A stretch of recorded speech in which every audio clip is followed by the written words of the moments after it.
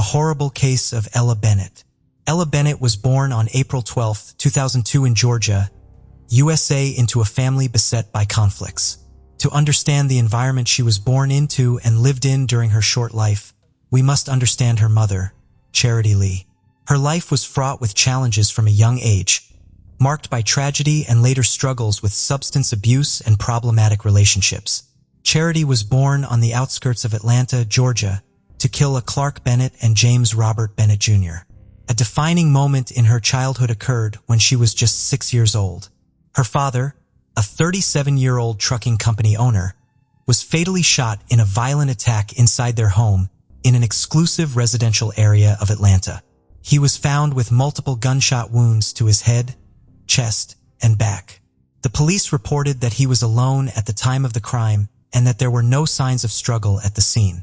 Initially, authorities suspected organized crime. However, the aftermath of James's funeral brought a shocking development.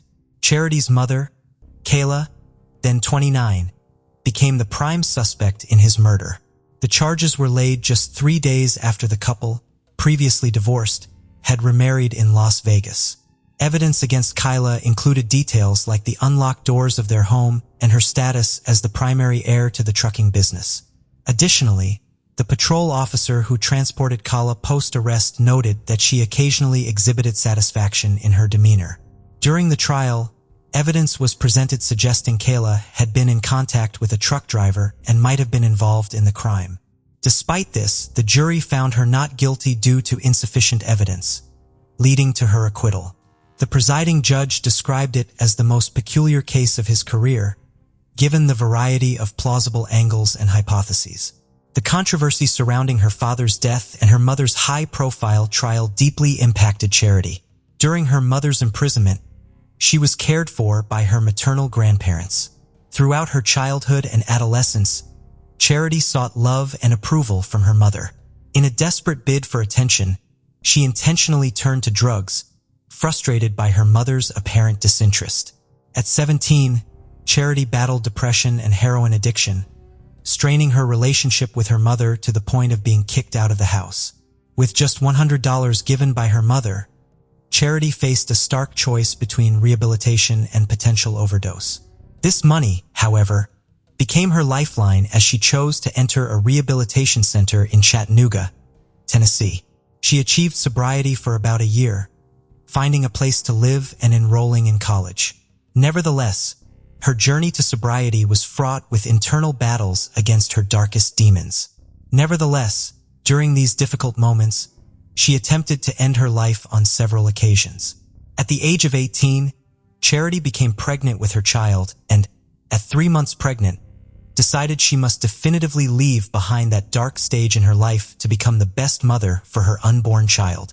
That baby, whom she named Paris, became the motivation she needed to recover. She often said that her son had saved her life.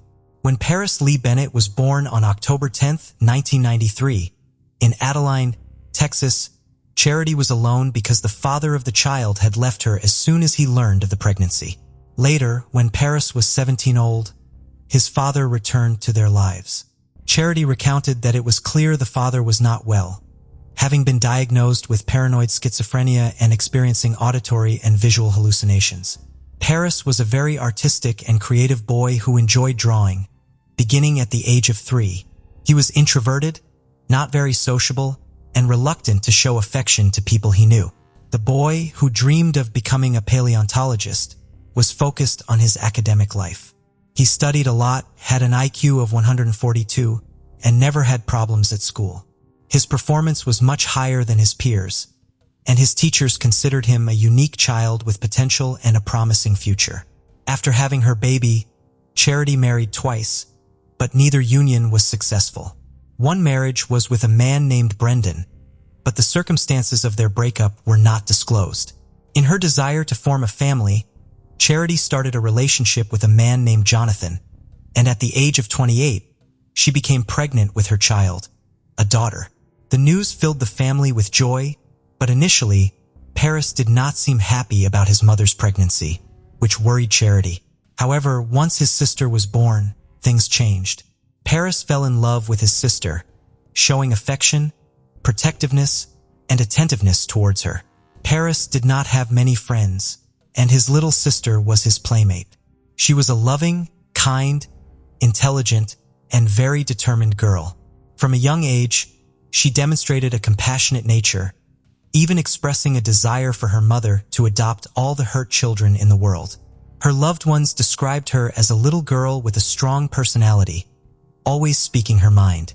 Over the years, the happy home that Charity dreamed of turned into a nightmare.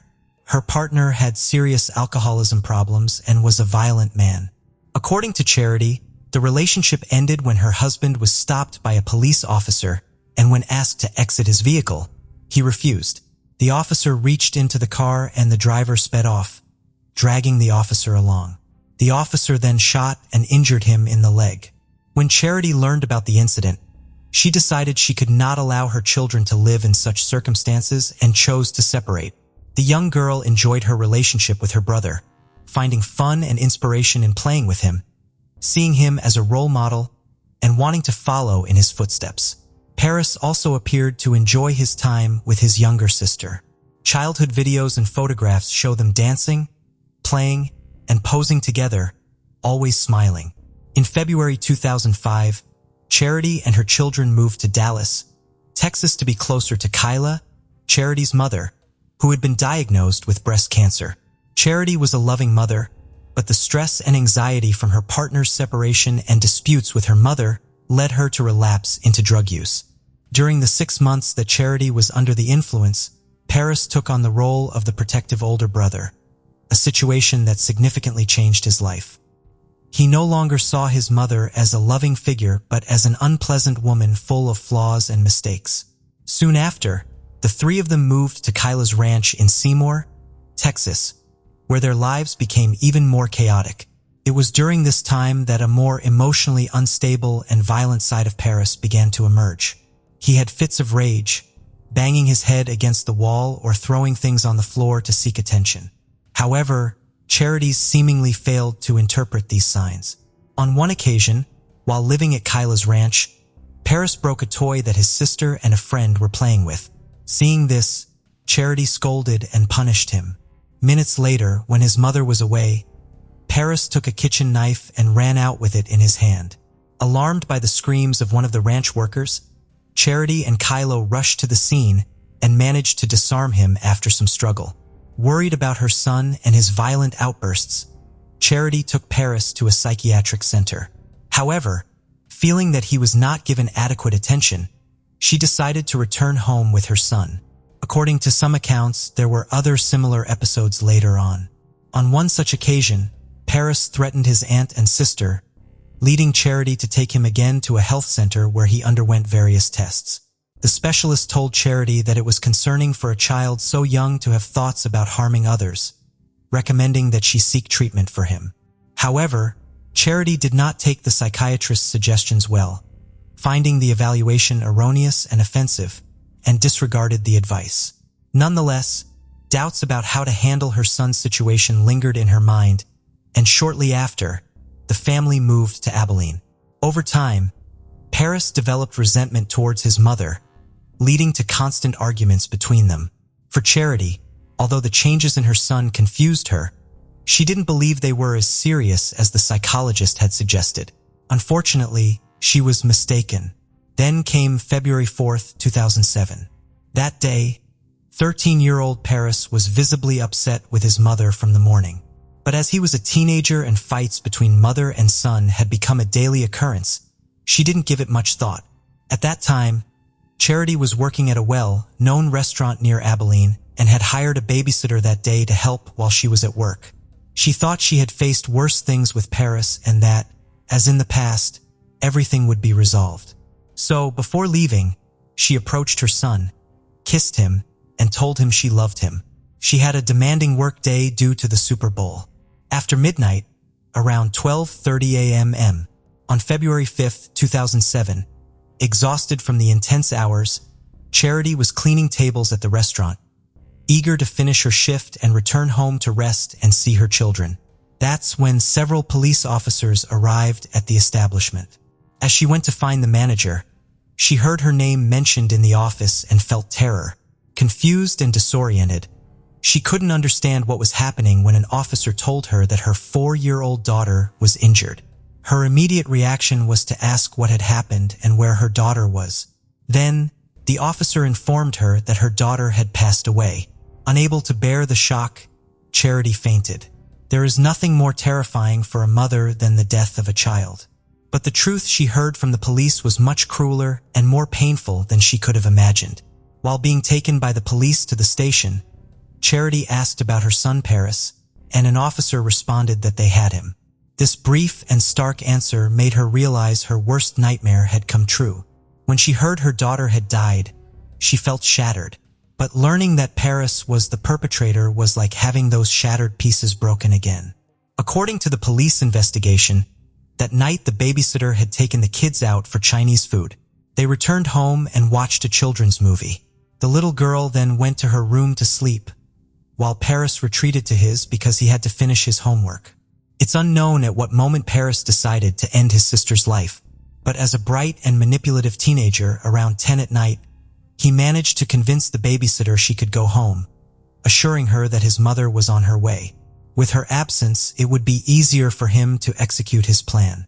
What happened once they were alone was a true scene of terror. Paris went to Ella's room, beat her, sexually abused the little girl, barely 4 years old, and suffocated her. Then, with a knife he had taken from the kitchen, he gave her 17 fatal stabs. Immediately after the attack, Paris picked up the phone and called a friend, engaging in a conversation about various topics. Roughly 2 minutes after ending this call, which lasted 6 minutes at 11:42 p.m., the teenager dialed 911. During the call with the emergency operator, Paris seemed desperate and distressed about the atrocious act he had just committed. When asked if the girl was bleeding, he admitted she was because he had inflicted several wounds on her. The operator instructed Paris to perform CPR while waiting for emergency services and provided the necessary directions. On the recording, Paris can be heard counting as if following the instructions, but investigators later concluded that he never attempted to revive her. This was deduced from the position of the little girl's body and the bloodstain patterns found at the scene. In an attempt to justify his actions, Paris told the operator that he had hallucinated and thought his little sister was a demon. Soon, the street outside was filled with police and paramedics. Paris was taken into custody and brought to the police station while the investigation began at their home. During interrogation, he again mentioned his demonic hallucinations, claiming he was sleeping with his sister and woke up to her face looking different, like a demon engulfed in flames. He said he thought she was possessed and attacked her in a panic attack. As Paris continued his account, however, he fell into contradictions. He mentioned feeling resentment towards his sister since her birth because he was no longer the center of attention. Initially, investigators thought jealousy might have motivated the attack. But then he revealed his original plan also included killing his mother when she returned home. After a long, confusing, and painful night, Charity arrived at the police station to see her son. The inconsolable mother was shattered but became emotional upon seeing Paris. She got up, hugged, and caressed him amid tears, showing him she was there for him. Paris's reaction, in contrast, was cold and emotionless. He simply sat and coldly asked her what she planned to do. When Charity broke down in tears asking what he meant, Paris reminded her that she had always said she could take someone's life if they harmed her children. His question was not out of fear, but rather a challenge. At that moment, Charity realized there was something very dark in her son. Following his arrest, Paris was charged with the murder but not tried as an adult, as the minimum age for adult prosecution in Texas is 14 years. Instead, he was charged in juvenile court and pleaded guilty to capital murder. Charity was left feeling confused and unsure of what to do next. Although Paris's defense team suggested he not plead guilty for Charity, this was unthinkable. She couldn't hate her son and wanted him to be held accountable for his actions. Yet she also desperately sought to understand what had driven him to such extremes. While the prosecution aimed for a life sentence, his lawyer was preparing to secure the lightest sentence possible. As part of their efforts, the defense advised against Charity receiving mental health counseling, fearing that the prosecution might use the reports against Paris. Despite the traumatic ordeal she faced as the mother of both the victim and the perpetrator, she finally accessed counseling 2 years after the crime. She was diagnosed with severe post-traumatic stress disorder and depressive disorders. Charity lost 15 kilograms in 13 days, started self-harming, and harbored a strong desire to die.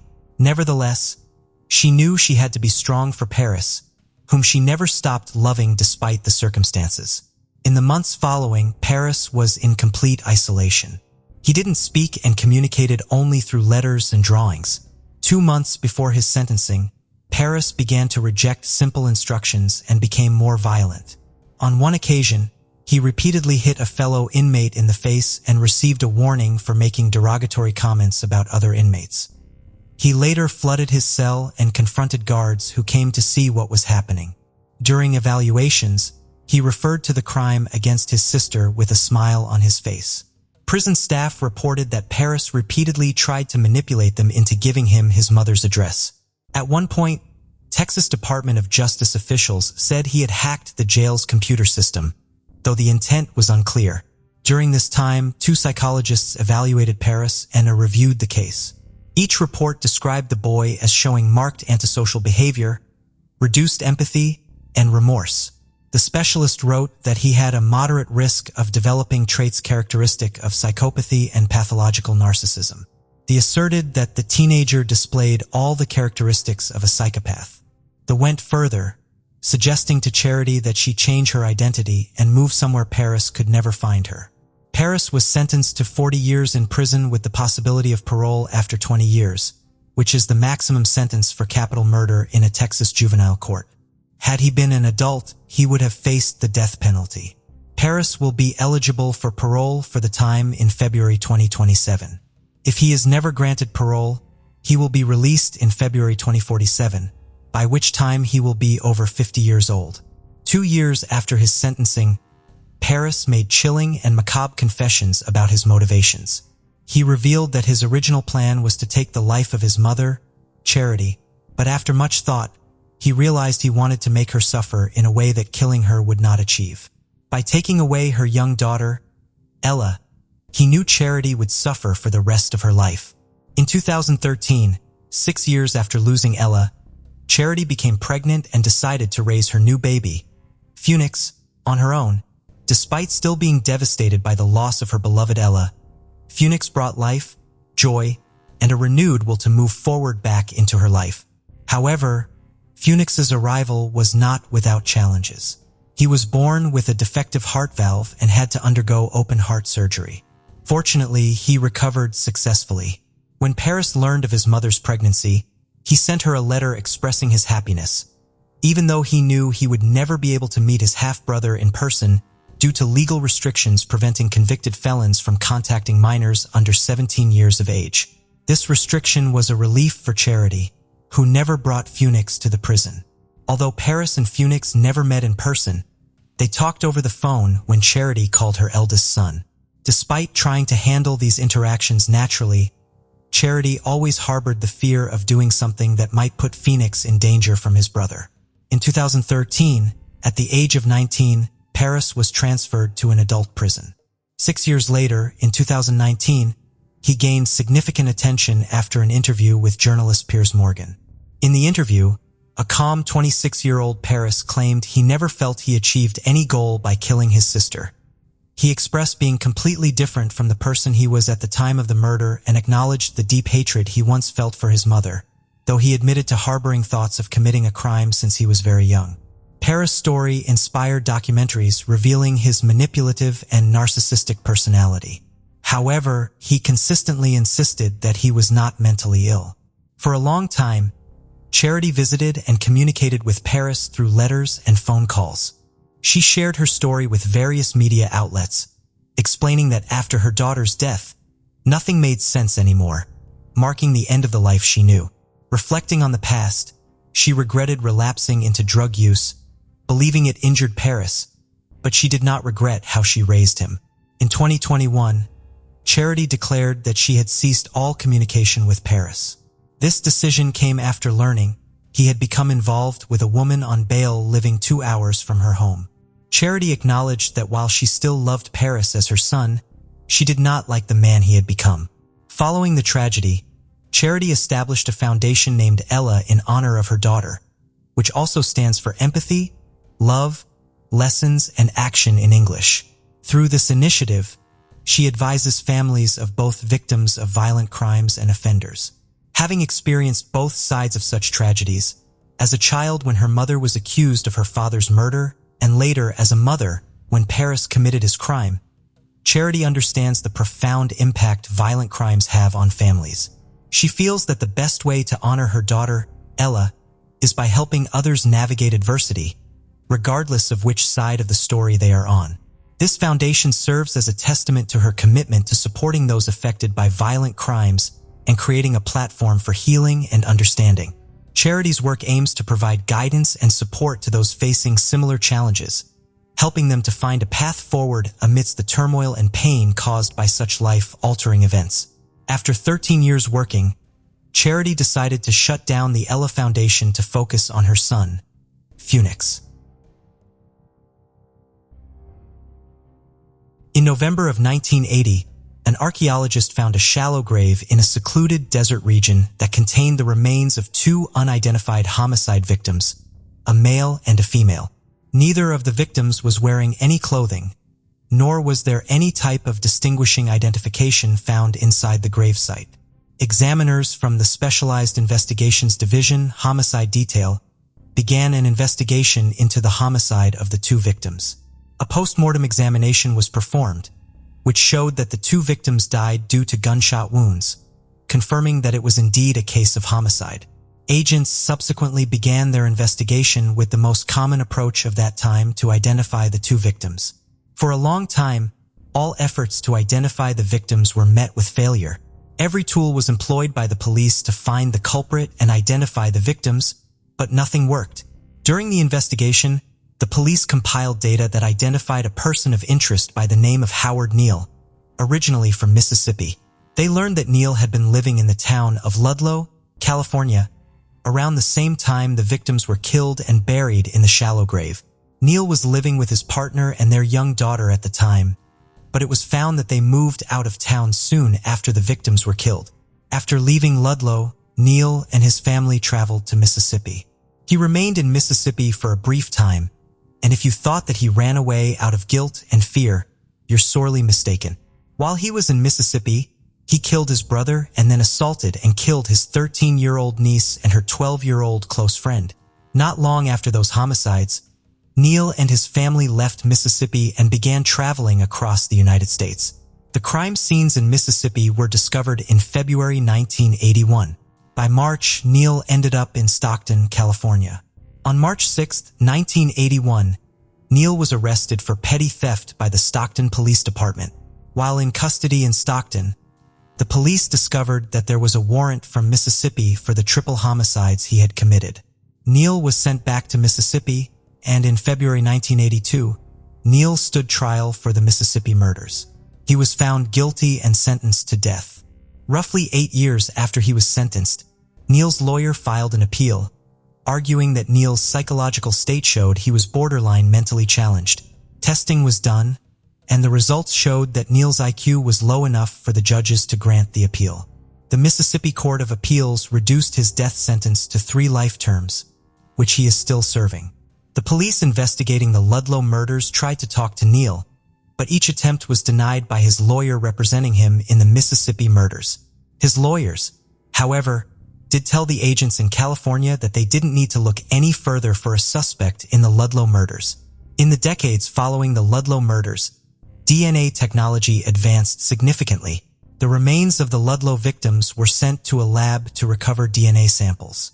After several attempts by different labs, they finally managed to create a profile. Those samples were placed into the National DNA Database with the hope that a match would be made and perhaps help identify the Ludlow victims. Unfortunately, there was no match, and the victims remained unidentified for over 40 years. The case remained cold for decades until August 2017, when Neal finally spoke to the San Bernardino County detectives.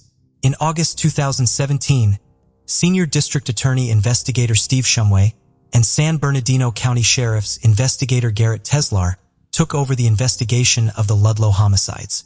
Shumway and Teslar went to Mississippi to speak with Howard Neal. The main point of the meeting was to determine whether Neal could help investigators by providing them with information about the victims' identities. He didn't reveal much, but it was enough for the detectives to solve the case.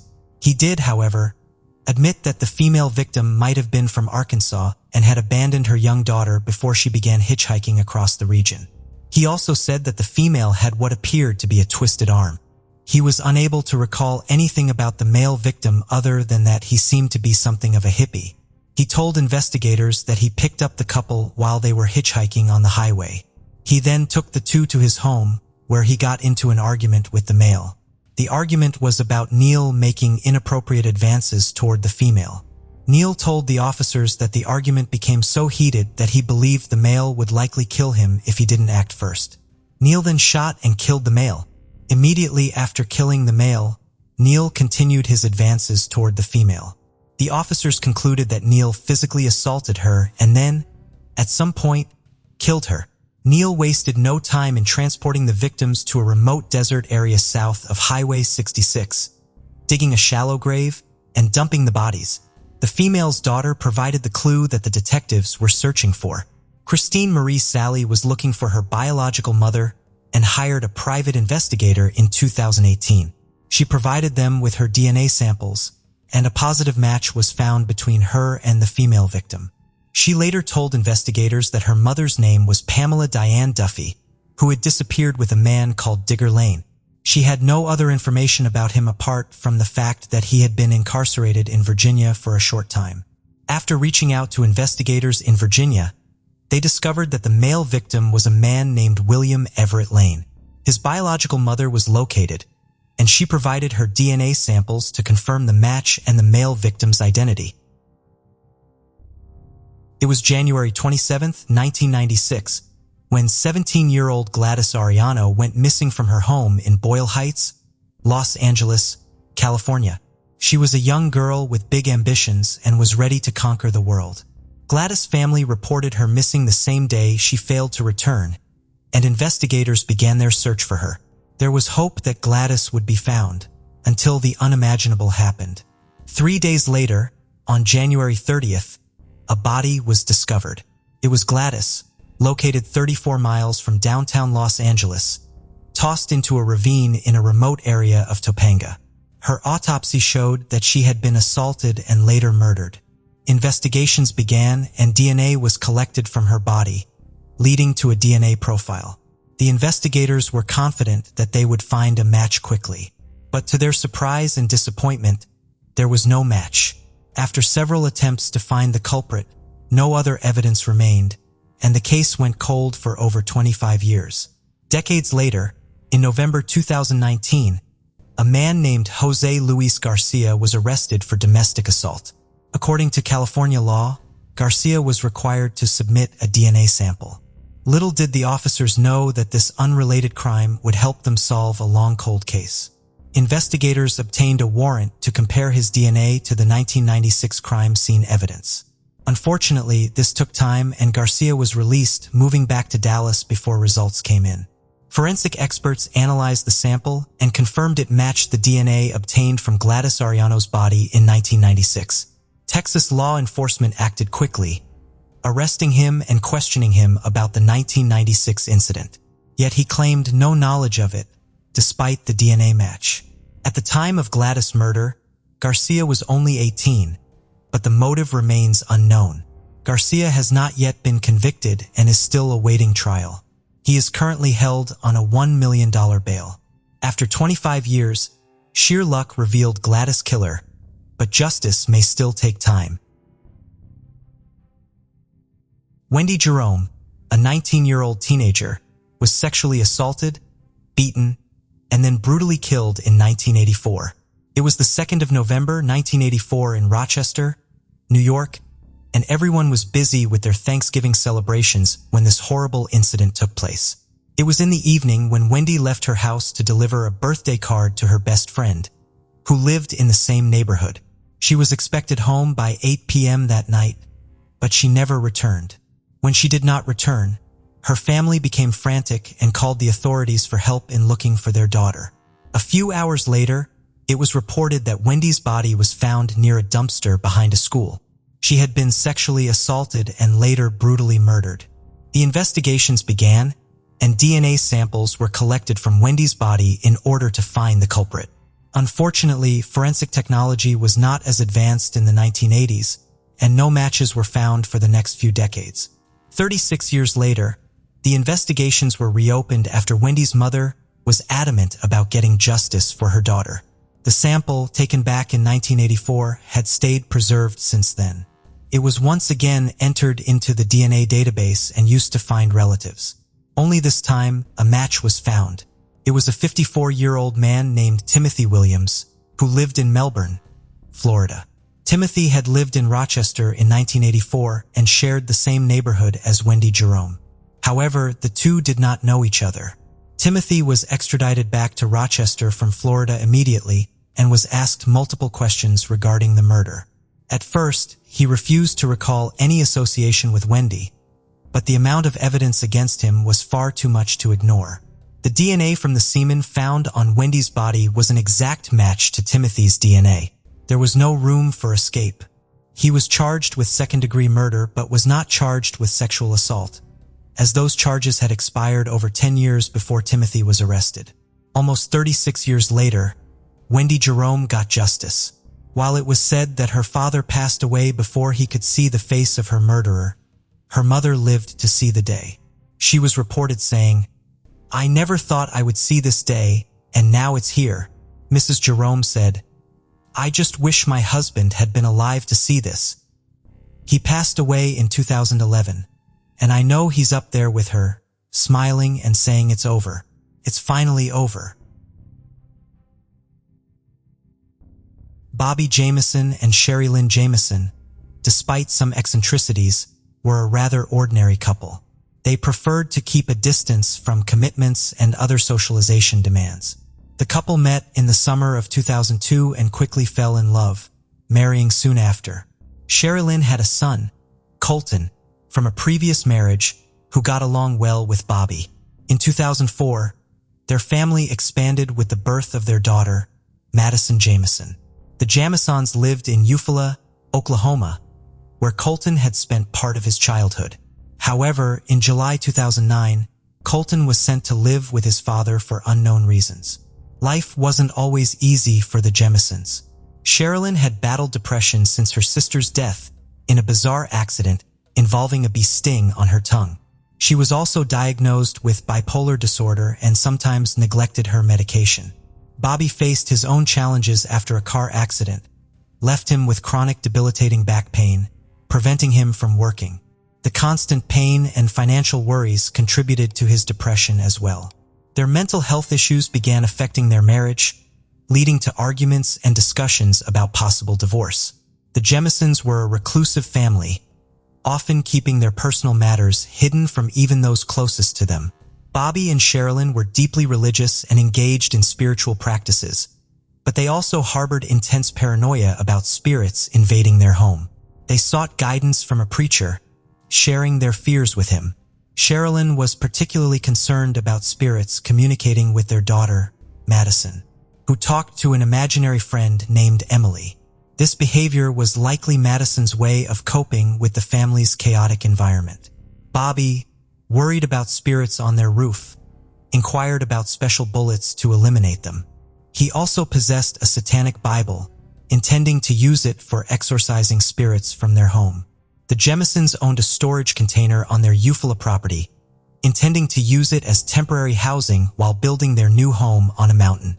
The container attracted attention from neighbors due to the unusual graffiti Sherilyn, who claimed to be a witch, sprayed on it.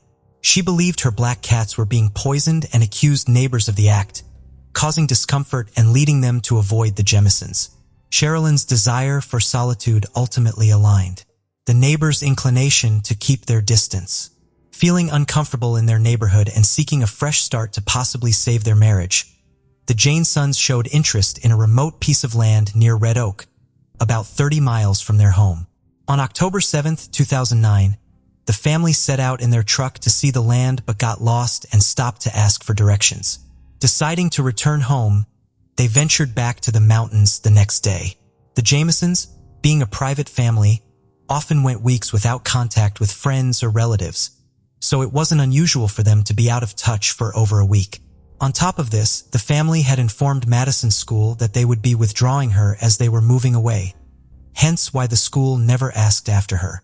8 days after anyone had last seen or heard from the Jamisons on the 8th, hunters reported an abandoned truck on the top of Panola Mountain and reported it to police, who determined that it belonged to the Jamisons. The truck was locked, and it appeared that all of the family's possessions, including their dog, Maisie, were inside. Maisie was miraculously still alive, but extremely malnourished, having not eaten for a number of days. Authorities freed Maisie from the truck, bringing her to live with Bobby's mother. When authorities began investigating the mysterious disappearance of the Jamison family, they learned that on October 8, 2009, 44-year-old Bobby, 40-year-old Sherilyn, and their 6-year-old daughter Madison were last seen by a man living in the mountains of southeastern Oklahoma. This sole witness informed the authorities that he saw only the family and no one else in the area during that time. At the time, the county sheriff told the press that the witness was a landowner in the Red Oak area and that they had searched the area but found no clues. Officially, the Jamisons were near this area to view a 16-hectare plot they intended to buy. Strangely, they planned to live on this land in a storage container they already owned on their property in Eufaula. Police discovered several personal belongings in the truck, including cell phones, Sherilyn's purse, and Bobby's wallet in the family's truck, believing the family might be lost in the dense and treacherous woodlands of Panola Mountain. Authorities utilized the GPS data from Bobby and Sherilyn's cell phones to trace their movements. The GPS trail led them up a hill where they found small footprints, presumably belonging to Madison. At the hill summit, a photo of Madison was discovered on the cell phone belonging to Bobby. The picture sparked varied interpretations of her emotional state. Some observers suggested she looked on the verge of laughter, while others perceived her as close to tears. The theory emerged that someone other than her parents might have taken the photo, given her lack of smile and seemingly uncomfortable body language. However, the photo's significance as evidence is debatable, as discerning Madison's thoughts or feelings from the image is challenging. It's argued that a 6-year-old would likely not hide fear or threat, so if she felt intimidated by the photographer, her expression would probably clearly reflect fear, which is not evident in the photo. Authorities estimated that the family spent approximately 15 minutes at the mountain's peak before returning to their truck. This moment marks the beginning of the mystery, as their subsequent actions and whereabouts remain unknown. The following day, a large-scale search operation was launched involving over 100 law enforcement personnel, volunteers, search dogs, and helicopters, but the family was not found. Further investigation of the truck revealed several intriguing clues. Hidden under the front seat was a bag containing $32,000 in cash. Additionally, an 11-page letter written by Sherilyn, filled with hostility and hatred towards Bobby, was discovered. The letter conveyed Sherilyn's feelings of neglect and indifference from Bobby towards his family. She criticized him for being a recluse and for not valuing his family, highlighting the strained dynamics within the household. Parallel to the on-site investigation, police followed essential steps in any missing persons investigation.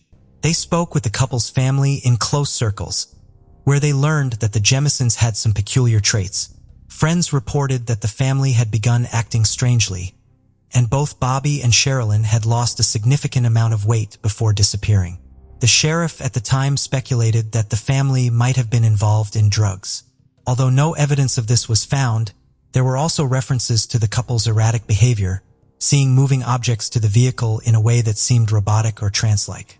Unfortunately, questioning those close to the couple only confirmed their atypical nature, but shed no light on the family's whereabouts. As months and then years passed without further leads, the case remained unsolved. The next discovery related to the case occurred in 2013, again reported by hunters. This finding would at least partially resolve the mystery of the Jamison family's disappearance. The hunters found the remains of 3 bodies belonging to 2 adults and a child. The discovery of the remains occurred near where the Jamisons' vehicle was found in 2009, leading many to believe they belonged to the missing family. However, confirmation was needed. At the time, the sheriff was asked by journalists why the bodies were not found in 2009, despite the intensive search and the use of tracking dogs. She speculated that the bodies might have been covered by falling leaves, which could have caused rescuers to overlook them. Bobby's paternal uncle was the first family member to speak with the media. He explained that while it wasn't definitive that the remains were his nephew and his family, all evidence pointed to them. He had been contacted by the FBI about the discovery and said he had no hope that the family was still alive 4 years after their disappearance. For him, finding the bodies provided closure, although it was sad because the reasons for their fate were unknown. He found it particularly painful that an innocent child had met such an undeserved end. Meanwhile, authorities warned that the process of identifying the bodies would take time.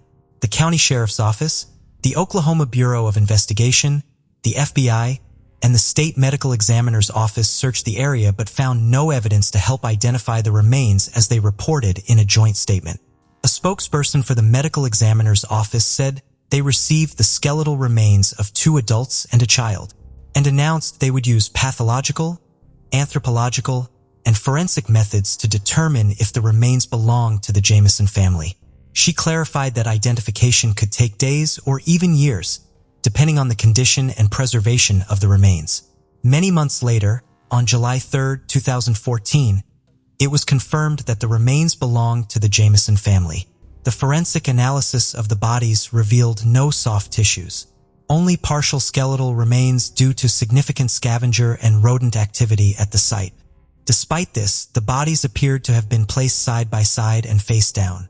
Skulls were present, and although a small hole was found in Bobby's skull, possibly caused by a bullet, the state of decomposition meant the medical examiner could not determine a definitive cause of death. Since the Jamisons' disappearance, 5 theories have been publicized to explain their deaths, but none have been confirmed. The first theory suggests an accident, pointing to weather reports in the area at the time showing temperatures of around 40 degrees Fahrenheit. In the days following their disappearance, the area experienced heavy rains, but not enough to cause death. The bodies were found only 4 kilometers from their truck, raising the possibility that the family got lost in the woods and died of hypothermia and exposure. However, this doesn't explain why their truck was left as if they intended to return soon. The second theory proposes a scenario of murder followed by a suicide decision. It was known that both Bobby and Sherilyn suffered extreme stress throughout their lives. 11-page long letter was found in their truck, in which Sherilyn expressed her resentment towards Bobby, accusing him of being a hermit. Another letter found in their family home was said to mention death. Although Sherilyn's mother stated that writing such letters was common for her due to her bipolar condition, Sherilyn's gun was also missing from the car. This raised the question of whether Sherilyn could have walked 4 kilometers with her family to kill them and then take her own life. Police also investigated the theory that the Jamison family's deaths were a murder-suicide, but not by Sherilyn, instead by Bobby. According to this hypothesis, Bobby might have read his wife's resentful letter and decided to end everyone's lives.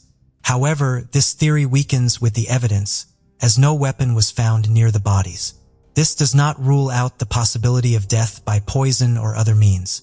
It's also unclear why they would have traveled so far from the truck to end their lives, especially since Bobby had mobility issues in his own home due to his injuries. The scenario of him walking 4 kilometers through mountainous terrain seemed improbable. Moreover, this does not explain why they were found lying face down, side by side. The third theory involves Bobby's father, 67-year-old Bob Dean Jamison, as responsible for the murders. It was revealed that in early 2009, about 6 months before the family disappeared, that Bobby had filed for a protective order against his father. He described his father as a dangerous man who thought he was above the law and had connections with prostitutes, gang members, and methamphetamine trafficking. Bobby also claimed that his father had threatened to kill him and his family on 2 separate occasions. Once in November 2008 and again in April 2009, Bobby feared for their lives as his father had once hit him with a vehicle. Bobby had been involved in a dispute with his father, which resulted in Bob removing everyone except Madison from his will. The dispute stemmed from disagreements over a supposed deal between them.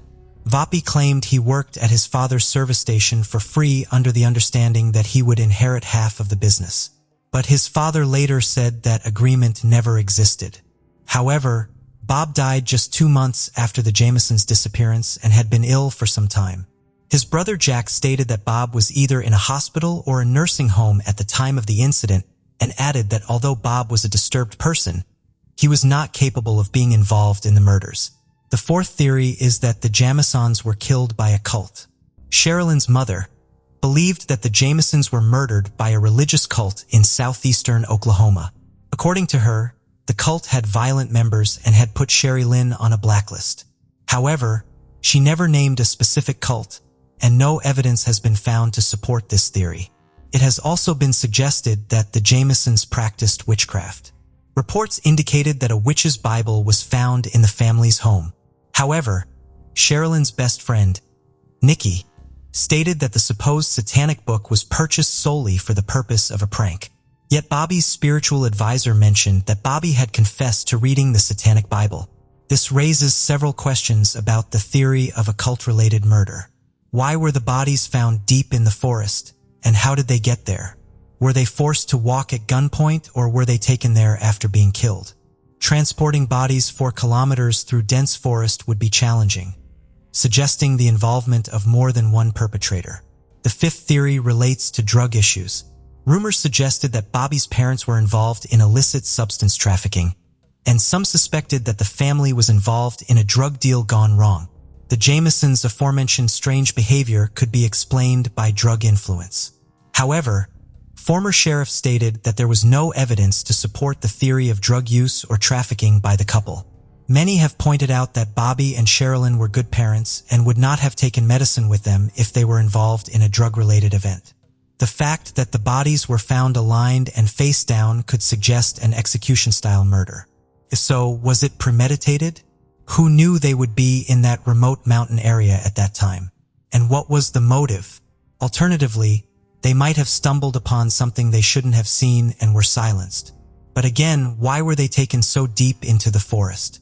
Over time, when revisiting the case to find closure and a responsible party, a particular detail emerged. Fill bottle found in the Jamesons' vehicle. It was determined to belong to a former guest at the family's house who had been expelled for being the white supremacist. Sherilyn, who had Native American ancestry, had reportedly expelled him at gunpoint only a month before the disappearance.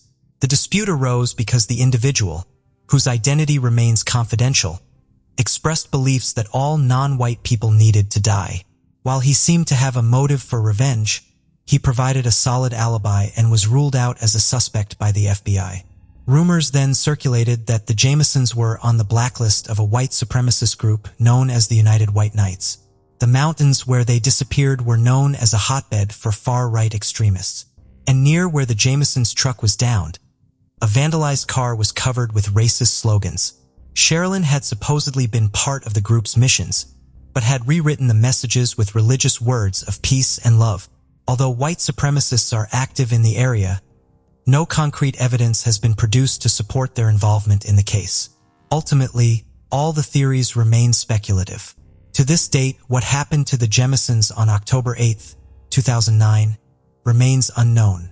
And unless someone who knows the truth comes forward, it will continue to be an unresolved mystery with limitless theories but very few answers.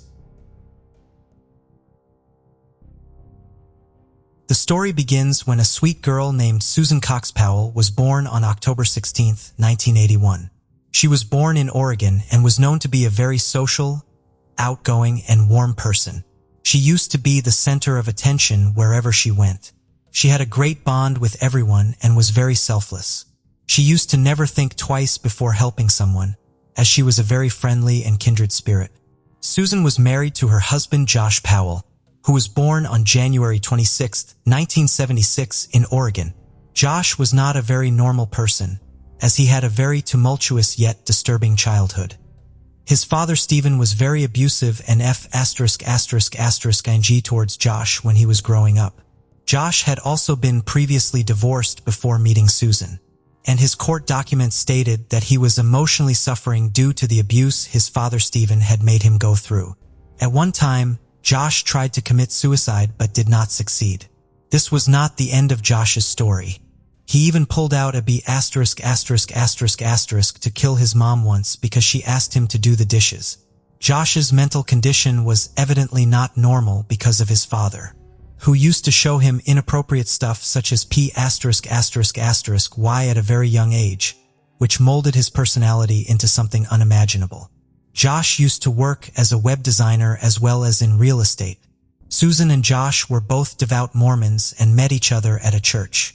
Susan was only 19 years old when she met Josh. They both fell in love and soon got married. This shocked all of their family members, as it was a very abrupt and sudden decision. But Susan was sure that she and Josh were meant to be together forever. In April 2001, both Susan and Josh got married and lived a perfect happily married life for a few years.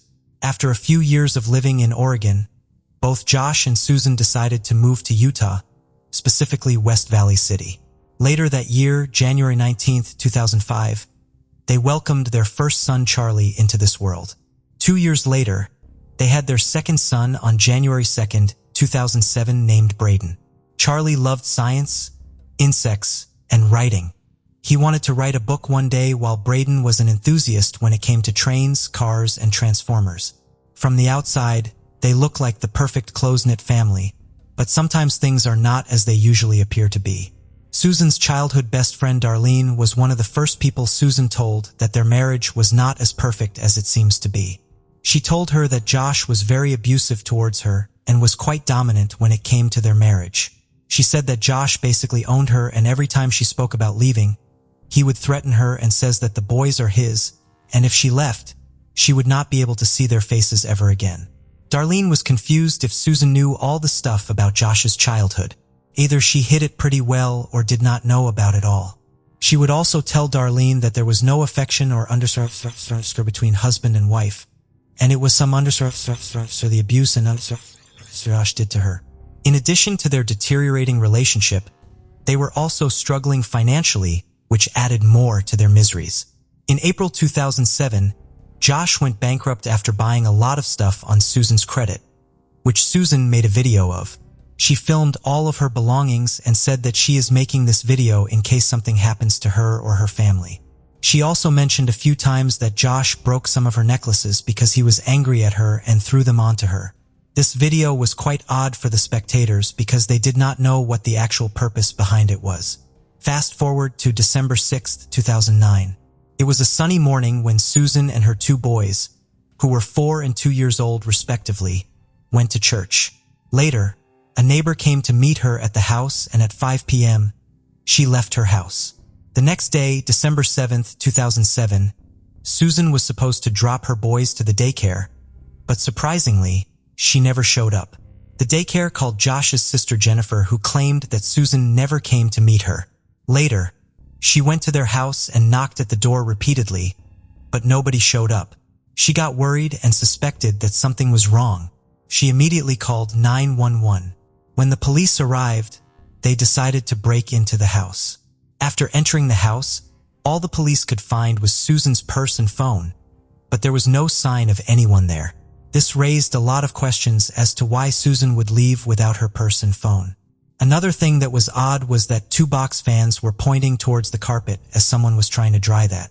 Josh claimed that he and his sons were out camping and Susan was not with them when they left. He just returned from the camping trip and said that he did not leave until midnight the previous day, so he did not have any idea where Susan went. He said that he went to the Simpson Springs in West Utah. The police went there but found no evidence of any crime or something that would lead on to suspect Josh. This case soon became national news, and Josh at this point was only a person of interest and not a suspect, as no evidence was found against him nor any clue about where Susan could be. A month after Susan had gone missing, Josh decided to pack up all his belongings and move to Washington with his father Stephen. This was a really strange thing to do, as it did not look like he cared about his missing wife, which put him under a radar, but he still maintained his innocence throughout. Few months have passed and it is now the summer of 2010, with still no clue of Susan. Both the brothers Charlie and Braden were at a summer camp, where Braden drew a very disturbing picture. He drew a picture of a minivan, himself and his brother. He also drew a picture of his father, but not his mother. Upon asking Braden and Charlie, both said that on the fateful night, both their mother and father were in the minivan. They both left the van, but only their father came back. At one point, Charlie also said that his mother was dead. All these speculations from the young boys still did not force the police to arrest Josh, as this had become national news now. People speculated that Josh was now definitely involved in the disappearance of his wife. When Josh felt that the heat was getting stronger on him each day, he brought in his father Stephen to claim his innocence. He made it seem like Susan was mentally unstable, and Josh also claimed that Susan might be cheating on him with a 30-year-old journalist named Stephen Coker. He also disappeared a few days after Susan went missing. The problem with this claim was there was clearly no connection between him and Susan being related in any manner. Furthermore, Stephen disappeared from Las Vegas, which is about 400 miles from where Susan lived. Amidst all this, Josh's dad Stephen started to make a G claims about Susan that she would S*** towards him. He said in an interview that Susan would bend over his lap to let him smell her hair or tell him to feel his thighs. All these new claims were coming from the father and son duo, which clearly looked like an attempt to direct attention from Susan's disappearance. Susan's friends and family said that all these claims were bizarre, as in reality, Susan was scared of her own father-in-law. Her family and friends claimed that Stephen would sometimes put his hand in the back of Susan's shirt, which freaked her out so much that, in order to get rid of him, she moved to Utah. The investigator suspected Stephen and decided to search his house. On searching his house, they found a bunch of inappropriate stuff which included 3 computers and 2 boxes which were filled with 4,500 photos of Susan that were taken without her knowing. The photos also consisted of close-ups of her body parts which confirmed that Stephen was actually ing attracted to Susan. On September 22nd of the same year, Stephen was arrested for child pornography and for watching someone without their knowledge. After all of this, Josh's kids were taken away from him and were put into foster care. Meanwhile, Susan's parents immediately filed for their custody as they believed that Josh would harm the boys as they might know something about their mother suddenly disappearing. In September 2011, Susan's parents were finally granted custody of the 2 boys. The judge also advised Josh to move out of his dad's house if he wanted to see his kids. Josh ended up moving to Graham, Washington, and was only allowed to see his kids in a secured facility. After a few visits, Josh was allowed to do in-home visits, which was the biggest mistake anyone could make in this case. Elizabeth Hall was the caretaker that supervised the in-home visits between Josh and the 2 boys. She said that she and the boys became really close during their visits. On February 1st, 2012, Josh had a court date scheduled in order to get the custody of his boys. But on that proceeding, the judge presented new evidence which was really disturbing photo. The police discovered really disturbing and cartoons from Josh. As they were only cartoons, the police could not arrest him, but they ruled out Josh's permission to see his boys. After hearing this news, Josh was overwhelmed, and as far as we believe, he started thinking of an evil plan at that point. After the proceedings, Josh went and withdrew $7,000 from his bank account, and then went and bought a lot of gas from the gas station in Philip Gallon. After that, he went to a thrift store and donated all of his son's toys. On February 5th, 2012, it was the morning when the boys were going to see their dad. The caretakers said that it was all fine, and the boys seemed happy to be with their dad. Elizabeth Hall picked up the boys from their grandparents and drove to Josh's house. During this time, Josh's family members received a very disturbing email from Josh which said, "I am sorry. Goodbye." They also received a voicemail stating that Josh cannot live without his kids, and I'm not able to go on anymore. I'm sorry to everyone I've hurt. Goodbye. Josh's sister got insanely worried and immediately called 911. She tried to call her brother, but he did not respond. Meanwhile, when Elizabeth Hall pulled up to his house, the boys jumped out of the car and ran towards the front door. Before Elizabeth could get in, Josh gave her a very weird look and slammed the door on her face before she could get in.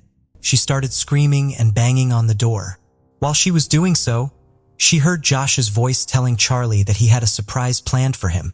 Soon, the boys started crying, and she saw that Josh was attacking his sons with a hatchet. Elizabeth also smelled gasoline.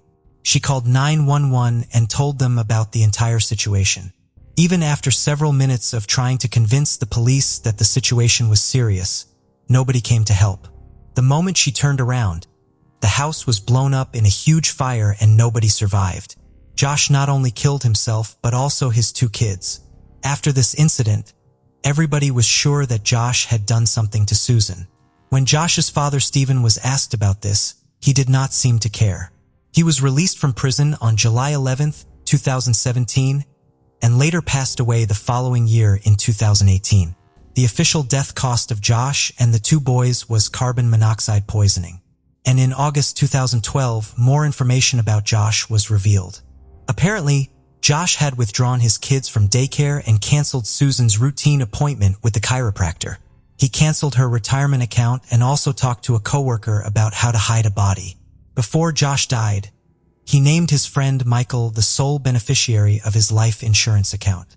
Police questioned his friend many times because they discovered that 2 years after Susan went missing, he got rid of his car in an abandoned junkyard in Oregon. Utah authorities stated that they believe Josh and Michael were both involved in the disappearance of Susan.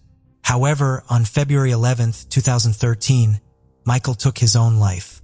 Soon after that, the investigation was closed, but shortly after, the police found an old handwritten note from Susan, which said, "If I died, it might not be an accident," which further clarified that Josh had killed his wife. But nobody was left to give the officials any more answers. This was altogether a very mind-boggling case, which could have been prevented through careful observation and responsible steps to prevent the death of those 2 innocent children. Born in London, England on the 8th of February 1985, Joseph McCann's crime spree started from a very young age. When he was a small boy, his family moved onto a council estate in Manchester, and it was around this time that his interest in criminal activity started. Aged just 11, he had his first run-in with the law, and by the age of 13, he had already been convicted for theft. He and his 2 brothers created such fear amongst the community, the following multiple complaints to the council. The family were eventually evicted in 1998. As he got older, more arrests followed, including carrying a knife, criminal damage, and the handling of stolen goods. He would set fire to cars and threaten children and the elderly. Despite moving, the brothers frequently returned to their old council estates and continued what was described by the newspapers and neighbors as a campaign of terror. It wasn't long before the brothers were all issued with antisocial behavior orders, commonly known in the UK as ASBOs. They were among the first people in the UK to ever receive this. The order banned them from entering the Beswick area and exhibiting physically or verbally abusive or antisocial behaviors in the city of Manchester. This didn't appear to have much of an impact on the boys, as they were photographed laughing and swearing at the crowd while coming out of court. In the Beswick area, crime fell by a third, and one supermarket claimed that their revenue had risen by £14,000 after the ASBO against the boys was given. Their lawyer claimed it was against their human rights, and they appealed the ASBOs 3 times. This eventually resulted in them taking it to the Court of Appeal in 2001. But these appeals were flatly denied by the court. In 1999, the McCann family moved again, this time out of the Manchester area. They moved to the south of England, where the brothers continued their criminal activities. Around 2007, Joseph was living in Bedford. He'd recently become a father, but was not present for the birth nor in the baby's life due to spending time in prison. He was released later that year, but on the 27th of December he was arrested and jailed again for burglarizing an 85-year-old man's house and threatening to stab him. Fortunately, the elderly man had CCTV outside, and he was swiftly caught and sent back to prison in September of 2008. He was sentenced to imprisonment for public protection, or an IPP, in order to serve a minimum of 2 years and 6 months inside. His IPP was a form of an indeterminate sentence, meaning that when his sentence was done, the parole board for England and Wales would have to determine whether or not he posed a risk and whether or not it was safe to allow him back out. He would be on a 10-year-long license, meaning that if any criminal activity happened in those 10 years, he would be recalled to prison immediately. While in prison, various professionals and offending managers expressed their deep concern that he still presented a huge risk to society. One statement said that he posed serious harm to the public and known adults, as well as a medium risk to children, prison staff, and prisoners. They believed that he could also be a massive threat to teenage girls and showed signs of wanting to sexually exploit them. Due to the analysis of the professionals, his many appeals for release were denied and he spent over 8 years in prison. While Joseph was doing time, his brother Sean was also serving a 2-year sentence at HMP Peterborough for assault. Sean took his own life while in prison. Joseph completed several rehabilitation courses and was eventually released on license in March of 2017. After he was released, he went back to Buckinghamshire to live with family and then quickly moved out and off the radar. This meant his offender manager was not able to contact him or keep track of where he was. Despite his long stint in prison, he wasn't deterred and the crimes just didn't stop. A few months later, he was arrested again and spent another 2 years in prison. When sentencing him, the judge told him that it would run concurrently with his IPP sentence. However, his offender manager team did not recall him on that sentence. If they had done, he would have had to appear before a parole board again before being considered for release. Unfortunately, this meant he was able to be released just halfway through his sentence. Staff at the prison contacted the probation services about their concerns surrounding the fact his sentence was not running alongside his IPP. They felt he was still evidently a very imminent threat to the public. Despite this, in 2019, he was released without appearing in front of a parole board. He continued to move around the country, evading his offender manager team's attempts to contact him. On the 21st of April, 2019, his crime spree would take a much more frightening and sinister turn. At 3:30 a.m., he abducted a 21-year-old woman at knife point as she was walking back from a nightclub. He drove her back to an unknown house and raped her.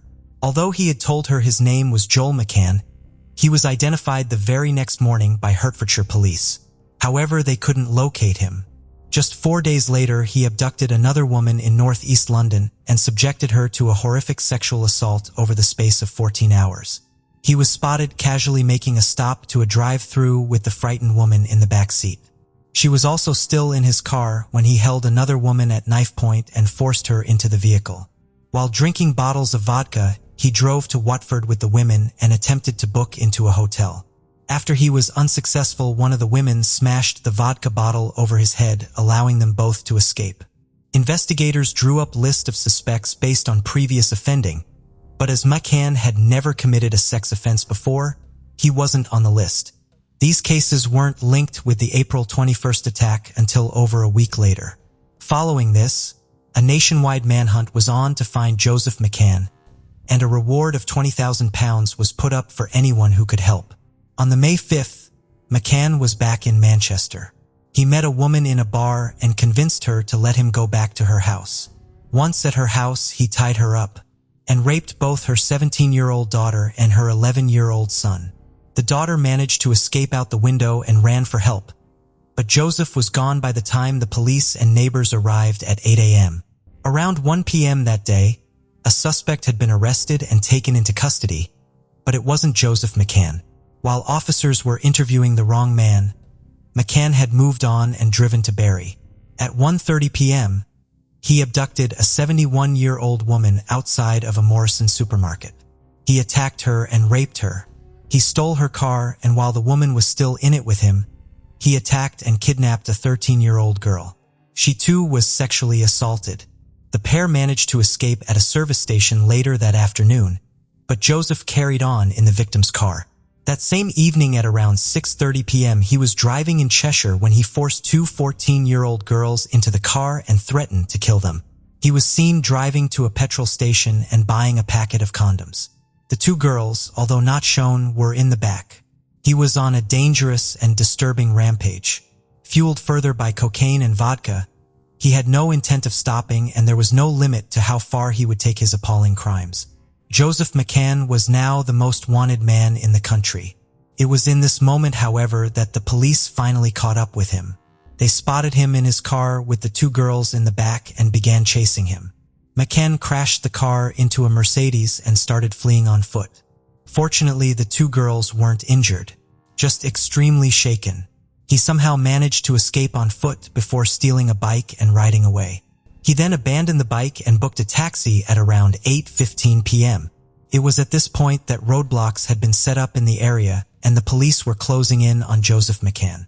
Cheshire Constabulary, however, did not issue a warning to say he was in the area until 8:45 p.m. A police officer stopped the taxi and unknowingly spoke to McCann, who was holding a pint glass, and said he was returning home after a visit to the pub. The officer had a description of McCann and knew he would have a large tattoo on his stomach if it was him. He asked McCann to lift up his shirt, to which McCann shouted obscenities at him and ran out of the taxi. After almost 9 hours of chasing Joseph McCann in cars, on foot and using helicopters, on the 6th of May at 2:36 a.m., he was found hiding up a tree down a rural country lane. After a long battle with negotiators, he was finally detained and arrested. He taunted the police by saying, "If you had caught me for the first two, the rest of this wouldn't have happened." He also claimed that the young girls in his car had just wanted a lift and he was simply helping them out. He entered a not guilty plea to all the charges related to the 11 women and children. On December 6th of that same year, he appeared via video link from Belmarsh Prison at the Old Bailey Courthouse in London.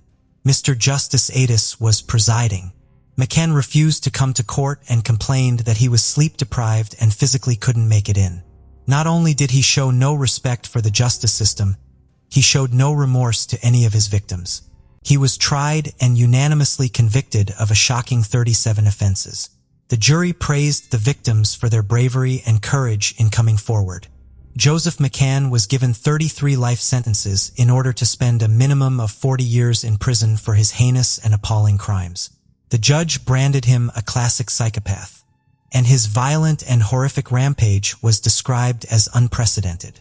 Police believe that for those 15 days they were hunting for him, he was using a variety of disguises, cars, and false names. He was also being hidden and protected by various associates, and 6 people were arrested in connection with concealing him. The frightening and depraved acts that Joseph McCann had inflicted on so many people and communities enraged the public. People couldn't fathom how he had been released from prison with his IPP sentence being ignored. BBC News said that the National Probation Service had not followed the correct procedures, and following his 2017 arrest, he should have been made to answer to the parole board before being released. This would likely have been denied by the board, meaning he would have remained in prison. The Ministry of Justice conducted an investigation and review into what had gone wrong within the broader criminal justice system in dealing with Joseph McCann. Although not normally done, these findings were released to the public. They concluded that the National Probation Service did not manage McCann effectively or in line with the policies and procedures which set out the expectations for managing offenders who pose a high risk of harm. Very concerning case. Was a dreadful, dreadful set of offenses. And in this case, I think there was clearly an individual error. McCann should have been referred to the pro board after he'd committed further offenses. They also found that the management of him as an individual was not consistent enough, with a high turnover of staff and subsequent files and paperwork that needed to be handed over being rushed. Other newspapers suggested that budget cuts and staff shortages within the NPS had a part to play in things too. After an internal investigation, one member of staff was demoted. There has never been a consequence as devastating as this. When a 9-year-old girl went missing in St. Anne, Missouri, in 1993, an entire community feared for their children. Just 9 days later, a family's worst nightmare became a reality when the little girl was found murdered. Detectives and members of the major case squad worked tirelessly to solve the homicide, but justice would not come for little Angie Houseman for 25 years. This is the case of a little girl lost, the Angie Houseman story. Police in Missouri saw the 20-year-old cold case after a woman told officers that her husband had murdered both victims and burned their bodies. The woman told the FBI that her late husband had killed Angela Mack Hawks and her 4-year-old son, Thomas Michael Ritu, and disposed of their bodies in a furnace attached to their farmhouse. She told authorities she had not come forward with the shocking information before because she feared for her life. The grisly murders are believed to have taken place at her farm in Missouri in December 2002. Today, in this video, we are going to look into the detailed events of two cold cases that show how it took decades to bring the perpetrator to justice. As police scrambled forces to locate the bodies, a gruesome discovery turned these cases into horrific homicides. Several days after being reported missing, the bodies were found in the wilderness. These are among the most high-profile criminal cases in the region for the last 30 years. But how did these victims die? Who were Angie Houseman and Angela Mack Cox? Who killed them? And where are the killers now? To answer these questions, let's take a detailed look into these cases and find out how the phrase stranger danger became prevalent among children. Had Earl Cox's car not broken down on November 8, 1993, 9-year-old Angie Houseman might still be alive. This is the typical child kidnapping case that you think about, the one you heard your parents warn you about when you were a kid. Angie Houseman was a cheerful and kind-hearted 9-year-old in love with life. She resided in St. Charles County, Missouri, with her parents. She was considered a gifted student and was loved both at school and at home. Angie was always ready to make people smile, which made accepting her gruesome death even more difficult. She was born on February 18, 1984. Her mother, Diana Houseman, married her stepfather, Ronald Bone, when Angie was just a toddler. Angie became a big sister to Ronald Bone Jr. Angie disappeared off the face of the earth on November 18, 1993, while returning home from school. On that day, she got off the school bus as she did each afternoon in her neighborhood. Normally, two parents in the community would watch as the kids walked home on that street in St. End. However, on this day, both parents were busy and no one was watching the children as they walked home. Angie had to walk 8 houses to get home. She didn't know that this distance would turn out to be an opportunity for someone who had eyes on her. She made it past the house and then seemed to vanish. Kids in the neighborhood did not recall seeing where Angie went or who she was with. She was there 1 minute and gone the next. When it took more than 30 minutes for Angie to return home after school, her mother and stepfather became concerned. Angie was outgoing and would often stop to chat with neighbors along her way home, but it had never taken this long before. They began searching the neighborhood, but there was no sign of Angie. The parents quickly reported their child missing, and an investigation began. Including Angie's parents, the police initially did not rule anyone out as a person of interest. They interrogated her stepfather, Ron, for a significant amount of time. He even took a polygraph test. The massive ground searches and interrogations of family members and neighbors failed to produce any leads. On November 21st, the FBI joined the search. Despite the missing person case not fitting the criteria, for the first time in history, the major case squad was called in to assist in the investigation. While the massive search ensued, police received hundreds of tips from all over the St. Louis area. An attempted abduction nearby was reported just a week before Angie's disappearance. But unlike Angie, that girl was able to escape. Police were given a description of a suspicious male in the area who had been driving a blue car. A police sketch was produced, but these clues didn't lead to a suspect or to Angie. Psychics began producing their own theories, and one claimed to dream about police finding Angie's body in the August A. Bush wildlife area. Strangely, this dream or prophecy would turn out to be real just 9 days after she disappeared. On November 27, 1993, a deer hunter found Angie Houseman's remains in the August A. Bush wildlife area, almost exactly where the psychic said she would be found. Upon reaching the spot, police found a heartbreaking and horrible sight. Angie was left there entirely without clothes and tied to a tree. According to medical experts, the young girl was found just hours after passing away. Investigators believed Angie was still alive when her murderer left her there. However, the cold affected her terribly, and small bits of ice formed all over her body, making Angie suffer a terrible death. This missing person case had now turned into a homicide case. In the days she was missing, she had been severely dehydrated. Her hair had been cut and colored. She had been held for some time before her body was put in the woods.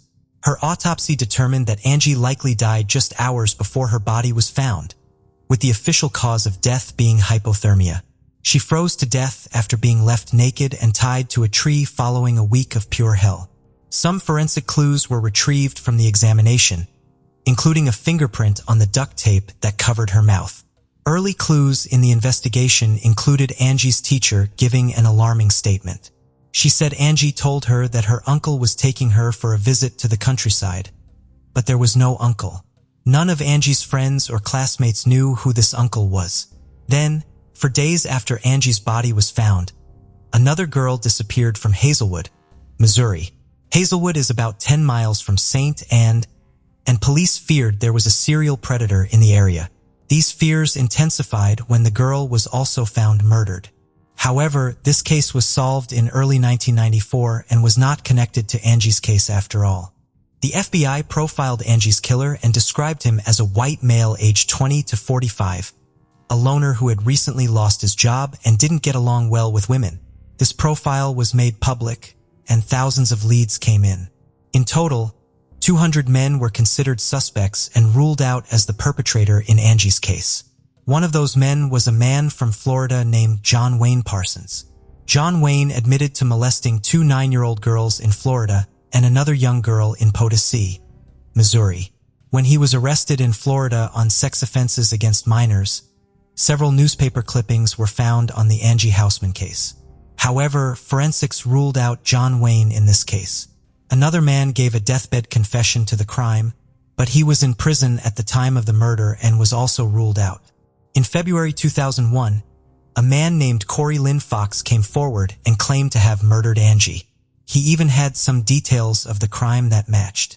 For example, he was able to describe Angie's Barbie underwear in great detail. Fox also confessed to dozens of other murders, including claiming to have murdered Missouri Governor Mel Carnahan.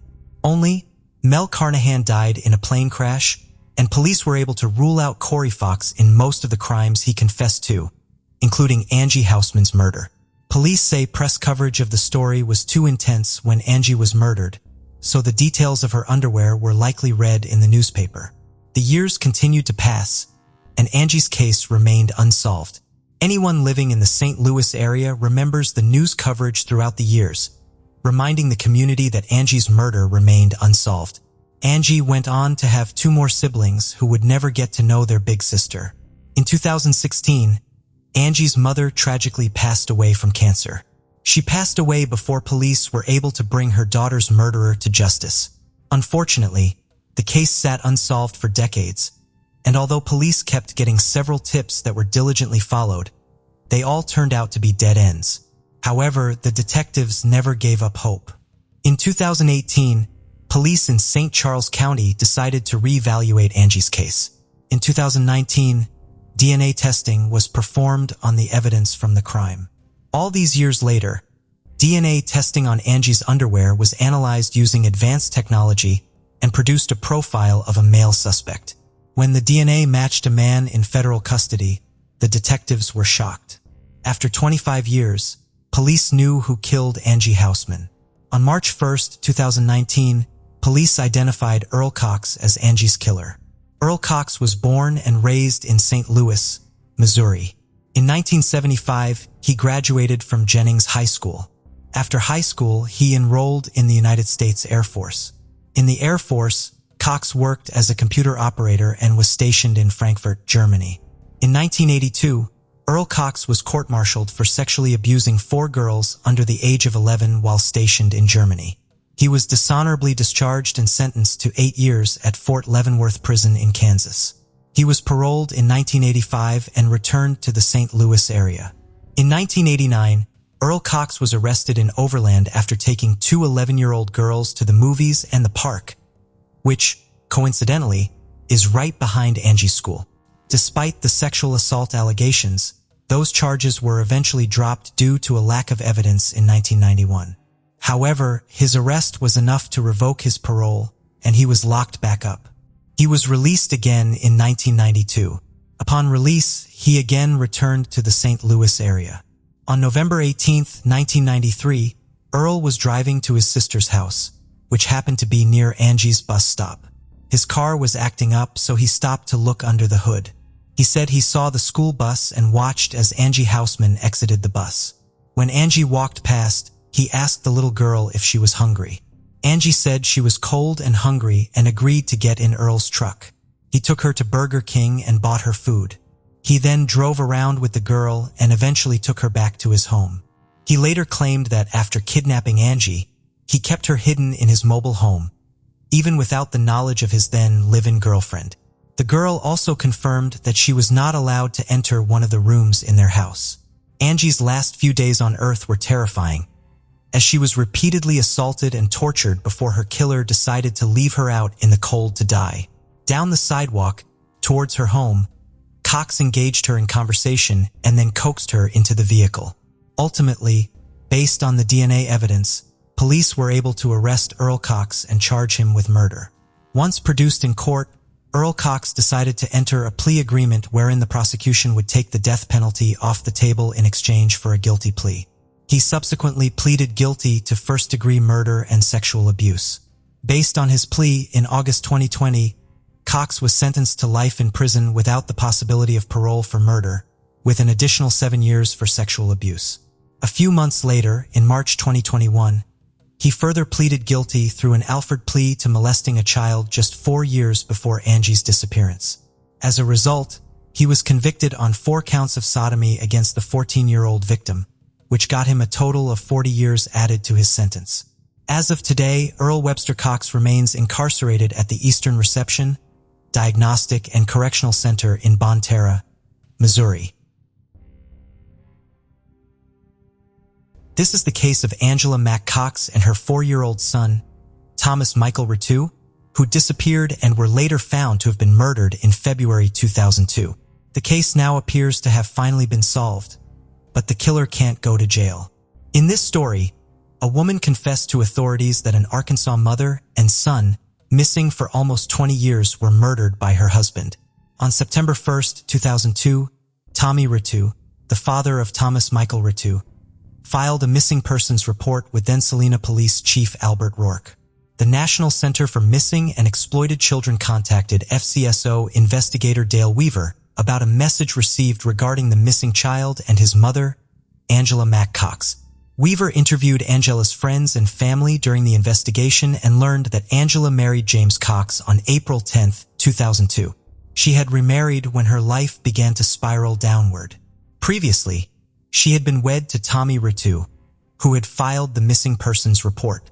Police found out that on May 29, 2002, Angela and James were involved in an accident that resulted in multiple deaths. The newlyweds were briefly hospitalized as a result of the accident. While the couple was recuperating, James' brother, Jeremy Cox, picked up Angela and Mikey. Their trip took an immediate turn for the worse when Jeremy was arrested for being in possession of a stolen vehicle. That left Angela and Mikey stranded in Elton, Missouri. Roughly 2 weeks later, James received a phone call from Angela. Weirdly, she was in California at the time. She was happy and apparently sounded like herself. She wanted to come home, but James never saw or spoke to his wife ever again.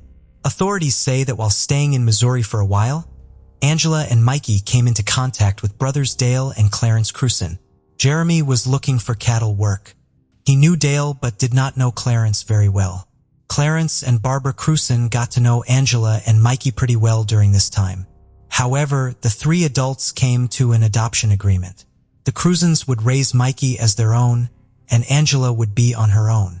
The circumstances of what led to that initial decision have yet to be released, though Jeremy Cox told investigators that he later heard Angela had given her son, Mikey, to the Crusons. But while in California, Angela changed her mind. She wanted her son back and was ready to be back with her new husband, but it never happened. Both mother and son were quickly murdered after that. The mother and child were murdered in late 2002 or early 2003 before being placed in a furnace and burned away into nothing. Even the farmhouse furnace removed their bodies from the earth along with all evidence of the crime, which was no longer available. During the investigation, Detective Weaver learned that Mikey had been seen several times by different people with Clarence and Barbara Cruson, who lived in the Elton area, although this was later claimed to be a rumor. Angela's mother, Lorna Poole, stated that the last time her daughter had contacted her was on December 11, 2002. Angela was in Chowchilla, California, and was going to leave Chowchilla to pick up Mikey from Clarence in Elton. A week later, Poole called her daughter, but from the other side of the call, she was told that Angela had left. Poole then called Clarence. He told Poole that Jeremy Cox had picked up Angela and Mikey, and that he and his wife would be adopting Mikey with Angela's permission. But Poole later found out that Jeremy could not have picked up Angela because he was in jail at the time. Between 2004 and February 2005, Clarence and Barbara moved back to Virginia. Missouri State Police indicted Clarence for firearms violations, and he was sentenced to 10 years in federal prison. He served 8 years and was paroled in Texas. He was later shot dead on February 12, 2005, in Laredo, Texas, by William Henry Johnson. Weaver contacted Barbara Cruson. She told Weaver that she met Angela in February while Angela was working for Clarence on their farm. Later, Angela brought Mikey to their house, and they kept him for a while, making adoption arrangements. Barbara stated that the documents were signed by all 3 parties. Angela then headed to Chowchilla, California, and worked at a Burger King. Angela changed her mind about the adoption. Both Barbara and Clarence were not pleased and told her to come back and pick up the child. The Cruzens sent money for Angela to return twice. Upon receiving the funds, Angela returned to Springfield, Missouri. Barbara told Weaver she met Angela at the Springfield bus stop. The following day, they returned to the farm, met Clarence and Mikey there, and stayed for the evening. The next morning, Barbara said Angela and Mikey were gone. Clarence told Barbara that someone had come and picked them up, but she didn't hear any vehicle come or go from the residence that night or the next morning. Weaver asked the Virginia FBI to polygraph Barbara Cruson in her hometown, and the FBI agreed. The FBI out of the Norfolk office conducted a pre-polygraph interview with Barbara and an exam, which she failed regarding knowledge of what happened to Angela and Mikey.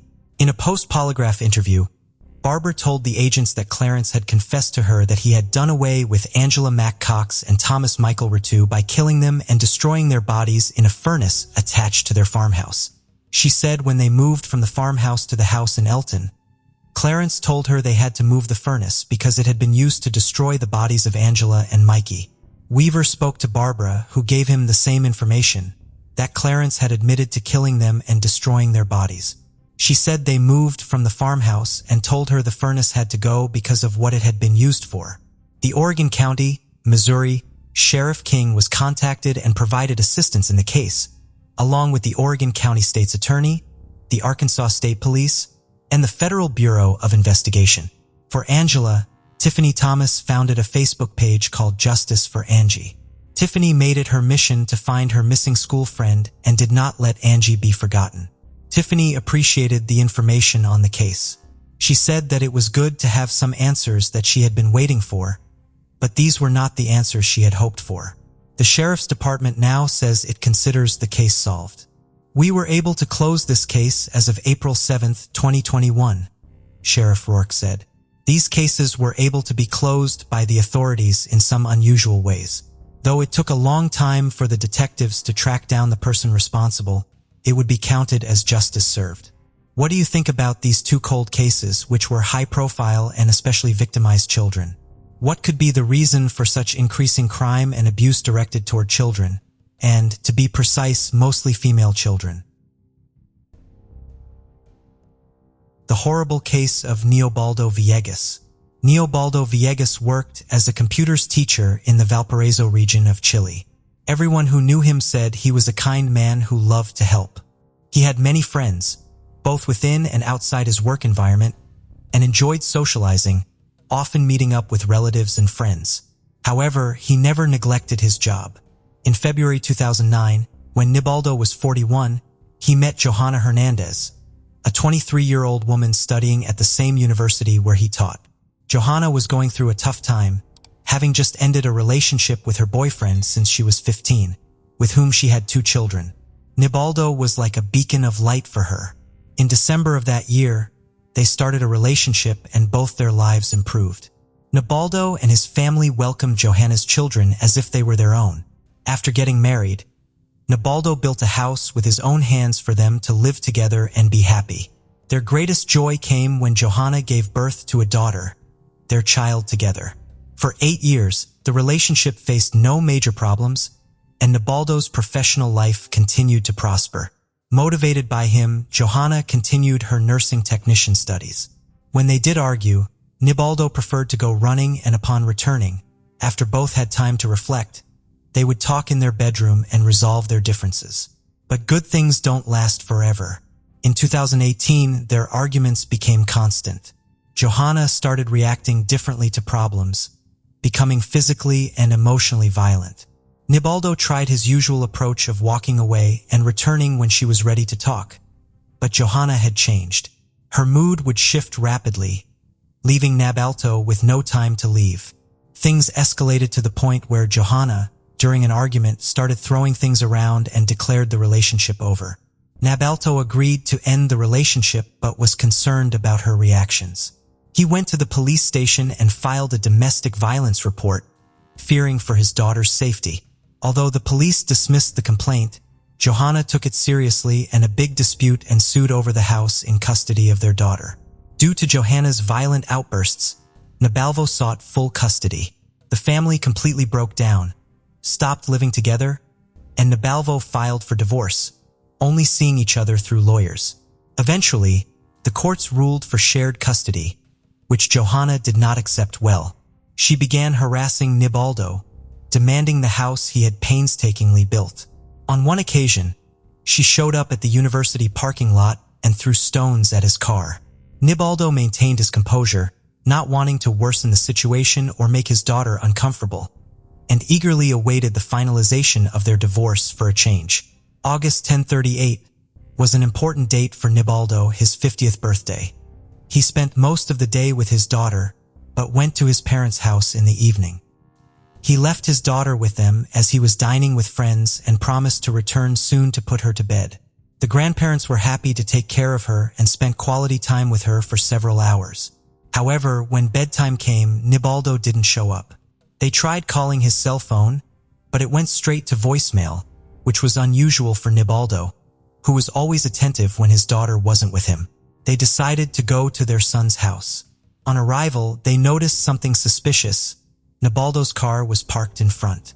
They entered the house and saw the house keys on a table, along with the jacket their son had been wearing when he left his daughter before dinner. However, what struck them most was a shattered glass on the floor. They hurried upstairs to Nibaldo's bedroom, fearing what they suspected. Their son was nowhere to be found, and their alarm grew. That same night, Nibaldo's parents went to the police station to file a missing person report. The search operation began immediately, involving friends, university acquaintances, and even neighbors, but no one knew where Nibaldo was. When Johanna was interrogated, she stated they hadn't seen each other for a long time due to their separation and appeared extremely distressed about his disappearance. Days later, Johanna showed up at Nibaldo's house, which his brother was staying at, carrying a large bag. She declared she would stay as long as she wanted, claiming it was her house too since they were still legally married. This seemed odd to the brother, knowing the couple had ended on very bad terms. To the Villegas family's surprise, Johanna became increasingly involved in the search for Nibaldo, posting on Facebook and giving interviews where she tearfully pleaded for her estranged partner's return. For 5 days, the country was gripped by the search for the missing teacher until a boat brought an answer. On August 15th of that year, workers at the pier near Valparaiso, while performing their duties, spotted something alarming in the water. A human torso without limbs was floating in the calm sea. They immediately alerted the police. Once the authorities and forensic experts arrived, they determined it was a man between 30 and 50 years old. While they couldn't establish the identity yet, everyone thought the same.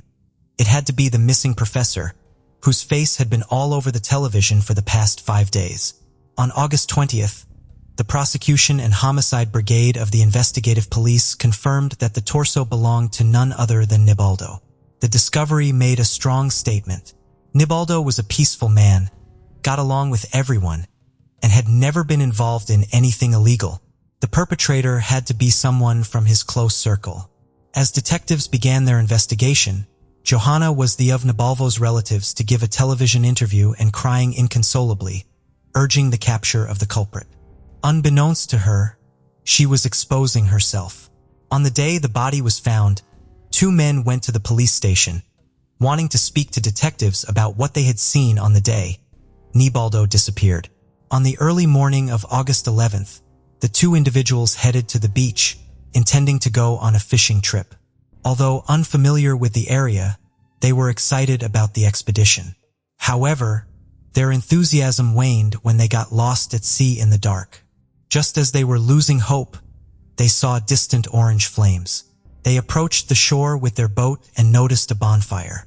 A man was trying to keep the flames alive, using branches, cloths, and other objects they couldn't identify. The fishermen approached to ask for directions, thinking he might be lost like them. They tried to engage in casual conversation, but the man barely responded, only telling them it wasn't a good area for fishing before turning his attention back to the fire. The fishermen found the situation odd, especially when they noticed a blue car parked a few meters from the bonfire with a woman inside smoking frantically. The situation seemed highly suspicious, but with nowhere else to go, the fishermen decided to stay overnight for shelter from the cold. At dawn, the woman got out of the car and approached the man by the fire.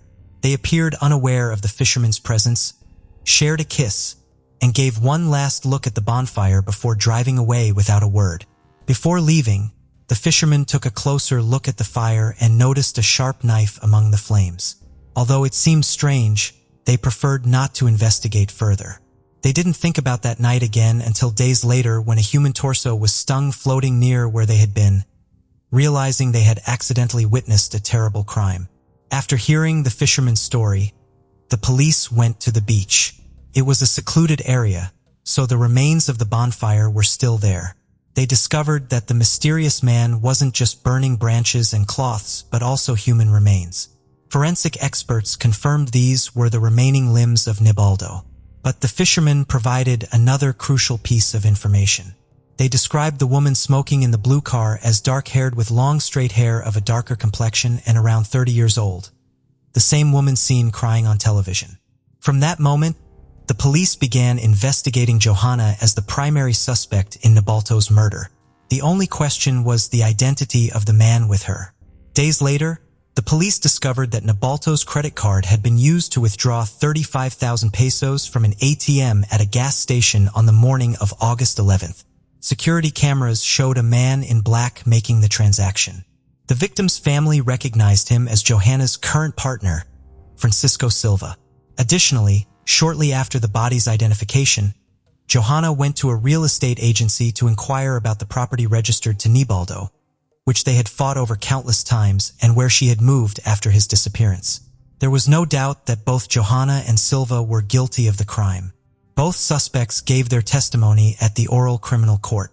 They admitted to being part of the crime but blamed each other for its execution. Johanna was to give her version. She said her relationship with Silva was extremely complicated. Since they started dating, he had been manipulative, controlling what she wore, who she associated with, and even encouraged her to sign a prenuptial agreement.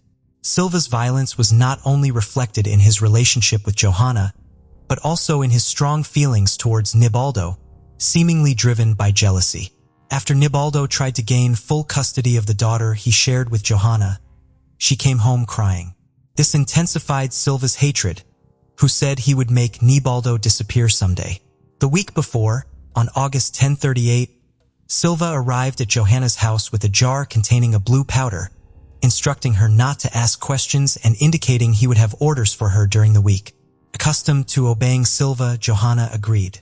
On the Friday of Nibaldo's birthday, Francisco Silva contacted Johanna, instructing her to meet him to celebrate and detailed the steps to follow.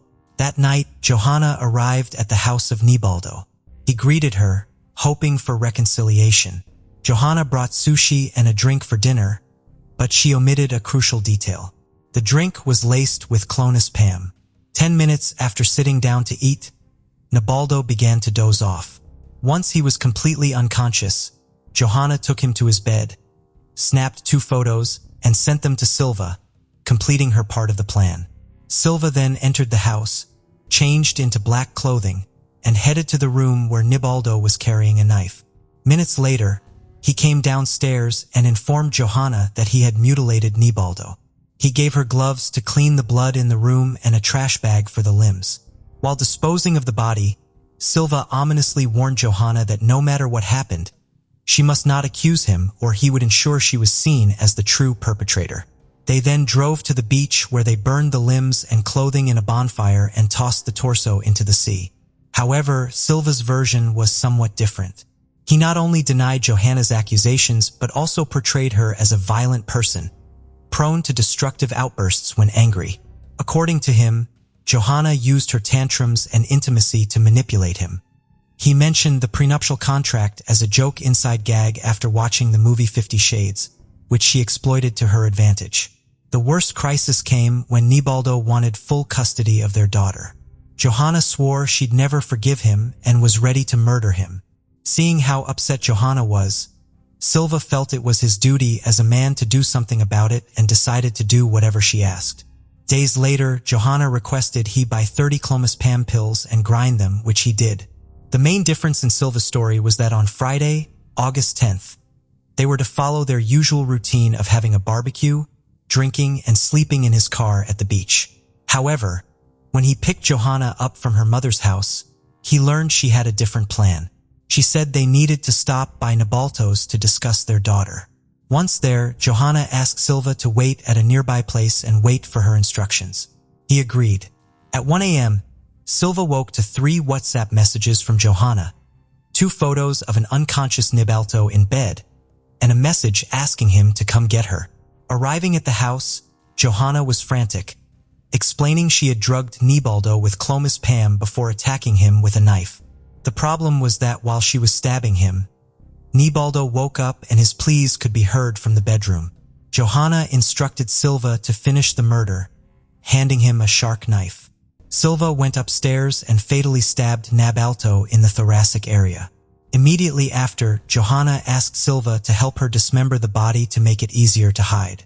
The rest of the story, involving the movement and concealment of different body parts, was exactly the same in both their accounts, seemingly the only aspect they both wanted to take responsibility for. The methods of the murder and the locations where the body parts were found matched in both stories. What differed was the principal perpetrator, as each one aimed to receive a lesser sentence. They also agreed in their statement that the murder was not premeditated. However, the prosecutors argued that the crime seemed meticulously planned, given how it was executed. Technology experts located both of their cell phones at Nibaldo's house at the time of his death, and both had photos of the unconscious man in bed, implicating Johanna and Silva equally in the eyes of justice. The prosecutor stated that Johanna was the material author of the crime. Francisco Silva was convicted as the material author of qualified homicide.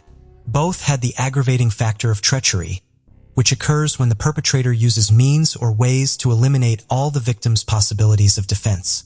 In Nibaldo's case, the means was the substance that rendered him unconscious. On May 1639, the criminal court informed the sentence for both defendants. Receiving the maximum possible penalty, Johanna was sentenced to life imprisonment, meaning she must serve 40 years before being eligible for penitentiary benefits. Silva was sentenced to simple life imprisonment, meaning he could opt for penitentiary benefits after 20 years. Johanna's defense requested a reclassification of the sentence, arguing she had collaborated with the investigation. They also sought to annul the aggravating factor of treachery, claiming there was no proof of clomazepam administration. Silva's lawyer also tried to reduce the sentence by claiming active participation in the investigation. Fortunately for the victim's family, both requests were denied. About 100 people gathered outside the court, celebrating with intense banners. But while citizens unrelated to the crime celebrated, the families involved in the case were left shattered.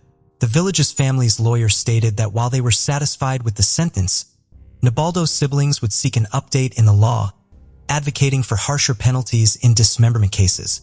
Without the complete body of the victim, they couldn't give a dignified burial. Johanna's father also spoke about the crime, saying she had always been manipulative and violent, but worsened after meeting Francisco Silva. He agreed with her sentence and said he would never forgive her.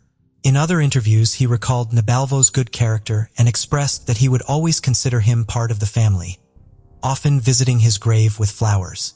After the trial, Johanna and Silva were transferred to a penitentiary complex, where their troubles did not end. In prison, Johanna gained a high status for having ended her husband's life, instilling fear in most of the other inmates. Silva, on the other hand, was completely isolated, only going out to the yard when other inmates were not there. His situation only worsened over time. He went on a hunger strike for several days and wrote a letter to the National Human Rights Institute and the Court of Appeals, requesting a reduction in his sentence. When his plans did not work, Silva tried to contact Johanna, telling her he had spoken with a lawyer and was trying to reopen the case. His plan was for Johanna to claim she was the murderer so he would be seen as an accomplice. According to him, this would frame the crime as a momentary act of violence and might reduce their sentences for lack of premeditation.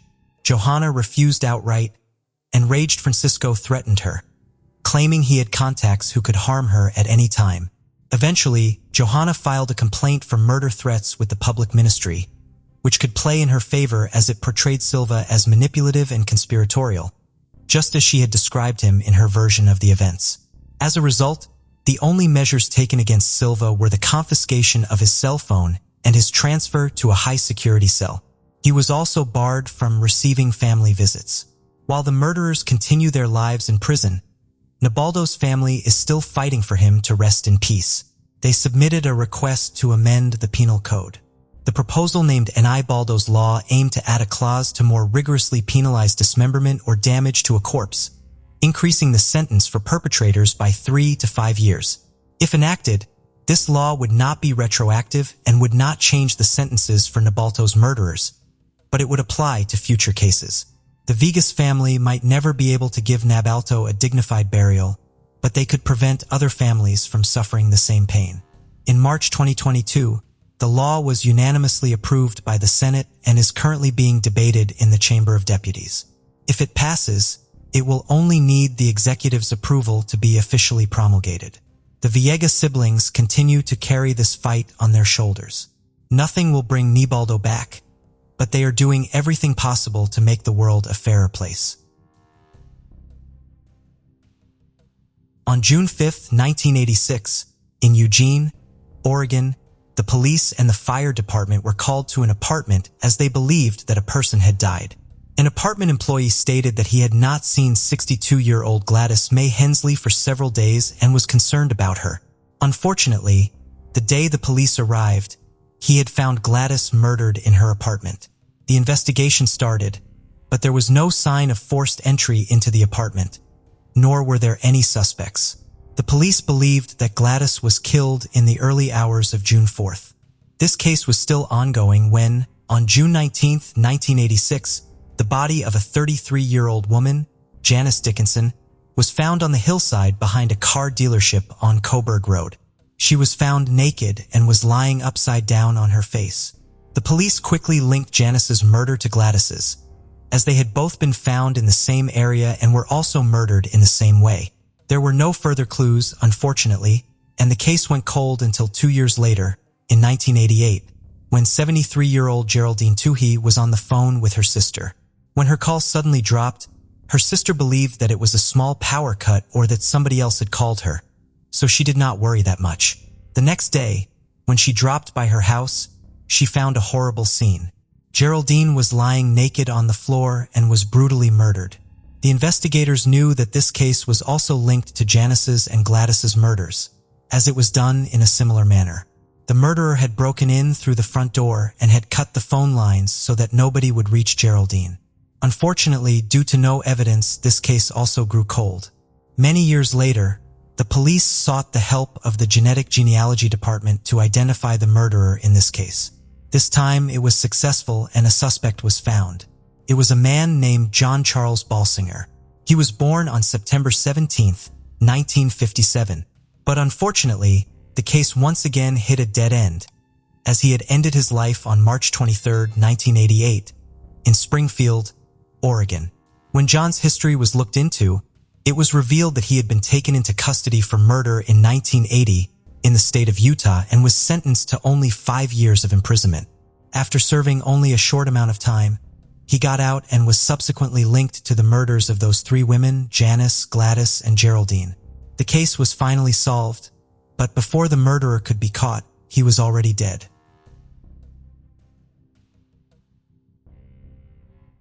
Minnesota, a seemingly perfect town for anyone to live in, but every place has its dark secrets. In August 2003, something peculiar happened.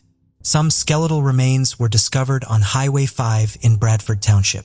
The way the skeletal remains were found was eerie, as the landowner was excavating that area and was shocked to find these remains.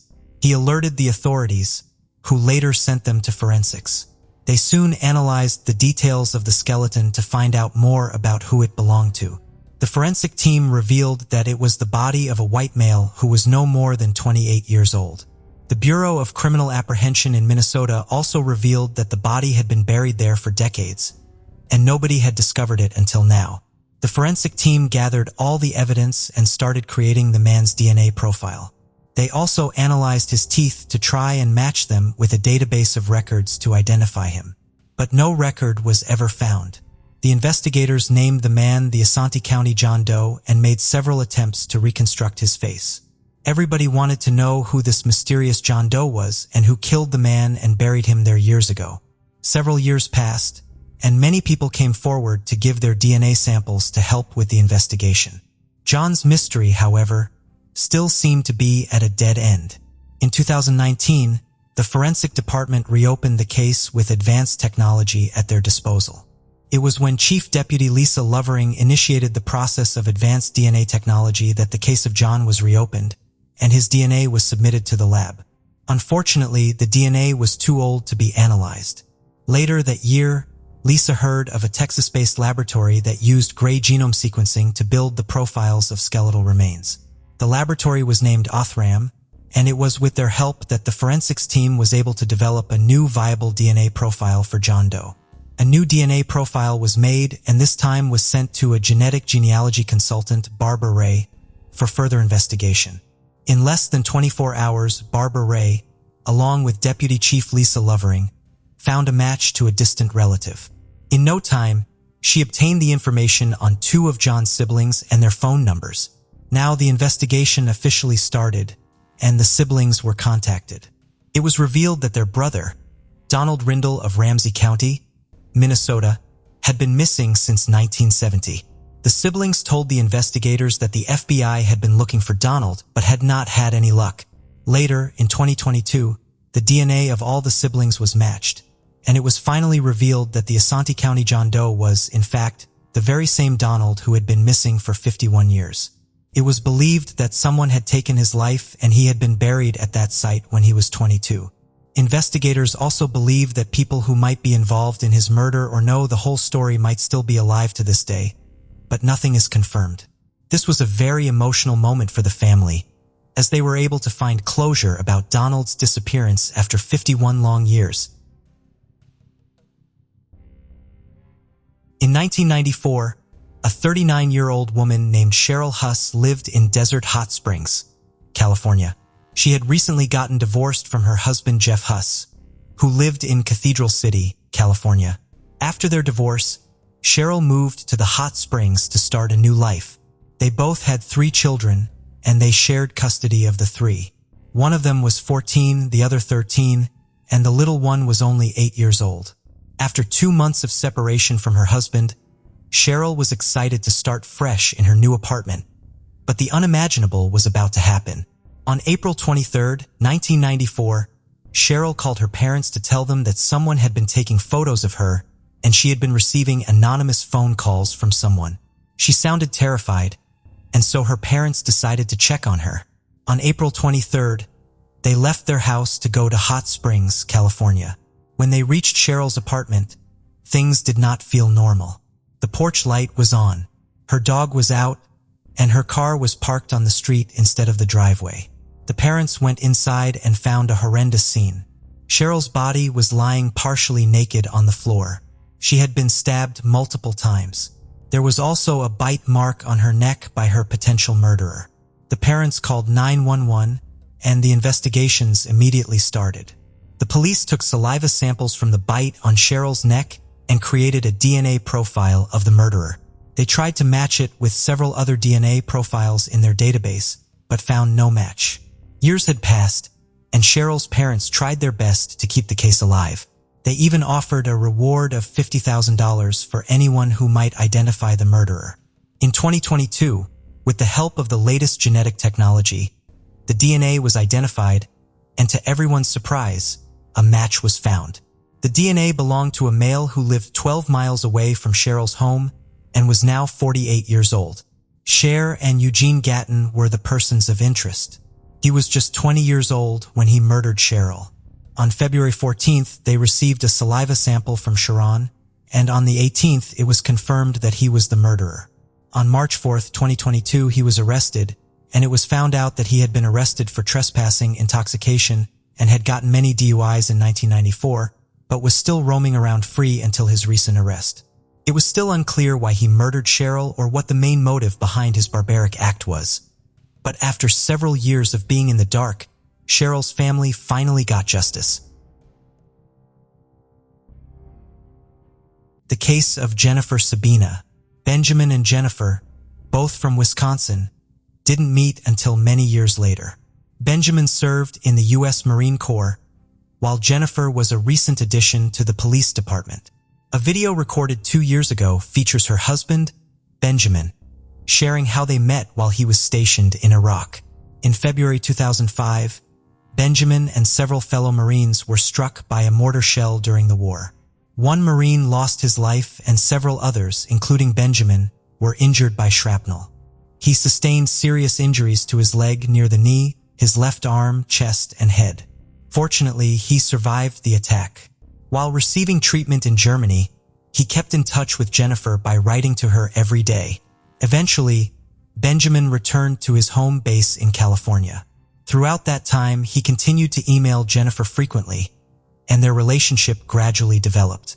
After leaving the army, his muscles began to heal, his kneecap recovered, and he started walking and using his arm again. He was even able to begin running. He moved back to Wisconsin and spent more time with Jennifer, and their love grew deeper.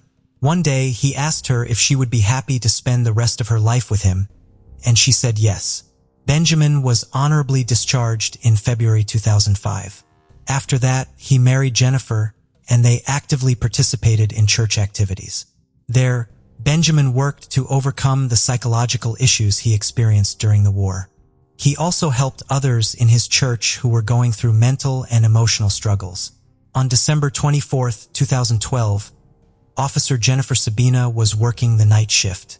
During her duty, she maintained contact with her husband, Benjamin, through text messages. The last message she received was around 3 a.m. At 4:24 a.m., the dispatcher on duty tried to reach her but received no response. Concerned for her safety, a colleague, Stahl, used GPS tracking to locate her police car. He discovered it was likely parked at the Wauwatosa Fire Station on Underwood Avenue, a common spot for officers to take breaks, grab food, or write reports. Stahl arrived at the scene in under 5 minutes. He found the police car and discovered Jennifer lying on the cold sidewalk in front of the fire station. She had suffered multiple head injuries from a weapon. The investigation into Jennifer's death has been ongoing since her body was found. In her 3 years of service, she worked as a police officer in Wauwatosa for 2 years. She is described as intelligent, energetic, always willing to help, and wanting to become a good police officer. State investigators began looking into the crime scene. They found shell casings from 2 different weapons, matching the type of ammunition typically used by the police department in that area. However, Jennifer's service weapon was missing and was not found at the scene. Surveillance cameras in the area were examined for clues about the suspect. Traffic camera footage was also collected to track vehicles entering and leaving the crime scene. Additionally, the snowy ground conditions helped investigators clearly identify tracks leading to and from the scene. If these tracks belonged to the killer, he would be the man Jennifer encountered as she walked out the back door of the fire department.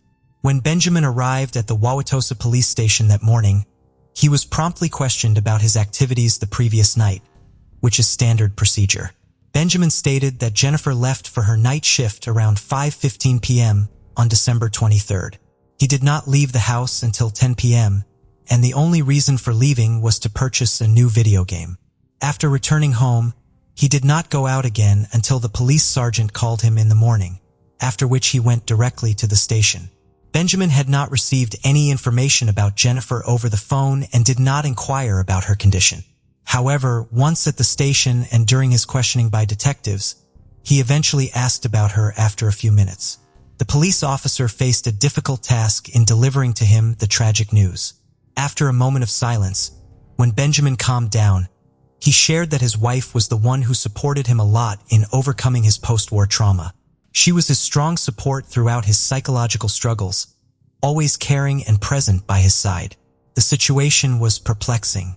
The nature of the case suggests this was a personal attack, as there was no evidence of a criminal incident or altercation. Everything suggested that it was an ambush targeting her specifically. Jennifer had no enemies, and her colleagues knew it. Detectives then asked about Jennifer's mental state the day before she left for work and requested permission to search their home for any clues related to her murder. Benjamin claimed that he and his wife were very happy and that the night before she left for work, they had hugged and kissed. Later that day, investigators searched their home with Benjamin's permission. During the examination, they discovered 2 holes with bloodstains on the drywall, showing signs consistent with having been caused by a punch. At that moment, the detectives understood that Benjamin was experiencing post-traumatic stress disorder since returning from abroad. They also observed him trying to control his emotions at the police station. Another important discovery at Benjamin's home was a bullet casing. However, no matching bullets were found. Only several corresponding shell casings were present, which raised suspicions. On the same day, Benjamin Sabina was arrested, and his interrogation continued. The investigator pressed him, claiming that something significant had happened that morning, and only he knew the truth. However, he denied any wrongdoing, insisting that his feelings for Jennifer were genuine and that he was not angry with her. He stated that he would never harm her because his love for her was so deep. Furthermore, he stated that if he were present, he would save her and do everything possible to prevent the tragedy from happening on Christmas Day. Detectives from the Wauwatosa Police Department began reviewing video footage from traffic cameras. They concentrated on the area around the fire station at the time of the murder, which occurred at approximately 4 a.m. on December 24th. Surveillance footage from the fire station located east of Benjamin's home showed a black Toyota with tinted windows heading towards the fire station at 1:35 a.m. Later, at 3:45 a.m., the same black Toyota was seen returning west on Burley Street. The timing of this sighting coincided with the time the car left the scene immediately after the incident, and its route matched the route it would have taken to return to his home. When detectives reviewed the video, they checked the parking lot at the police station and confirmed their suspicions. In the parking lot, they discovered a 2012 black Toyota Prius with dark-tinted windows. This was the car Benjamin had parked there before he rushed to the station to ask about his wife. A match between the bullet casings found in his home and CCTV footage led to an official search warrant being issued for his home. During the inspection, agents discovered hair that had been washed down the bathtub drain and noted that the shower curtain had been taken down. A trash can was found in the garage, along with dark clothing hidden in the attic. They also discovered a weapon registered to Jennifer and another weapon in the kitchen. As evidence against Benjamin grew, his demeanor shifted from that of a loving husband to that of a ruthless killer. Eventually, he confessed to the crime. He admitted that he had stalked his wife for several days and waited for her outside a fire station for hours. When he spotted her patrol car, he approached and began to attack her. He claimed that she appeared to reach for her weapon, but he was faster. He pulled out the weapon and killed her when she tried to stand up again. When a detective asked if Jennifer recognized her attacker, Benjamin replied that he didn't think she did. He also admitted to punching her in the face multiple times to ensure she was dead. He then shared his disturbing thoughts, revealing that he had contemplated ending his life. He claimed that his loving wife had told him that if he died, she would do the same. Therefore, he rationalized that killing Jennifer was an act of mercy, believing he was sparing her from the pain of having to take her own life after his death. The investigators did not believe Benjamin's story or his complicated reasoning. They found no evidence to support his claim that the murder was motivated by compassion. However, they admitted that he was very jealous. He was upset about the attention Jennifer received from other men, or at least he thought so. Additionally, Benjamin had a known short temper. Just weeks before her death, Jennifer shared with a coworker an episode from Benjamin's life that involved post-traumatic stress disorder. She explained that he experienced flashbacks, especially at night, which could lead to aggressive behavior. She felt anxious about working the night shift because it meant her husband would be home alone in a potentially dangerous situation. There was a serious incident when Benjamin pointed a weapon at Jennifer's head while he was having a nightmare. She shared with her colleagues that Benjamin seemed haunted by horrific memories from his time serving in Iraq. His time in Iraq had deeply affected him. He killed 68 people and lost over 50 friends, witnessing the deaths of those close to him. As a Marine, he had been trained to kill, which led to his own internal struggles. During Benjamin's trial, he was brought into court in a wheelchair, handcuffed, and wearing a special vest designed to prevent self-injury. He faced charges of first-degree murder for the death of his wife, Jennifer Sabina. The state of Wisconsin alleges that Benjamin killed his wife out of jealousy. He was jealous of her career, while he himself was unable to continue serving in the military or working in law enforcement due to his injuries.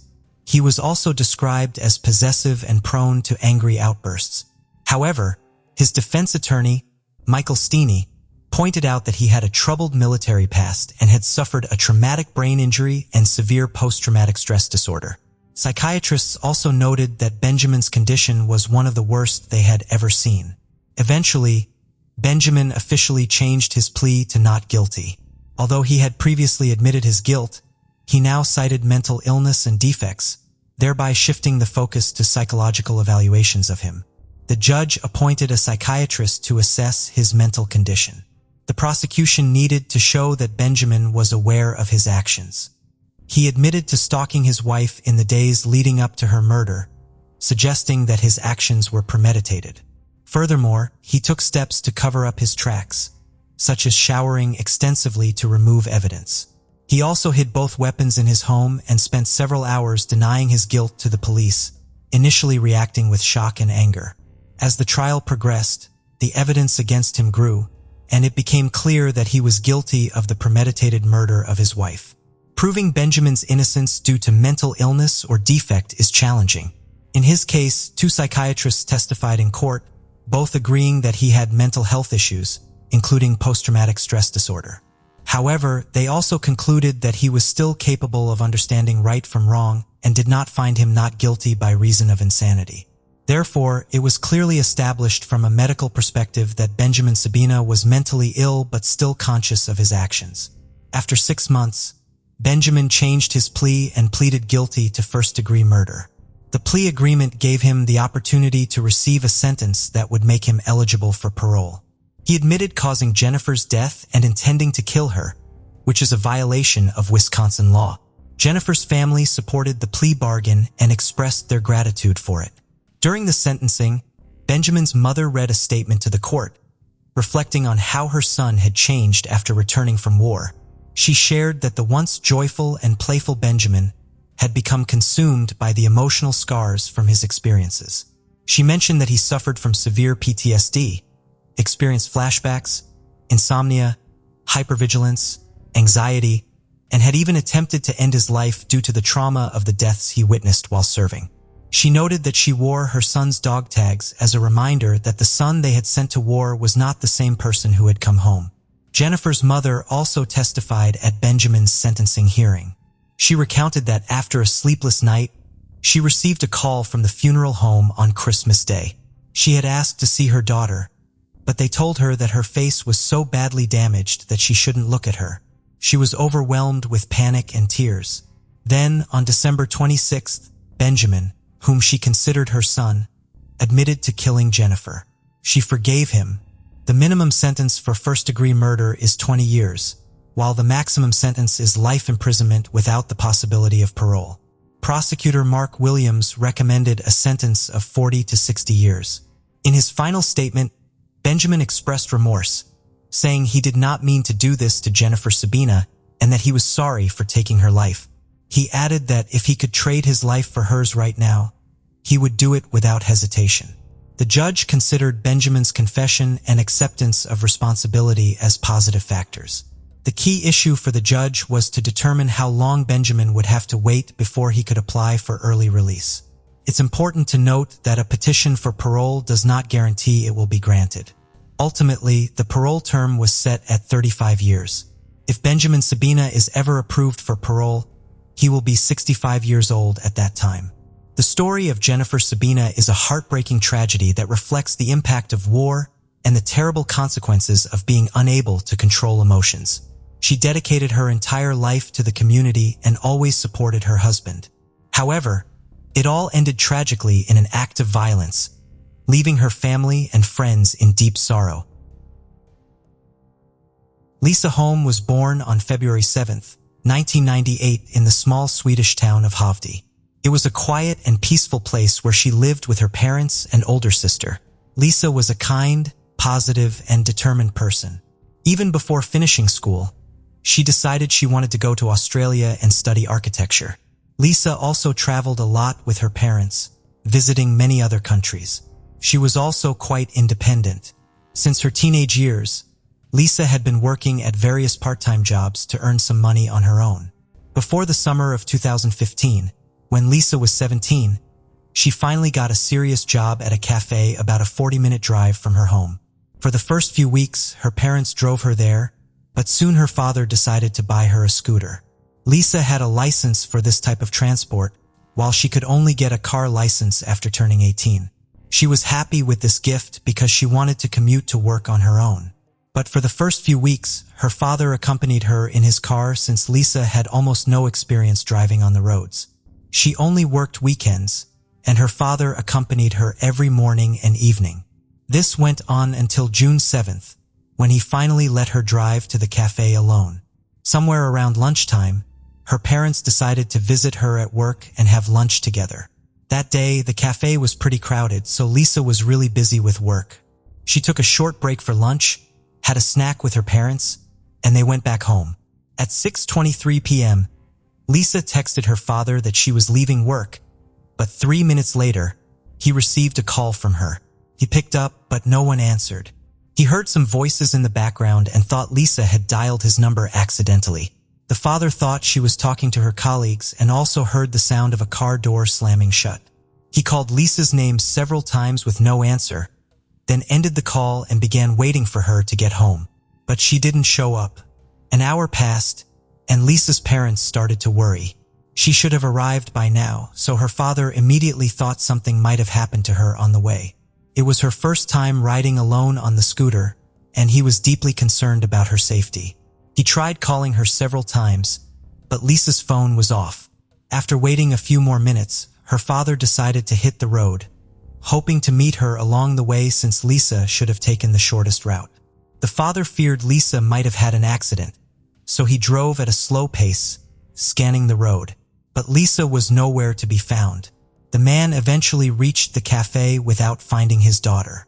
Upon arriving at her workplace, he noticed Lisa's scooter parked in front of the building. By that moment, the man was already in a state of panic, having been unable to find his daughter the entire way. Seeing her scooter, he immediately calmed down, thinking that for some reason, she had been delayed at work. However, there was no one in the cafe, and the man noticed something else.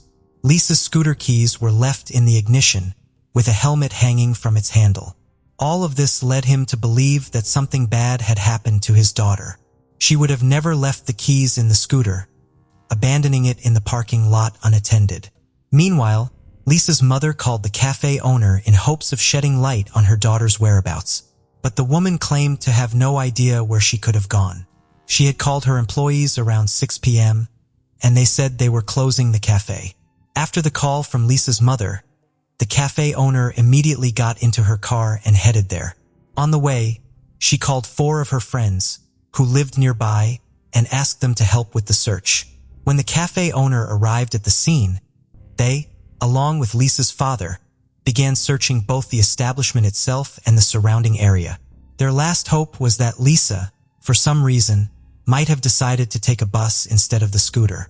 They checked the schedule, and her mother, along with Lisa's older sister, drove to the bus stop in their town. Unfortunately, this version was not confirmed. Lisa was not on the bus, so her relatives immediately contacted the police. By that time, it was almost 10 p.m., and it was already dark outside. The police immediately launched extensive searches. The fact that Lisa's scooter was left in the parking lot with the keys led them to consider the possibility of abduction.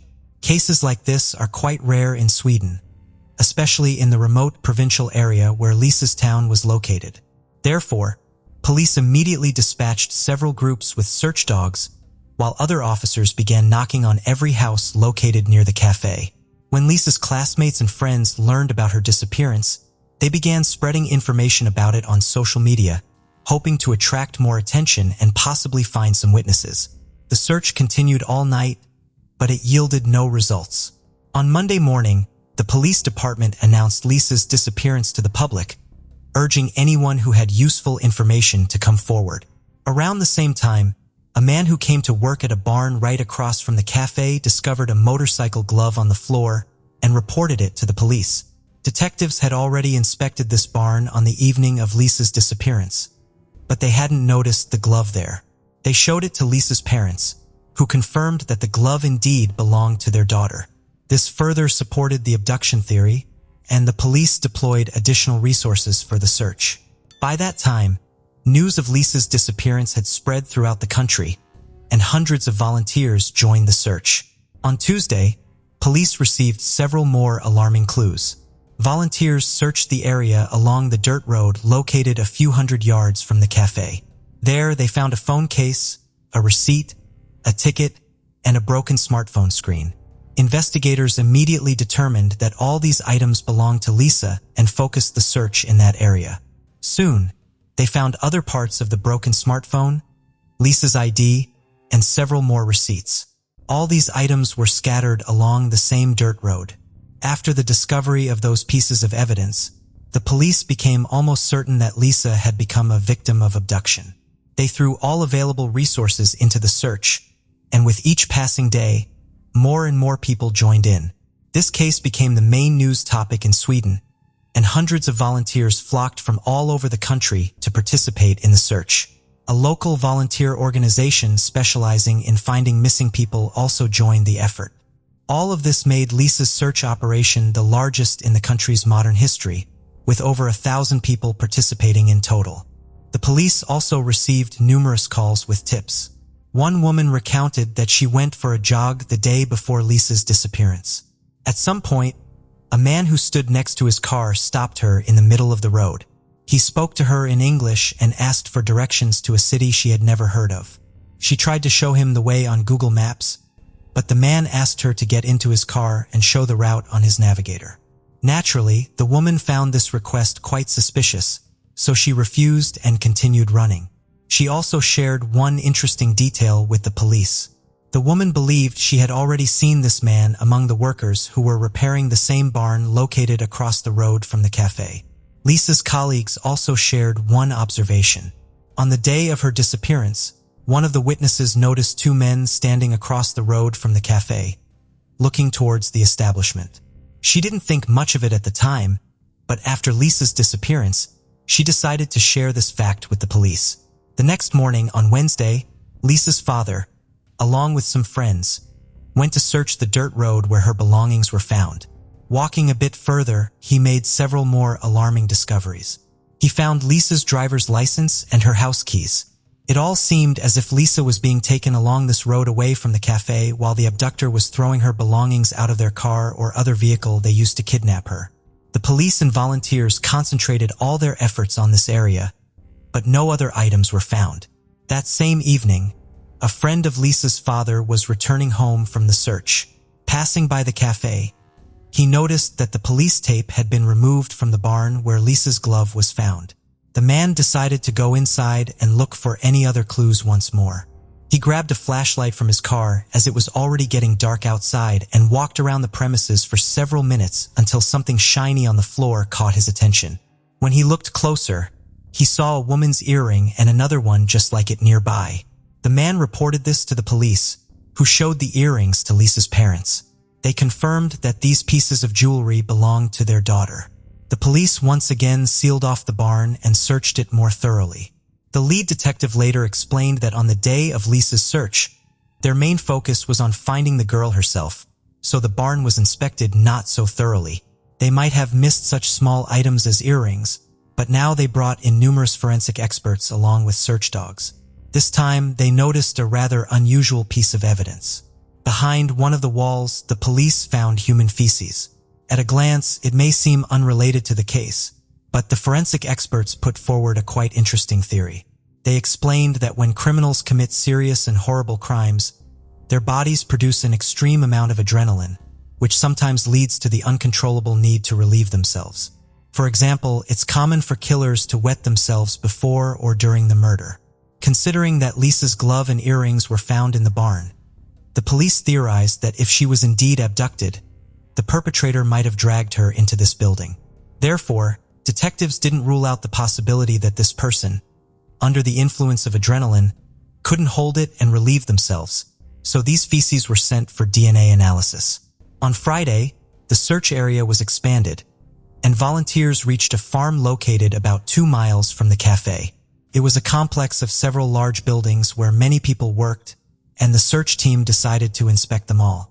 However, shortly after they arrived, 2 men came to the farm. They didn't speak Swedish and communicated only in English. One of them said that the police had already been at this farm, but the search team leader didn't rush to believe it. He thought he would have known about it if that were the case, so he decided to continue the search. The 2 men walked around the farm for a while, watching the volunteers, and eventually drove away.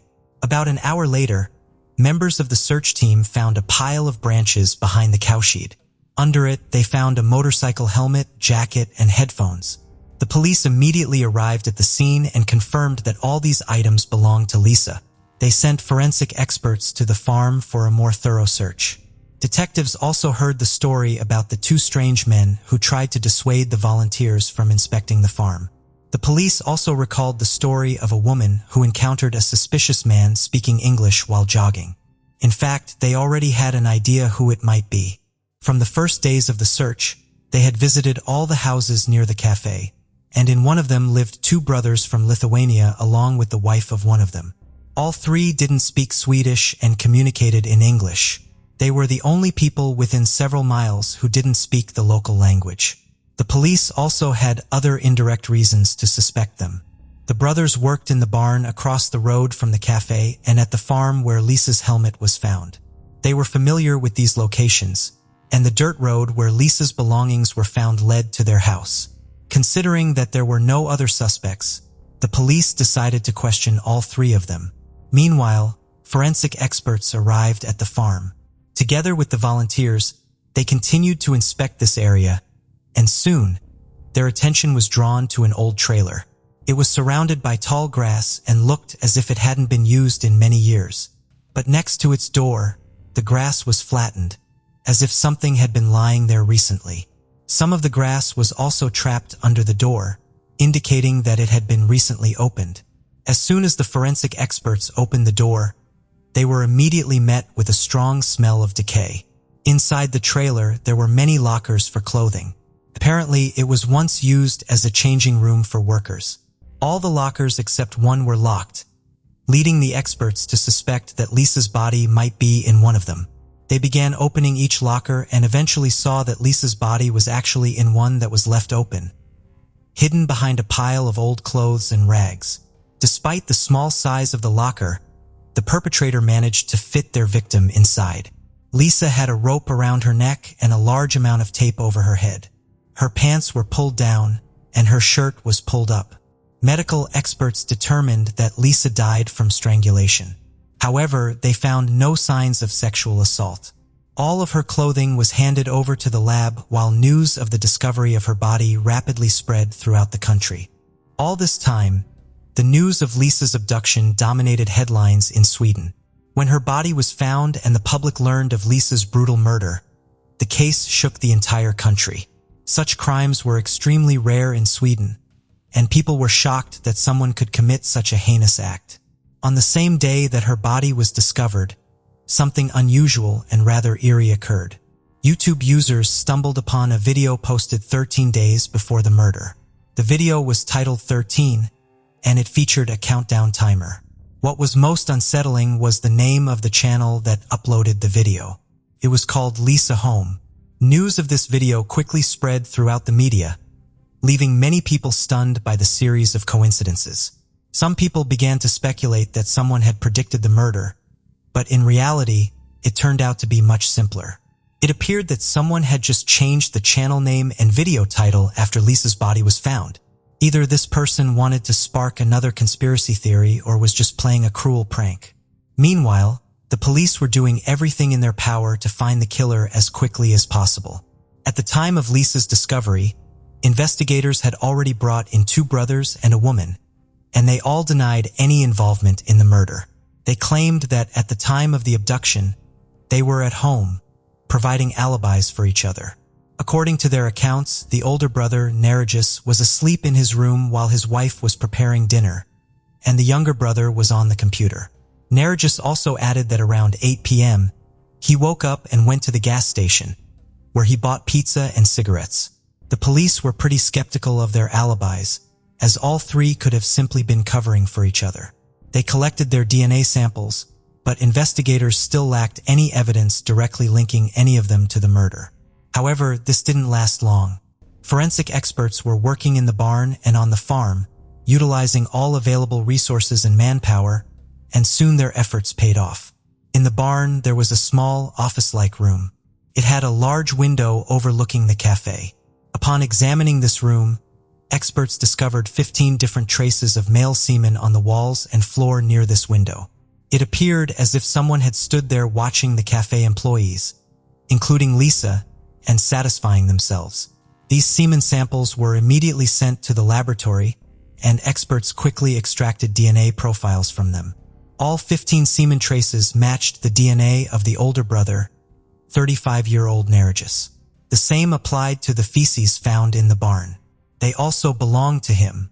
In the next room, which had previously been used for storing cow's milk, forensic experts noticed a pipe about 2 feet above the floor, covered in a thick layer of dust except for a small strip. The size of this strip perfectly matched the rope used to strangle Lisa. Traces of blood were also found on this pipe, and the DNA analysis confirmed it belonged to Narigis. On the floor beneath the pipe, they discovered a piece of the same rope. Experts examined it and identified 2 DNA profiles, Lisa's and Narigis's. This was a significant breakthrough for the police. It finally linked the man to the rope used to kill the victim. Furthermore, a hair belonging to Lisa was found on the floor of this room. Another crucial piece of evidence came from her jacket. DNA traces belonging to Narigis were also found on it. Based on this evidence, the police believed that she was killed right there. They pieced together an approximate sequence of events. Narigis had been observing the cafe for some time, and when Lisa was alone in the parking lot, he approached her. Based on the jogger's account, he could have asked Lisa for directions to a certain city or used some other tactics. Then, Narigis might have asked her to get into his car to enter the route into the GPS system. Considering Lisa was kind-hearted and always tried to help others, she might have agreed. Once she was in the car, the perpetrator taped her mouth shut and drove her to the barn. There, he wrapped the rope around her neck and hung her from the pipe. According to the medical experts, this sight likely excited him so much that he defecated on the floor due to an adrenaline rush. When she died, he placed Lisa's body in the car and drove to the farm, tossing her belongings out the window along the way. There, he hid the body in the trailer locker, covering it with old clothes scattered around. All of this, from the moment of the abduction, took the perpetrator less than an hour. Despite all the evidence, Narigis continued to insist on his innocence. His wife and younger brother had to be released because there was nothing against them. Once free, they almost immediately left Sweden and returned to their homeland, Lithuania. The preparation for the trial was intense. Narigis claimed he had worked in that barn for a long time, suggesting his DNA could have been present there due to his job. Additionally, he had an alibi provided by his wife and brother. Although there were serious doubts about the credibility of both sources, in court this could have definitely worked in his favor. On the other hand, The presence of Narcis's DNA on the victim's clothing could only be explained by direct contact with her on the day of the murder. The police also found a witness who saw his car near the cafe shortly before and after Lisa's abduction. According to them, the car passed along the road between the cafe and the farm several times at the same time when Narcis was supposed to be sleeping at home, according to his brother and wife. For several months after the discovery of her body, experts continued to examine all the available evidence using the most advanced equipment. Eventually, they uncovered traces of Narcis's DNA on almost all of Lisa's clothing, including the inside of her underwear. Considering that the whole country was still following the case, investigators continued to search for any other useful clues that could impact the legal process and further prove Narcis's involvement. They even went to Lithuania to speak with his wife and brother once again. The woman continued to insist that he did not leave the house between 6 and 8 p.m. But when it was the younger brother's turn, detectives suddenly got what they wanted. After telling him about all the evidence against his brother and detailing what he did with the 17-year-old girl, the man decided to tell them everything. He claimed that Narcis actually was not at home that evening and only returned around 7:30 p.m. He was covered in dirt and immediately threw all his clothes into the washing machine. When the police started to question all the residents and reached their house, Narcis whispered to his brother, "Tell them I was home at that time." Later, Narcis explained that he was afraid he would be framed for a crime he didn't commit because he was an immigrant and had no alibi for the time of the abduction. The younger brother truly believed that his relative had nothing to do with it, but after hearing about all the evidence, he realized it wasn't the case. Lisa's funeral took place only a month after her murder. The church where it was held could only accommodate 130 people, but there were many more who came to say goodbye to her. Organizers even decided to set up benches and large screens outside so that everyone could watch the ceremony. The trial began 4 months after the murder. This case once again captured the attention of the entire country, so everyone involved in the process was under tremendous pressure. None of them had the right to make a mistake. Narcis's lawyer insisted that his client's DNA could have ended up on the victim's clothing because he had worked in the barn. The prosecution, however, pointed out that this version made no sense, especially in the case of Lisa's underwear. The only way the suspect's DNA could have ended up there was if he touched the victim's underwear. The lawyer couldn't provide any other solid facts pointing to his client's innocence. At one point, he tried to push the version that the real murderer was Narcis's younger brother. According to this theory, the brother somehow took multiple samples of Narcis's DNA and placed them on the victim's body as well as at the crime scene. However, the lawyer failed to explain the possibility of such manipulations with the DNA. The trial lasted for a month, and Narcis was found guilty of murder. He was sentenced to life imprisonment in a high-security prison. Given that this is Sweden we're talking about, the facility resembled more of a decent 3-star hotel. His lawyer attempted to appeal the verdict, but the appeal was rejected. In early 2017, Narcis himself applied for deportation and transfer to a prison in his homeland. The reasons for this decision were unknown. Lithuanian prisons are significantly worse than Swedish ones, yet the court decided to approve his request. After all, providing comfortable conditions of detention costs Swedish taxpayers several $100s per day for each individual inmate. Later that same year, his motives became clear. He appealed to a Lithuanian court, and his sentence was reduced from life to 15 years. However, the joy was short-lived for the murderer. A few weeks later, the court overturned its decision, and Narcis was once again destined to spend his entire life in prison. Only now, he had no chance of returning to the comfortable Swedish cell. 5 years later, in August 2022, Narcis faced yet another downside of being transferred to a Lithuanian prison. While inmates were being moved to another block, one of them attacked Narcis with a shank. He suffered serious injuries and died on the way to the hospital. As for his wife, the question of her involvement is still not entirely ruled out. Police noted that there is practically no chance of her direct involvement in the abduction or murder. In that case, experts would have found her DNA on Lisa's clothing or belongings. However, it cannot be ruled out that she knew of her husband's crime and helped him evade justice by providing a false alibi. Narcissus' younger brother also raises questions. Cafe employees reported seeing two men standing near the barn and watching them. Considering that one of them was likely Narcissus himself, the other should have been his brother. However, the man's DNA was not found either in the barn itself or on Lisa's clothing, making his involvement in the murder unlikely. Perhaps they were indeed observing the young employees with the older brother and even discussing inappropriate things, but only Narcissus decided to commit such a heinous crime. The case of Lauren Giddings. Lauren Teresa Giddings was born on April 18, 1984, in Tacoma Park, Maryland. She grew up with her two older sisters, Sarah and Caitlin. Her parents, Karen and William, maintained a warm and friendly atmosphere in the family. From a young age, she was always studious and religious. She was a member of St. Mary's Catholic Church and attended church from kindergarten through high school. In February 2002, at the age of 18, Lauren graduated from high school. That same year, she went to Georgia to attend an academy, where she studied until February 2006. After leaving the academy, she returned home and worked at the National Public Policy Center in Washington. In February 2008, she returned to Georgia to study law at Mercer University. Lauren was a blue-eyed, blonde with an athletic build who loved nature and animals, especially her pet dog, a Pekingese. Her relatives described her as a kind person who respected others' opinions. Sarah later noted that during college, Lauren transformed from a shy person into an active young woman with many friends. She was the pride of her family, and they had high hopes for her. However, her move to Georgia set off a series of unfortunate incidents that led to a tragic end.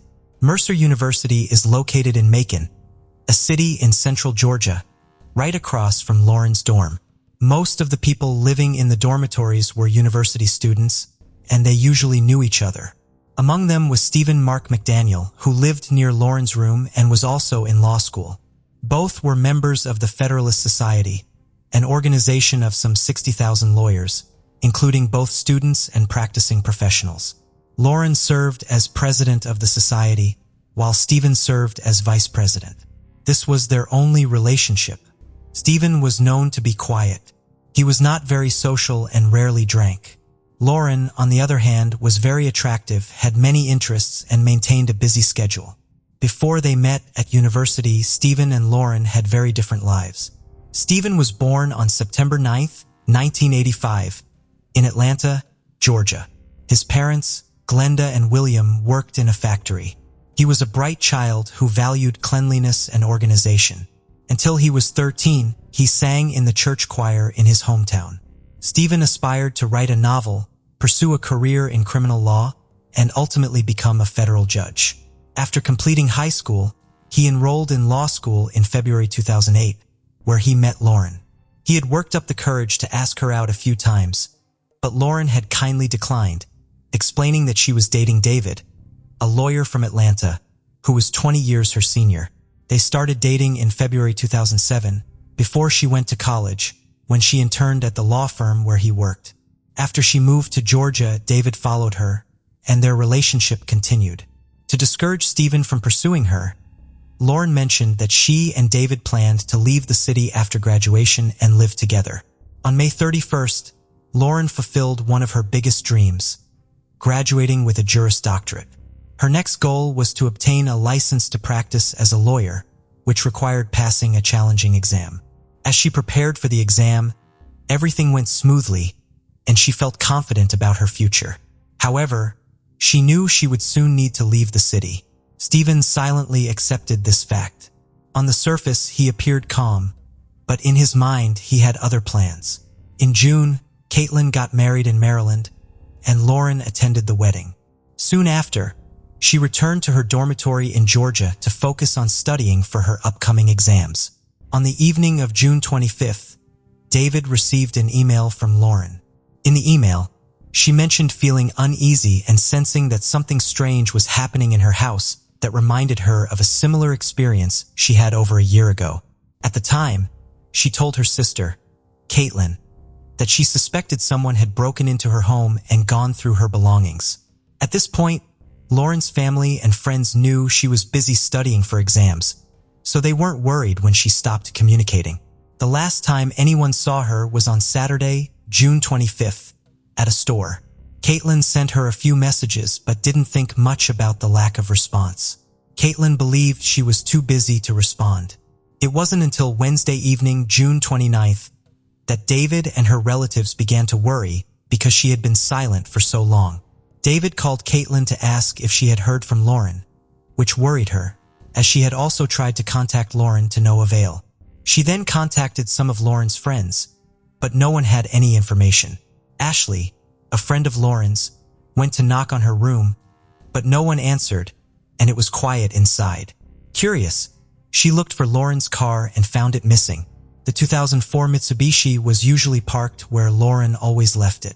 Ashley remembered that Lauren had shown her where the spare key was in case of an emergency, so she used it to get into the apartment. Everything was in order. Lauren's personal belongings, phone, wallet, passport, and computer were in their usual places. Only Lauren was missing. While everyone was frantically searching for Lauren and trying to find clues about her whereabouts, Stephen entered the apartment. He stayed for a while to observe and chat with a few people before leaving. Ashley then discovered that Lauren's phone was dead, so she plugged it in to charge. Once the phone turned on, she checked it and saw that the last calls were made on June 25th, 4 days earlier. Realizing it was time to involve the authorities, she called 911. A few minutes later, police officers from Mercer University arrived and relayed the information to the Macon police. After midnight, police officers, along with Lauren's friends and neighbors, began searching for her. At 3 a.m., after a thorough check of the dormitory area, the police left without any news about Lauren. Caitlin became worried and decided to inform her parents. Her father quickly got in the car and drove to Macon to file a missing person report. After her father filed the report, the detectives began their investigation. They drove to the dormitory where Lauren lived but couldn't find a parking space, so they parked in front of a dumpster. When investigators entered Lauren's room, they used luminol, a chemical that can detect blood, to conduct a test. They sprayed luminol on the walls, floors, and some objects in Lauren's living room, kitchen, and bedroom. However, things took a turn for the worse when they entered the bathroom and found the floor reacting violently to the luminol. At this point, everyone realized this was a crime scene and that something terrible had happened to Lauren. Meanwhile, friends and family continued to search for her. When interviewing Stephen, he described Lauren as a good and honest person but admitted that he did not know where she was.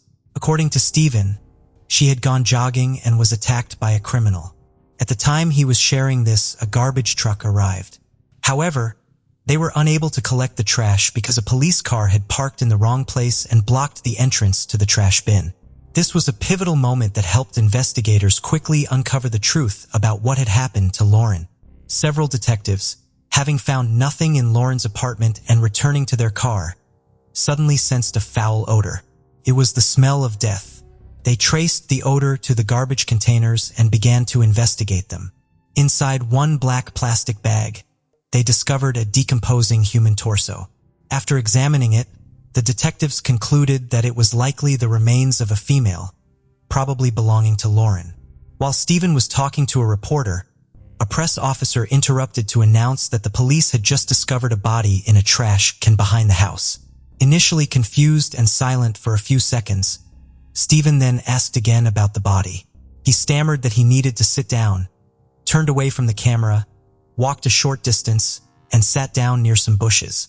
Throughout this, the media operator captured his reactions. He appeared pale and was visibly shaking. Then, on the night of June 30th, Stephen voluntarily went to the police station to provide a statement. The questioning lasted for 12 long hours. When asked about Lauren, he said he always noticed when she left or entered the dormitory. Even though he did not speak to her directly, he could hear or see her passing by his window. Furthermore, he claimed that he was always aware of all the activities in the dormitory. After being questioned, Stephen allowed the police into his home, including his bedroom, where they discovered a rope, several weapons, blood-stained blue gloves, a master key to open the apartment door, and a pair of women's underwear. The investigators also seized Stephen's car, where they found more bloodstains. They found his computer, which contained conversations on a blog under the alias Sun. In this blog, he wrote about women and violence. In another post, Stephen discussed a situation that seemed to involve Lauren. He mentioned that he had been consumed by thoughts of one person for a long time, someone he wanted to protect from harm. If given the chance, he would have fought against anything that could hurt her without hesitation. But his mental struggles prevented him from doing so. He couldn't even confess his feelings to her, leaving him to watch her from afar. On Stephen's computer, many compromising photos were discovered, including pictures of Lauren. Additionally, a hacksaw with bloodstains was found in the tool cabinet, suggesting that a disturbing situation had occurred. Detectives concluded that Stephen had committed a heinous crime against Lauren. The evidence collected was sufficient to officially arrest Stephen McDaniel on July 2, 2011. On July 6th, DNA tests showed that body parts found in a trash can belong to Lauren. In August 2011, Stephen was charged with murder. Police thoroughly searched the dormitory and surrounding areas for other body parts but found nothing more. Despite overwhelming evidence, he maintained his innocence during the early stages of his detention. After examining the contents of Stephen's computer, investigators discovered that he had been monitoring Lauren's social media accounts. In addition to the murder charge on August 23rd, Stephen was charged with 7 more counts and was ordered to post bail of $850,000, a huge amount of money for him and his family. In February 2013, the prosecutor's office announced that they would not seek the death penalty at the request of Lauren's family. In 2014, just a week before his trial, Stephen surprised everyone by pleading guilty. The decision to plead guilty was part of a deal with prosecutors in which he agreed to accept responsibility for Lauren's death in exchange for dropping several other charges against him. Nearly 3 years after her murder, he recounted what really happened. Stephen said that on the morning of June 26th, he entered Lauren's apartment while she was sleeping. He sat on her bed to watch her. When she woke up and saw him, she tried to stay calm and pleaded with him not to hurt her.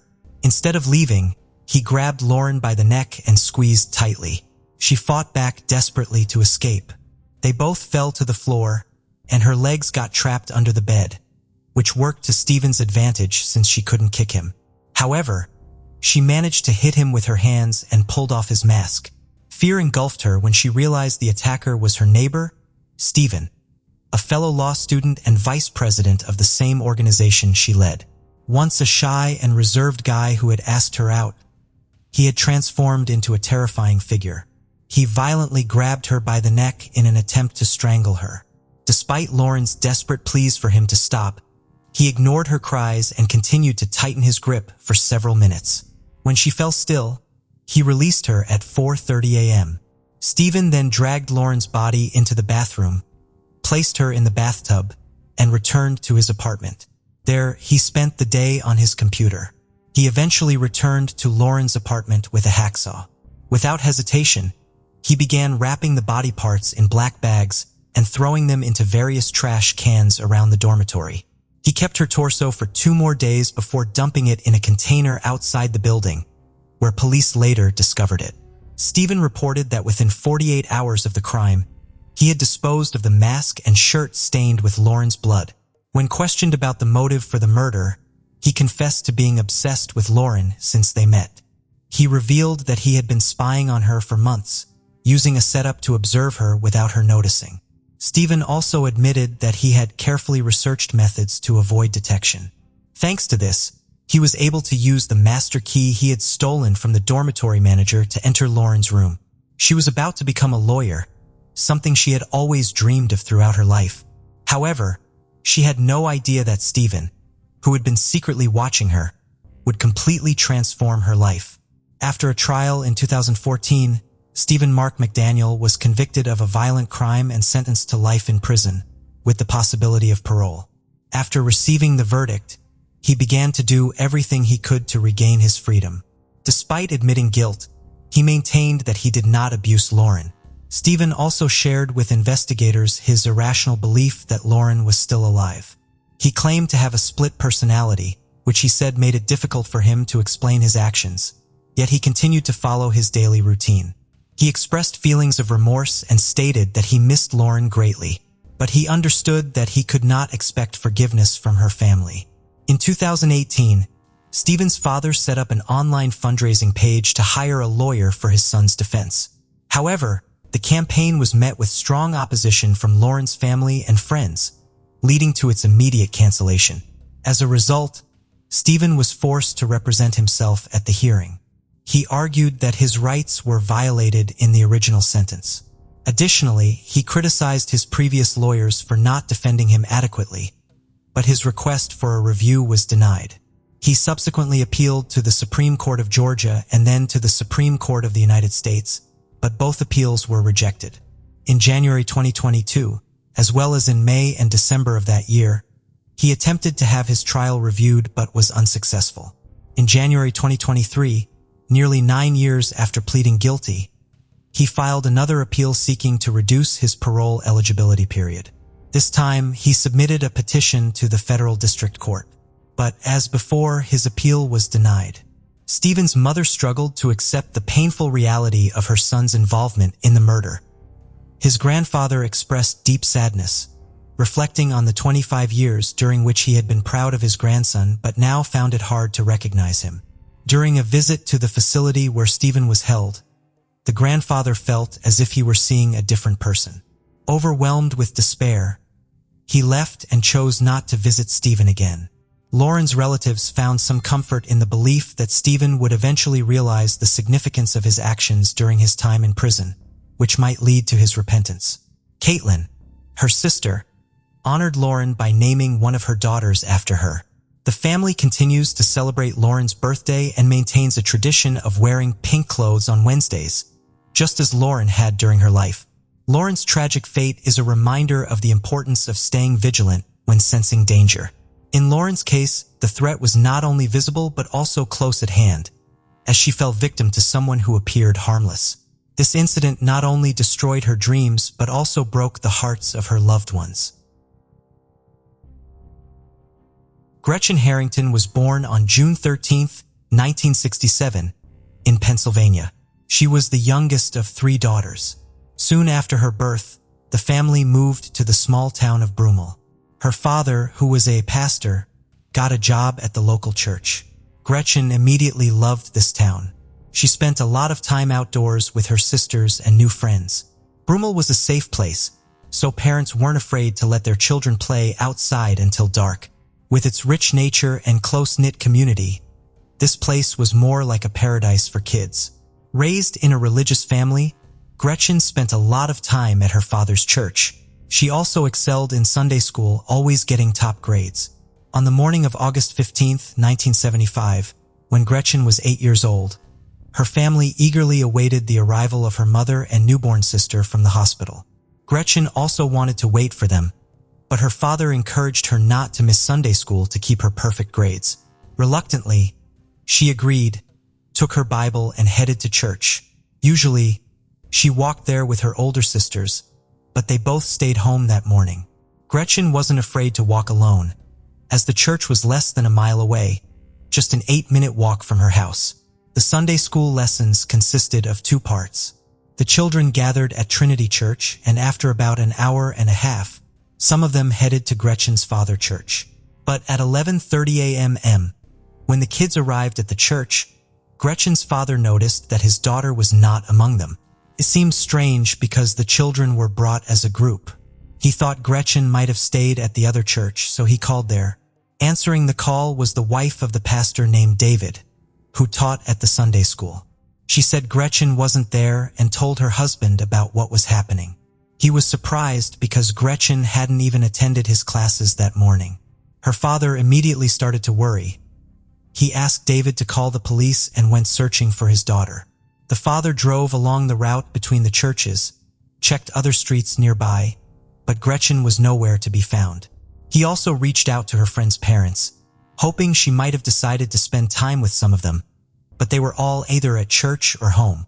Gretchen's best friend, David's daughter, also hadn't seen her all day. The police immediately began searching. As news of Gretchen's disappearance spread through the town, hundreds of volunteers quickly joined in. Practically, all the locals knew Gretchen's father as they regularly attended his church, so they all wanted to help. Together with the volunteers, the police searched the entire town, then started combing through multiple wooded areas and the riverbank. A police helicopter was also sent to assist, scanning the area from above. The search continued into the night, but yielded no results. The next day, even more volunteers joined in. The police created flyers with Gretchen's photo and information about her disappearance, which were posted along roads and handed out to passing drivers. Despite all efforts, not only did the police fail to find Gretchen, but they couldn't even determine what happened to her. After several days of searching, they didn't find any significant leads at all, and Gretchen's fate remained unknown. Her disappearance became a heavy blow to the local community. People were used to letting their children roam the streets freely from a young age, and nothing like this had ever happened before. The kids could spend hours wandering in the woods, swimming in the river without adult supervision, and their parents never worried. But now all of that was in the past. The fact that no one knew what happened to Gretchen only added to their fear. People discussed various theories. Some thought she might have run away from home. Others believed she went swimming in the river and drowned. But the most frightening theory was that someone had abducted her. Parents stopped letting their children out unsupervised. One local woman even cut her daughter's long hair so she would resemble a boy. Once a safe and peaceful town, overnight it became a place where people lived in uncertainty and fear. The police also questioned anyone who might have had any connection to Gretchen's disappearance. During these conversations, they received several intriguing leads. One witness reported seeing a girl resembling Gretchen near the church that morning. A green station wagon approached her, but the witness didn't see what happened next. Another person shared a similar story, but this time, they said a white Cadillac approached the girl.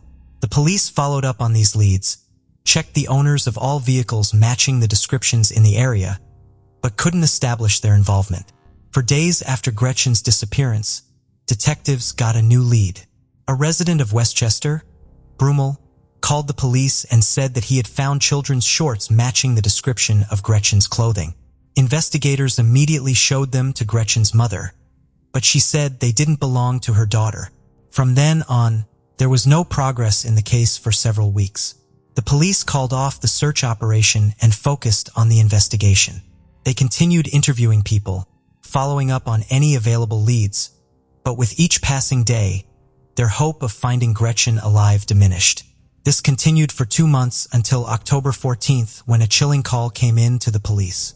A man went for a jog in a large national park about a 20-minute drive from Brummel. There, he noticed something strange in the bushes, and he didn't realize what it was. But when he came closer, he suddenly realized it was a human body. He immediately ran to the park rangers to inform them of the discovery, and they called the police. Officers quickly realized the remains were those of a child, but due to the extent of decomposition, identifying the child was extremely challenging. Detectives assumed it might be Gretchen, so they showed her parents photos of the clothing, which had been left carefully folded next to the remains. Gretchen's mother immediately confirmed they belonged to her daughter because she had made those clothes herself. Soon, forensic experts confirmed it was indeed Gretchen by matching the remains with her dental records. They also determined that the cause of death was multiple severe blows to the head, and the case was reclassified as a homicide. Due to the level of decomposition, they couldn't determine any other details, including whether the victim had been sexually assaulted. Moreover, DNA analysis didn't exist in 1975, so investigators were once again left without any clues. News of the murder reignited the attention of the local community, and the police began receiving even more tips. People realized that a dangerous criminal could still be somewhere among them, so everyone wanted to see the perpetrator brought to justice as soon as possible. Investigators received dozens of tips about suspicious men spotted in the park area where Gretchen's body was found, but all these tips led to dead ends. They also checked everyone living within a few-mile radius who had a history of violent crimes, but this yielded no results either. Several months after the discovery of the body, the case completely stalled, and there were no developments since then. Over the following years, the investigation was reopened from time to time. Detectives reviewed all available tips and leads, but each time it ended nowhere. The main problem was that detectives had no evidence at all. Even when the police began using DNA analysis, it didn't help in this particular case because no foreign samples were found on Gretchen's remains or her clothing. As a result, the case remained unsolved for many decades. It was occasionally mentioned in newspapers and featured on TV, but only in recent years did Gretchen's murder once again reignite wide public attention. Two journalists, Joanna and Mike, decided to write a book about the crime. They worked on it for several years, gathering all available information piece by piece and trying to uncover new facts. Both journalists grew up in Broumont and were roughly the same age as Gretchen at the time of her murder.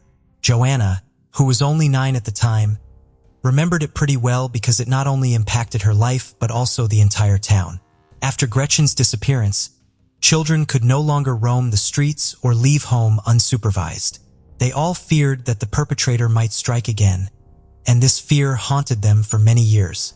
Even young children couldn't help but feel how their lives had suddenly changed, so they all remembered Gretchen's murder throughout the years. To write the book, Joanna and Mike secured access to the case documents and spoke with many individuals involved in the case. They carefully pieced together the events of those days, detailing the entire story. This book was released in 2022 and immediately attracted significant attention to the case. However, its major impact came months later when a woman contacted the police to discuss Gretchen's case. She met with the leading detective to tell her story.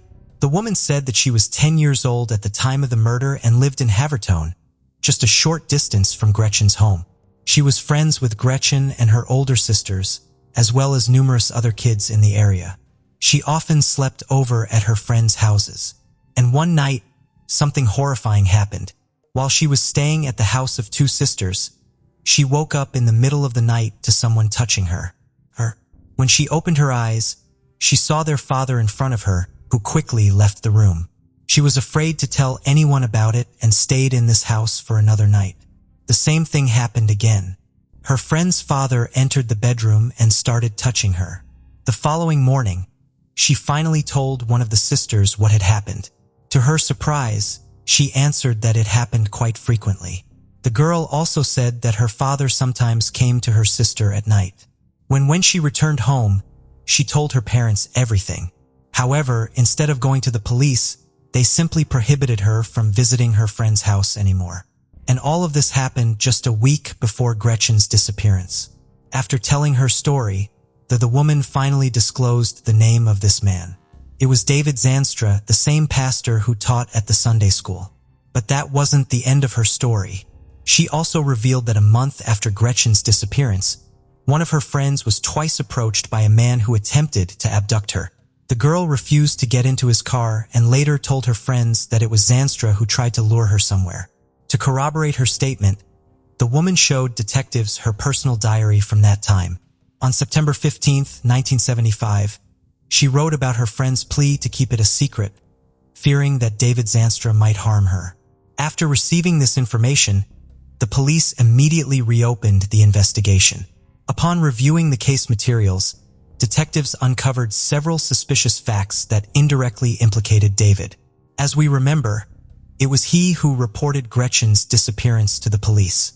The pastor provided investigators with a detailed description of her clothing: dark blue zip-up shorts with front studs and pockets without zippers or buttons. He also mentioned that she wore a white top with her hair in braids. At the same time, he claimed not to have seen Gretchen that day. This raised a reasonable question. How could he know what clothes she wore that morning? Especially since, after her body was found, David's descriptions were confirmed. She was wearing those exact clothes. The detectives also learned that the Sunday school classes started about 50 minutes late because Zanstra didn't show up at the church at the usual time. It meant that he would have had enough time to abduct Gretchen, murder her, dispose of her body in the park, and return to the church to begin his lessons. According to David's testimony, which he provided right after Gretchen's disappearance, he drove some of the children in his van to her father's church after the Sunday school classes. He insisted he didn't see Gretchen that morning and only noticed her absence when her father brought it to his attention.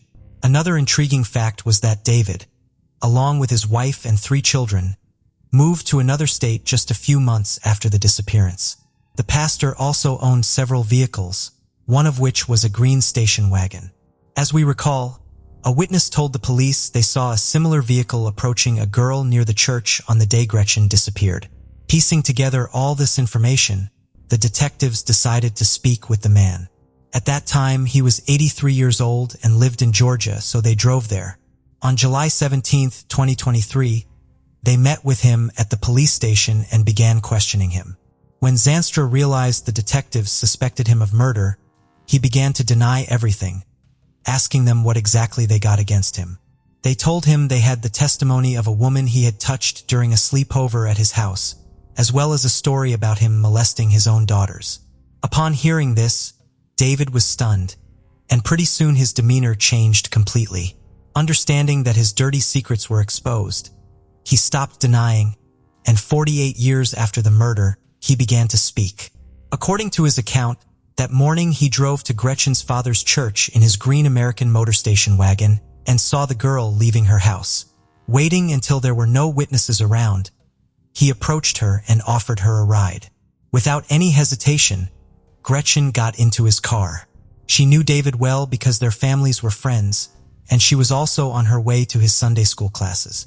But instead of taking her to the church, he drove her to a deserted park area, stopped the car, and told her to undress. Gretchen refused and said she wanted to go home, so Zanstra struck her several times on the head, causing her to lose consciousness. The pastor removed her clothes, satisfied himself, and then drove her to another park. Unable to find a pulse on her, he carried her body into the bushes and covered it with branches. After that, David drove back to the church to start his classes. Upon hearing his confession, the police arrested Zanstra for Gretchen's murder and extradited him to Pennsylvania. He was placed in jail awaiting trial, but for the police, this was just the beginning of a much deeper investigation. Considering that Zanstra had assaulted at least several girls, detectives strongly believed that there were likely other victims. The situation was worsened by the fact that the man worked as a pastor in many different cities and states for decades, so he could have committed numerous other crimes. Most of the time, he worked with children, and he was deeply respected in society, which could have allowed him to avoid any suspicions. But now, when the truth finally came out, detectives took his DNA sample and began searching for matches in other unsolved cases. They also looked into unsolved disappearances of girls in the cities where David had been working. Unfortunately, it didn't take long to find the possible connection. Investigators quickly came across the disappearance of 4-year-old Amanda Campbell from California, which occurred in 1991. Like Gretchen, she walked out of her home in a quiet neighborhood and vanished without a trace. At the time, David Zanstra worked as a pastor in that same neighborhood. Right now, there is no evidence against him, but the police say this case has several striking similarities to Gretchen's abduction and the pastor could be the same perpetrator. They are also continuing to investigate his possible involvement in other crimes. Considering that all of this is happening right now, we may learn a lot more in the coming months. As for the trial for the murder of Gretchen, it has not yet begun. It is possible that David's lawyers will want to prolong the process and advise him to retract his confession.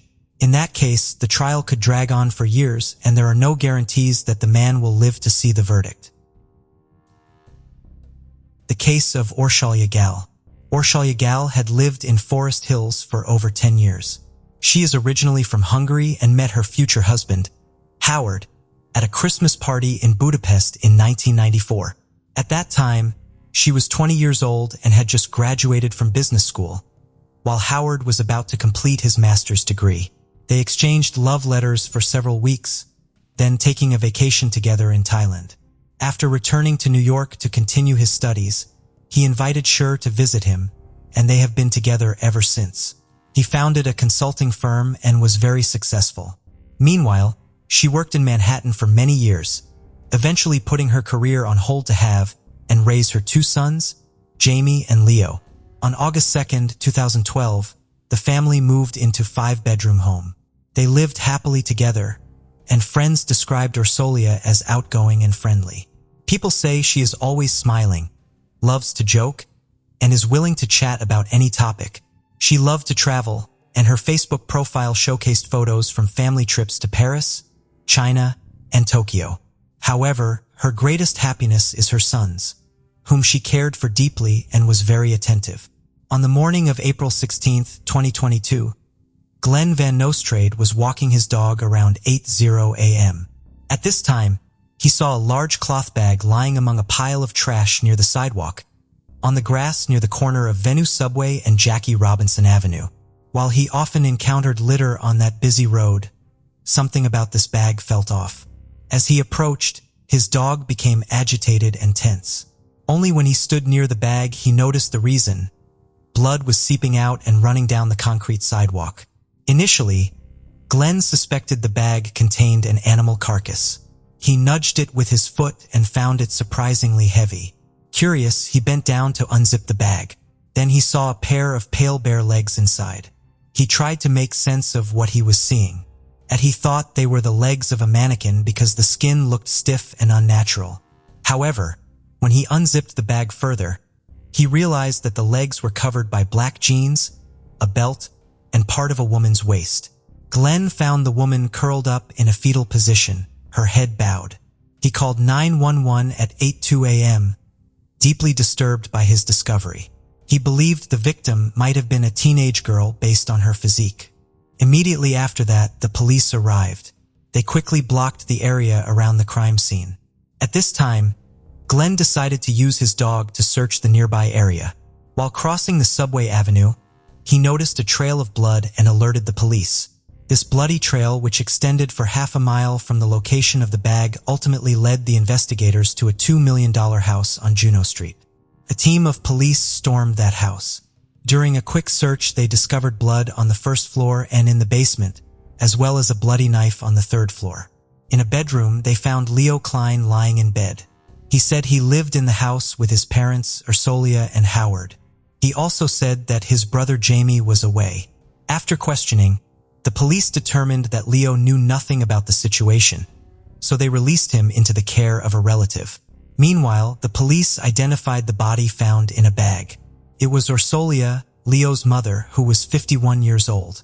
A forensic examination revealed that she had her throat cut and suffered 58 stab wounds to her torso, neck, and arms.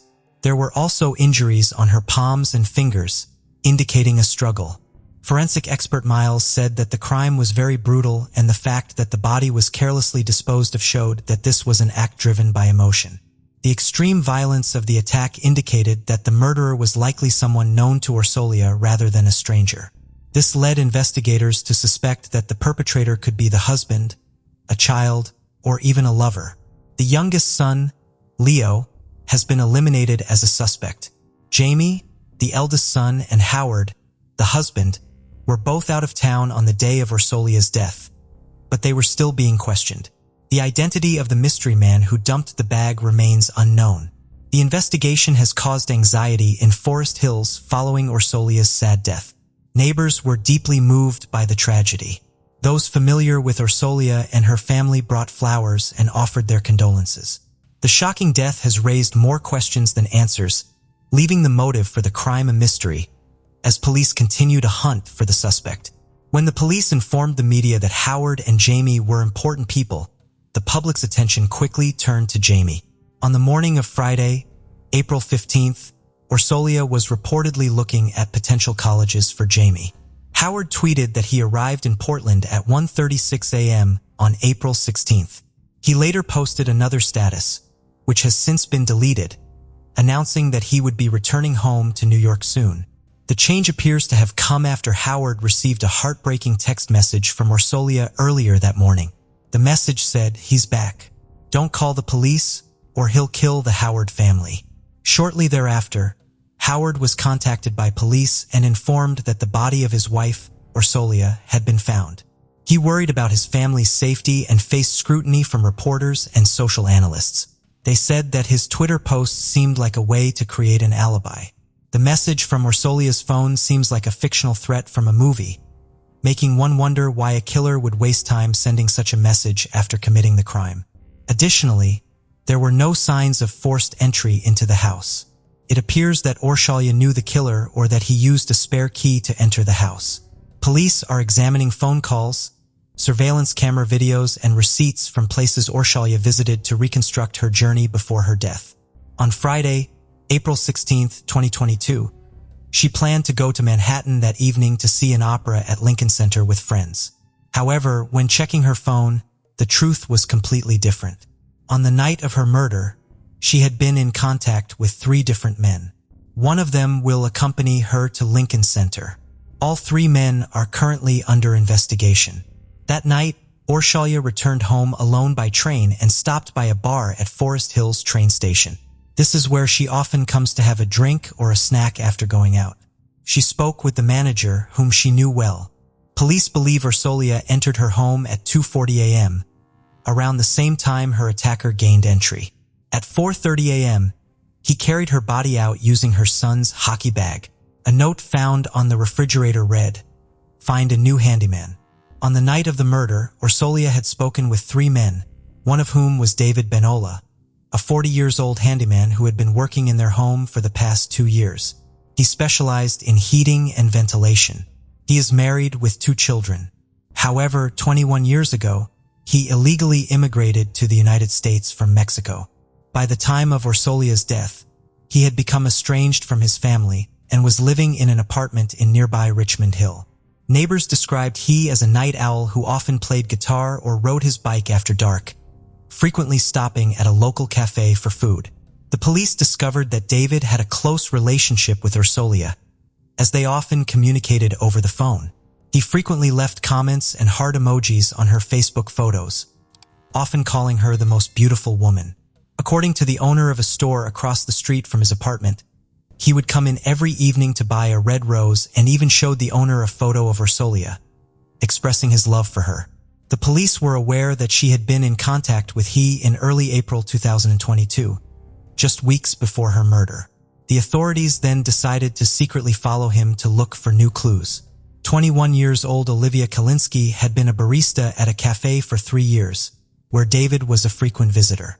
Olivia described him as strange and somewhat creepy, noting that he often stalked people. He frequented the cafe multiple times a week, watching the waitresses and baristas closely, making comments about their looks. He also left affectionate notes in the tip jar. He even proposed to 2 of the employees. The cafe staff called the police several times, but he always managed to leave before they arrived. David's passion for YouTube clearly shows his thoughts and desires, mainly revolving around 2 themes: seduction and violence. He has created a YouTube playlist with many videos related to local crime. The playlist also includes many videos about intimacy and women, offering tips on attraction and seduction. One playlist has over 200 videos, all aimed at helping viewers develop their ability to attract women. It is worth noting that he is a man with a rich imagination and a penchant for violence. Then, surveillance cameras captured images of David walking near his apartment with a homemade white bandage on his left arm.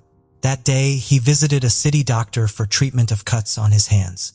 However, he was referred to the hospital because the cuts were too deep. The police postponed cleaning up the trash at the crime scene for several days to conduct a special search because they believe this pile of trash may contain evidence that helped convict him. Among the discarded objects in the trash pile, they found blood-soaked brown boots, believed to belong to David, which were worn when he stabbed Orshalia nearly 60 times, along with a bloody t-shirt and bloody bandages. On Wednesday, April 19, 2024, detectives returned to the area to locate David, who had noticed he was being followed. David approached a patrol car and said he heard they were looking for him. The police then took him to the station, and there he admitted his involvement in Orshalia's murder.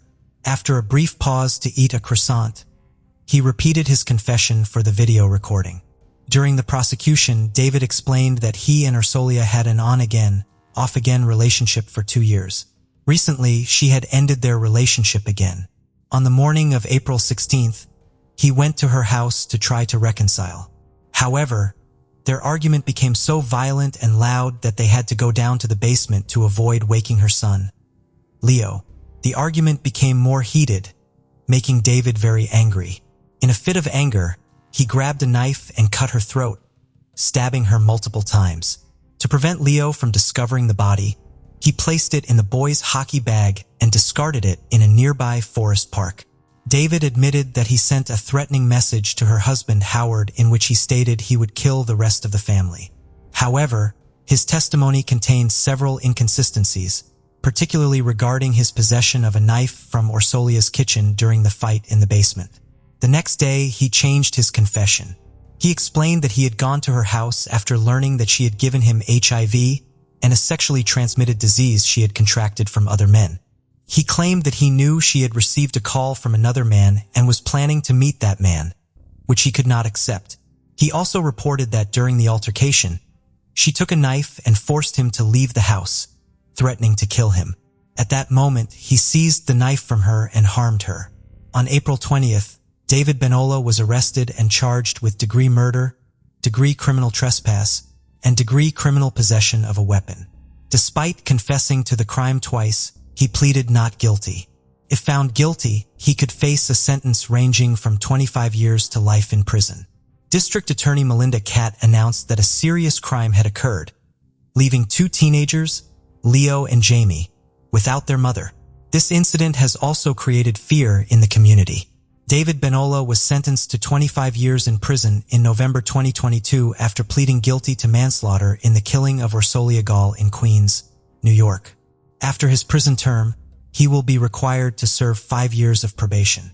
Many believe Orsolia shares some responsibility for her tragic death, stemming from her infidelity.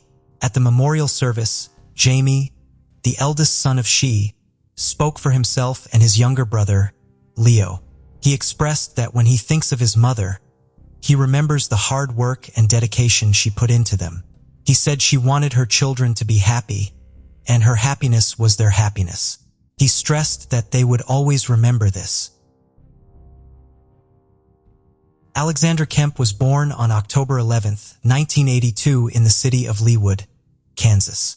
With a population of just over 30,000 people, it was one of the wealthiest suburbs in the Kansas City metropolitan area. Alexandra, who preferred to go by Allie, lived there with her parents and two brothers. From a very young age, she was incredibly active, participating in 19 different sports teams and various other activities throughout her school years. She had a passion for soccer and also excelled academically. After graduating from high school in February 2001, Allie enrolled at Kansas State University to study ecology. She always wanted a career that would allow her to help others. Allie even planned to travel to Russia on an exchange program to help orphan children. In February 2002, when she had finished her freshman year at college, 19-year-old Allie returned home for the summer break. She wanted to find a part-time job and also spend some time with her loved ones before returning back. She was also thrilled to reunite with her longtime boyfriend, Phil. The couple had been together for 5 years, but they had chosen different universities after high school. Despite the distance, they continued their relationship, and summer breaks were their only opportunity to be together. Allie and Phil landed a job together at the local public pool, and Allie's younger brother also joined in. Their shifts lined up one after the other. Phil worked mornings, Allie during the day, and her brother in the evenings. On Thursday, June 18th, Allie showed up for her shift to relieve Phil, and she thought about asking him to stay with her a bit, but then changed her mind since they had plans to meet up for a date later in the evening. The day was pretty overcast, so there weren't many visitors at the pool. Allie sat at her desk, reading a book, waiting for the workday to end. As evening approached, her younger brother arrived at the pool to start his shift. However, to his surprise, he couldn't find his sister anywhere. Her phone, keys, and other personal items were left unattended on the table, yet Allie herself was nowhere to be seen. After searching the area, he decided to call their parents. Their father, Roger Kemp, rushed over immediately, growing increasingly worried as the situation seemed odd. He knew that Allie wouldn't just leave her belongings, including her phone, and leave work early. Roger meticulously searched the entire area, checking every corner. Finally, he reached the pump room. It was very dark inside, and he didn't notice anything suspicious. But as he was about to leave, something caught his eye. There was a blue tarp spread out in the corner, and a foot was sticking out from underneath. His heart sank as he got closer, realizing it was his daughter lying beneath it. Ally was covered in blood and bruises, showing no signs of life. She was also missing her shorts and underwear. Roger immediately called an ambulance, but the doctors couldn't save her. She passed away shortly after arriving at the hospital. Medical experts determined that Allie had suffered a severe head injury and the cause of death was strangulation. They also found numerous defense wounds, indicating that Allie had tried to fend off her attacker. Police launched an investigation and quickly found the piece of evidence. There was an open first aid kit with a pill container on the floor of the pump room, near where the victim was discovered. It was sent to the lab and experts found, but he was not in the FBI database. Police began looking for possible suspects, starting with Ali's boyfriend. Given the brutality of the attack, investigators considered that the assailant might have had personal motives. According to Phil, after his shift, he went to visit friends, and his alibi was corroborated by several people. He also provided his DNA sample, which didn't match the perpetrators. The same was true for Ali's father and brother. They both provided their samples right away. Roger was overwhelmed with grief and spent the entire night at the morgue, unable to leave Ali alone. The next day, as some city residents gathered to express their condolences, he gave a speech and promised to find his daughter's killer at any cost. News of the murder quickly spread among the locals, who had rarely encountered such crimes before. As a result, the police received numerous tips, and almost instantly, they found their lead. Several pool visitors reported seeing a strange man lurking around the pool area the day before the murder, peering at them from behind bushes and even filming them. Other witnesses mentioned seeing a similar-looking man driving a beige Ford pickup truck in the pool parking lot. None of them recognized the man, and it seemed unlikely he was a visitor. Phil added another intriguing detail. One day, Ellie had told him that she sometimes felt uneasy working alone, as if someone was watching her. She didn't specify if she had seen anyone suspicious near the pool, but the accounts of other witnesses suggested it could have been the same man. Another lead came from Ally's friend, Laurel.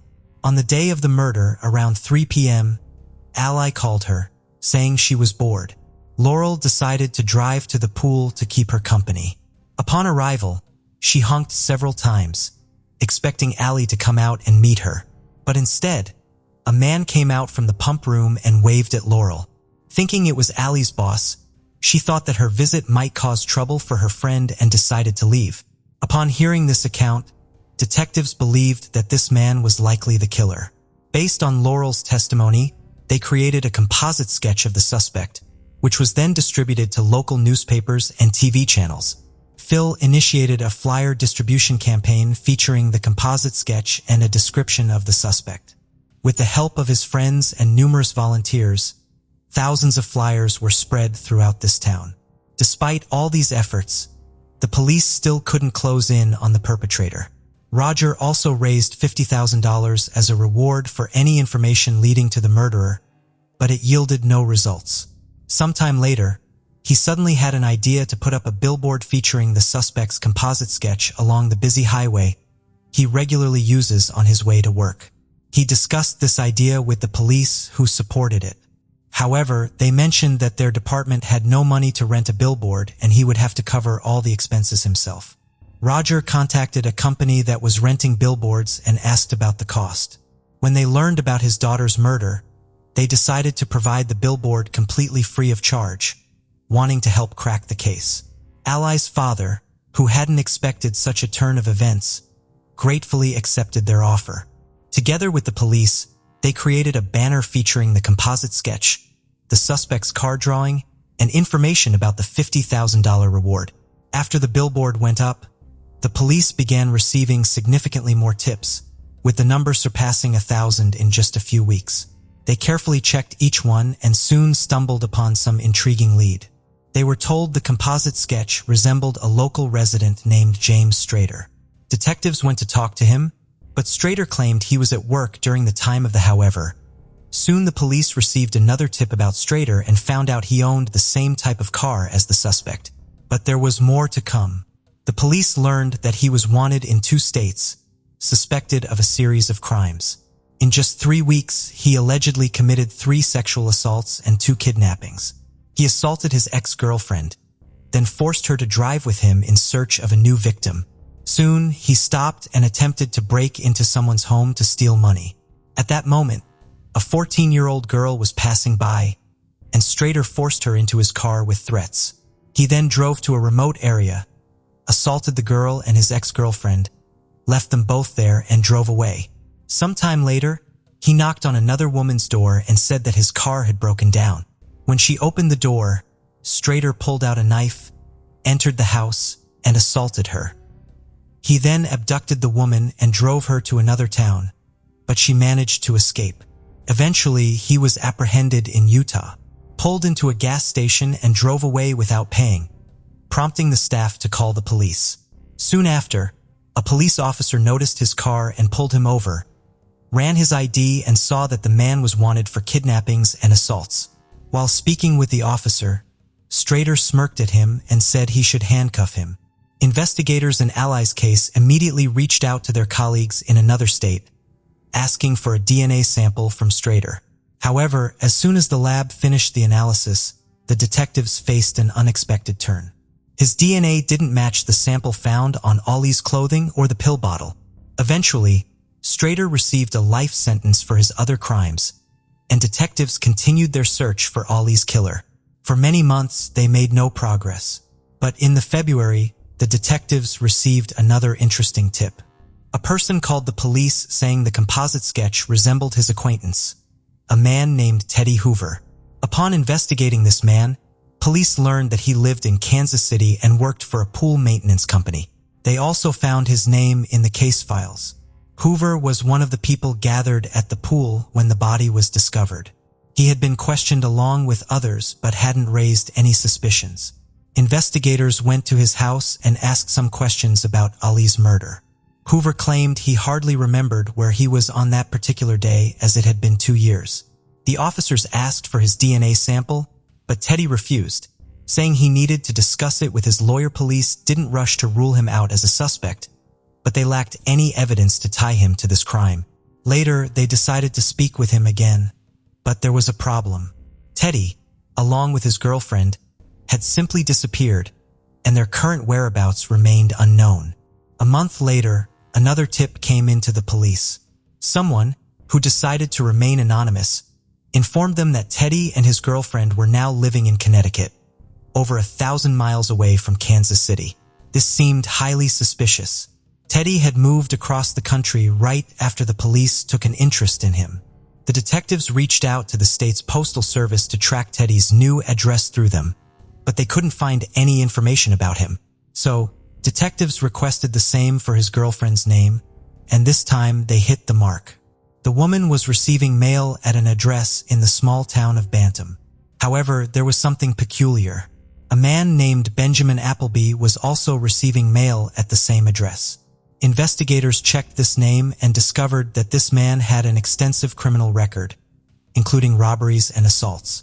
Interestingly, Teddy Hoover also had convictions for similar offenses, including an active arrest warrant for public indecency. Detectives began to suspect that something wasn't right. According to the postman, who regularly delivered letters to Teddy's girlfriend's address, he only saw 2 people in the house, and based on his descriptions, Appleby closely resembled Hoover. The police once again asked their colleagues in Connecticut for help. They went to the house and confirmed that Teddy Hoover indeed lived there, leading to his arrest on the warrant for public indecency. Meanwhile, detectives in Ally's case arrived in Connecticut and started preparing for the interrogation. They set up an investigation board with photos of the victim, Teddy, and pictures from the crime scene, hoping it would help to obtain a confession from Teddy. As he was brought into this room, he immediately became nervous seeing all this. Almost right away, he admitted that Benjamin Appleby was his real name, and Teddy Hoover was the identity of his late friend, which he used to avoid arrest.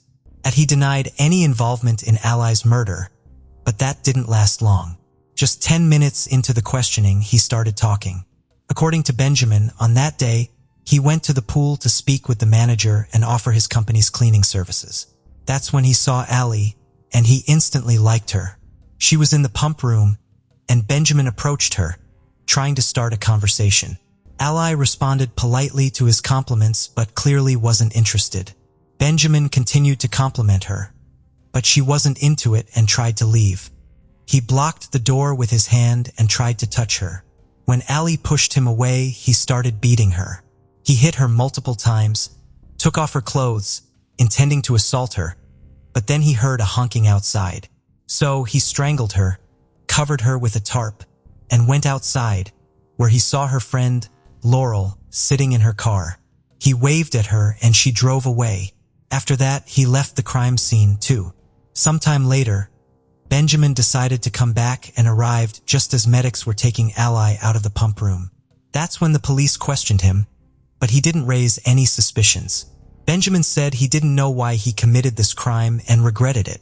He also added that he really liked Allie, and when she pushed him away, he just lost control over himself. After obtaining his confession, investigators sent his DNA sample to the lab. It matched the samples found on Allie's clothes and the pill container. When asked why he took those pills, Benjamin said he was trying to find something in the first aid kit to use as a lubricant. The day after his arrest, the man hired a lawyer who tried to withdraw his confession, even though just a few hours earlier, Benjamin had said he didn't want to put the victim's family through a trial. However, with his DNA found on the victim's clothes, there was hardly any chance of avoiding punishment. At the trial, his lawyer argued that the murder was accidental, but he couldn't prove such a far-fetched version of events. In 2005, Benjamin was found guilty and sentenced to a minimum of 50 years in prison. This means he wouldn't be eligible for release until February 1954, and even then, it wasn't guaranteed. Considering he was only 29 at the time of sentencing, he would likely remain behind bars for the rest of his life.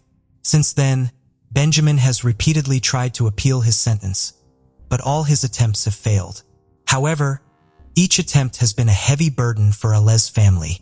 Her father has done everything he could to ensure his daughter's killer won't be released.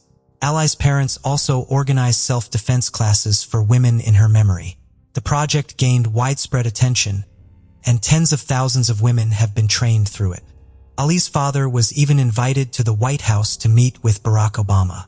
The president awarded him for organizing the self-defense classes and highlighted their importance. Roger was also thanked for coming up with the idea of posting information about wanted criminals on billboards. It turned out that no one had done this before, and this method proved to be very effective.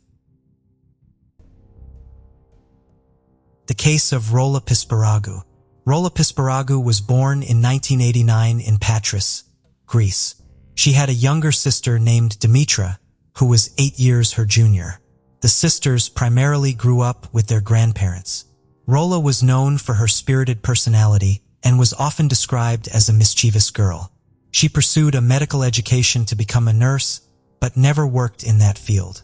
Throughout her life, she tried various professions, but her true passion was football. While working as a football referee, Rola met her future husband, Manos Daskalakis, who was a goalkeeper at the time. Rola, 22 years old, was deeply in love with 19-year-old Manos.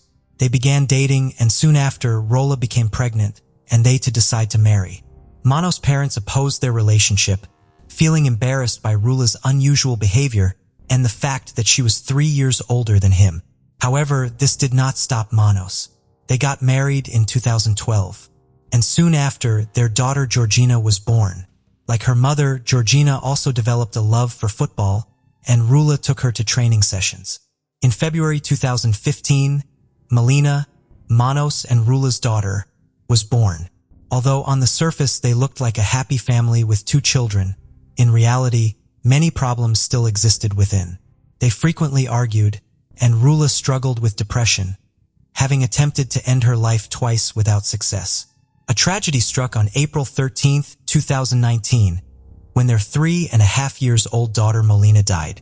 She had been hospitalized with symptoms of a rare form of leukemia, which doctors assured them was fully treatable. Melina has overcome the disease. She was set to return home. Everything seemed fine. On that fateful day, Rolla was at the hospital with Melina. The little girl was in a cheerful mood, enjoying shashlik that her parents had brought. However, everything changed abruptly after her father, Manos, stepped out of the room. According to Rolla, they settled down for a nap shortly after he left. About an hour later, a nurse came in to administer medication, and just 10 minutes after that, at 4:40 p.m., Melina began trembling, wheezing, and have a seizure. Rolla cried out for her daughter, but when that didn't help, she ran to summon the nurses. They rushed to assist Melina, but it was too late. A forensic expert later determined that the cause of death was liver failure and pulmonary edema. The family was deeply affected by their grief. Manos and Rula are back together, and their marriage grew stronger.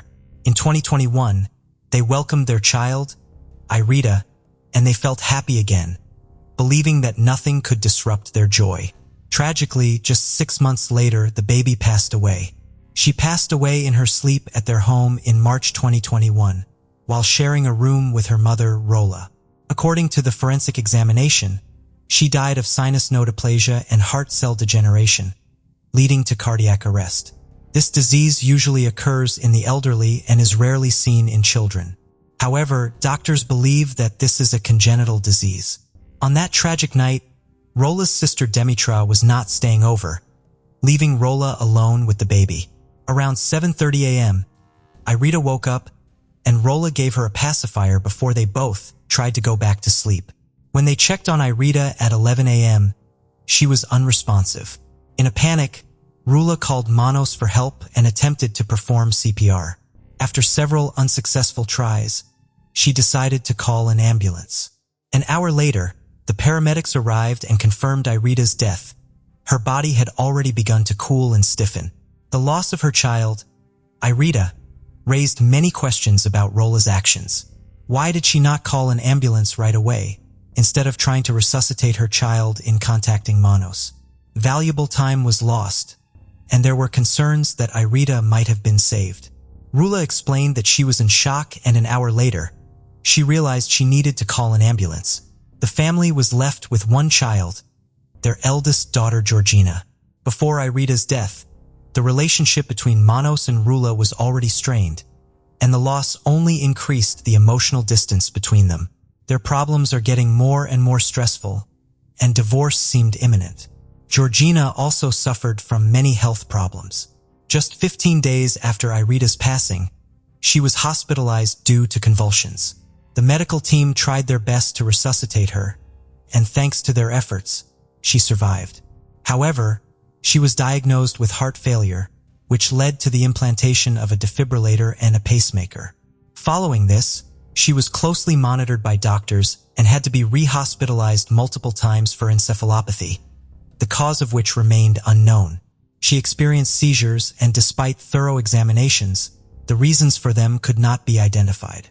The doctors decided to transfer her to a different clinic for further evaluation.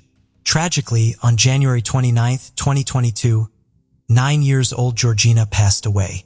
This news shocked everyone, especially since she had seemed healthy. As doctors were trying to save the girl, her mother, Rolla, suddenly declared her dead. She asked them to stop, saying that it was pointless and that she would not come back to life. She also said that Georgina had endured a lot of pain and suggested that it would be better for them to let her rest in peace. Rolla's calm demeanor during this moment surprised the medical staff. A few hours after Georgina's passing, Rolla shared a post on social media expressing her feelings.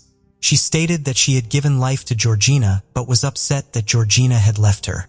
Rula highlighted that Georgina brought her joy and was a source of strength in her life. In her farewell message to her daughter, she wished Georgina to enjoy her reunion with her sisters. Rolla also expressed that, in her heart, Georgina would always be with her, and she affirmed her love for all 3 of her children. In memory of her children, Rolla got tattoos. She got her tattoo after Georgina was born, and the others were done after the deaths of her 2 daughters, Melina and Nerida. The circumstances surrounding the deaths of her 3 daughters raised suspicions. They all died within 3 years, one after the other. In each case, their health conditions appeared to be stable, and doctors were initially optimistic about their recovery. However, doctors were shocked by the sad outcome. This caused many doubts and speculations. Some people believe the Pasparago family was cursed and that these deaths were the result of supernatural forces. Doctors were skeptical of Rula's explanation for her daughter's death and contacted law enforcement to investigate. The focus was on the eldest daughter, Georgina, as they had her medical records and her body for further examination. Investigators interviewed 20 doctors from 5 hospitals in Athens and Patras who had treated Georgina.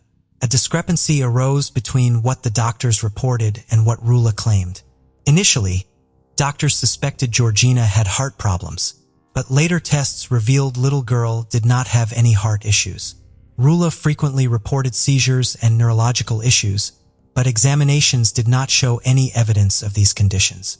Instead, Georgina was diagnosed with gastroenteritis and psychological issues stemming from the deaths of her 2 younger sisters, and little girl was discharged. However, little girl was readmitted due to seizures, and her condition remained unclear. Plans were made to transfer her to a hospital with better monitoring capabilities, but unfortunately, she died before that could happen, despite appearing healthy at the time. Before her death, Georgina told doctors she felt as if there was a bomb in her stomach about to explode. She was concerned and tried to understand the deaths of her younger sisters, Melina and Irita, fearing something similar might happen to her. She shared her concerns with the doctors at the hospital. Manos and Rula initially denied any involvement in the children's deaths. They did some interviews and finally cleared the doubts about them. They spoke of the traumatic experience they faced, often using the words suddenly to stress that their children died unexpectedly and without warning, even though there were no signs that anything bad was imminent. According to Rula, Georgina had difficulty breathing. However, toxicology tests revealed no issues. The doctor confirmed that Georgina had no heart problems and mentioned her sudden death. However, the investigation is still ongoing. It was discovered that Rula was present with her 3 children at all 3 incidents, but she asserted that this said nothing. Rula declares that she is the children's mother and that she has always been there for them. She didn't understand why that surprised everyone and told them to stop talking nonsense. Manos blamed the doctors and was confused because all tests showed the children's was healthy before his sudden death. He believed the treatment may have been wrong, although toxicological tests performed after the girls' deaths yielded no findings. They were only conducted for the most common substances, so it was decided to do more extensive testing that would not normally be done. In the case involving Irita's death, Rula called an ambulance too late. Similarly, in the case with Melina, Rula delayed seeking help and only contacted the nurses 35 minutes after Melina had died, by which point her body had started to cool. Why did it take Rula so long to ask for help? A forensic expert observed small scratches on Melina's nose, indicating that there might have been a struggle. In addition, tests showed that the concentration of ketamine in Georgina's body was very high, 6 times the normal amount used for anesthesia. Ketamine is not available at regular pharmacies and is hard to obtain, indicating that it could not have entered her system by accident. The drug was injected into Georgina's body just 20 minutes before her death. The question arises, who could have administered the ketamine if the doctors did not? The medical staff had last checked on her shortly before she died. And since Rula was the only person present in the hospital room when little girl passed away, Rula became a suspect in the murder. Later, the bodies of the 2 other girls, Melina and Nerida, were exhumed. While no ketamine was found, but experts concluded that both Melina and Nerida died of suffocation and their deaths were classified as murder. A bloody handkerchief was discovered next to the baby's body. This handkerchief had been taken from the house. Rula had requested its return but was denied. On March 30th, 2022, police arrested 33-year-old Rula Pisparagu at her younger sister's house in Patras. Rula had a medical degree and was capable of obtaining the drug. She knows her actions well and does them consciously. Investigators established that several years ago, she attended seminars related to criminology. Rola's younger sister, Dimitra, refused to believe that Rula could be responsible for the children's deaths. She stated that she did not believe Rula would have harmed her daughters and that if they did not die of natural causes, then someone else was to blame and should be punished. Dimitra confirmed that she did not see anything unusual while in the house during the time of Irita's death. However, others described Rolla as cold and emotionless, suggesting she could potentially be responsible for the tragedy. During the investigation of Georgina's notebook, a piece of paper was discovered that said, "Her mother, Rolla, is very evil." Neighbors reported witnessing Rolla physically abuse Georgina when little girl was just a baby. They informed the police, and the complaint was forwarded to social services, which monitored the family by making regular visits to their home. A message was found on Rolla's phone that she sent the day before Georgina's death, stating, "See what happens tomorrow." This message became a crucial piece of evidence against her. After Rolla's arrest, her husband, Manos, learned about the evidence and became convinced of her guilt, leading him to file for divorce. He was shocked by her actions and don't understand what her motive is. Manos mentioned that she was pregnant at the time of Georgina's death, but he suspected the child was not his since they had not been intimate for a long time. Following Georgina's death, Rolla quickly ended her pregnancy. Manos believed she might have been seeing another man to provoke jealousy, and he also questioned whether their middle daughter, Melina, and youngest daughter, Irita, were his biological children. When Rolla learned about the divorce, she became very angry. She sent a message to her friend, expressing her desire to cast a spell on her husband, Manos, to prevent him from leaving her. 2 weeks before Georgina's death, Manos proposed a divorce, prompting she to consult fortune tellers in hopes of keeping he. Unfortunately, this did not help. So what could Rolla's motives be? Initially, there was speculation that she might have Munchausen syndrome.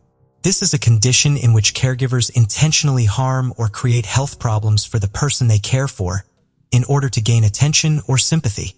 However, this theory was later dismissed. It was then revealed that Manos had a mistress. Rolla was aware of the infidelity and was contemplating divorce herself. She desperately attempted to hold on to her husband, possibly seeking to regain his attention and rebuild the family. Rolla's younger sister, Dimitra, does not accept this hypothesis. She asserts that she advised Rolla to divorce Manos due to issues in their marriage. Although Rolla understood the problems, she hesitated to divorce for the sake of their children. Dimitra found it hard to believe that Rolla could be capable of such actions. A psychiatrist who evaluated Rolla concluded that her thoughts were entirely centered on her husband. She was obsessed with him, exhibiting intense jealousy towards other women. After Rolla was arrested, about 500 people gathered outside her home, expressing outrage in demanding the death penalty for killing her 3 children. At that time, her mother, younger sister, and other relatives were inside the home. The trial in this case is still in progress. Rolla is currently in custody, housed in a solitary VIP cell that includes various amenities. She does not interact with other inmates, and for her safety, she is under constant surveillance due to concerns that she may attempt to end her life. Rolla is charged with the murder of 3 children, but she continues to deny all allegations. She insists that she is a victim who has lost children and freedom. She believes this is a misunderstanding and is confident that she will be acquitted, released from prison, and able to repair her relationship with Manos. She has not yet accepted the reality of her divorce. Rolla's ex-husband, Manos, wants nothing to do with her. He is in a new relationship, planning a wedding and hoping to have children. On March 29, 2024, Rolla Pisparagu was sentenced to life in prison by a jury in Athens. The jury unanimously found her guilty of the murder of her eldest daughter, Georgina. The court agreed with the prosecutor's recommendation for the sentence. Jane Pritchard was a very bright student who had a love for growing plants and shrubs. She studied hard and made school one of her top priorities, and when she graduated Poolesville High School in 1976, she was her class's valedictorian. After high school, she would attend Western Maryland College, where she studied political science and biology, and in 1980 would graduate with honors. After college, she became a botanist, but still had her sights set high and wanted to pursue law school with a study in environmental law. With this in mind, in 1986, she would return to college to pursue a master's degree in botany. Jane lived about 2 hours away from Blackbird Forest State Park in Delaware and had studied the wild hog peanut the summer before for her master's degree. On September 20th, 1986, she would leave her home in Clarksburg, Maryland, and make the 2-hour trip back to the park. She was driving her 1980 Chevy Blazer and arrived to the park before 8 a.m. and started working on her research. Visitors in the park would say that they saw her working off the side of a dirt road in the forest, surrounded by electronic equipment and engrossed in her research. Around 5:30 p.m. that day, 2 campers would find Jane's partially clothed body lying 20 feet from her equipment with a gunshot wound to her back. Investigators said that Jane had been doing a minute-by-minute recording of data when it ended abruptly before 10 a.m. Forest officials would say there was between 25 and 50 hunters in the 7,000-acre forest that day because it was the first weekend of Delaware squirrel hunting season. While investigators refused to provide any details on the shooting, they were certain it was no accident. 2 days after her death, a squirrel hunter would come forward and claim he saw Jane talking to another hunter around 10 a.m. that day. However, the more investigators questioned the hunter, the more they started becoming suspicious and would eventually accuse him of killing Jane due to all the inconsistencies in his story. He would be charged and a trial date was set. However, in August 1987, before he was set to go to trial, all charges were dropped. That's because a DNA test done on hair found at the crime scene proved he was innocent. This made investigators realize they should take the hunter's claim more seriously and start looking for an unknown white male around 5'9" with a medium build, seen wearing a brown jacket and blue jeans. Despite interviewing nearly 300 people, detectives were unable to arrest a suspect, and as of today, this case remains unsolved. Jantel Johnson was born on September 8, 1994. She lived with her family in Newark, Delaware when she disappeared on February 3, 2010 at the age of 15. Her mother dropped her and her brother off at school that morning, but a few hours later, Jantel, who was 5 months pregnant, called her mother and stated that she didn't feel well and that she was going home early. She apparently arrived home at Autumn Park Apartments on Winter Haven Drive, but later when her brother came to pick her up for church, she was nowhere to be found. The door to the apartment was unlocked and there was no indication of forced entry or a struggle. Jantel's personal belongings, including her purse, eyeglasses, and winter clothes, were left behind. At 10 p.m., when she was still not home and her family could not reach her by phone, her mother would report her missing. Her family believes she left the apartment voluntarily and didn't plan on being gone long, but something happened to her while she was out. Many people speculate that since the last call on her phone was made from her boyfriend, that he may have called her to come outside, and since it was cold, she got into his car to talk and then met with foul play. The alleged father of her unborn child was a 26-year-old man who has a history of domestic violence against another woman that he has a child with. He has been interviewed by police but was uncooperative. However, he has not yet been named as a suspect in her case. Records also do not indicate that his vehicle was ever searched. Her family stated they had accepted Jantel's pregnancy and were supportive of her decision to keep the baby, and they do not believe she ran away from home. She had run away from home one time before but had returned home very quickly. Because of this one incident, police initially thought she was a missing runaway.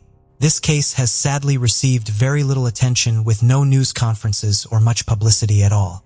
Authorities do believe she may still be in the local area, or that she may be in Wilmington, Delaware, Philadelphia, Pennsylvania, Maryland, or New York. They've also speculated that she may be in the company of the man she was allegedly pregnant by, and he reportedly has ties to these other states. However, many people fear that her boyfriend caused her harm due to the risk of serving jail time because of the Delaware laws concerning statutory rape. Her hair was in braids when she disappeared and her ears are pierced. She needs glasses or contact lenses, but wasn't wearing any at the time of her disappearance. She was last known to be wearing a black ski jacket with a fur-trimmed hood. Her family continues to search for answers and hopes for some kind of justice, but as of today, this case remains unsolved. The case of Diamond Bradley. Diamond Bradley was born on March 21, 2001, in Clarksville, Tennessee. She had an older brother named Quan, who was 3 years her senior. After her parents, Doris and Philip, separated, Doris sought a quieter and safer environment for her children, away from the hustle and bustle of the city. She moved her children, including Diamond's sibling Quan, to Spring Valley, Illinois, a small town where relatives also lived. This allowed Diamond and Quan to grow up with their cousins. Spring Valley is a small town located along the Illinois River with a population of around 5,000 in February 2002. Unlike larger towns, Spring Valley has no big shopping malls or tall buildings, but everyone there is very close-knit, relying on each other's support. Doris worked as a cook at a local nursing home for over 15 years, allowing her to provide for her children as they grew up. As Doris's busy schedule sometimes kept her away, her son Quan took on a significant role in caring for his younger sister, Diamond. He took on the roles of a guardian, mentor, and protective older brother, establishing a deep and enduring bond with her. Diamond also spent a lot of time with her cousin Giovanna, who looked so much like her that many people thought they were twins. Doris later had 2 more children, a girl named Malia and a boy named Quentin. Spring Valley was an ideal place to raise a family, but it had limited activities for teenagers. As a young girl at the time, Diamond enjoyed singing, dancing, playing with her siblings, and taking photos. But as social media and smartphones became increasingly popular, Diamond began spending more time online. She gradually began seeking out online friends and connections for social interaction and entertainment purposes. By the time she was 13 years old in February 2014, Diamond started actively posting a variety of content on her social media page. Diamond shared her personal life on social media, including her relationships and social engagements. She was especially close to her family, particularly her mother, and often expressed her love and affection for them online. As she entered adulthood, she used social media to seek advice or simply express her thoughts and feelings. She was not immune to the typical struggles of adolescence, sometimes finding it necessary to confide in others or experiencing overwhelming distrust. Although Diamond's family members, including Doris, interacted with her social media posts, she longed for attention and engagement from her peers. Since she had few friends in Spring Valley, her interest in boys started to grow, and she used social media as a digital diary to express her thoughts and feelings. She frequently posted updates, sometimes multiple times a day, allowing others to follow her life and thoughts. During this time, Diamond was very close to her family, but sometimes she felt an overwhelming sense of emptiness and disconnection.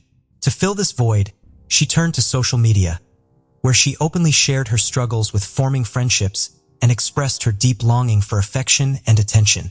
Through her posts, Diamond openly expressed her honest thoughts and feelings to anyone who would listen. Diamond was a high school student who had recently started dating Nicholas Nelson, and the two seemed like a perfect match. They spent a lot of time together and genuinely seemed to be in love. Despite her youth, Diamond had big ambitions. She wanted to pursue a career in nursing. The Diamond household was filled with love and laughter on January 23, 2018, as friends and family gathered to celebrate Doris's birthday. The evening was filled with warmth and joy, complete with a festive cake, music, and the company of dear loved ones. Doris completely did not foresee that her life was about to change suddenly and tragically. As the party came to a close, guests began to leave around 10 p.m. Doris told her daughter, Diamond, good night, and Diamond went to take a shower. The next morning, Doris got up just before 7 a.m. to prepare breakfast and get the younger kids ready for school. However, when she went to wake up Diamond, she was nowhere to be found. Her bedroom upstairs was vacant as well. Initially, Doris was not worried because she understood her daughter's habit of running to the nearby gas station to buy coffee in the morning. However, as time passed and Diamond still hadn't returned, her worries increased. Diamond did not have her own car, and the weather outside was wet with snow and wind, so she wouldn't be able to go for a walk. When Doris tried to call Diamond, her calls went straight to voicemail, which was unusual. By 8:30 a.m., DeCoyne, Diamond's father, arrived at her house as they had previously arranged. What made him worried was Diamond's unusual silence. She typically made an effort to stay in touch with her family to avoid worrying them. Doris's concern for her daughter, Diamond, grew by the hour. Despite contacting all of Diamond's acquaintances, no one had any information about her whereabouts. DeCoin searched the town but found no sign of her. As the hours passed, Doris experienced a mix of emotions, from fear to anger, and she couldn't shake the feeling that something terrible had happened to her daughter. This was the longest Diamond had ever gone without contacting her, and Doris's anxiety became unbearable. When her family searched on their own without results, Doris reported her daughter missing to the police at 6 p.m. Police began an investigation immediately. They contacted Diamond's cell phone provider to try to determine the last location of her phone by tracking cell tower signals. A prompt check on the device's activity revealed that it was last active at 7:18 a.m. near Tonopah, Illinois, approximately 5 miles northwest of a cell tower. However, this information only narrowed the search area and did not provide a specific location. Following this discovery, the phone stopped working due to a dead battery or deliberate shutdown, as there was no further activity. Diamond's mother anxiously clung to the hope that her niece, Giovanna, who had been in contact with Diamond the previous evening, might be able to provide crucial information. Diamond often shared her thoughts and plans with Giovanna. Sensing the seriousness of the situation, Giovanna revealed a secret to Doris. Diamond had a phone that she used to access the internet via Wi-Fi, which was unknown to her family. Diamond's brother, Quan, discovered a cell phone in a dresser drawer that was protected by a password and without a cellular plan. This discovery surprised Doris. She had no knowledge of her daughter owning a secret phone. Concerned, Doris immediately took the phone to the police, hoping to find clues that would help locate her missing daughter. Upon examination, investigators suspected that the phone was used for activities of which Doris would not have approved. After breaking the lock screen, they encountered additional security, requiring individual passwords for each app. However, notifications visible on the lock screen revealed several people inviting Diamond to meet up. The investigation found that Diamond had been using the phone to interact with people on dating platforms, which shocked Doris but was not a surprise to Giovanna. However, Doris was upset by the discovery because she had always been concerned about her daughter's dating, especially her attraction to older men and the potential dangers of online interactions. As a result, Doris had repeatedly warned Diamond to be cautious when communicating with strangers online, especially since she knew her daughter had a tendency to lie about her age. Diamond's mother and Quan had cautioned her about the risks of growing up too quickly, but she created an online profile that made her appear older anyway. As the search for Diamond continued, law enforcement agencies looked beyond the internet for clues. They spoke with people in the neighborhood, checked nearby stores, and collected surveillance footage to try to find any leads. At Diamond's usual coffee shop, the police found one camera with low-quality video that showed a dark-colored vehicle and its male driver, who appeared to be an adult. With very little evidence to work with, the police focused on this man and carefully examined the video to see if they could find any details that might reveal Diamond's location. To aid in the search for his missing younger sister, Diamond's brother, Quan, traversed nearby towns, posting flyers with her photo and a detailed description. His theory was that she had been abducted and taken outside of their town. He felt that time was limited and swift action was necessary. He couldn't shake the feeling of guilt for oversleeping that morning and not returning home sooner, as he believed he might have prevented Diamond's disappearance had he done so.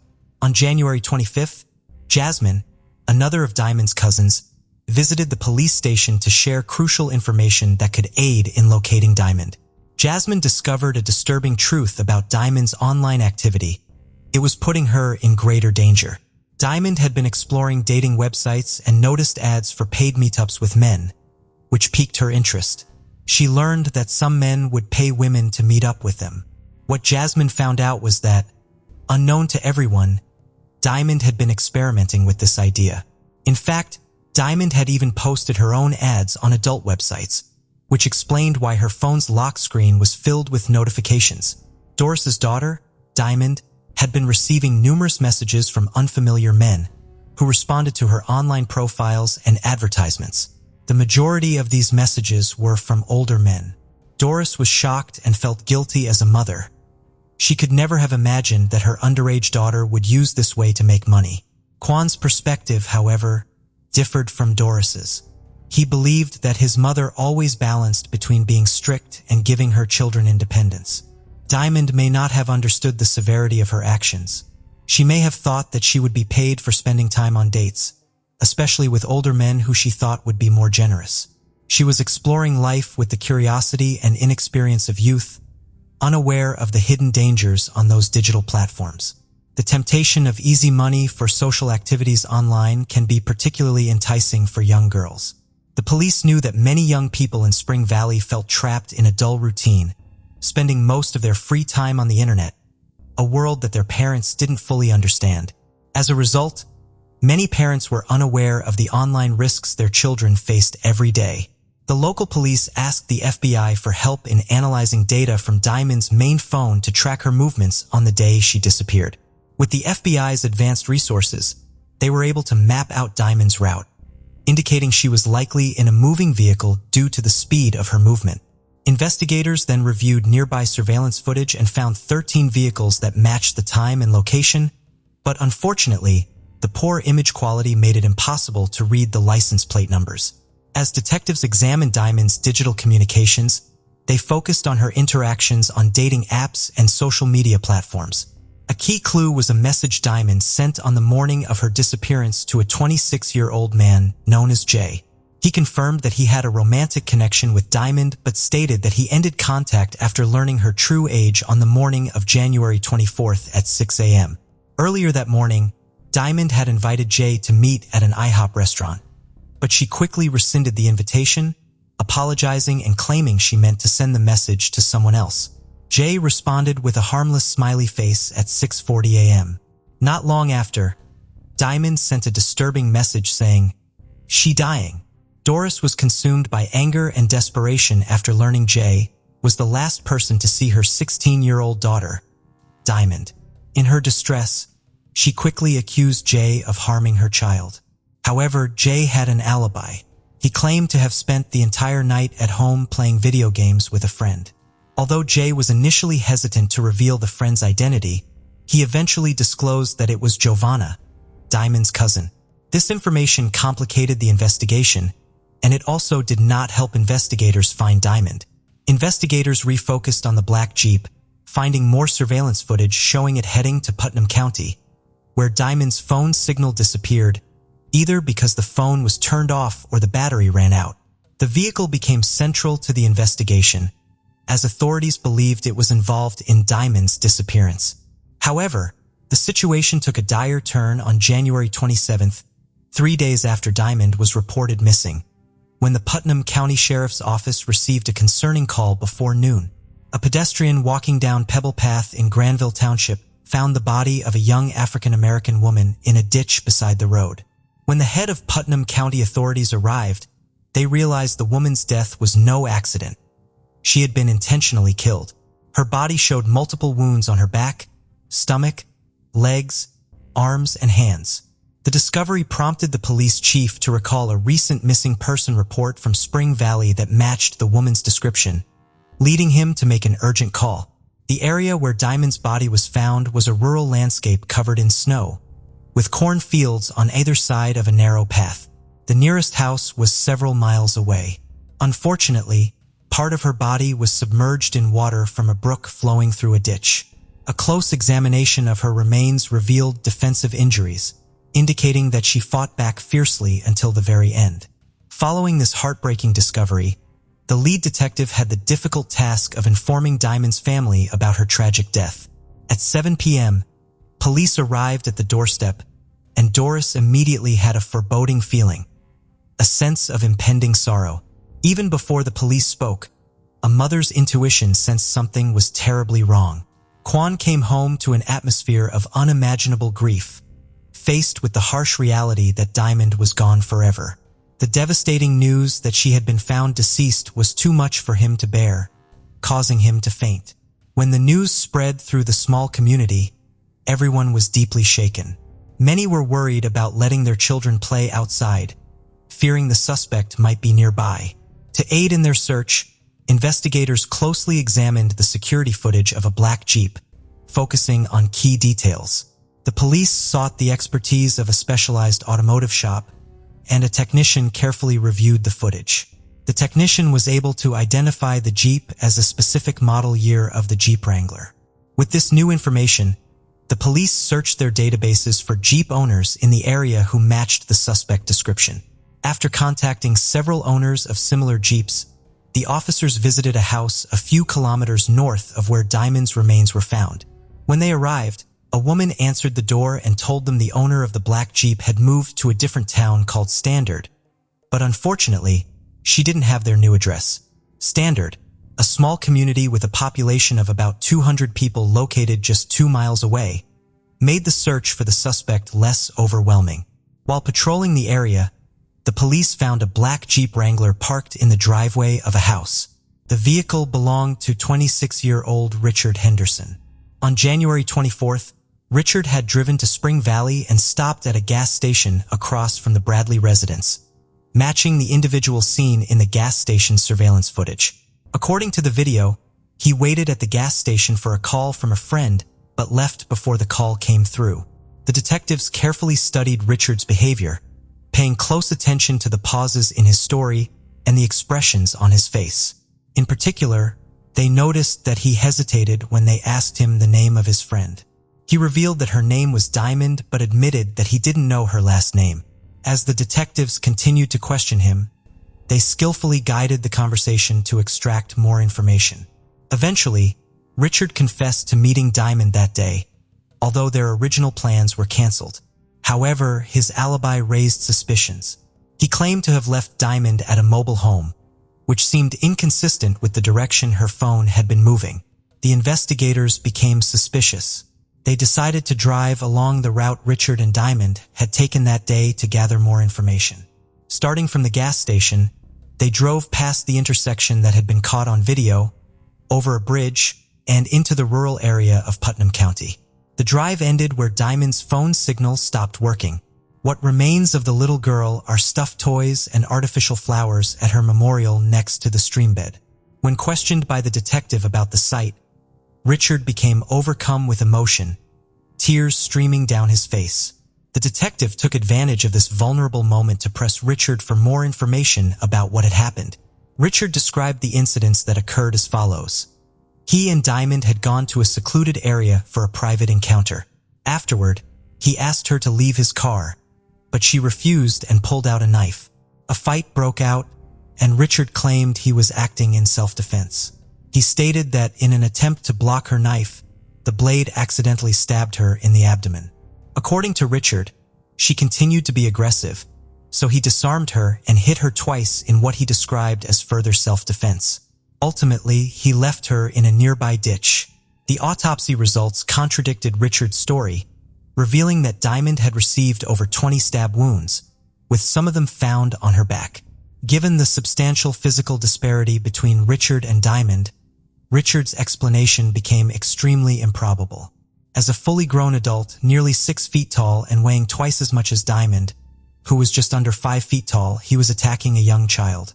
Tragically, Diamond had already lost her life by the time the search for her began. At the funeral, over 200 people came together, including family, friends, classmates, and teachers from Spring Valley High School. Because Doris chose cremation for Diamond, she was able to keep her daughter's remains with her at all times. The thought of leaving Diamond in a graveyard was too difficult for Doris to bear. As a result, she took Diamond's urn with her everywhere she went, even to court during Richard's sentencing. Richard Henderson pleaded guilty to avoid a life sentence and was given a 53-year prison term without the possibility of parole. Doris considered ending her life because of the overwhelming sadness of being separated from her daughter, but thinking about her remaining child, Quan, gave her the strength to continue living.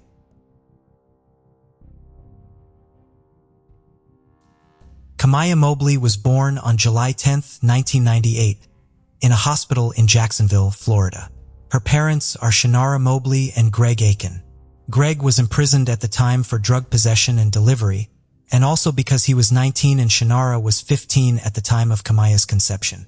8 hours after being born, Kamaya was abducted by a woman who impersonated a nurse. The The woman dressed as a nurse assisted and talked with Shannara Mobley, and then later walked out of the room with Kamaya in her arms. The abductor was believed to be about 25 years old and possibly wore a pair of glasses and a wig. Investigators from the Jacksonville Sheriff's Office followed more than 2,000 leads from as far away as Nova Scotia, but none of them led to baby Kamaya. Unbeknownst to Kamaya's family and investigators, the woman who abducted Kamaya was Gloria Williams. She was in an abusive relationship and had miscarried a child a week before the abduction, which is believed to be her motive. Gloria created a new identity for Kamaya. She was raised as Alexis Manigault in Walterboro, South Carolina, and graduated from Culleton County High School. In 2017, investigators reopened the case of Kamaya Mobley. A computer-generated composite was then created to show what an 18-year-old Kamaya Mobley would look like. This image was distributed to the media. Investigators received a few tips that led them to 18-year-old Alexis Manigault. Her DNA was taken, and it matched the DNA that was taken from Kamaya Mobley after she was born. 51-year-old Gloria Williams was then arrested in South Carolina and extradited to Florida. She was charged with kidnapping and interfering with custody. In 2018, Gloria pleaded guilty to kidnapping. She admitted that she had acted alone in the 1998 abduction. On June 8, 2018, Gloria was sentenced to 18 years in prison for the kidnapping of Kamaya Mobley. She is currently serving her sentence at the Hernando Correctional Institution. Kamaya still communicates with Gloria and calls her Mom. She also said Gloria had raised her with everything she needed. Kamaya connected with her biological family over FaceTime initially. Then, in December 2019, Kamaya moved to Jacksonville, Florida, to be closer to her family. In January 2020, a movie about the case was made called Stolen by My Mother, the Kamaya Mobley story. A surprising fact that was made public was that Kamaya knew she had been abducted and what her real name was since she was 16. Gloria told her everything because Kamaya could not get a social security number. The two of them kept the secret for 2 years until investigators figured it out. Shannara sued the hospital for oversight and was awarded $1.2 million. Not everything has gone smoothly since it was discovered that Alexis is actually Kamaya. For instance, she still prefers to go by Alexis, and her relationship with Shannara has been strained because Kamaya still often contacts Gloria. Recently, however, it appeared as if the story has a happy ending after all. Kamaya uploaded a picture of Greg and Shannara with the caption, "Parents."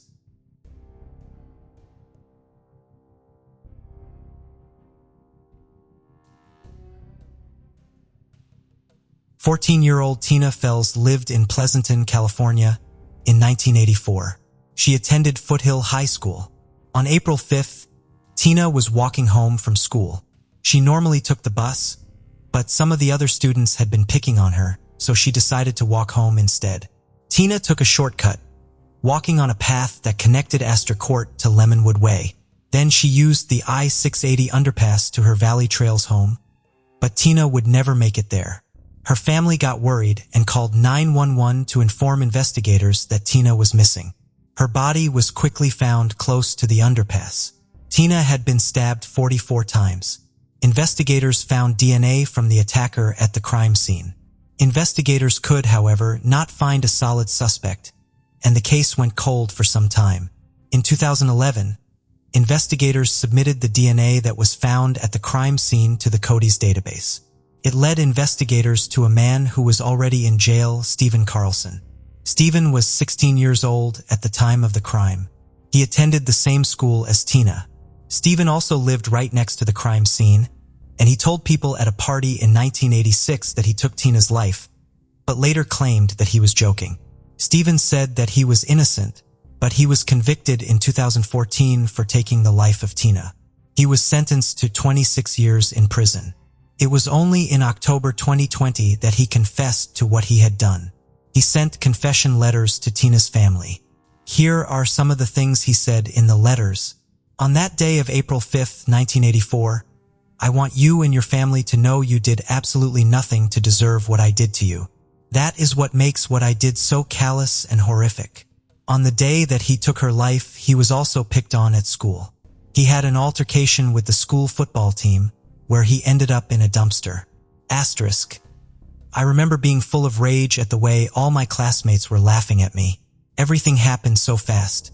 I remember going to the kitchen and grabbing a butcher knife. I walked across the street into the field, that is, where Tina Fells was. You were just minding your own business. Having to walk home by yourself, and having to walk past that scary drainage tunnel could have also been terrifying to a 14-year-old girl, but only to be horrifically surprised by me attacking you. Asterisk. Tina's brother, Drew Fells, was just 8 years old when he lost his sister. He said he is glad Stephen confessed. It is nice knowing that he is admitting it.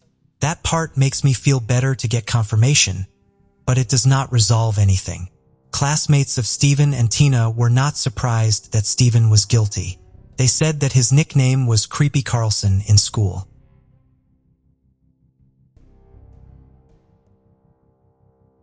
The case of April Tinsley. April Tinsley was born on March 18, 1980, in Fort Wayne, Indiana, the oldest child in her family. She attended elementary school and was a member of the children's choir at her local church. April enjoyed playing with her friends around the neighborhood. On Friday, April 1, 1988, when she turned 8, April came home from school eager to play. After lunch, she asked her mother if she could visit her friend Nicole, who lived just a few hundred yards away. Her mother agreed, as their neighborhood was very safe. Before April left, her mother reminded her to call Nicole as soon as she got to her house and gave her an umbrella, as it was nearly 3 p.m. and rain was expected. A few minutes later, when she arrived at Nicole's house, April called her mother. Her mother told her to be home by 4 p.m. When that time passed, April still hadn't returned, causing her mother to worry that she might have gotten caught in the rain. She called Nicole's house to check on her. Nicole's mother answered and said that April and Nicole had gone to a nearby playground. It started to rain, and April realized that she had left her umbrella at Nicole's house. She told Nicole that she would go back to Nicole's house to get her umbrella and then come home, since she had promised her mother that she would return when it started to rain. April returned home while Nicole went to another friend's house to play, and the two girls parted ways. When April's mother did not see her daughter return, she called Nicole's mother to ask about the situation, and Nicole's mother told her that April had not come to pick up her umbrella, even though she had left the playground nearly an hour earlier. April's mother was worried, and she informed her husband that their daughter was missing. They both went out to look for April, and some neighbors joined them when they heard about April's disappearance. They searched all the streets connecting Nicole's house, the playground, and their house, but they found no sign of her. Finally, her parents decided to contact the police. The police came to their house, investigated April's information, and began the search. Within hours, many neighbors had joined together to help the Tinsley family search for April, scouring the area along the route she often took, but they found no sign of her. As night fell, the police began to fear that she might have been kidnapped, believing they would have found her if she had simply gotten lost. It seemed as if she had disappeared completely. The next day, the search area was expanded, and news of April's disappearance spread throughout the city. Even with more police and volunteers involved, they still found no trace of her or any clues. April had been missing for 3 days until April 4th, when a man went jogging about 20 miles from April's home. While running through some fields, he saw a human body lying in a ditch. Alarmed, he called 911 to report the incident. Police quickly arrived at the scene and identified the body as April Tinsley. She was fully clothed, except for one shoe, which was missing. Although officers did not see any obvious signs of trauma, police suspected that April had been murdered. They believed that the perpetrator may have killed her elsewhere and then left her body in the ditch. Near the body, police also discovered an adult toy, but they were unsure if it was related to the case. They later found April's missing shoe across the street. The autopsy results showed that April died of asphyxiation and sexual assault. They estimated that her death occurred within 2 days before her body was discovered, indicating that the perpetrator had kept her alive for some time. The police collected DNA from the body, but at that time, the FBI did not have a DNA database, and DNA analysis was not yet advanced. Therefore, the police had to focus on finding new clues. After the body was found, the police appealed to the public through the media to receive more information about the case. Two important clues emerged. A man contacted police to report that he had driven past the field where April's body was found and had noticed an old blue pickup truck parked on the side of the road. Police thought the truck might have belonged to the killer and that witnesses might have seen it when the suspect dumped April's body. The second clue was even more important. A woman who lived along the road from the playground to Nicole's house claimed that she had seen a girl who looked like April on the day she went missing. A witness reported that as April walked down the street, an old blue pickup truck stopped next to her. Moments later, the truck drove away with her. The vehicle blocked the witness's view, making it impossible for them to see how the girl got into the truck. The witness also described the driver as a white man, about 30 years old, with blonde hair. Police created a sketch of the suspect and shared it with the media, hoping that someone would identify him. The FBI soon joined the investigation. Together with the police, they looked into the possible involvement of all the men who had previously been convicted of sex crimes living in April's area and tried to find new leads. The police then received a tip that the suspect's profile matched that of a man who had been involved in some organized crime and had joined Satanism. The police checked him out but found no connection to April's case. However, the police arrested him for another crime. The police continued to follow up on other leads, but they made no progress. This went on for months, and eventually the police hit a dead end. During the investigation into April's murder, police uncovered several other crimes against children and arrested several suspects, but they were unable to identify April's killer. For many years, there were no significant updates on the case.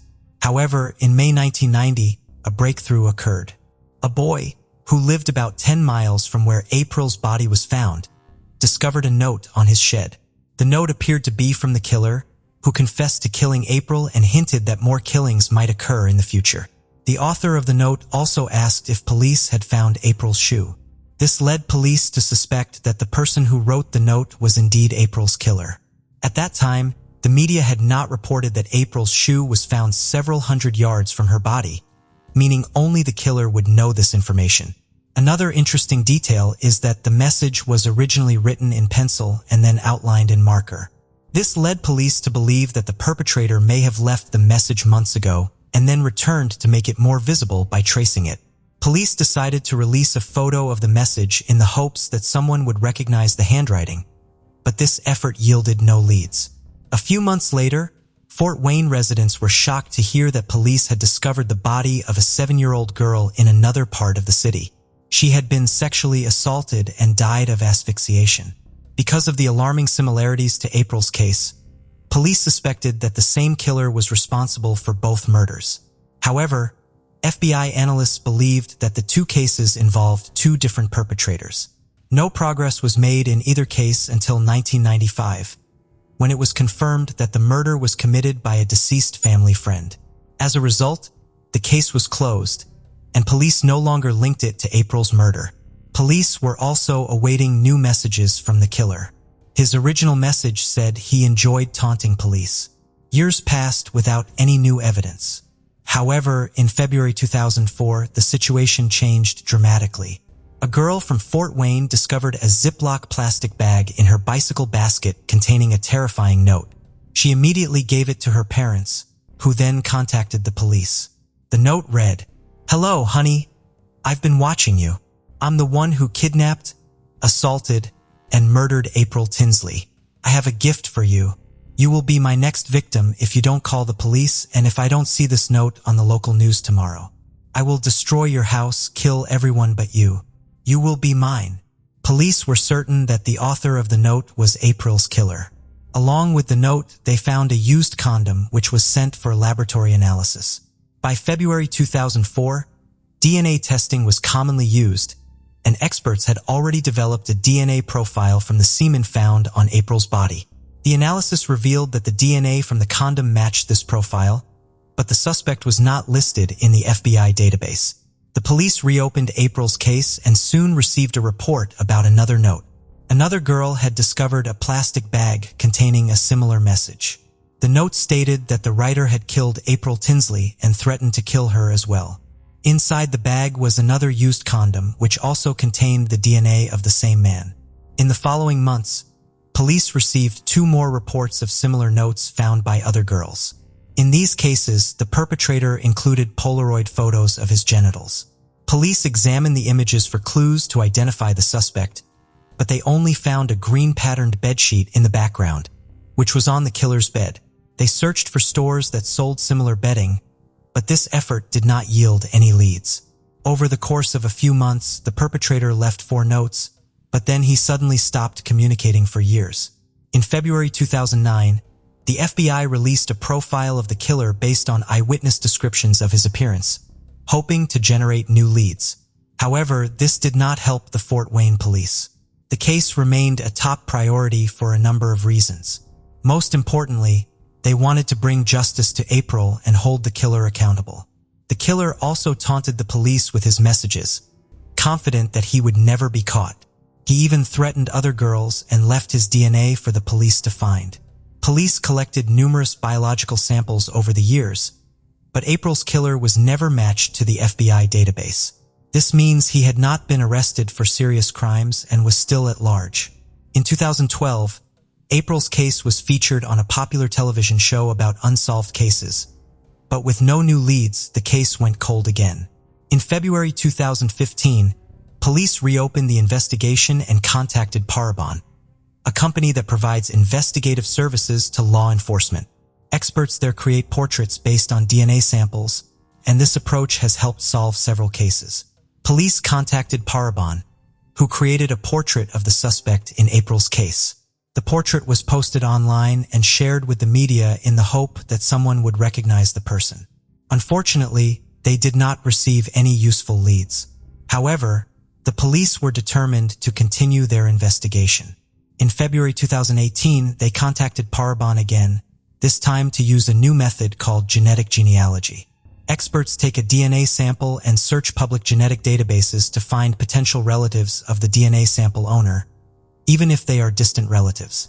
They often find thousands of people, then research their family tree and identify someone who fits the criteria of the perpetrator, such as gender, age, and place of residence at the time of the crime. The special thing about this method is that the DNA owner does not need to be in any stored database. This method identifies them through relatives. The police investigating April's case sent the killer's DNA sample to Parabon again and waited for the results. Tracing the family ties took months as experts analyzed the extensive data. They eventually told police they had narrowed the DNA lineage down to 2 brothers living in Fort Wayne. The police's next step was to find out if one of the brothers was the killer. They tracked both men down and collected their trash, hoping experts could extract DNA samples from it. 30 years after April's death, police found a DNA match between samples taken from April's body and a condom found at the scene, leading police to John Miller, 59.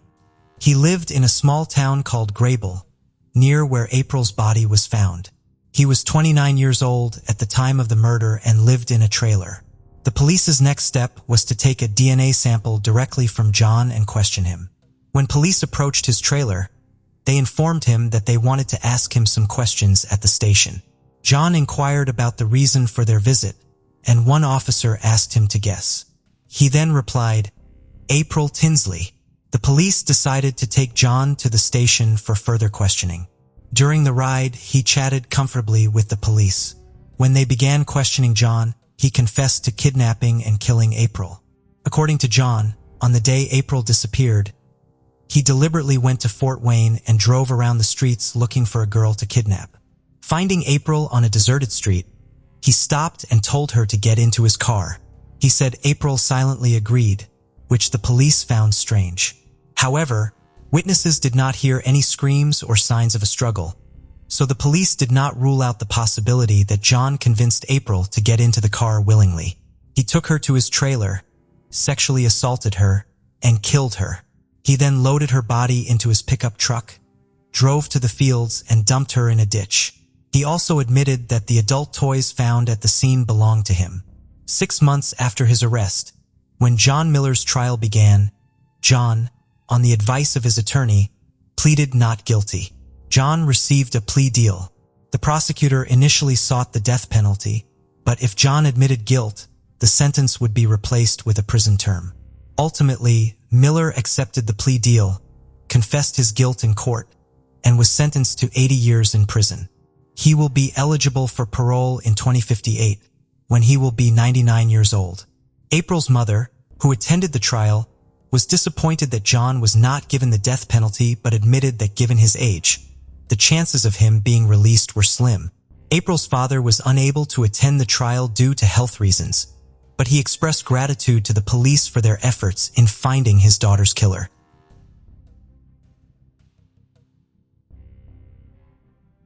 19-year-old Barbara Mae Tucker lived in Gresham, Oregon, in 1980.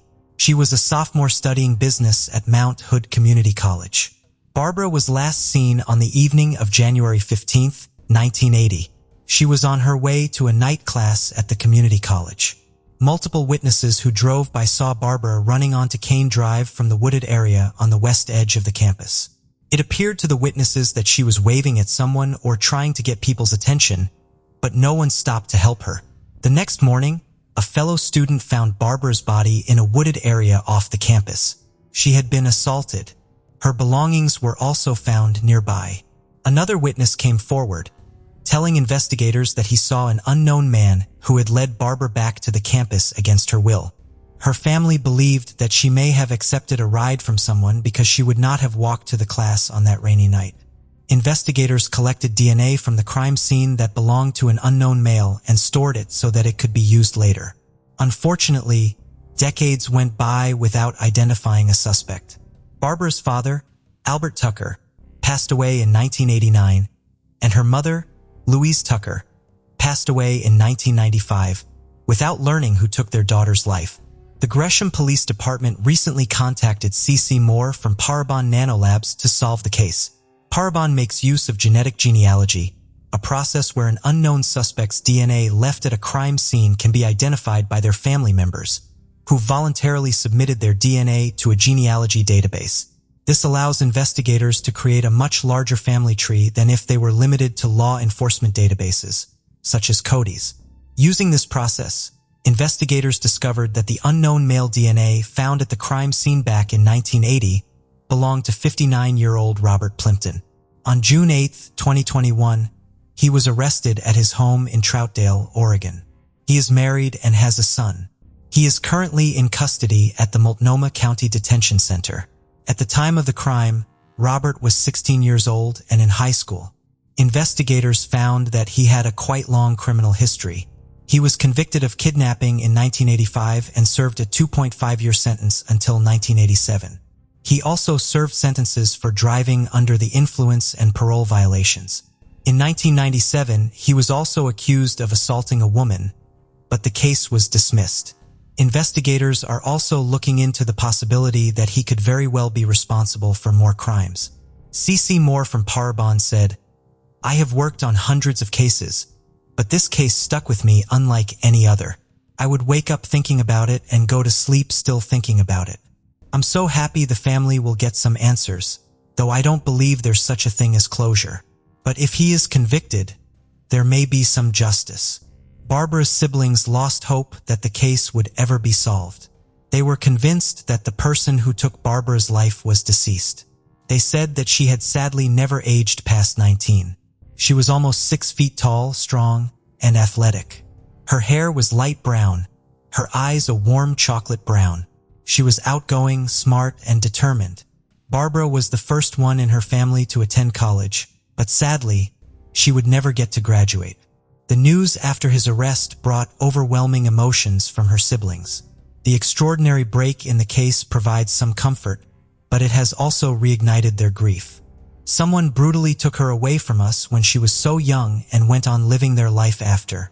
We want to see some justice, and we hope this is the right person. Norm Frink, now a retired chief from the Multnomah County District Attorney's Office, recalls all the work that was put in to solve the case. He also remembers how absolutely devastated Barbara's parents were and how they blamed themselves. "I only wish this had happened sooner, but the technology has evolved, and fortunately, there's finally been an arrest. It is a positive development, and I'm just sorry that Barbara's parents did not live to see it."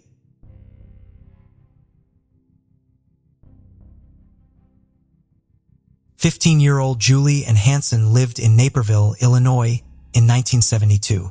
She was described as a very personable and sweet girl. On July 7, 1972, Julie was last seen leaving home on her bicycle, heading to a baseball game. When she did not return home, her family grew worried and called the police, informing them that Julie was missing. The next day, on July 8th, Julie's body was found in a cornfield in Aprilville. She had been assaulted and stabbed close to 40 times. Investigators followed leads and questioned potential suspects, but they were unable to identify the man who committed the heinous crime. In 2020, investigators believed that Bruce Lindahl could be the man they were looking for. He was involved in a similar crime that I've covered on my channel before. Investigators tested his DNA, but it did not match the DNA of an unknown male that they collected from the crime scene in Julie's case. Finally, on June 9, 2021, investigators announced that they had arrested 76-year-old Barry Lee Welpley in connection to the case. They said that his DNA matched the DNA found at the crime scene but did not want to provide any more information, as it could compromise their case against him. We do know that he was arrested at his home in Mounds View. At the time of the crime, he was 27 years old, worked as a welder, and lived less than a mile from where Julie lived. He is currently being held at a Will County jail, and his bond was set at $10 million. One of Barry's family members had used a commercial DNA service to explore family history, and it led investigators to Barry after all these years. Anyone with information is encouraged to contact the Naperville Police Department at their number and ask for the Investigations Division. Naperville Police Chief Bob Marshall said, "Both past and present investigators never gave up on Julie. Julie's parents had passed away, but other family members were grateful for the news."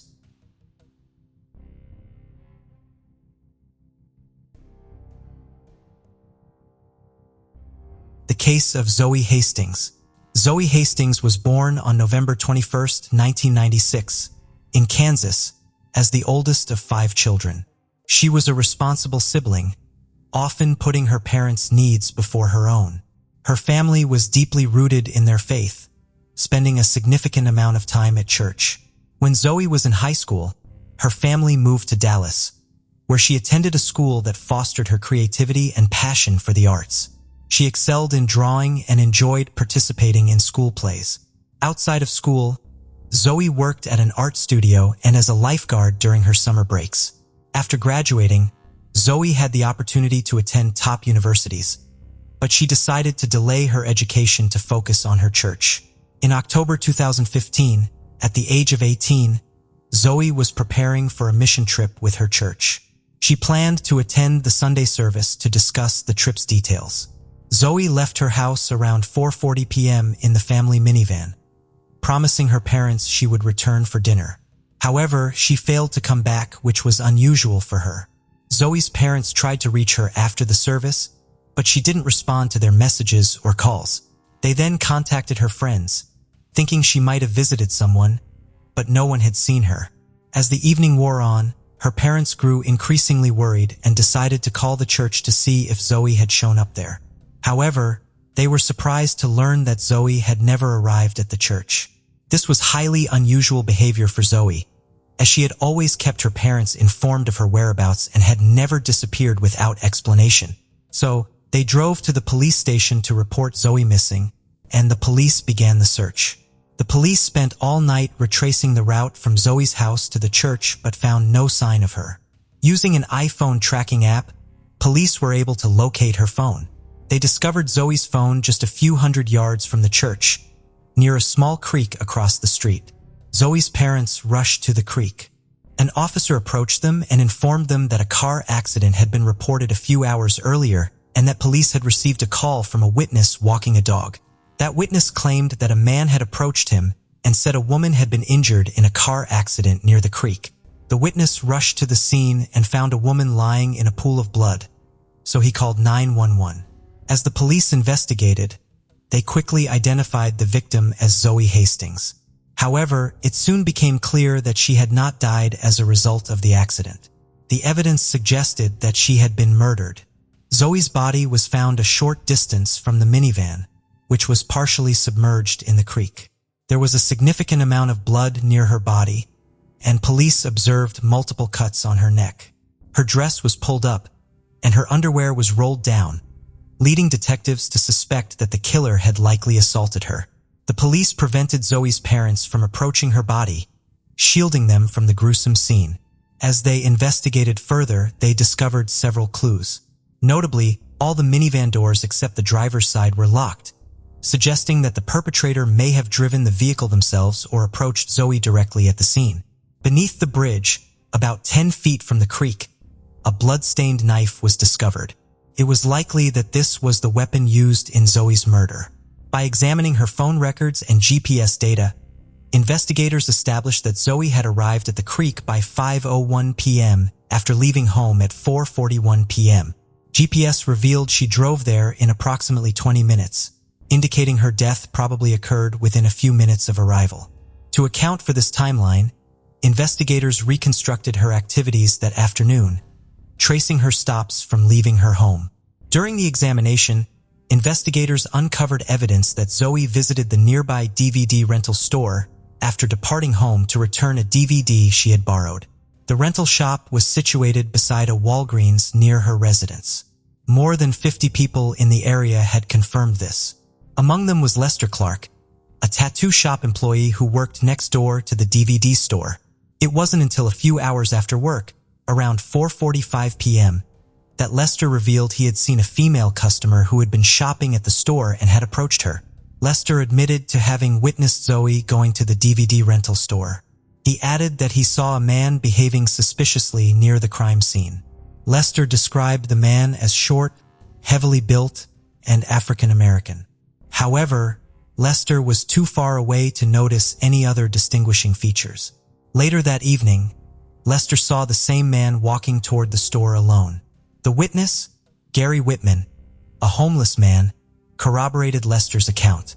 At around 4:45 p.m., Gary saw a woman approaching a white minivan in the parking lot. A man then approached her from behind, preventing her from entering the vehicle. The man showed her something from his pocket, and the woman subsequently got into the car, moving to the passenger seat. The man then drove away. Gary also described the suspect as short, heavily built, and African American, and found the situation highly suspicious. He went into the store and asked the clerk to call 911, but it is unclear if the clerk made the call. During the investigation, experts made several key discoveries. A forensic pathologist examined Zoe's body and found a small amount of male semen, indicating that Zoe had been sexually assaulted before being murdered. However, the amount of semen was too small to conduct a full DNA analysis. Investigators analyzed Zoe's car for any foreign fingerprints on the doors or steering wheel but found none. This discovery, combined with witness statements, suggested that the killer may have driven Zoe away in her minivan. However, the lack of fingerprints did not mean that the killer did not drive the car, as they may have wiped down the surfaces after the crime. When examining Zoe's body, investigators found several hairs, but they were too small to extract a full DNA sample from. However, a breakthrough came when a DNA sample was found on a knife near the crime scene. The DNA was matched to 34-year-old Antonio Cochran, who had a violent criminal history, including arrests for theft, assault, and home invasion. 1 year before the murder, Antonio was accused of sexually assaulting a 17-year-old girl, the daughter of his girlfriend. According to the girl, Antonio offered her a ride but took her to a secluded area and assaulted her. He was arrested and claimed that the sex was consensual, but the prosecution was unable to prove his guilt, and he was acquitted. Antonio became the prime suspect in the murder investigation. As a result, he was arrested. However, during the interrogation, Antonio denied any involvement in the crime. To gather more evidence, investigators collected a DNA sample from Antonio and compared it to the semen found on the victim's body.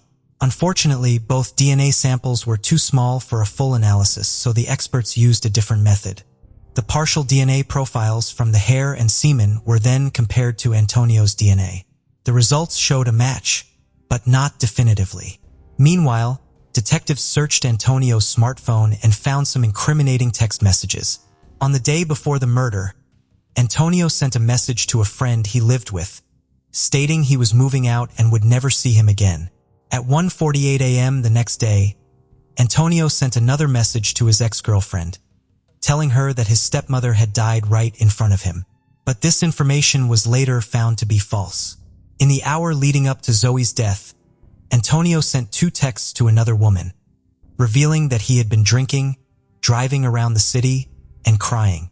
These messages were his last before the incident.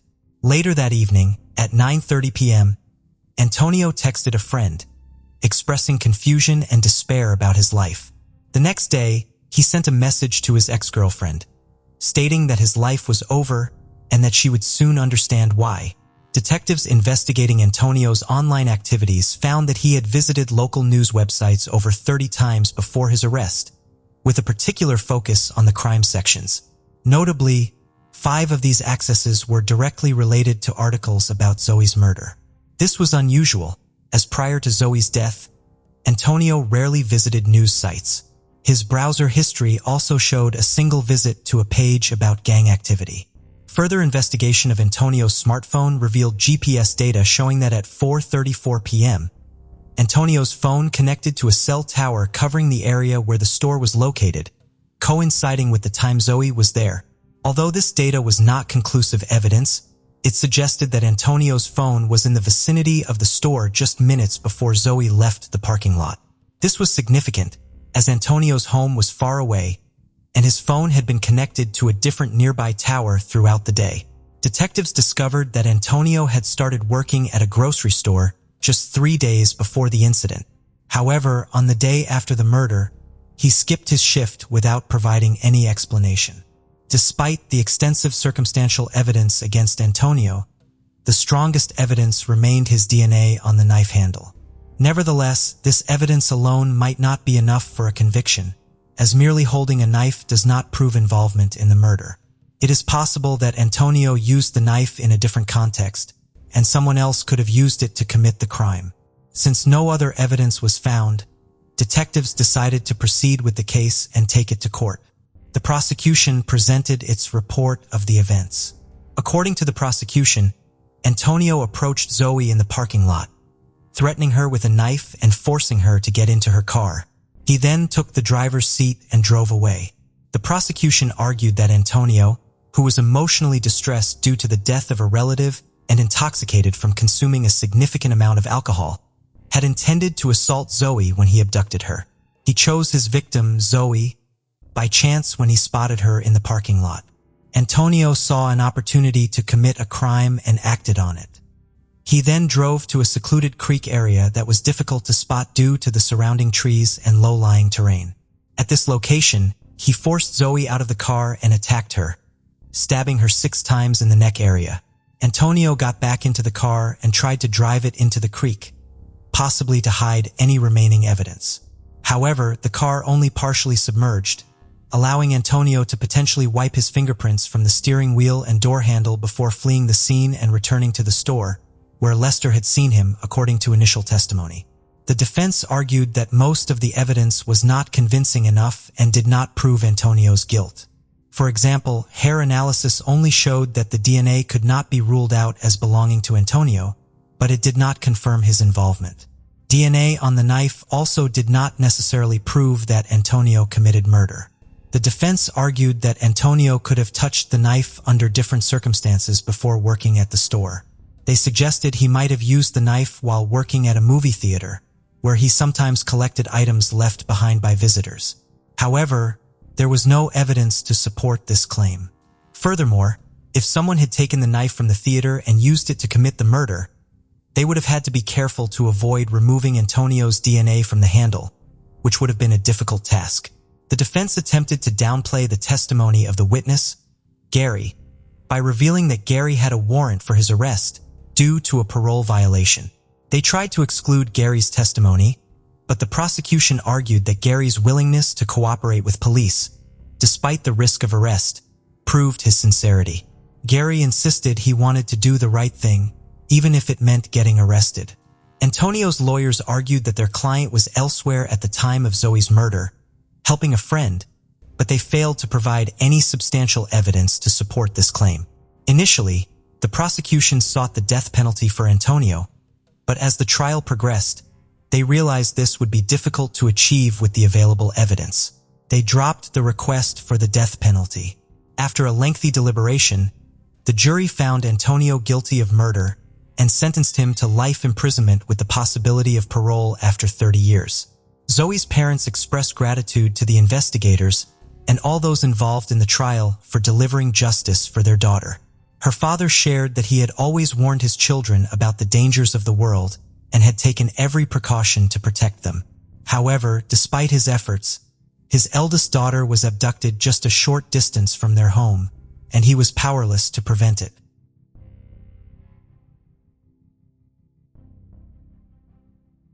"16-year-old Molly and Bish lived with her family in a small community of Warren, Massachusetts in 2000.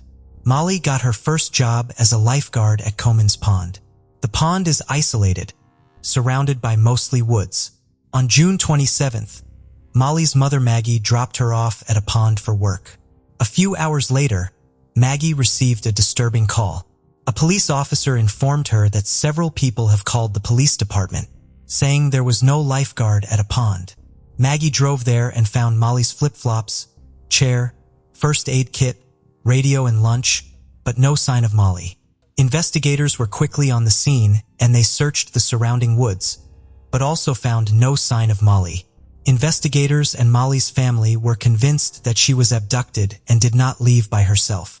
Maggie told investigators that she believes as she knows who abducted Molly.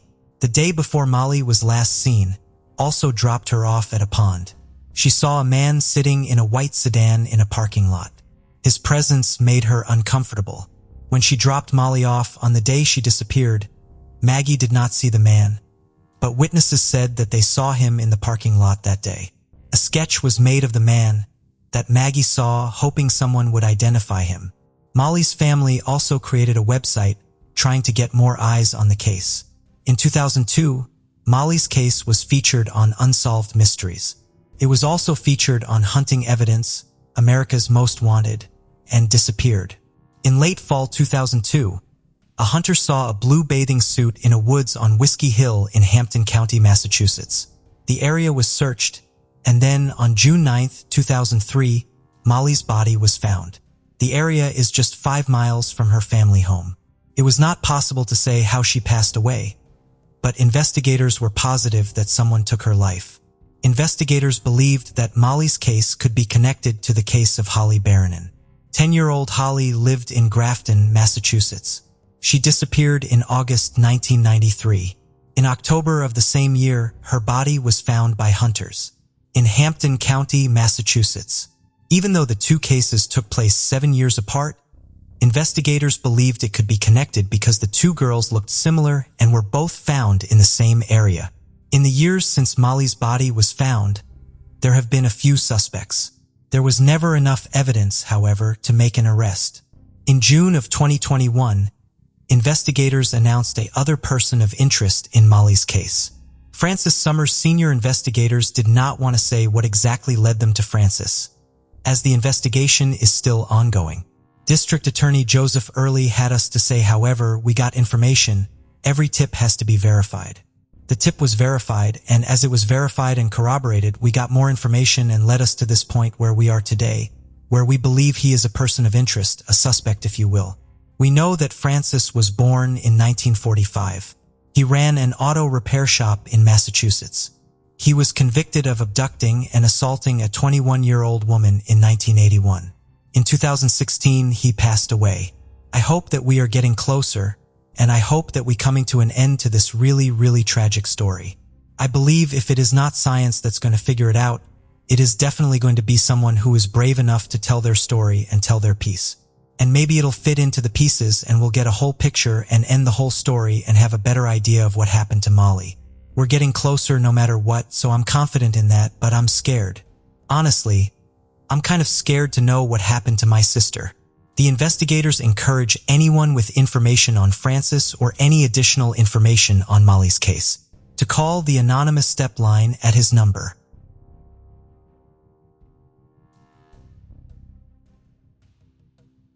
On May 2, 2014, a cleaning crew found skeletal remains in Mastic Beach in Long Island, New York.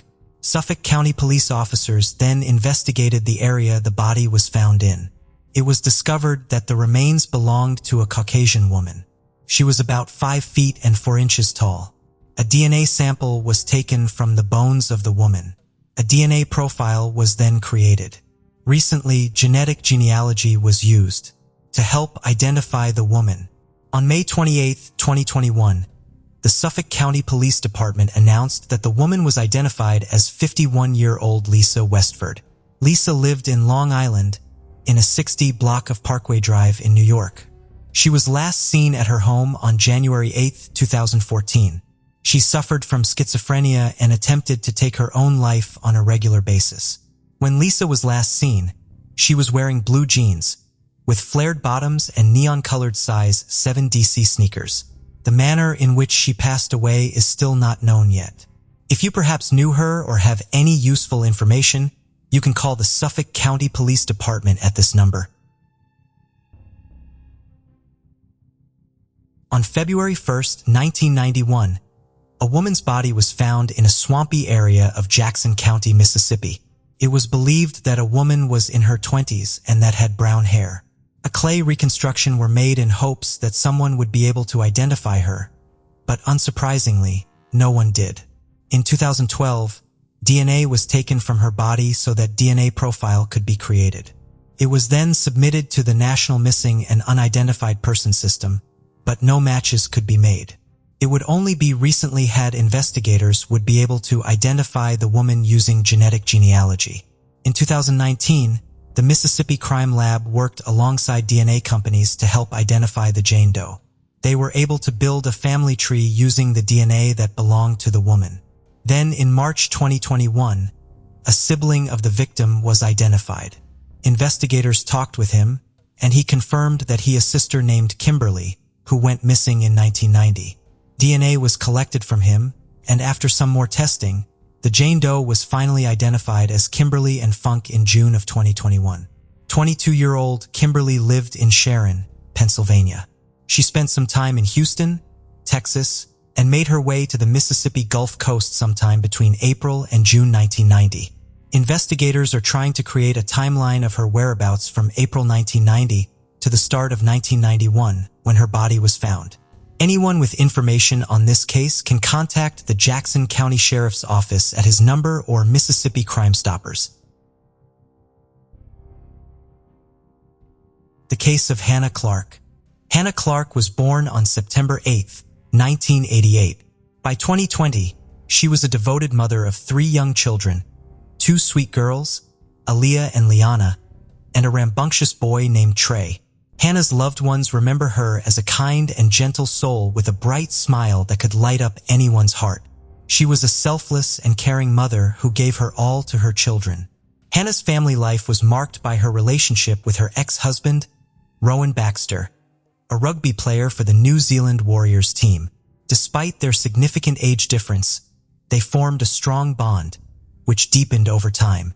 Sue Clark, Hannah's mother, struggled to accept Rowan, but Hannah refused to listen to her concerns. People close to Rowan shared negative opinions about him. Sue, Hannah's mother, had a nagging feeling that something was off about Rowan. She perceived him as arrogant and self-centered, which made her uneasy. She was also concerned about the significant age gap between Rowan and Hannah. When they met, Hannah was a recent graduate while Rowan was 31 years old. Additionally, Rowan's past relationships were a worry for Sue, particularly since he was still in the process of divorcing his previous wife and was living with her at the time. When Hannah introduced Rowan to her parents, they questioned him about his ex-wife. Rowan explained that he was staying with her due to their son. Eventually, Rowan finalized his divorce and continued his relationship with Hannah. In February 2011, he proposed to her and she accepted. They got married in Kingsley, New South Wales, Australia.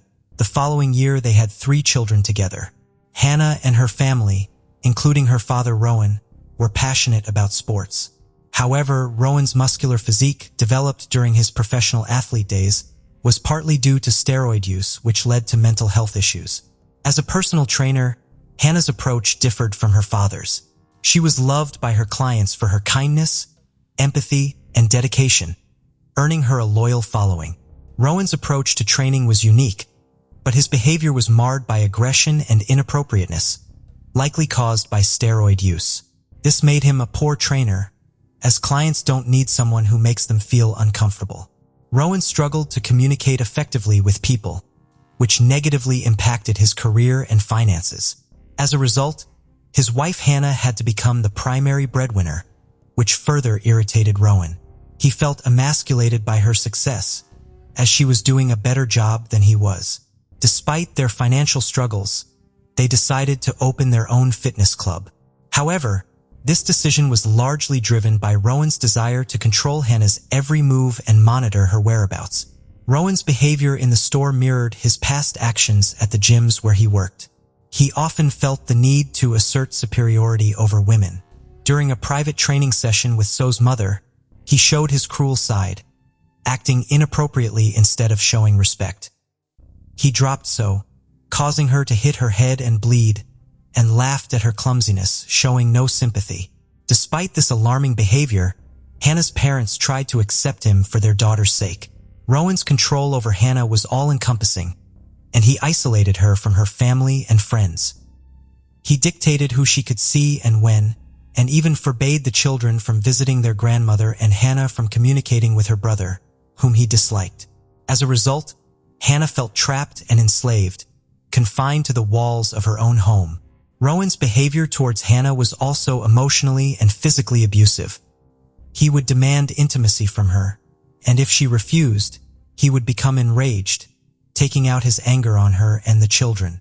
After forcing himself on her, he would then apologize insincerely, attributing his behavior to a burst of passion. Hannah's life was slowly under the constant control and cruelty of her husband, Rowan. Their marriage, once filled with love and passion, had degenerated into a nightmare of fear and submission. Rowan's tyrannical behavior had created a toxic environment where Hannah lived in constant terror of his wrath. Rowan's cruelty was not limited to Hannah. He also targeted their children. While some playful exchanges between parents and children are normal, Rowan frequently crossed the line, intentionally hurting and belittling them. When the children cried, he would mock them, showing no empathy or respect for their feelings. For example, a conflict between Rowan and his daughter Aaliyah turned disastrous when Rowan used excessive force, causing Aaliyah to hit her head. The injury was severe enough to require hospitalization and stitches. Instead of taking responsibility and apologizing, Rowan blamed Aaliyah for the incident. This was not an isolated incident, as Rowan had a history of tormenting his children. As an athlete, he would take ice baths after training, but he would also force his children, including his young son Trey, to sit in icy water, disregarding their tears and pleas for mercy. In the same year, Hannah's life took a drastic turn for the worse. Rowan, who had recently become interested in jiu-jitsu, returned home from a training session one day, still pumped up with adrenaline. Without warning, he physically attacked Hannah, grabbing her throat with a tight grip and uttering terrifying words. Consumed by fear, Hannah didn't immediately recognize that she was experiencing domestic violence. However, this incident was far more frightening than anything she had previously endured. As a result, Hannah made up her mind to leave Rowan at the earliest chance. After reaching out to the police, she provided a detailed account of the horrific experience to the officer. The police officer informed Hannah that forcing an intimate relationship without consent is a form of domestic violence. This conversation was a turning point for Hannah, helping her understand the situation and prompting her to take immediate action. She quickly gathered her children and left for her parents' house, trying to escape the abusive situation. Although their divorce was not yet finalized in November 2019, Hannah made the decision to allow Rowan to spend time with their children. However, she was aware that she had no legal authority to control this arrangement without a court's intervention. Even so, Hannah was still uneasy about leaving the children in Rowan's care. To fix his problem, Rowan was struggling to cope with his emotions and sought help from his church's pastor, Christopher. Christopher was a kind and supportive person who was always willing to listen. However, As Rowan began to open up to him, Christopher noticed some disturbing traits. Rowan had a desire for dominance and control, which he occasionally revealed when his confidence faltered. During one of these moments, Rowan confessed to Christopher that he was aware his actions were wrong and wanted to change, but didn't know how. Rowan's admission was a crucial step towards reform, and Christopher's guidance could have been instrumental in helping him. However, before progress could be made, a shocking event occurred. Hannah and her children were walking down the street when Rowan suddenly appeared out of nowhere, grabbed their daughter Lion, and disappeared. Hannah's life was turned upside down by unbearable anxiety and fear for her daughter Lion's safety. For 2 agonizing days, she had no idea where Lion was, and her distress grew by the minute. Hannah turned to the police, who launched a search and eventually found Lion safe and sound with her father. Although Lion was unharmed, the traumatic experience left a lasting impact on Hannah. The police, recognizing the danger that Hannah and her children faced, urged her to file a police report against her ex and obtain a protection order. However, despite the problems her ex, Rowan, had caused, he still had joint custody of the children, which he used to continue manipulating and abusing Hannah. After a meeting with Rowan, the children were returned to Hannah's parents.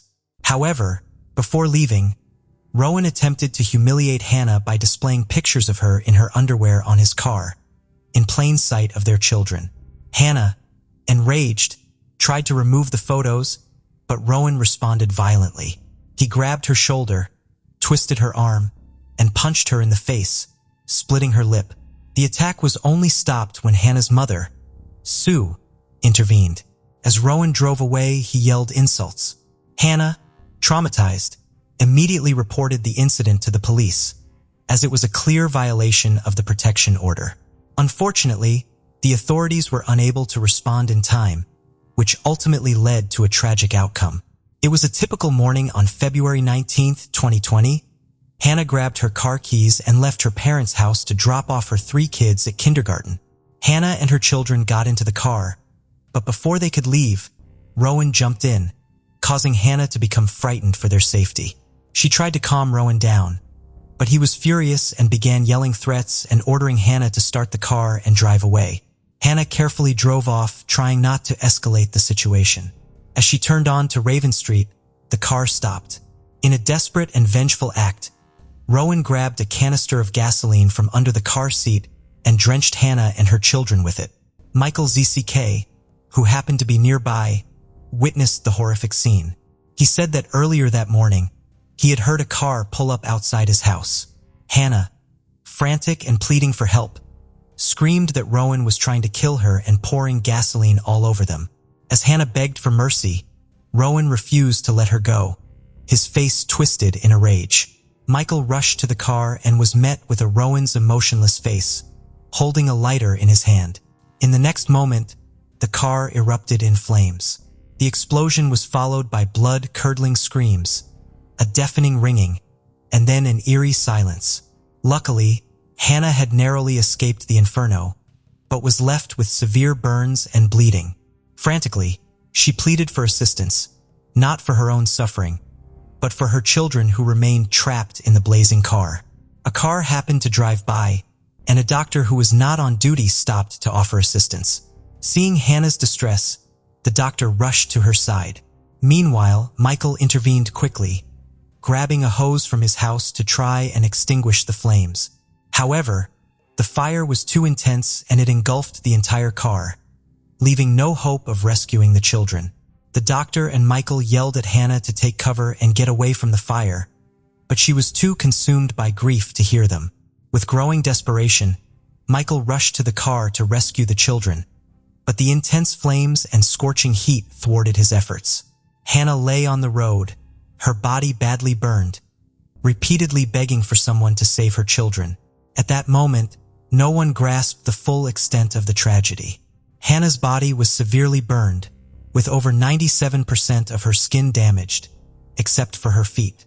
Despite her excruciating pain, Hannah's thoughts were consumed by her children, who were now left vulnerable and unprotected. Hannah's badly burned body left police doubting her survival chances. Yet she refused to give up.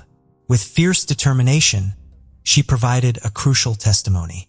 Police officer Angus Cook carefully recorded every word Hannah spoke as she struggled to recount the events leading up to her tragic situation. With great difficulty, Hannah managed to name her ex-husband, Rowan Baxter, as the person responsible for her ordeal and provided a detailed account of what had happened. As Hannah's voice grew weaker and her body frail, Officer Angus remained by her side, offering words of encouragement and praise for her bravery. He reassured her that she had already done enough and that everything would be okay. Hannah was on the brink of death, yet she didn't fully grasp the horror unfolding around her.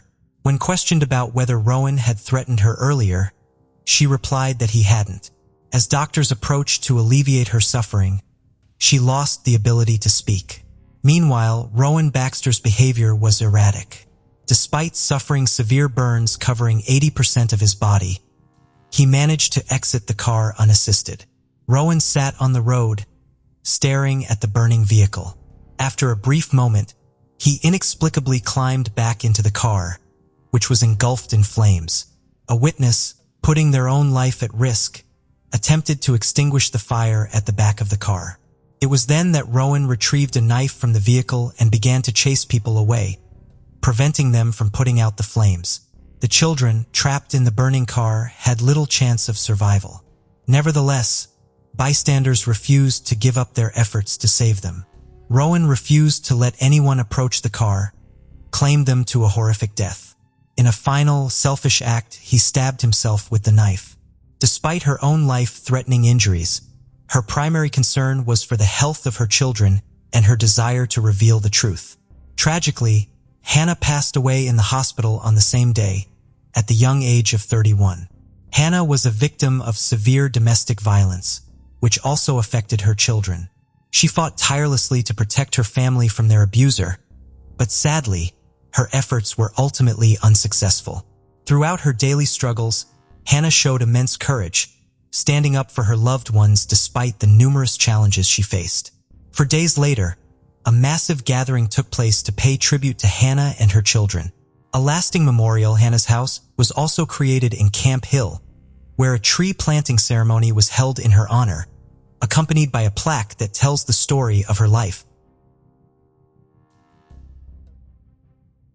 At 9:20 a.m. on November 1st, 1980, the body of a Caucasian girl was discovered by a truck driver who was driving past the Sam Houston National Forest.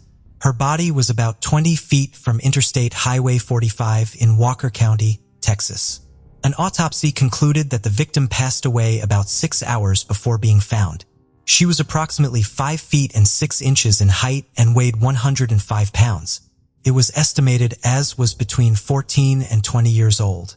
Her hair was a light brown, and a medical examiner believed she may have come from a middle-class household, due to the excellent dental care she had received.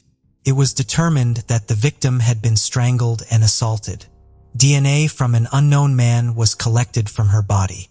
Investigators appealed to the public for anyone who might know the victim or might have seen her before her life was taken. Some witnesses informed investigators, and I saw a teenage girl matching the victim's description a few hours before she passed away. This included the manager of a South End golf station who told investigators what the victim had been wearing, and said that she arrived at the station at 6:30 in the evening, just 15 hours before her body was found. The victim apparently climbed out of a 1974 Chevrolet Caprice and asked for directions who takes his Department of Corrections. Alice Prison Farm. After receiving the directions, the victim left on foot along Sam Houston Avenue. 2 other witnesses saw the victim at a hitchhiking post-drug stop alongside Interstate 45. There she again requested directions to the Texas Department of Corrections, Alice Prison Farm. The statements by the witnesses are believed to be true. Inmates and employees of the Alice Prison Farm were canvassed and shown pictures of the victim, but no one was able to identify her. As investigators were also unable to identify the victim, she was named Walker County Jane Doe. On January 16, 1981, Walker County Jane Doe was buried at an Oakwood cemetery. In 1999, her body was exhumed so that a DNA sample can be taken. In recent years, her DNA and a DNA of her attacker that was collected from a bite mark on her body had been tested. but no matches have been made. As DNA is advancing, it seems like it is only a matter of time before a Walker County Jando and her attacker will be identified. In 1995, 17-year-old Deanna Crimmins lived in Somerville, Massachusetts. She attended Somerville High School and was an employee for Star Market. On March 29th, Deanna went out with her friends and then visited her boyfriend. By midnight, she was still not home yet and is worried her family, as her curfew was 10 p.m. Her family was not able to reach her. They then called her boyfriend, as he was the last person to have seen her, most likely. He admitted walking her home that night, but said that he had left her halfway. Deanna's family saw this as unusual, as he had always walked her all the way home. The police were called by her family to inform them that Deanna was missing. The next day, her body was found upon a senior housing complex. She was found by two children on their way to school. The senior housing complex is less than a block from her home. An autopsy revealed that she had been assaulted and strangled. Investigators asked anyone with information to come forward. They identified persons of interest, firstly her boyfriend and also a Somerville firefighter who is more than twice her age and was said to have been fixated on her, and then another man who was imprisoned at Massachusetts Correctional Institution. Investigators followed leads and was positive. The case would be solved, but instead the case went cold. In 2009, District Attorney Gerard Lyons said, "Case will be solved," but law enforcement needed witnesses who had remained silent to come forward. Deanna Crimmins' case made a big impact on the community of Somerville. There were over 1,000 people at her funeral. Trees and benches around the city have been dedicated to her. There is also a scholarship in her name. Still today, investigators are working the case. Her family also put up a billboard each year in hopes that the case can finally be solved and there will be justice for Deanna. April Dawn Lacey was born on June 2, 1982 in Oklahoma City. Her family was extremely poor and had problems with substance abuse. The family lived in cheap hotels and was often seen looking for aluminum cans to provide money for food and drugs. On October 3, 1996, 14-year-old April ran away after an argument with her parents. They called 911 looking for help in finding April. 5 days later, on October 8th, a farmer in Decatur found the body of a girl in a pile of branches. Investigators who arrived at the scene believed that she had been strangled and dragged by the arm, judging by the position of her body.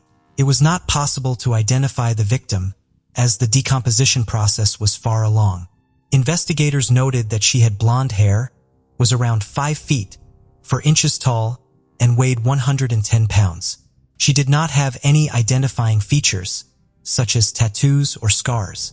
A forensic dentist who examined her teeth concluded that she was 14 years old when her life was taken.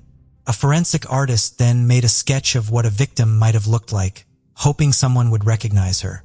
Investigators attempted to identify the victim by using her physical description to match the missing persons. As she was found close to the border between Texas and Oklahoma, investigators started with these two states. They soon realized that the victim looked similar to April and they were around the same age. DNA was eventually compared and a match was made. Investigators have followed leads in Oakland, MN, Texas, but they still do not know who took her life.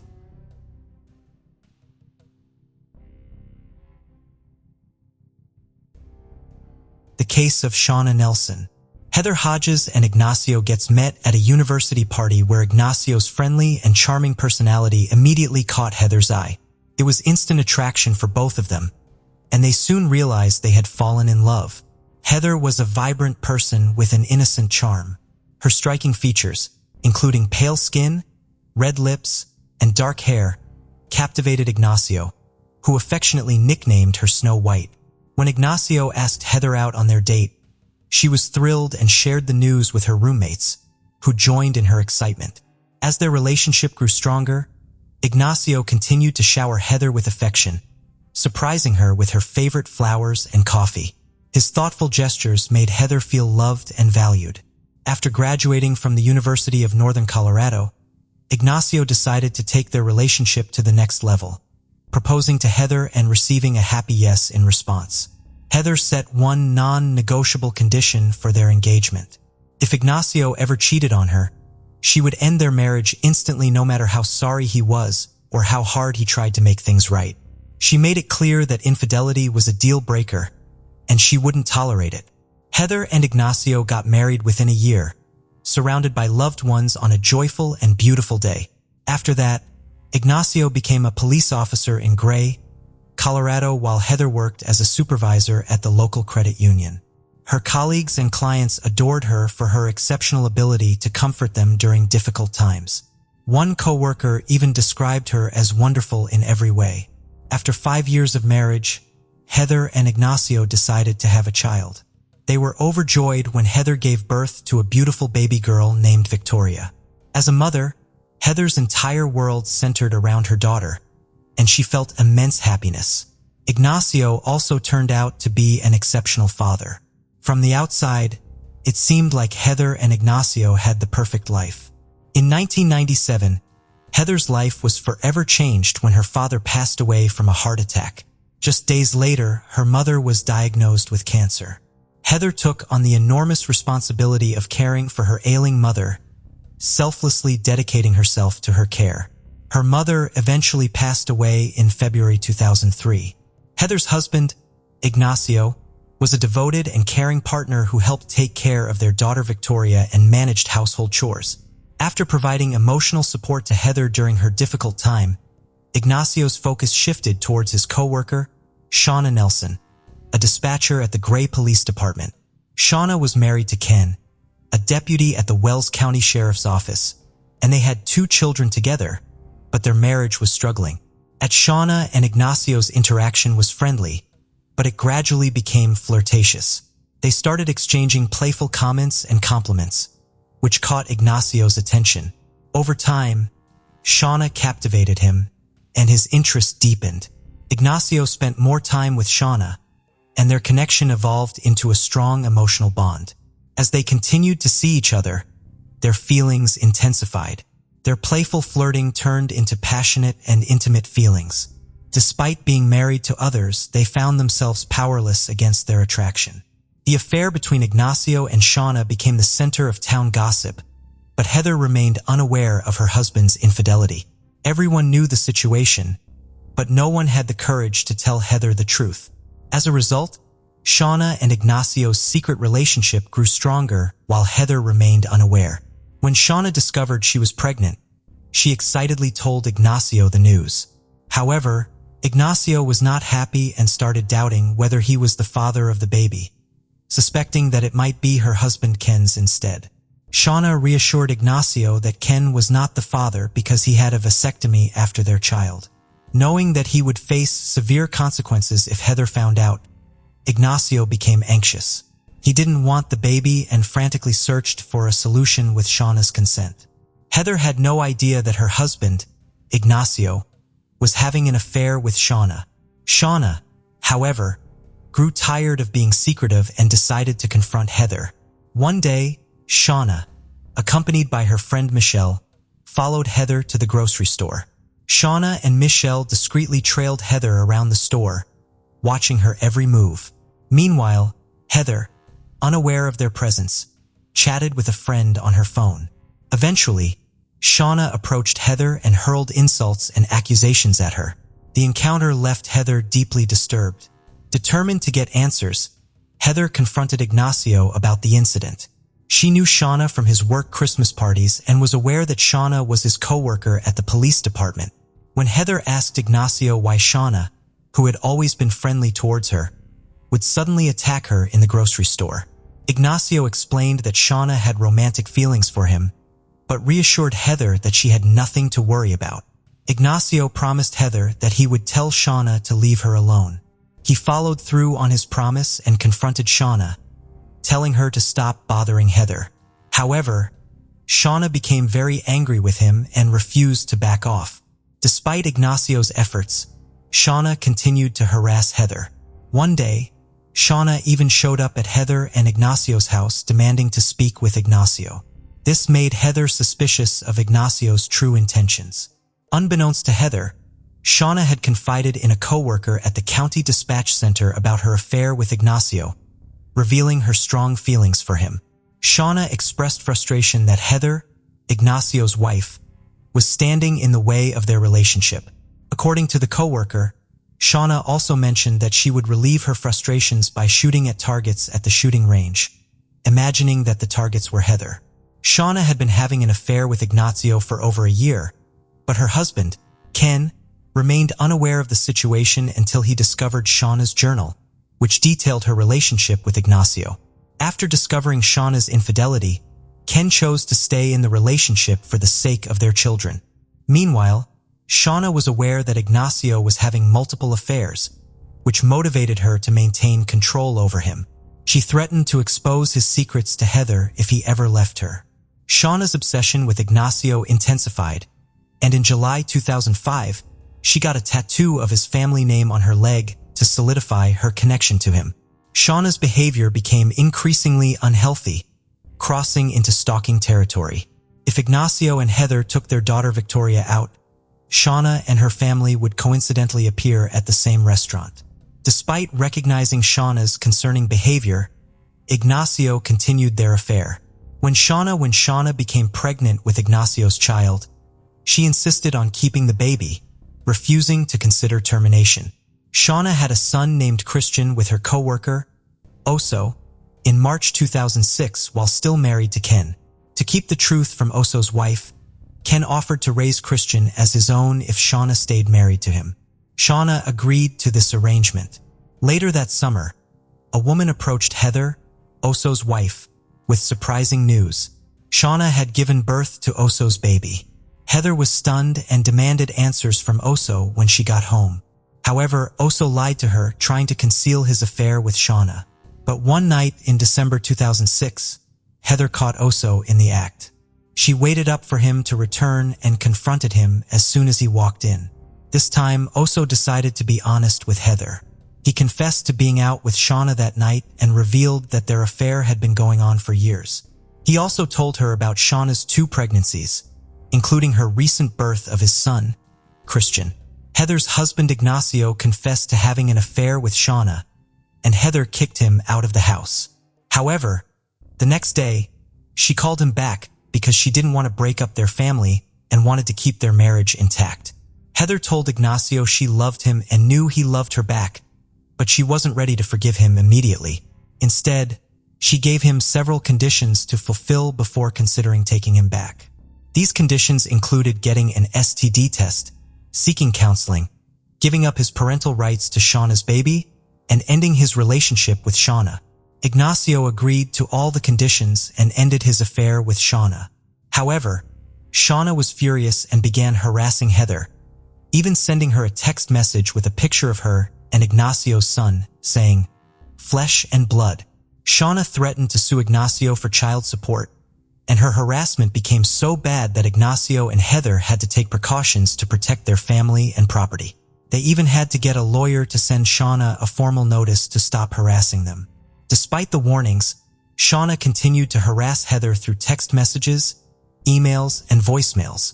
On January 23, 2007, Shauna dressed in black, wore a Halloween mask, and brandished a gun.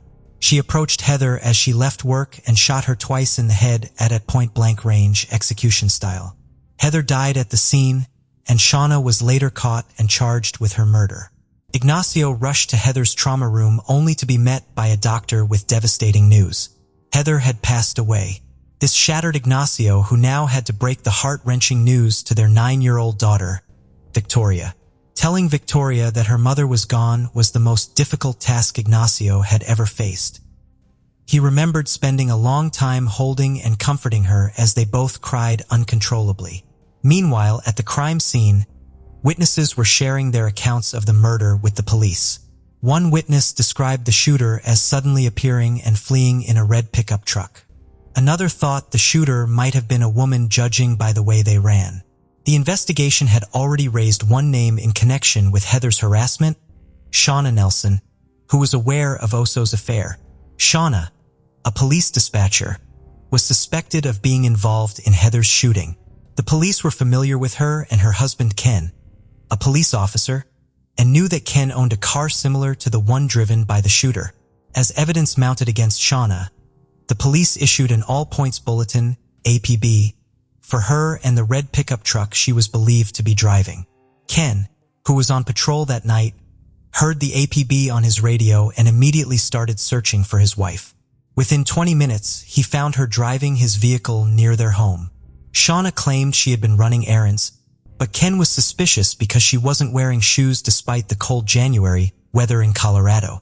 What really caught Ken's attention, however, was that Shauna was wearing his socks, underwear, and pants. He stopped her, called for backup, and requested assistance. Soon, police officers arrived and took Shauna into custody.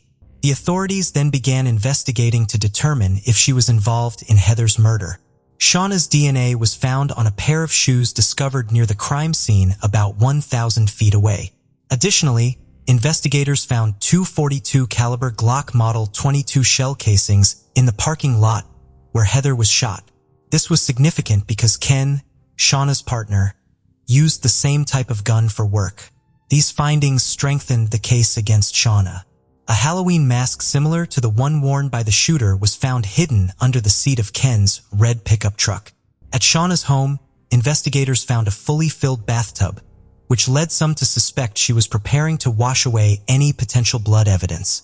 After Shauna's arrest, her clothing and hands were tested for gunshot residue. The results were positive, further implicating her in the crime. With strong evidence against her, Shauna was charged with degree murder. Although the shell casings matched the weapon used to kill Heather, the judge sentenced her appropriately. However, there was a surprising twist. Ken Nelson, Shauna's husband, handed over his service weapon to his supervisor, but the actual gun used in the murder was never found.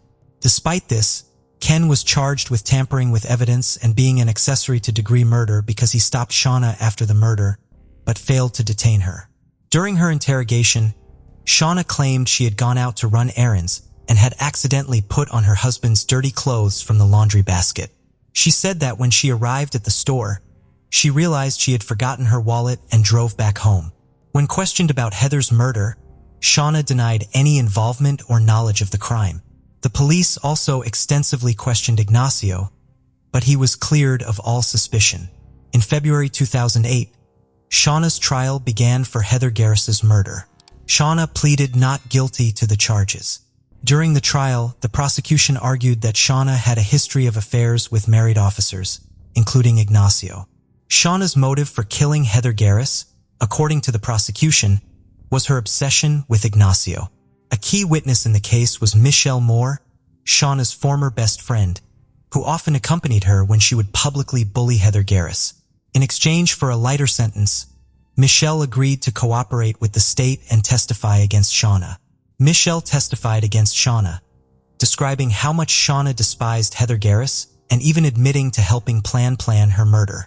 Shauna took the stand to defend herself, denying the allegations. She vehemently denied telling anyone that she fantasized about killing Heather or picturing her during target practice. Shauna also denied being involved in Heather's death, claiming she was on her way to a liquor store at the time of the shooting.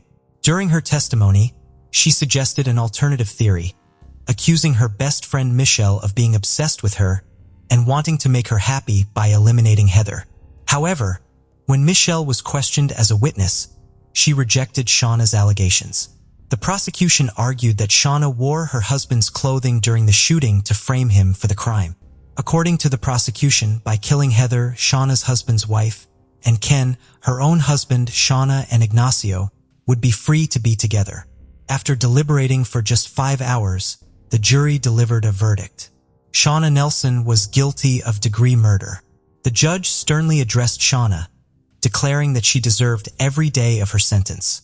Shauna's former best friend, Michelle Moore, was sentenced to 9 years in prison for her role in planning Heather's murder. Following Shauna's conviction, Ken Nelson, her husband and a police officer, resigned from the force and filed for divorce. He moved out of state with their children, including Shauna's son, Christian, whom she had with Ignacio. However, Ken later returned to Colorado, hoping that one day the children could visit Shauna in prison. Despite the circumstances, Ken always believed that Shauna was a loving and dedicated mother. The charges against him were eventually dropped. Heather's loved ones are relieved that Shauna is behind bars, feeling that justice has been served, and they hope she reflects on the pain she caused Heather every day for the rest of her life. Shauna's selfish behavior resulted in Heather being separated from her family, which meant Victoria, Heather's daughter, was deprived of her mother. Tragically, in 2015, 17-year-old Victoria died in a car accident when she lost control of her vehicle and hit a tree, ending her life.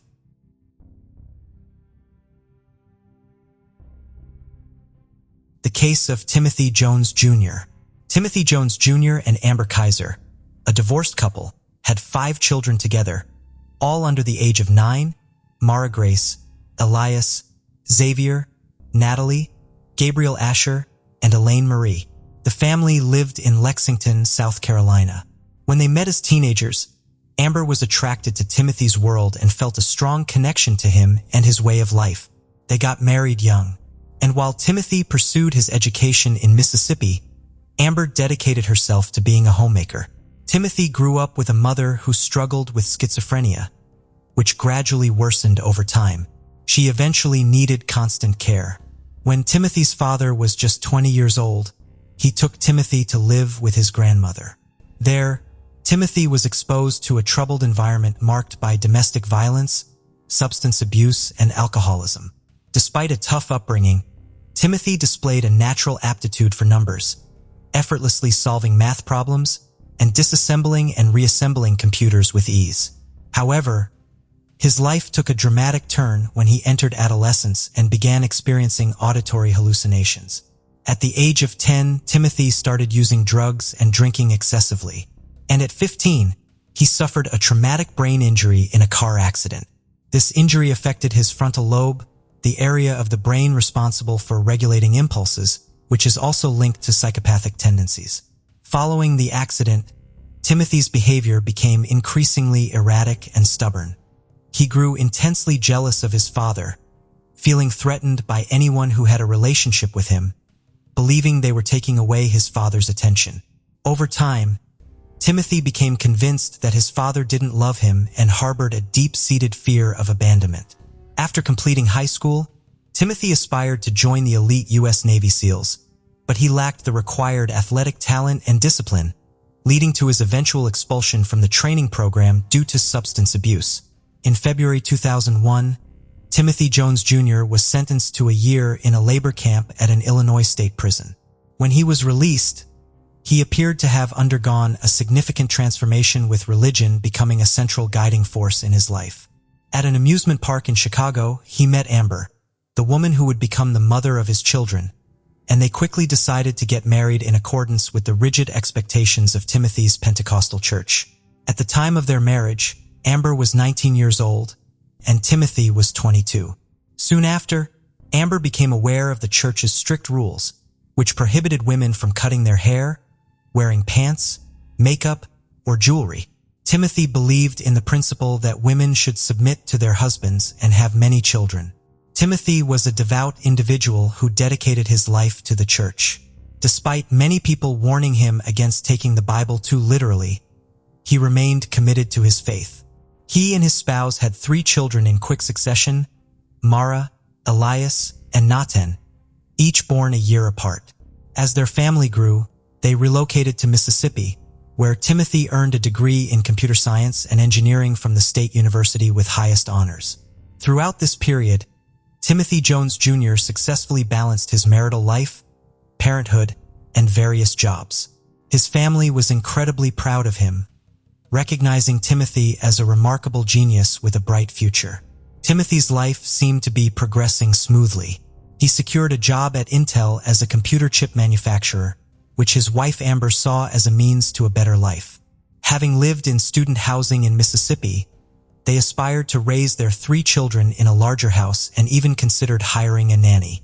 Timothy's dream of living on a farm led him to buy a rundown trailer on a dirt road in Red Bank.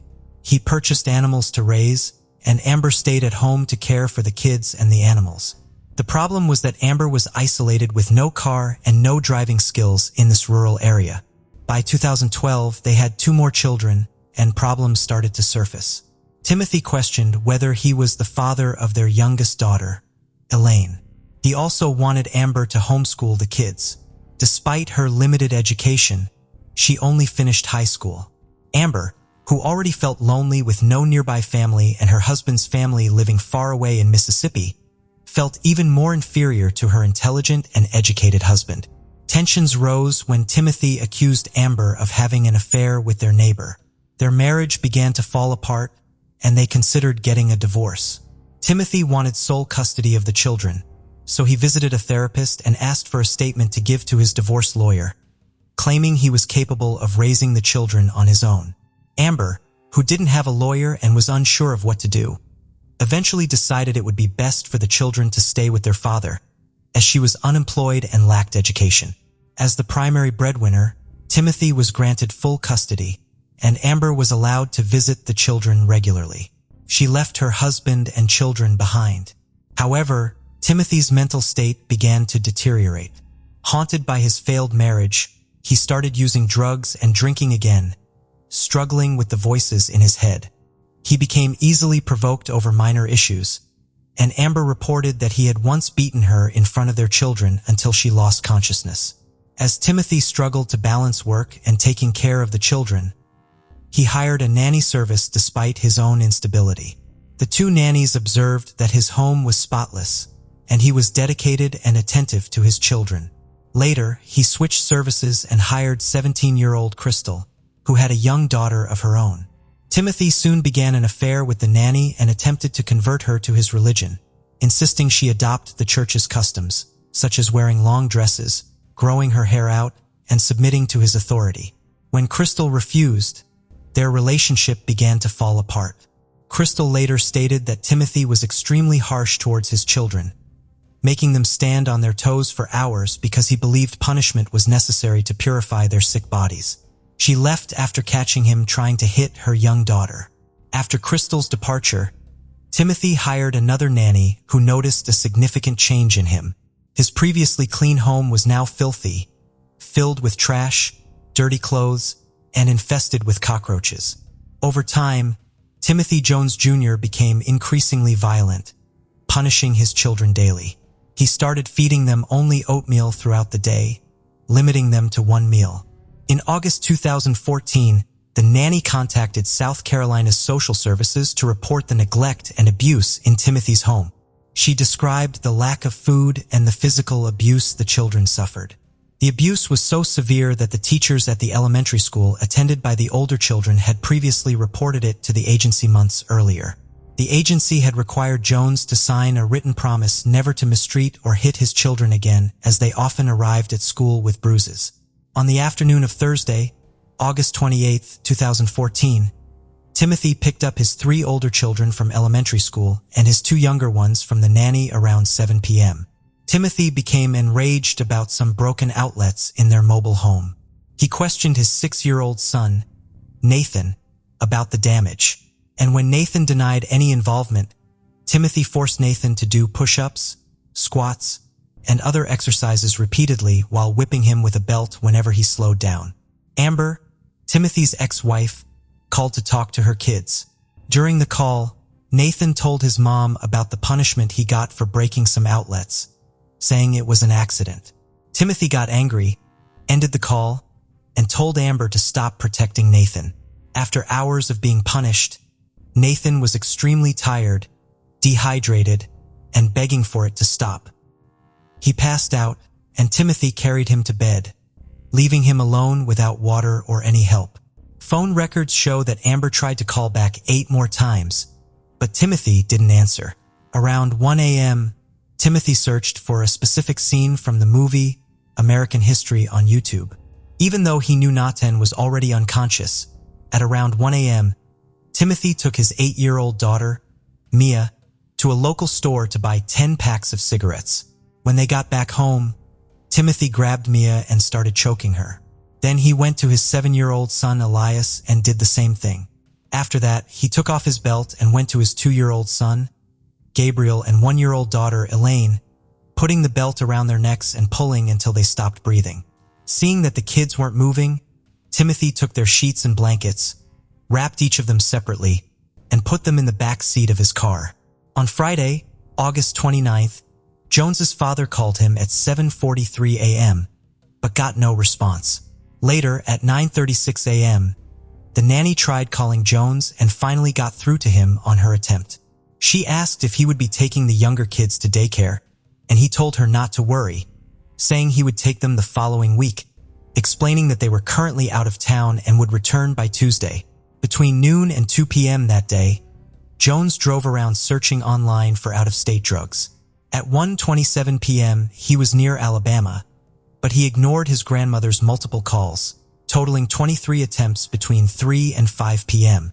During this time, Jones also searched online for tobacco shops in Alabama and Mississippi, as well as campsites in South Carolina. His location was recorded in Georgia at 8:04 p.m.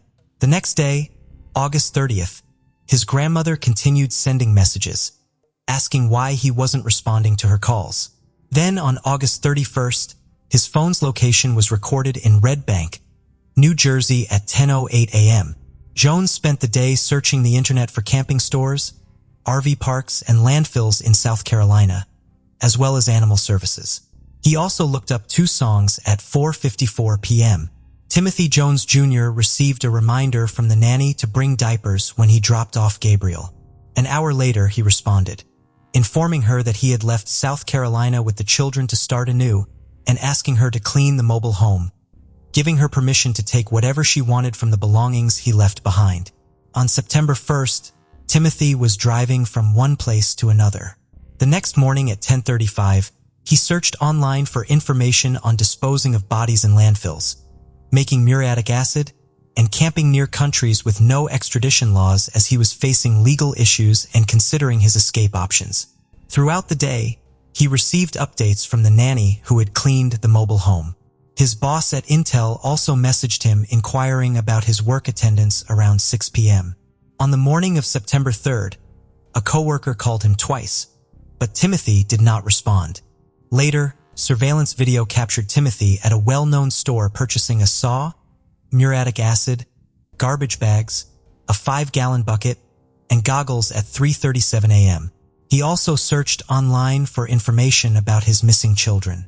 On September 4th at 6:33 a.m., Timothy Jones Jr.'s location was tracked to Charleston, South Carolina, where he deposited a check for $3,508 at a bank.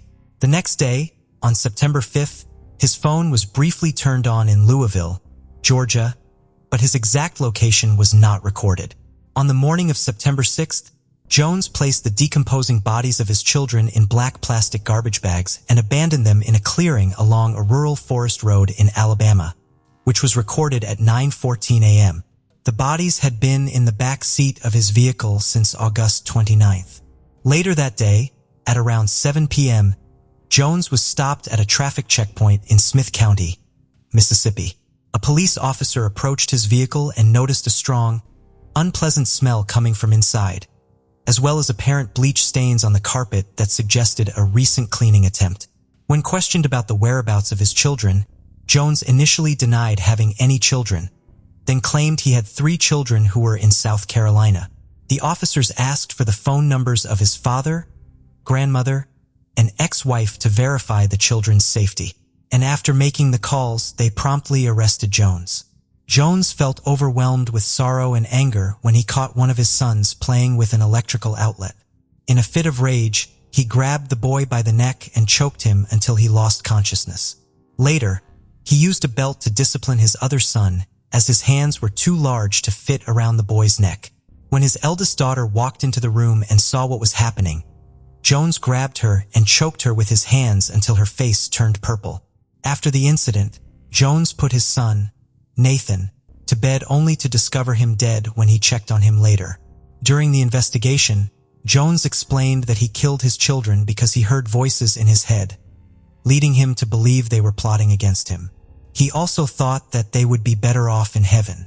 During his attempted escape, Jones drove through the southeast with the bodies of his 5 children hidden under blankets in his car. He eventually dumped their bodies in a remote Alabama forest before being arrested by chance during a routine traffic stop in Mississippi. Timothy claimed it was an accident and said the punishment he imposed on Nathan went too far, leading to the boy's death from exhaustion caused by the strenuous exercises. When he found Nathan lifeless in his room, Timothy was overcome with panic and decided to kill all his children. The pathologist found it difficult to determine the exact cause of Nathan's death, but suggested that the excessive exercise had weakened him so much that it would have taken minimal force to end his life. The investigators were puzzled as to why Timothy didn't call for emergency services if he genuinely believed it was an accident. Instead, he attempted to hide and dispose of the children's bodies on the same day. Timothy eventually agreed to take the investigators to the location where he had hidden the bodies. On September 11th, authorities recovered the remains of Timothy Jones's 5 children. The evidence collected from his car was handed over to South Carolina authorities and included personal items, such as family photos, children's clothing, drawings by the children, letters written by their mother to the children, Timothy Jones's university diploma, and his passport. Additionally, handwritten notes by Jones were found detailing to-do lists that included instructions on how to dispose of bodies, including grinding bones into powder or small pieces, and burning them. The lists also mentioned supplies needed, such as camping gear, gasoline, and muriatic acid. Upon his arrest on September 13, 2014, Jones was placed in a special isolation cell away from the general prison population. Since then, he has undergone evaluation by various mental health professionals, including psychiatrists, clinical psychologists, and forensic experts. Although the experts' opinions differ, some have diagnosed Jones with schizophrenia, bipolar disorder, schizoaffective disorder, or personality disorder. These experts suggest that Jones's mental state at the time of the crime might have been exacerbated by his drug use and a traumatic brain injury he suffered at the age of 15, which could have contributed to an underlying psychotic condition. In late May 2019, Timothy Jones Jr. was tried for a crime considered one of the worst murders in South Carolina's history. The trial featured weeks of intense testimonies and evidence presented against him. After only 2 hours of deliberation, the jury delivered a verdict on June 13, 2019, sentencing Jones Jr. to death. Currently, he is being held in solitary confinement at a correctional institution, where he wears a green jumpsuit that distinguishes him as a death row inmate. The case of Wilma Anderson. On November 14, 2019, a 17-year-old girl named Wilma Anderson disappeared after visiting her ex-boyfriend, Tishko Ahmed, in Uddevalla, Sweden. Wilma had gone to retrieve her belongings after their breakup, but this would be the last time she was seen alive. As the investigation progressed, the detective's way of uncovering things shocked everyone. This is the haunting case of Wilma Anderson. Wilma Anderson was born to Linda and Marcus Anderson. However, due to family struggles and their divorce, Wilma was unable to live with either parent. Despite this, her mother remained deeply involved in her life, while Wilma stayed with her sister, Emily, whom their mother described as a vibrant and future-minded girl. Wilma was a sociable person, surrounded by an active social circle that filled her days. She adored social media, frequently sharing snapshots of her life on Facebook, and relished every opportunity to be captured in photographs, showcasing her innate creativity and unwavering spirit. At the age of 15, Wilma met a 20-year-old man named Tishko Ahmed Shabazz in Sweden. Despite the 5-year age difference, there were no legal obstacles to their relationship, as the age of consent in Sweden is 15. Wilma's mother had reservations about her daughter dating an older individual but reluctantly accepted her choice, trusting her daughter's judgment. Tishko, originally from Iraq, had relocated to Sweden at the age of 8, residing with his father and stepmother. Accounts from Tishko's friend depicted a school life marked by bullying. But as he matured, he developed an unwavering resolve, refusing to back down from any challenge he faced.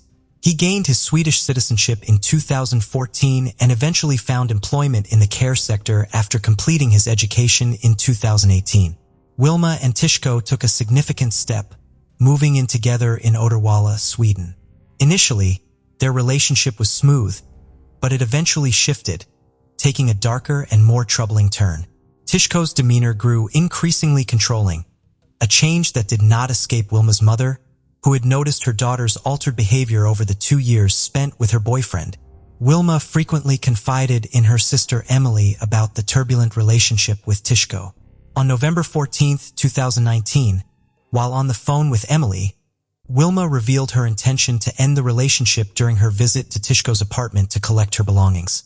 She expressed her exhaustion with Tishko's incessant control over her life, dictating what she wore, where she went, who she talked to, and even her makeup. Feeling suffocated by his domineering and abusive behavior, she had had enough and simply wanted it to end. Upon Tishko's return from work, Wilma ended the call, saying she had to go, possibly wanting to conclude what had brought her to Tishko's apartment. Sadly, this would be the last time her sister or any of her loved ones would hear from her. Later, Emily desperately tried to contact her sister, but the calls went unanswered. The following day, November 15th, Wilma had a dentist appointment, but she didn't show up. On November 17th, Wilma's worried parents went to the apartment she shared with her boyfriend. After knocking for what felt like a long time, the door finally opened, revealing Tishko. Linda, deeply concerned, questioned Tishko about Wilma's whereabouts, noticing his distant demeanor. She suspected he might have been under the influence, but she and her husband persisted, determined to get answers. Tishko admitted that their relationship had ended, claiming Wilma had left after collecting her belongings and that he had no idea where she was currently, adding that he didn't expect to reconnect with her anytime soon. They entered the apartment, hoping to further investigate the situation by having a brief conversation.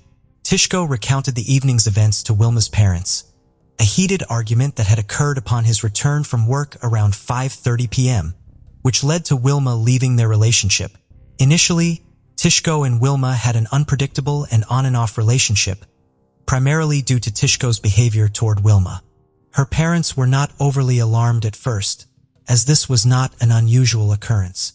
Meanwhile, Emily, Wilma's sister, was deeply concerned and turned to Facebook, urgently seeking information about her missing sister. Emily's posts detailed Wilma's disappearance since November 14th, emphasizing the lack of communication, which was a stark deviation from Wilma's habitual contact with her family. Emily described Wilma's physical appearance, highlighting her height of 165 centimeters, her dark hair with blonde highlights, and expressed the distress at her sudden disappearance, a departure from her usual behavior. The police promptly filed a report and started collecting statements from family and friends, determined to trace Wilma's last known interactions. They investigated who had recently spoken to or seen the missing girl. Linda and Emily confirmed they had not had any contact with Wilma since November 14th, and their calls had remained unanswered. Joining forces, a search party was assembled, blending police efforts with the support of friends and family, and utilizing police dogs and drone technology to search inaccessible areas for any trace of Wilma. When authorities approached Tishko, he claimed and asserted that he had no knowledge of Wilma's whereabouts and neither had he received any recent communication from her. By Sunday, November 17th, 3 days into the search, the concerning silence from Wilma still persisted. Wilma, who was typically active on social media, had now gone silent for an alarming period. The urgency increased as around 5,000 people came together fervently, joining the search in a collective effort to find her. The police persistently returned to Tishko seeking information, but he steadfastly maintained his ignorance about Wilma's whereabouts. His claims suggested that after their breakup, she had moved on to another man. However, this supposed narrative lacked any substantiated evidence, leaving her friends and family baffled and in the dark. Concurrently, Wilma's family revealed a distressing narrative to the authorities. They lamented how their daughter's life had taken a drastic downturn since her involvement with Tishko Ahmed, painting a stark contrast to her once vibrant and sociable self. Linda unveiled the pervasive control Tishko had exerted over her, dictating her every move and scrutinizing her whereabouts. Emily disclosed Wilma's unsettling revelations, where she admitted to Tishko's violent behavior in the final stages of their relationship. Despite the turmoil, Wilma still harbored a deep affection for Tishko. Tishko had gone to great lengths by installing a GPS device on Wilma's phone, allowing him constant monitoring of her location at all times. A series of text messages between Wilma and Tishko revealed the disturbing reality of Tishko's controlling behavior. In one exchange from a previous argument, Wilma had pleaded, "Contact me when you think you can trust me," to which Tishko had responded, "Contact me when you know your place." The police, intent on uncovering the truth, delved into Tishko's final movements. Tishko adamantly claimed he hadn't left the apartment after arriving home from work at 5 p.m. Authorities wanted to make sure he was telling the truth and therefore retraced Tishko's movements by tracking his phone's GPS. CCTV footage had captured Tishko at a supermarket around 2:30 p.m. on the day Wilma disappeared. He then returned home from work by 5 p.m. Neighbors recounted a heated, escalating argument between the couple at around 6 p.m., an occurrence not uncommon, but this one was louder than usual. Concerned, one neighbor ventured to check on them, only to encounter an eerie silence just as they neared the apartment door to knock. No one was arguing anymore. It was dead silent. This strange silence prompted unease, but the neighbor, confused about what to do next, just retreated to their apartment. The police meticulously pieced together Tishko's movements, extending their investigation to his workplace and the company vehicle he used, requesting forensic testing on it. The GPS in the car revealed his movements from Thursday the 14th to Monday the 18th, indicating visits to clients interspersed with returns to his own residence throughout his usual work hours during those days. On the day of the heated argument, Tishko's phone revealed that he left his apartment around 6:30 p.m. as dusk settled. Witnesses spotted him striding along the freeway, a solitary figure shrouded in all black attire. A passing motorcyclist described him as visibly distant, lost in his thoughts. Law enforcement intercepted Tishko and escorted him. Upon questioning, Tishko explained that his intention was to catch a train, but he changed his mind and decided to take a contemplative walk home instead. However, an official report was never filed, leaving a gap in the recorded events on November 19, 2019. The unfolding events led to Tishko's arrest. He had visible scratches on his forearms, and a search of his apartment uncovered unsettling clues. Wilma's belongings, including her bag and coat, were hanging in their usual places. Further discoveries awaited investigators that Tuesday night, as her shoes and eyeglasses were also found. Linda emphasized her daughter's attachment to her bag. The examination revealed a trail of bloodstains splattered across the walls and floors of every room, suggesting a violent struggle throughout the apartment. As the investigators pieced together the evidence, a sinister narrative emerged. Traces of blood trailed from the living room to the bedroom, painting a haunting picture of something being dragged.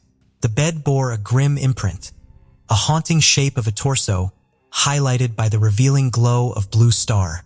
The discovery of muscle tissue on a knife and splattered across the living room wall only added to the gruesome mosaic of the crime scene. The sheer amount of blood found suggested a scene of extreme violence, making survival unlikely. Outside the apartment, the search continued, uncovering trash bags containing Tishko's bedding, stained with clear signs of blood. Confronted at the police station, Tishko was presented with the incriminating evidence, which he promptly denied any knowledge of, firmly asserting that he would be aware of any substantial bloodshed in his own residence. Meanwhile, the quest to find Wilma intensified with an ever-growing throng of individuals rallying daily, determined to aid in her search, fueling hope amidst the encroaching darkness of the unfolding tragedy. The apartment where Wilma was last seen turned into a stark crime scene, yet all attempts to establish contact with her remained fruitless. Then, on November 28th, 2 weeks since Wilma vanished without a trace, cadaver dogs were enlisted for assistance at the crime scene. These trained canines, specialized in detecting scents associated with deceased individuals, ventured into the bedroom and swiftly signaled a chilling indication. A deceased person or human remains had likely been in that very area. Moreover, a distinct odor permeated the apartment, heightening the grim atmosphere. Despite prior searches, the police meticulously re-examined the bedroom, drawn to the area marked by the dogs. Their focus honed in on a wardrobe, seemingly just another piece of furniture in the room. Yet within that innocuous wardrobe lay a small travel case, seemingly inconspicuous among the room's contents. Although previously overlooked, the officers, driven by instinct, seized the case, poised to uncover its secrets. Inside, investigators discovered a large object concealed within aluminum kitchen foil. A harrowing revelation met with bloodstains in the case's interior. As they cautiously unraveled the foil's contents, a heart-wrenching and shocking reality awaited them. Wilma's decapitated head lay shrouded within. The head had been wrapped meticulously and bound with tape, and the travel case had become a repository of the horrifying events that had happened to Wilma. The case was dispatched to Gothenburg's forensic labs for further testing, where detailed examination revealed Tishko's fingerprints, an ominous connection tying him to the heinous act. Additionally, at the crime scene where the thrown-away garbage bags were found, a footstep marked with Wilma's blood showed Tishko's clear footprint. The sad discoveries revealed the savageness of the crime. Medical examiners, although not able to definitively determine the reason for Wilma's death, pointed out serious head and eye wounds caused by a harsh blow. The horrific act of cutting off her head resulted in additional injuries to her head. Wilma's heartbroken family learned the heartbreaking truth about their daughter's destiny. Linda, driven by strong determination, joined the search operations, no longer looking for their missing loved one, but sadly, hunting for the rest of Wilma's remains. The family, thrown into the worst of nightmares, faced the shocking details emerging from the proof found in the walls of the apartment. A dreadful truth came to light. Wilma's final moments probably took place in the living room, where she was subjected to a violent attack. Her world was shattered by a devastating head strike, leaving behind a haunting trace of violence. The Swedish authorities filed a report that detailed Tishko's denial of Andersson's murder, vehemently asserting his innocence. His unsettling statement echoed, insisting on a warped sense of affection. "You forget that this is a girl that I have loved, and that I have lived my life perfectly. If I had murdered my girl, I would not have saved her head." Law enforcement had secured ample evidence to press charges against Tishko, and his trial was set for May 2020. However, Wilma's body remained undiscovered throughout the entire court proceedings. Shabazz, devoid of any display of remorse or emotion, stood stoic amidst the relentless investigation. Reports surfaced painting a disturbing picture of his beliefs. Allegations that he viewed his ex-girlfriend as a figure of malevolence, associating her with Satan and espousing outlandish claims of her collaboration with Democrats against the then U.S. President Donald Trump. His bizarre hero worship of the president even led to a failed attempt to join Trump's campaign, halted due to inadequate entry documents. Attempts to plead not guilty by reason of insanity during the trial, by citing these absurd beliefs and claims of Wilma as proof of insanity by his defense, fell short. On July 27, 2020, the verdict sealed Tishko's fate. The court pronounced 23-year-old Tishko Shabazz Ahmed guilty of 17-year-old Wilma Andersson's murder, handing down a life sentence, which was later reduced to 18 years by the Court of Appeal.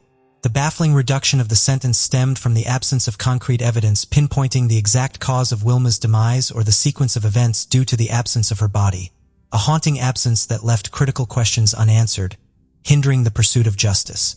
In late 2020, Wilma's funeral brought a solemn closure to this tragic saga, a heart-wrenching conclusion that undoubtedly plunged Wilma's family into unfathomable sorrow.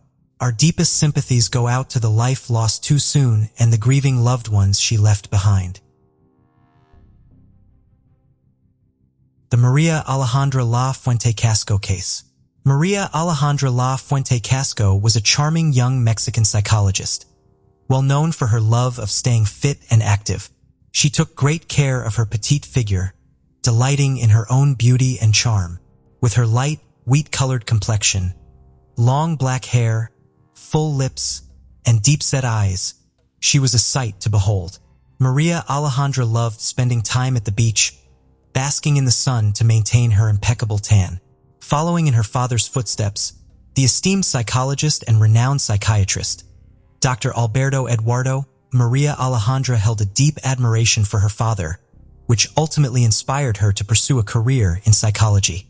She specialized in treating adolescents and young adults dealing with depression, anxiety, and behavioral disorders. Her practice was located in the Roma Sur neighborhood in Mexico City. As a divorcee and a mother of two, Maria Alejandra was eager to find love again and create a new home for her family. However, her divorce had not been amicable. In fact, in 2011, she became involved in a shocking incident against her ex-husband. According to his statements, which remain anonymous as per authorities' decision, the incident occurred after their separation.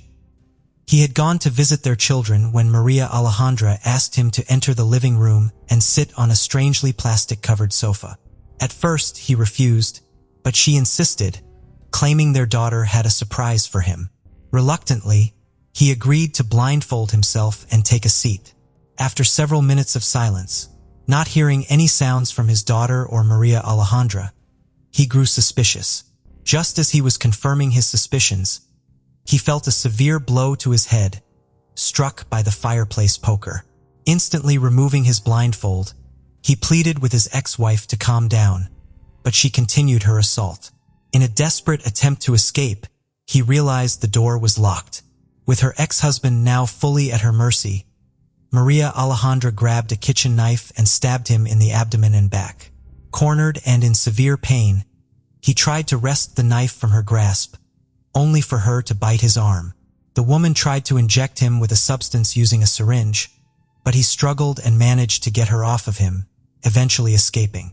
The couple's daughter, who had witnessed her parents violently confront each other on numerous occasions, saw everything that happened that traumatic night. In none of the previous instances of violence had the couple sought intervention from authorities. However, this time was different. The man believed that Maria Alejandra had gone too far, so he decided to report her. According to the files, the psychologist was accused by the Homicide Prosecutor's Office of the Mexico City Attorney General's Office of attempted homicide. Maria Alejandra was taken to jail, and the 67th criminal judge issued a pretrial detention order. Later, the charge was reclassified to attempted mitigated homicide.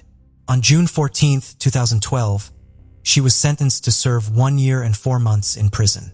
However, Maria Alejandra and her lawyers quickly mobilized to obtain various benefits. As a result, she was released after obtaining a sentence substitution for the payment of fines, as well as conditional suspension of the sentence. For compensation for material damage, a fine of 18,843 Mexican pesos, approximately $1,009 at the current exchange rate, was imposed, and for moral damages compensation, 31,200 pesos, approximately $1,836. Despite obtaining these advantages, the defense lawyers were dissatisfied with the judicial resolution. They argued that Maria Alejandra had acted in self-defense, claiming that her ex-husband used to beat her. Therefore, they filed an appeal against the sentence, which was reviewed by the magistrates of the 9th Criminal Chamber. Ultimately, these magistrates determined that the woman was not criminally responsible and ordered her full release, lifting the sentence. Upon her release, Maria Alejandra returned to her psychology practice as if nothing had happened. The image she projected ultimately worked in her favor, as she presented herself as an empowered victim who had overcome gender violence. But with a new life came a new victim. Back in her practice, Maria Alejandra met Alan Carrera Cuellar, a 41-year-old Mexican businessman. The man was the son of Adrian Carrera Fuentes, a former director of the now-defunct Federal Judicial Police, who had had a long and fruitful career in law enforcement, holding chief positions in different institutions. Adrian, Alan's father, established several businesses aimed at supplying the construction sector with materials.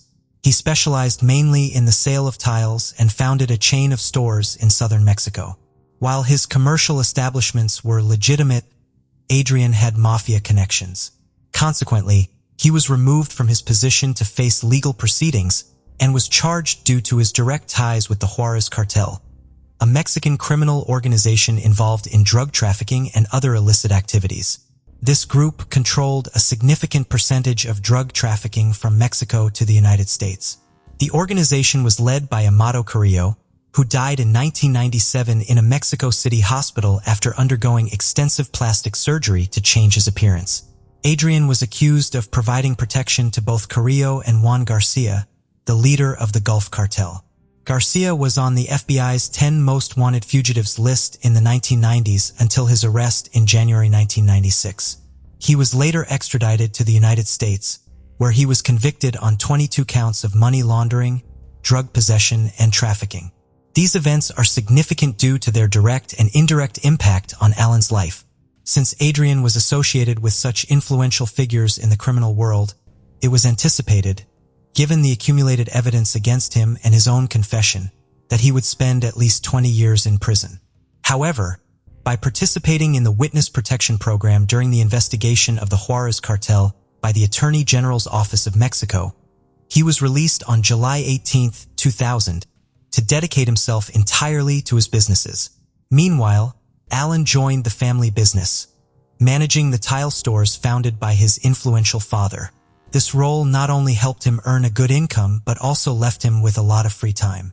He was married and had a daughter, but in early 2011, he divorced his wife, leaving him devastated, depressed, and struggling with alcoholism. That's when he decided to seek therapy and started attending psychological consultations with Alberto, Maria Alejandra's father. At the same time, his teenage daughter, affected by her parents' breakup, started attending sessions with a psychologist to learn how to cope with the consequences of their separation and to manage this traumatic process. Her father's therapist recommended this, and she ended up discussing her issues with Maria Alejandra. Alan accompanied his daughter to the clinic, and after the third session, Maria Alejandra asked the girl to introduce her to her father, claiming professional reasons. She said she wanted to talk to him to make better progress in therapy. However, this was just an excuse, as Maria Alejandra wanted to get to know Alan on a personal level. It didn't take long for them to start a romantic relationship. When the teenager found out, she was furious and stopped attending the sessions, but not before confronting Maria Alejandra about her misconduct. Maria Alejandra, assertive and intimidating, threatened to kill the young girl if she interfered with the new relationship. After a few weeks, what started as casual dates and romantic encounters turned into a formal marriage proposal from Alan. He decided to start a new life with Maria Alejandra, completely unaware of the reasons behind her separation from her ex-husband.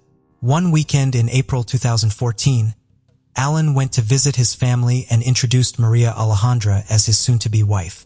They informed everyone that they would be getting married within a week, and she even mentioned that she might be pregnant. The wedding took place the following Monday, but no members of the Carrera family attended. They weren't invited under the premise that the ceremony would be very intimate. Only Maria Alejandra's father, his wife, and their children attended. Maria Alejandra, seemingly perfect, soon revealed her true nature. After the wedding, things started to change drastically. The newlyweds' relationship began to turn tumultuous.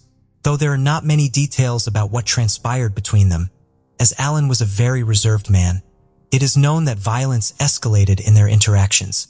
Alan's family disapproved of his relationship with Maria Alejandra, noticing that he became more prone to anger and seemed increasingly worried. For this reason, all of Alan's loved ones preferred to keep their distance from his wife. At some point, Maria Alejandra, who had no regard for privacy, went through Alan's phone and allegedly found compromising messages that suggested he was involved with another woman. She claimed this was the final straw, stating that she was tired of enduring constant mistreatment from Alan and was unwilling to tolerate his infidelity as well. Convinced that trying to save the relationship was futile, she did not want to try therapy. She also didn't consider legally ending the relationship through a divorce, as they both had done with their previous marriages. To her, there was only one way to solve the problem: eliminate her husband. From that point on, she coldly calculated every step to execute her plan perfectly. Meanwhile, Alan seemed unaware of the extent of the conflict with Maria Alejandra and maintained his work routines and contact with his family. Despite the family's differences with his new wife, Alan remained close to his loved ones, communicating daily through WhatsApp.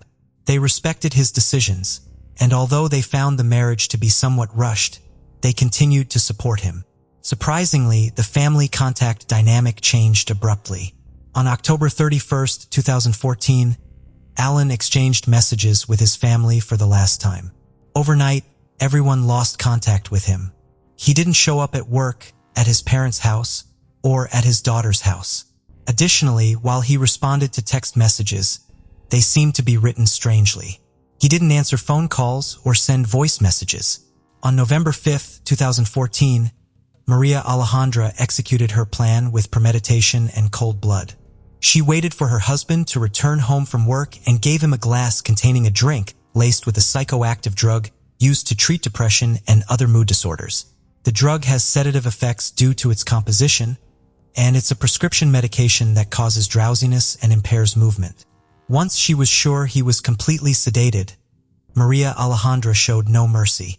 She stabbed Alan in the abdomen with a sharp kitchen tool while he was defenseless, waiting for him to take his last breath. The next step was to dispose of the body. She placed it on the bedroom floor and used an electric saw to dismember his body into pieces that she could handle and store in plastic garbage bags. To facilitate transportation, she put the bags into a red suitcase. The body parts that could help identify him were placed in another bag and stored in her kitchen freezer. Once everything was in order, around 12:45 a.m., she called the security guards of the private housing estate where she lived. She asked for help to load the suitcase into her van, as recorded in the security logbook of that day. The condominium security personnel found her extremely nervous and desperate, glancing around in all directions. They asked her what was in the suitcase, and she replied that it was her father's surgical equipment and that she needed to transport it to the hospital immediately because she was very sick and he was going to perform emergency surgery on her.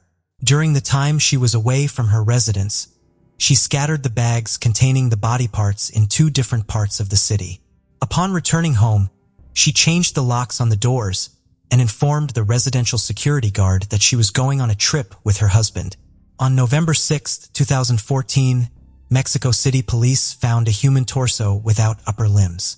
In the afternoon, they had found other human remains, including arms and legs without hands or feet, in black plastic bags. The distance between the first and second discovery sites was considerable, explaining why Maria Alejandra took so long to return to the condominium that early morning. The remains were transferred to the Institute of Forensic Sciences, where anthropologist specialists determined that they belonged to a single person, but they were unable to identify the individual at that time. To distract Alan's relatives and prevent them from notifying the police, Maria Alejandra used her husband's mobile phone to send greetings and respond to all received messages. She temporarily succeeded in ensuring that no one suspected his tragic end, buying herself time to organize a plan to appear guilt-free, just as she had done when she attacked her first husband. Alan's siblings and daughter received WhatsApp messages in which he supposedly commented that he regretted getting married and announced that he had recently started a relationship with another woman. Other contradictory messages stated that he liked being alone, and some said he was traveling.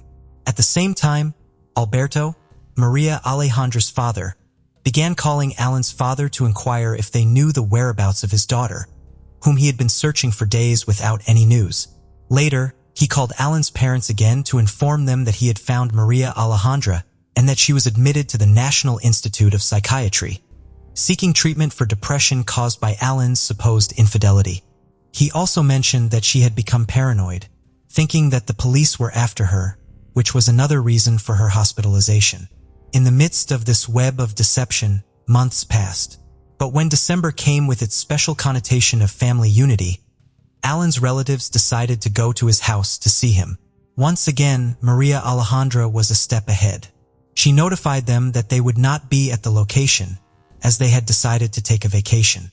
This story did not make sense to them at all, especially after Alberto's call confirming that she was in the city and undergoing psychiatric treatment.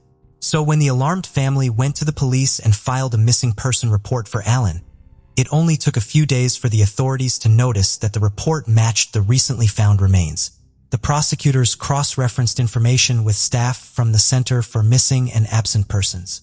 These conversations helped them progress in achieving a full identification of the victim. They compared the characteristics of the human remains with the reports of missing persons with similar physical traits. Finally, Alan's body was identified by his relatives. The officers then decided to inspect the couple's house, and upon arrival, they found Maria Alejandra. The detectives immediately took her to the police station and secured a search warrant.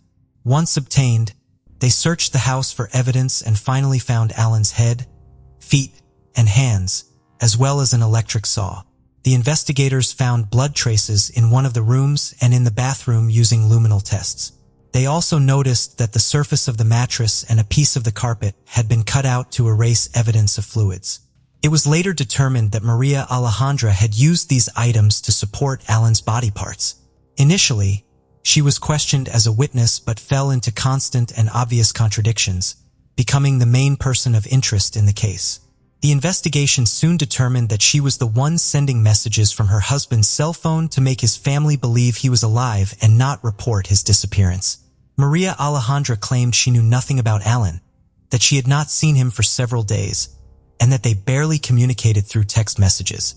Taking advantage of her background as a psychologist and trying to prove her innocence, she showed an admission form to a psychiatric clinic dated during the days when her husband disappeared. Initially, Maria Alejandra denied all responsibility, but Alan's body spoke for itself, and the forensic experts were able to perfectly reconstruct the events. From their analysis, the experts noted in the autopsy protocol that a wound was visible on the torso, caused by a sharp instrument that had penetrated the abdomen and was classified as lethal. With all the evidence that the authorities gathered at the couple's house, as well as at the sites where they found his remains, the investigators were able to establish Maria Alejandra's connection to her husband's cruel death. The detectives had testimonies placing her at the scene at the time of the events, and this was supported by the building security log, which detailed the specific time she left and entered, plus the issue of the heavy suitcase that they helped her load into her vehicle. In addition, statements from Alan's daughter and sister revealed that the psychologist had threatened the young girl with taking her life if she opposed the relationship with her father. Although Maria Alejandra attempted to evade responsibility by admitting herself to a psychiatric center, forensic studies confirmed that she did not suffer from any mental illness. Finally cornered by the evidence, Maria Alejandra confessed to the fatal assault against her husband and admitted that she took him by surprise. However, she justified her actions by stating she was tired of the domestic violence she was experiencing. On December 10, 2014, the court issued a formal prison order for Maria Alejandra for the crime of homicide.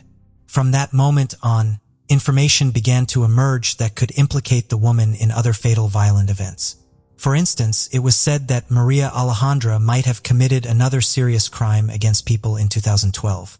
All this leads to suspicions that the accused might have had help from her father, who would be an accomplice in covering for her and diverting public opinion. Over the years, he allegedly stripped the man of some of his assets, according to Mexican media. Thus, there are suspicions that, in reality, the La Fuente father and daughter were highly dangerous criminals. However, justice did not establish any decisive line of investigation in this regard. After an 8-year wait, on Monday, September 5, 2022, the General Prosecutor's Office of the Capital announced the sentence. For the crimes of qualified homicide and disrespect to corpses or human remains, Maria Alejandra La Fuente Casco was sentenced to 46 years and 6 months in prison, an unprecedented punishment in modern Mexican justice. After the firm conviction, she has no right to review the sentence or to alternative measures that relieve the prison sentence. She was also ordered to pay for the damage and funeral costs, and she lost her political rights. Maria Alejandra La Fuente was a calculating woman who seems to have taken advantage of her father's influence and protection to act freely and proceed against the men who, in some way, tried to save her from punishment for the assault she committed against her first husband, using an argument that portrayed her as a mistreated lady, probably making use of her great manipulation skills. Then, just 3 years later, she acted again, this time against her second husband. Acting with incredible cold blood, she planned the bloody end and even feigned insanity to once again avoid being held responsible for her actions. But this time, she had gone too far. Nothing could save her from being harshly sentenced by justice.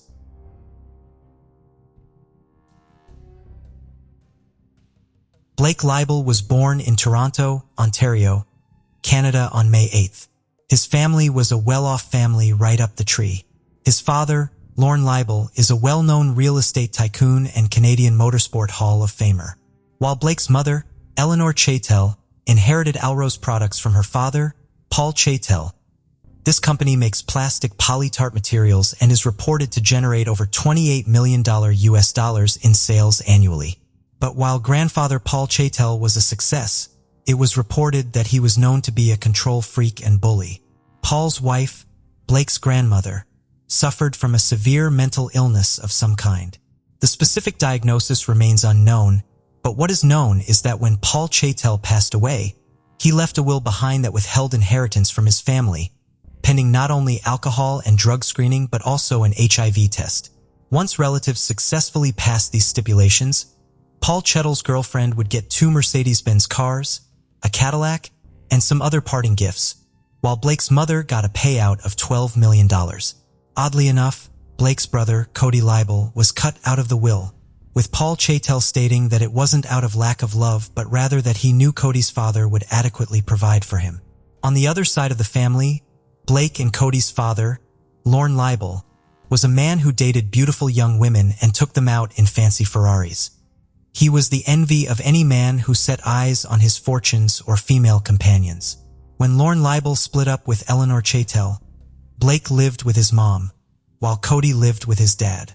It was during this time that Blake and his father reportedly became distant and estranged, as Blake felt that Lorne wasn't providing enough for him financially. Even so, the Leibel family was, by all accounts, a highly successful one.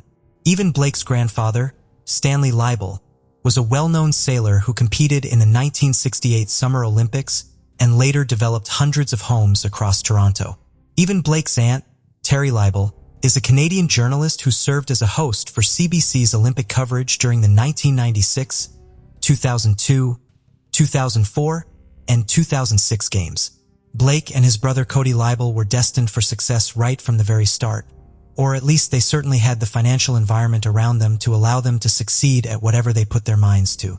As a matter of fact, when Cody Leibel moved to California, he certainly left his mark of success on the world.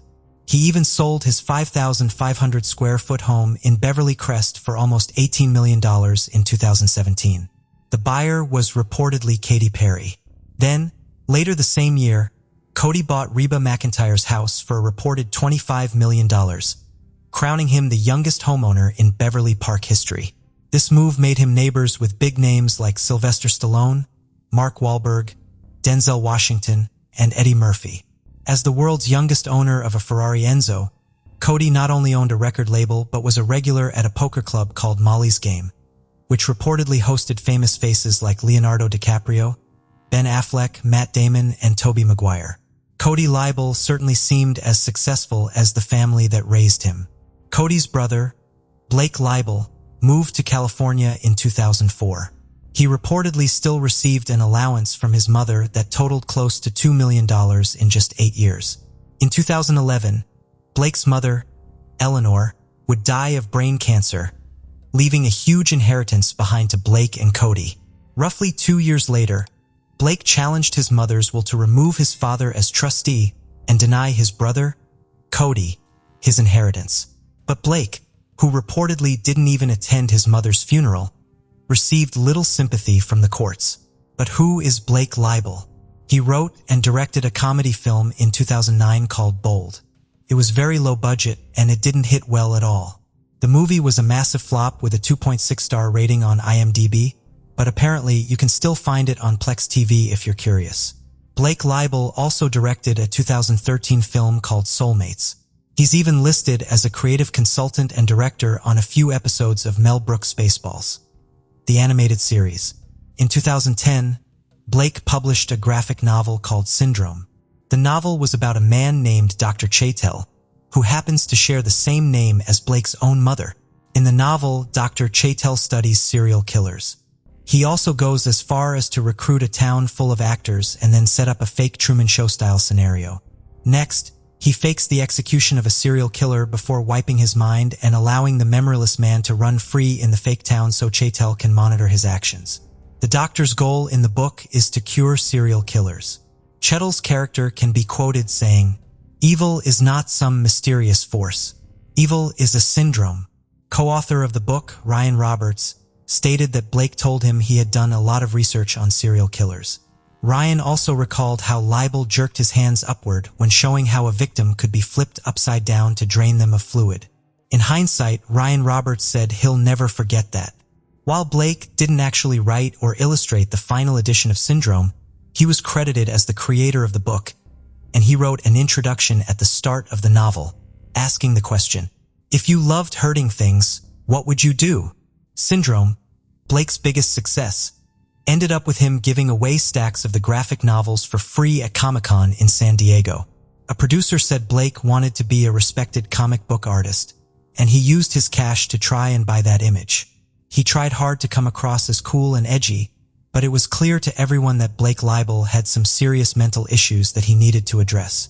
His mental state had begun to deteriorate, and he was spiraling into a dark abyss. Those close to him had started to recognize the signs, but none could foresee the depths to which Blake would ultimately sink, until it was beyond anyone's reach to save him. Blake Leibel had quite the romantic life. In 2006, Blake met a Californian model named Amanda Braun.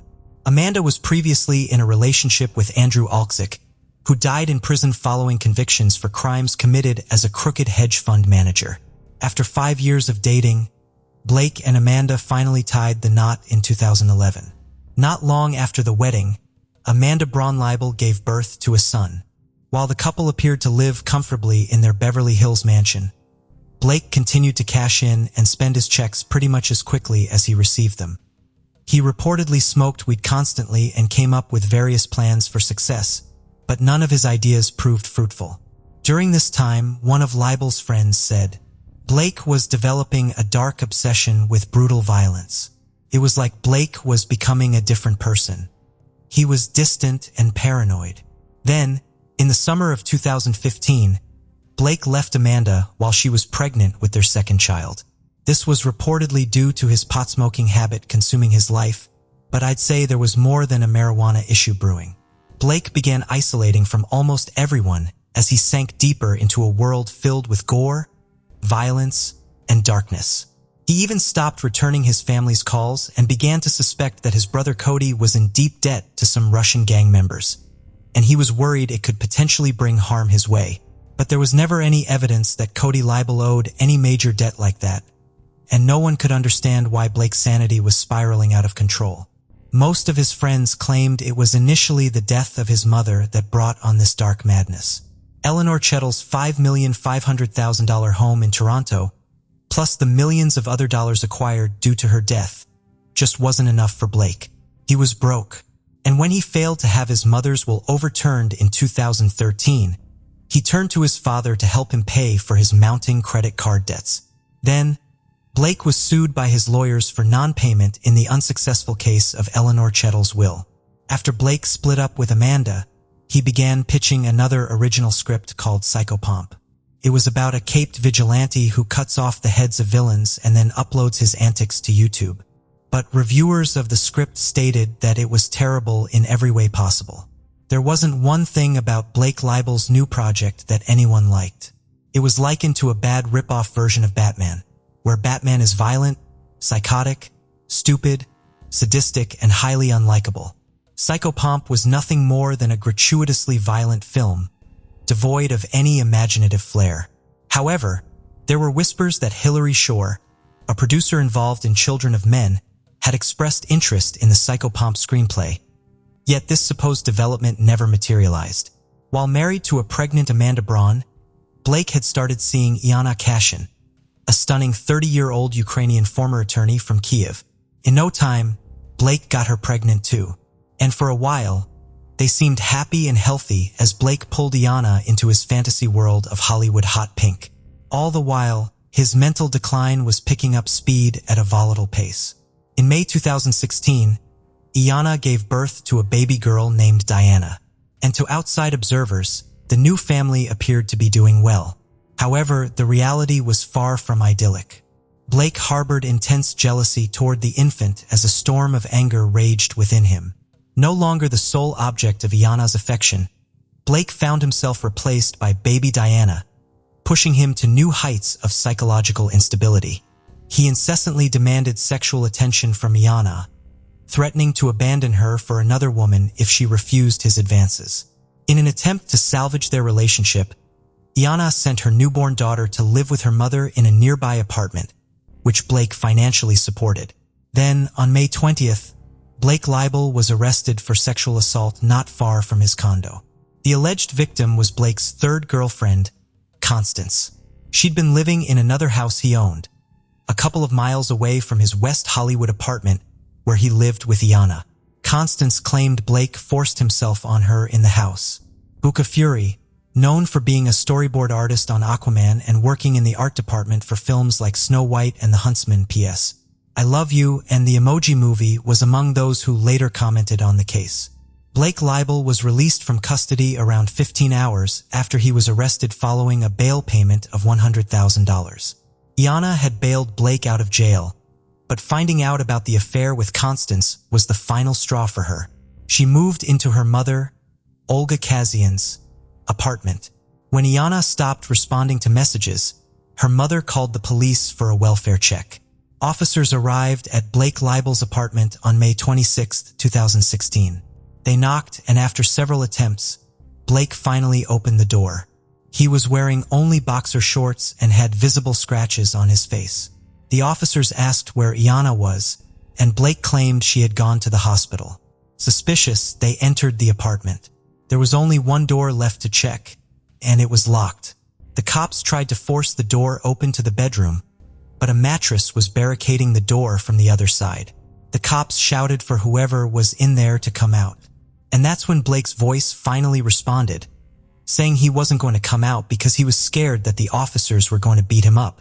They assured him that this wouldn't happen and that they were just there to check on his girlfriend to make sure she was okay. Blake replied back that she was fine. He said she was at the hospital and gave them a room number. He also said that his father would be there soon and that he wasn't coming out until then. Blake was referring to his accountant and mentor, Stephen Green. Blake had called Stephen around noon and asked him to come to the apartment. For a month before Stephen Green received that call, he had been unable to get in contact with Blake Leibel. Green had called, messaged, left voicemails, and even emailed Blake several times, but he never got a reply. Stephen Green even left a voicemail on Blake's phone stating that he was worried about him and that he loved him. He said, whatever was going on, he wanted to help him get through it. But as you're about to find out, it was way too late for that. When Green arrived at the condo, he spoke to Blake through the partially open bedroom door in the apartment. A short while later, a detective arrived on the scene to find Green now in the living room talking to Blake on the phone. Leibel was still barricaded in the master bedroom. When Green hung up the phone, the detective asked him to call Blake back, which he did. After a few minutes of conversation, Blake Leibel finally agreed to come out. He was only wearing boxer shorts when he emerged from the room. Stephen Green gave Blake some clothing to put on. Luckily, officers checked the clothing first and found Leibel's passport and about $4,000 in cash. It's thought that he was going to try and make a break for it, but that never happened. As the officers entered the bedroom, one of them screamed, "She's on the bed." The detective immediately ordered everyone to go outside, and he called in the paramedics who were waiting on standby. Sadly, Iana Cashin was pronounced dead at 1:02 p.m. on May 26th. Iana Cashin's naked body was lying on a clean sheet and was covered by a red Mickey Mouse blanket on top of a blue polka dot blanket. Her head was on a pillow. There were abrasions and bruising on the left side of Cashin's face, consistent with blunt force trauma. There were human bite marks on Cashin's left jaw and left bicep, as well as fingernail marks under her jawline. Her scalp had been removed from around her eyebrows to the hairline on the back of her head. A large portion of skin on the right side of her face had also been removed. The skull bone was visible. There were cuts across her lower forehead below the eyebrows. There was also a cut on the right side of her face from her cheek to her jawline, and another on the left side of her face toward where the ear should have been, but it was missing. The medical examiner later proposed that a sharp-bladed tool had been used to cut off the skin, but he also noted that some facial tissue had been ripped away by hand. Considering the extensive damage to Iana's face and skull, combined with the challenging nature of both cutting and tearing the tissue, the doctor believed that inflicting these injuries would have been a lengthy process. Moreover, the presence of inflammation in the tissue and bleeding from several severed samples led to the tragic conclusion that Iana Cashin was still alive while enduring this prolonged torture. The examiner also determined that there was no blood in Iana's heart, veins, or arteries. Half of Iana's blood supply was missing. This is highly unusual, even considering the weight of her injuries. Gravity wouldn't have been enough to drain that much blood from her body. Her heart would have had to have been pumping the entire time. It was the medical examiner's opinion that Blake may have drained Iana's blood by placing her in the bathtub with her head lower than her feet and then running water over her head, which could have increased the blood flow and potentially interfered with clotting. Due to the presence of foam in her nostrils, the doctor concluded that Iana was probably submerged in water for at least 30 minutes. Her body was then washed and placed on the clean sheet. Her cause of death was ruled as exsanguination, the draining of blood. There was an additional pillow to the left of Iana with an indentation on it. It was as if someone had been lying next to her. There were dried bloodstains on the mattress beneath the sheet she lay upon. The investigation uncovered the extent of the violence that had occurred throughout Blake Libel's condo. According to court documents, bloodstains and pieces of human flesh were discovered behind the bed. Blood was splattered on the wall near Iana's body. A fragment of an eyebrow was found on the floor beside the bed. Bloodstains were present on another mattress from a second bed in the room, as well as on a side table and in various other areas of the bedroom. The mattress that had been used to obstruct the door belonged to the second bed. A clump of hair and a blood-stained razor were found in the trash can. When cops entered the bathroom of the master bedroom, warm water was running in the bathtub. Bloodstains and hair could be seen in the tub. A green paring knife with blood on it was found in the top drawer in the bathroom. The oval shape of the bloodstains found on the headboard of the bed and the guest bedroom were consistent with having been made via the top of Iana's scalped head. There was blood on 2 towels, a pillowcase, the floor, and the base of the drapes in the guest bedroom. The drain in the tub of the guest bathroom also tested positive for blood. The same drain contained some freshly cut hair. Chemical testing also confirmed the presence of blood that someone had tried to clean up in areas of the dining room, the hallway, the guest bathroom, and both of the bedrooms. The kitchen garbage disposal also tested positive for blood. Then, more evidence was found in the dumpster. Inside trash bags that had been thrown down the garbage chute, mere feet from Blake's condo door, investigators found blood-stained bedding, towels, clothing, bath mats, placemats, a bed skirt with bloody handprints, human tissue including some pieces with hair that appeared to be scalp, the missing ear. Samples taken from Blake's hand and fingernails also contained Iana's DNA. Iana's hands showed signs of injury consistent with self-defense. The marks and bruises seen on Blake's face when arrested were most likely inflicted by Iana fighting for her life. The LA coroner concluded that she was kept alive for around 8 hours. He said he'd never seen injuries like that and likened them to wartime injuries. Blake Libel was arrested and charged with the torture and murder of Iana Cashin. It was later discovered that he used her phone to order food to the apartment via Postmates twice during the time Iana was missing. Blake's demeanor on the scene was described as ice cold. He acted as if he didn't even know Iana was dead. When an officer told him, he simply replied, "Well, I guess you'll find out who did it then." Libel donned an evil grin as officers led him away from the condo in handcuffs. On June 26, 2018, Blake Libel was sentenced to life without parole. Due to the nature of his crimes, he was eligible for the death penalty, but the DA didn't pursue it, even though doctors deemed Blake not to be insane and stated he was fit to stand trial. It took the jury just 3 hours to deliver a guilty verdict. Blake was also ordered to pay about $43 million to Iana Cashin's family. Cody Libel was present every day of the trial. Blake's father never showed up. Iana Cashin had only been living in the United States for a couple of years before tragedy struck. She was working on becoming a translator.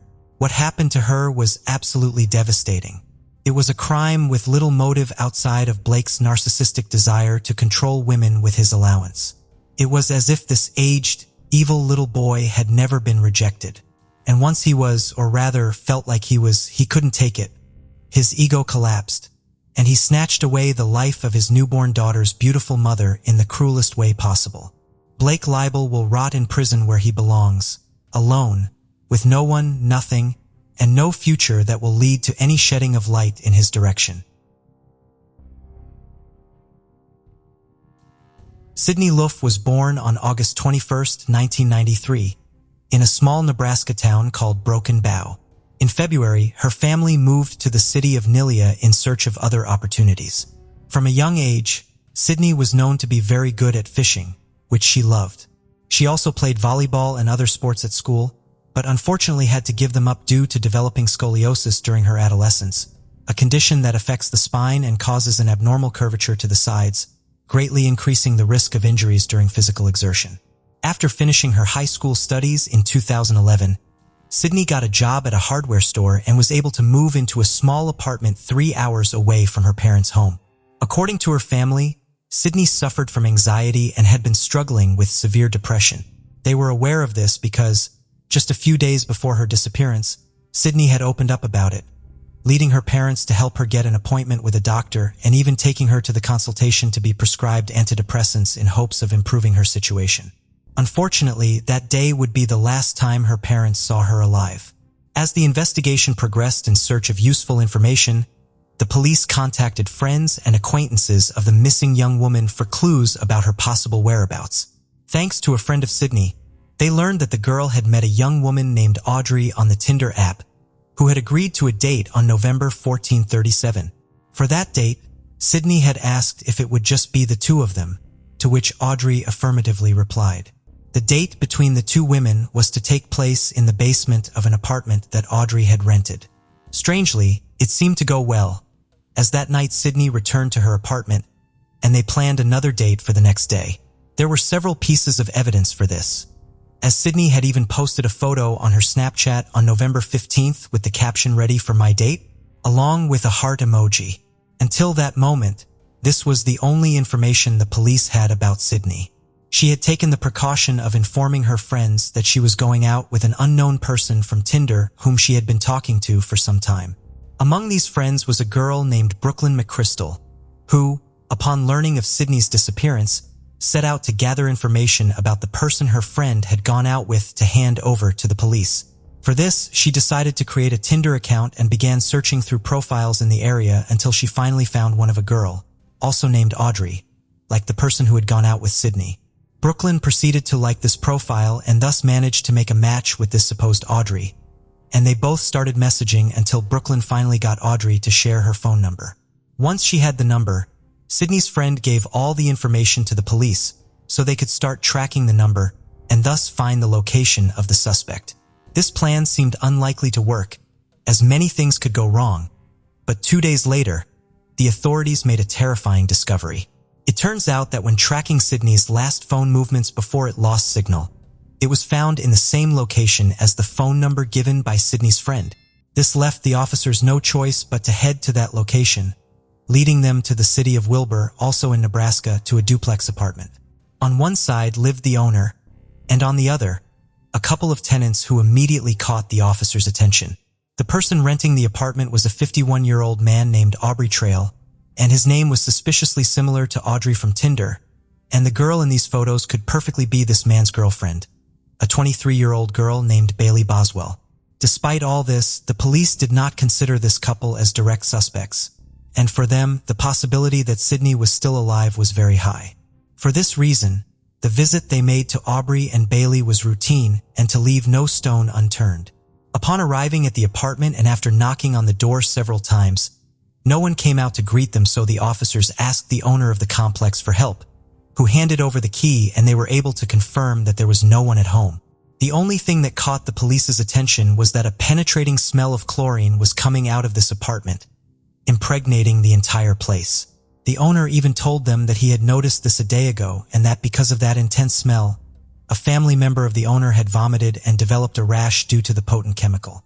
He also mentioned that, strangely, he had noticed that Aubrey Trail and his girlfriend had the air conditioning still running despite it being November and temperatures being very low in Nebraska at that time of the year. The next day, the police returned to the apartment, but this time they were more prepared and armed with a search warrant to enter and inspect the entire place thoroughly. However, they found nothing. Everything seemed the same as the day before. The couple was still without any signs of having returned home, and the same chlorine smell continued to emanate from the basement. But there was nothing else that caught their attention at first glance. So they left the place and focused on continuing to search for the missing young woman in the surroundings of the city. 2 weeks later, and still with no news of Sydney, her disappearance became more popular in the media, and in the absence of new evidence indicating another path to follow in the case, the police issued a public statement classifying Aubrey Trail and his girlfriend as persons of interest and possible suspects. In response to the statement, the man and his partner made a live broadcast on Facebook defending themselves against the police accusations and claiming they were both innocent. At the end of the broadcast, it can even be heard Aubrey saying, "I pray for Sydney to appear soon." 2 days later, the police arrested Trail and Bailey in a hotel in Missouri, although this was for charges not related to Sydney's case. It turns out that the two earned their living by scamming antique stores and private businesses, defrauding people they also scammed. At the time of their arrest, according to police statements, the couple possessed maps, sleeping bags, and sports shoes, which appeared to be part of their tools for their plan to escape to Mexico. After this arrest for fraud, the police found an excuse to interrogate the two suspects about Sydney's case.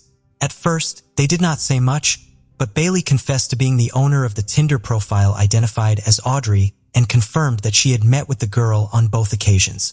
According to her, the last time she saw Sydney was on November 15th after taking a ride in her own car while smoking marijuana, and then they left Sydney at a friend's house. After that, they did not exchange a single message. When the police asked where the friend's house was located, the young woman said she did not remember the exact location. She responded with monosyllables and refused to give any personal information about herself. Aubrey Trail also refused to make any statements during his arrest for fraud and the subsequent interrogation. After this, the FBI decided to get involved in the investigation of Sydney's disappearance. Bailey Boswell never had a father figure, as her father was absent when she was just a girl. Bailey was good at sports, so much so that in high school, she was the first on the list of the fastest runners, and for this she was even once offered a scholarship to play basketball at the university. But all this promising future was ruined when she started having problems with substance abuse after graduation. Shortly after, she had a daughter and married a man named Freddie Pinnell. Those who knew the dynamics of this couple describe it with terror, as this man was very aggressive, both physically and psychologically with Bailey, and he had such an extreme drug addiction that, combined with his violent attitude, social service authorities were forced to take their daughter from their home when she was still in her early school years. According to Bailey's mother, at one point, this man even hit and kicked her in the face while she was still pregnant. On the other hand, although it was hard to believe, Aubrey Trail had an even more complicated life than his partner.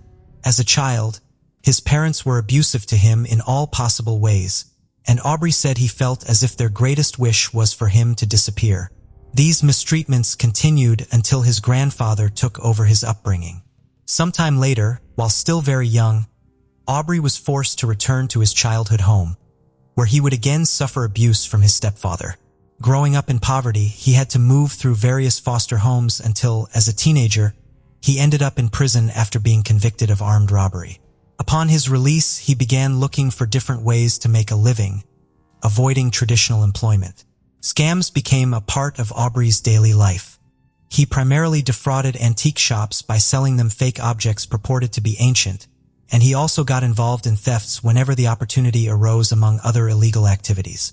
This was Aubrey's lifestyle when one day while browsing a website, which was a classifieds page where implicitly many people sold their bodies, he contacted Bailey Boswell. Aubrey was on this page looking to connect with a female, and Bailey was supposedly there looking for a sugar daddy. This is how these two, with a 28 age difference between them, began their relationship and moved in together to the apartment Aubrey had rented in the city of Wilbur. As the FBI gathered all this information about the suspect's past, while they remained under arrest for their fraud schemes, and during the interrogation process, neither was willing to provide additional information about the possible whereabouts of Sydney. They maintained their innocence regarding any crime related to her, but this would change when a very chilling discovery was made. On December 4th, 2017, a search team from the local police department, led by the FBI, found parts of Sydney's body discarded in trash bags on a dirt road north of Nebraska. approximately an hour's drive from the city of Wilbur, where the two suspects lived. Along with Sydney's body, adult toys and artifacts were found, discarded using the same bags in which the young woman's body was wrapped. It was confirmed that the date of death was almost a month prior, and although they could not be precisely sure, forensic studies estimated that her death occurred around the dates Bailey organized the dates with the girl. They also stated that the body had bruises all over. Upon the discovery of Sydney's body and the emergence of this evidence, both suspects began to talk, or at least Aubrey did, as Bailey seemed to be in shock during all subsequent interrogations and cried while declaring her innocence of the crime, although she was not willing to implicate Aubrey or declare that he had planned the crime. On the other hand, Trail would give various versions and statements that would vary both in the interrogations conducted after the body was found and throughout the judicial process he would face in the coming months. This was further proof to finally classify him psychologically as a pathological liar, that is, a person who lies compulsively. Initially, after being placed in pretrial detention due to evidence suggesting he might try to escape to Mexico, Aubrey confessed that he had killed Sydney on his own and without Bailey's help. In the same statement, the man requested that the law of retaliation be applied. Indeed, he exclaimed that he should be executed for the murder of Sydney Luff. However, as warrior-like and archaic as this sounded, Aubrey did not stick to his statement and later said that Sydney died after a third date they had, where the three of them were engaged in a threesome.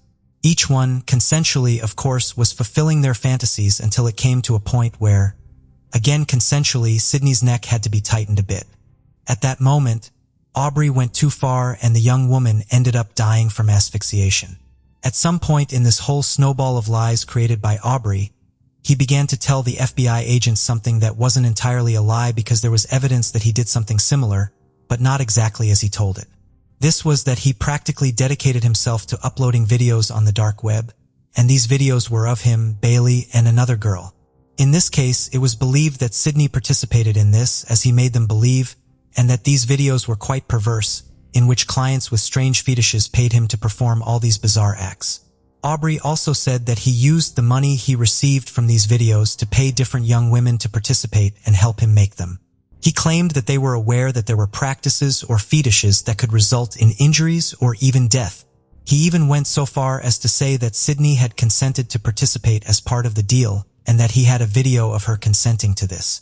But obviously, as this was most likely a lie, such a video could never be seen by any of the authorities to be taken as verifiable evidence. Although Aubrey lied a lot in his statements and often contradicted himself, the authorities had to be attentive to anything that came out of his mouth since he occasionally told the truth, at least partially. For example, in one of his statements he gave them a clue as to where they could find Sydney's phone, which was in the cemetery of Wilbur. When they went there, the police indeed found the girl's phone, along with her driver's license and credit cards. In 2018, the trial that would decide the fate of the two accused began. On June 11 of that year, the court announced that both Aubrey Trail and his girlfriend Bailey Boswell would face charges of first-degree murder and improper disposal of human remains. The prosecution expressed its plan to seek the death penalty for both due to the gruesomeness of the crime and because at the final moment of the trial, both defendants decided to plead not guilty. This was likely because their lawyers had a very distorted view of reality and sold their clients the idea that they could go free. During the trial, 3 women who had been involved with the couple testified. Thanks to this, very interesting details were revealed, such as that Aubrey had told them he was a kind of vampire who could read minds and obtain his powers by performing perverted rituals, while also claiming that he could gain more of these powers if he ever managed to kill a woman as part of these rites. One of these women also testified that when she stopped participating in meetings with the couple, Aubrey threatened her saying he would kill her entire family if she revealed the atrocities that were taking place there. The defendant's lies fell apart when the prosecution's evidence conclusively demonstrated that this crime had indeed been premeditated and planned in advance. Some housekeepers from a nearby motel testified that they had seen Sydney with Bailey and Aubrey at the hotel weeks before the young woman's disappearance. Security cameras from another hotel near Sydney's workplace showed Bailey and Aubrey lurking around the area. On November 15th at around 11 a.m., the couple was seen buying a folding saw and food grinders at a local mall. The prosecution also presented foam tower records indicating that both had been waiting near Sydney's residence in the hours before she went to work on November 15th. Apparently, They followed her to her workplace, where another security camera recorded Aubrey entering the hardware store in the afternoon, minutes before Sydney's shift ended, frequently glancing over his shoulder as if monitoring her. There were also security recordings showing Trail purchasing a large saw for wood, large-sized trash bags, and several lighters of bleach at a store. Although many searches were conducted, the saws that Trail supposedly used were never found. They also couldn't find traces of Sydney's DNA on the adult toys that were analyzed and found at the scene where her body was located. This is presumed to be due to the thorough cleaning with bleach that the man had carried out in the entire apartment. However, the FBI found traces of blood and Sydney's DNA on a pair of rubber gloves on a pair of pants belonging to Aubrey. The same was found on an electrical cord that appeared to be the final cause of death for the 24-year-old woman. Following this, there was not much to be done. Aubrey's defense attorneys had attempted to portray the crime as a perverted threesome gone wrong, but with all the compelling evidence against this idea, it was abandoned. Bailey's defense, on the other hand, had a bit more success. They focused on her troubled adolescence and argued that her role in Sydney's death had been almost forced after being emotionally manipulated by Aubrey, who was twice her age.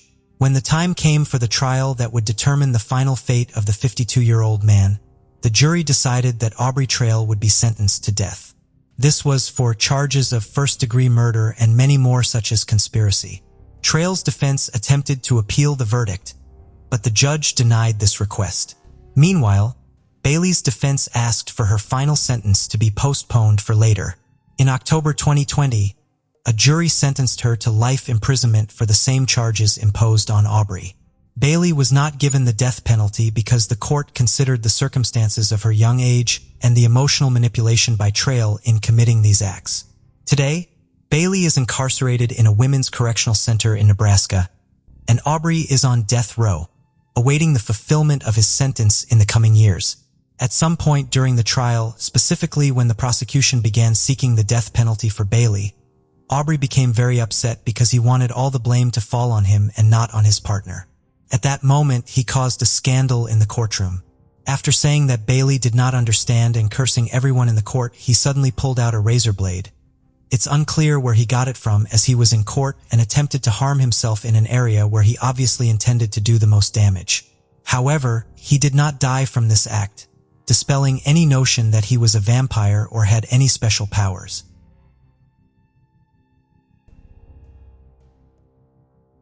On the morning of May 25, 2013, Marshall University was celebrating the graduation of a new cadre of professionals. Mark and Joanna McDermott were supposed to be among the parents witnessing their children receive their diplomas. However, their day took an unexpected turn. This is the of Mark McDermott, a model family man who faced betrayal by someone he considered and raised as his own son for nearly 20 years. Mark McDermott was born in the early 1960s in Australia. Little is known about his upbringing and personal life. What is known is that Mark was the eldest of 5 siblings. His father, Bruce McDermott, as well as 2 younger sisters, Tracy and Nicole, with Nicole being the youngest, are his only known relatives. Close acquaintances have described Mark as not only a successful businessman, but also a kind and responsive individual. Nicole portrayed her older brother as a wonderful person who could never deliberately cause harm to anyone. Very little information is available about Mark's life, including his adult years. At some point, Mark traveled to the southern United States. The circumstances and reasons for this journey remain unknown. It was during this time in the U.S. that he met Joanna Dunn, a single mother with a 4-year-old child. Even less information exists about Joanna's life. Most accounts come from her own narratives. However, the words she shared publicly were almost entirely dedicated to her son, who is also central to this story, Donald Wayne Dunn. Donald Wayne Dunn was born in the early 1990s in West Virginia, where he lived his entire life with his mother's family. His grandparents played a significant role in his upbringing since they cared for him most of the time. The reason Joanna, a working single mother, entrusted much of Donald's upbringing to her parents was that she found it challenging to raise a child alone. Even when they managed to spend time together, Joanna often turned to video games and television to entertain Donald. On the rare days they were home together, it was challenging for her to give him all her attention. However, everything changed with Mark's entry into their lives. The couple quickly started a relationship and soon got married. Joanna adopted her husband's last name, and all three moved to West Virginia, becoming a very close-knit family from the beginning. Mark and Donald developed a close relationship as if they were truly related by blood.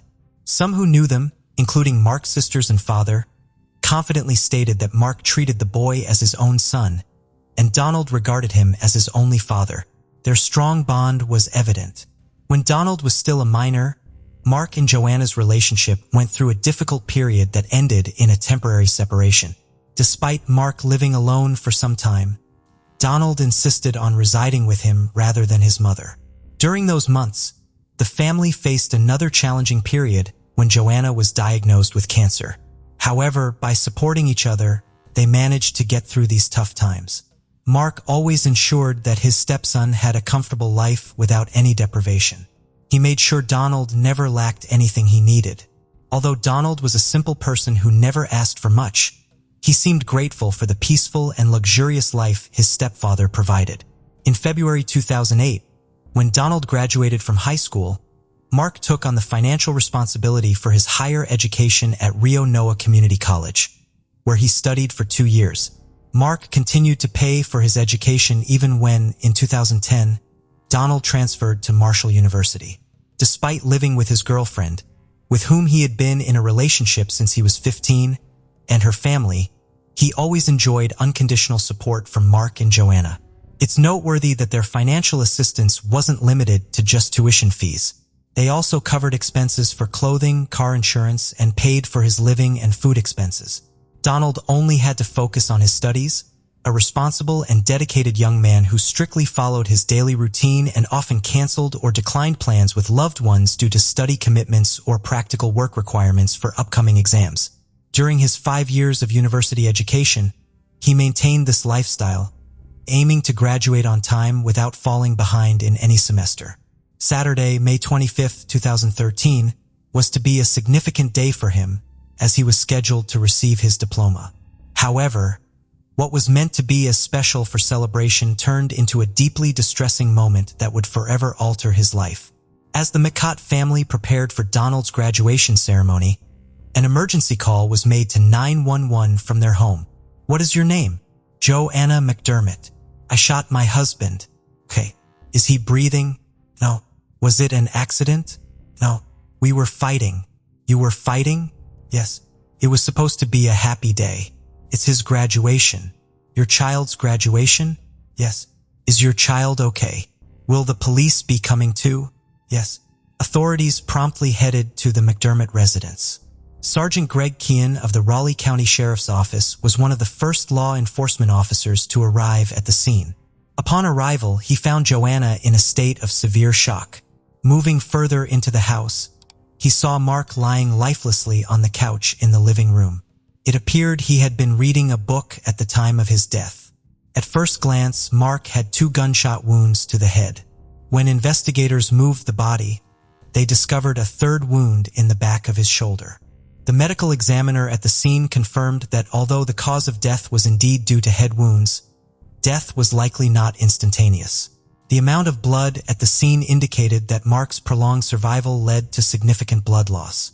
According to initial reports on the incident, Donald had been preparing for his significant day, and noise from the shower drowned out the sound of gunshots. Consequently, he did not realize Joanna had shot his stepfather until he exited the bathroom and found Mark's body in the living room. "All right, how old is your husband?" "My husband is 54. "And you were just fighting?" "Yes." "All right, did you shoot him in the side?" "No." "In the head?" "In the head." "Yes." "Okay, try not to touch anything. My son is in the bathroom. I need to attempt to go downstairs so he can assist me." "How old is your son?" "He is 23. "Does he know what has happened?" "He doesn't know. He's downstairs for his graduation." The pistol was lying on the dining table next to a letter, presumably written by Joanna and addressed to Donald. In it, the distressed woman explained to her son that her marriage had become intolerable and that she could not stay in a relationship with someone she no longer loved. She also apologized for leaving his life without seeing him grow into a man. At that moment, Joanna and Donald were taken in separate cars to the Raleigh County Sheriff's Office, where an officer was to take their statements. Since Joanna called emergency services, the case appeared to be another instance of domestic violence with a tragic conclusion. In her conversation with the operator, Joanna claimed that she and Mark had argued, and in a fit of rage without realizing her actions, she shot him in the head with her pistol. This narrative surprised the officers who took her for questioning, because she then made a confession that completely overturned her initial story, and thus changed the entire course of the investigation. When the doors of the police car closed, Joanna revealed that it was not she who ended Mark's life, but her son Donald. However, this revelation was not all. The story turned out to be far more intricate than what investigators had assumed. Once in the interrogation room, Joanna recounted to Captain James Barr of Raleigh County Sheriff's Office the sequence of events that took place on May 25, 2013. She mentioned that her son's graduation was scheduled for earlier in the day. In the morning, she left home to run some errands and buy groceries. Upon returning home and as she was about to get out of her car, Donald approached her and asked her to close her eyes, follow him into the house. He had a surprise for her. Trusting her son had prepared something special, she blindly followed him into the dining room, where he suggested she sit down. At that moment, Joanna heard a distinctive click. When she finally turned to look at Donald, she found herself face to face with the barrel, her own pistol in his hands. The gun did not fire. Joanna, completely frightened, managed to grab it and wrest it from her son's hands. She overcame her panic, which allowed her to think clearly and devise a plan of action to save herself from becoming Donald's second victim. Seeing Mark's lifeless body, she quickly told Donald that she was going to call emergency services and take the blame for the crime. Although the young man initially seemed to doubt her plan, he eventually agreed. During the interrogation, Joanna explained that she decided to call emergency services to protect herself from her own son. She understood that by confessing to a crime she did not commit, she would end up behind bars. Joanna added that she was sure that if she didn't do this, Donald would try to end her life. She also confessed that in the 23 years she had been his mother, she never thought he would point a gun at her head and pull the trigger. The gun used by Donald belonged to Joanna. She explained that it did not fire, probably because she had pulled the slide back far enough on the semi-automatic weapon, which prevents a normal shot. Captain Barr explained that Joanna's story seemed entirely logical to him because from the first moment he saw Donald, he had a feeling something was off. He noted that considering the severity of the situation, the 23-year-old young man appeared unusually calm and always maintained a neutral facial expression. For this reason, he ordered Donald be placed in a separate interrogation room away from his mother from the beginning of the interrogation. Donald denied any involvement in his stepfather's death. His facade, however, quickly crumbled when he was told of Joanna's statements. James Barr did not need to use any intimidation tactics to get the young man to confess. He didn't pressure him or demand detailed information to piece together the case. Donald voluntarily provided everything.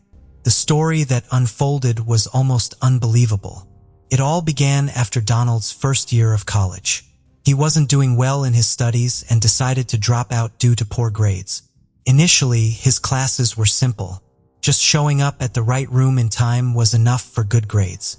But as the semester progressed, it required more effort. According to Donald, he felt he didn't have the strength to continue his studies. Instead of telling the truth, he chose to lie to Mark and Joanna. His close relatives were not the only ones deceived. Even his girlfriend and her family were unaware of what was happening. Rachel Rush, his girlfriend's sister, said Donald maintained a routine that made it seem like he was attending classes.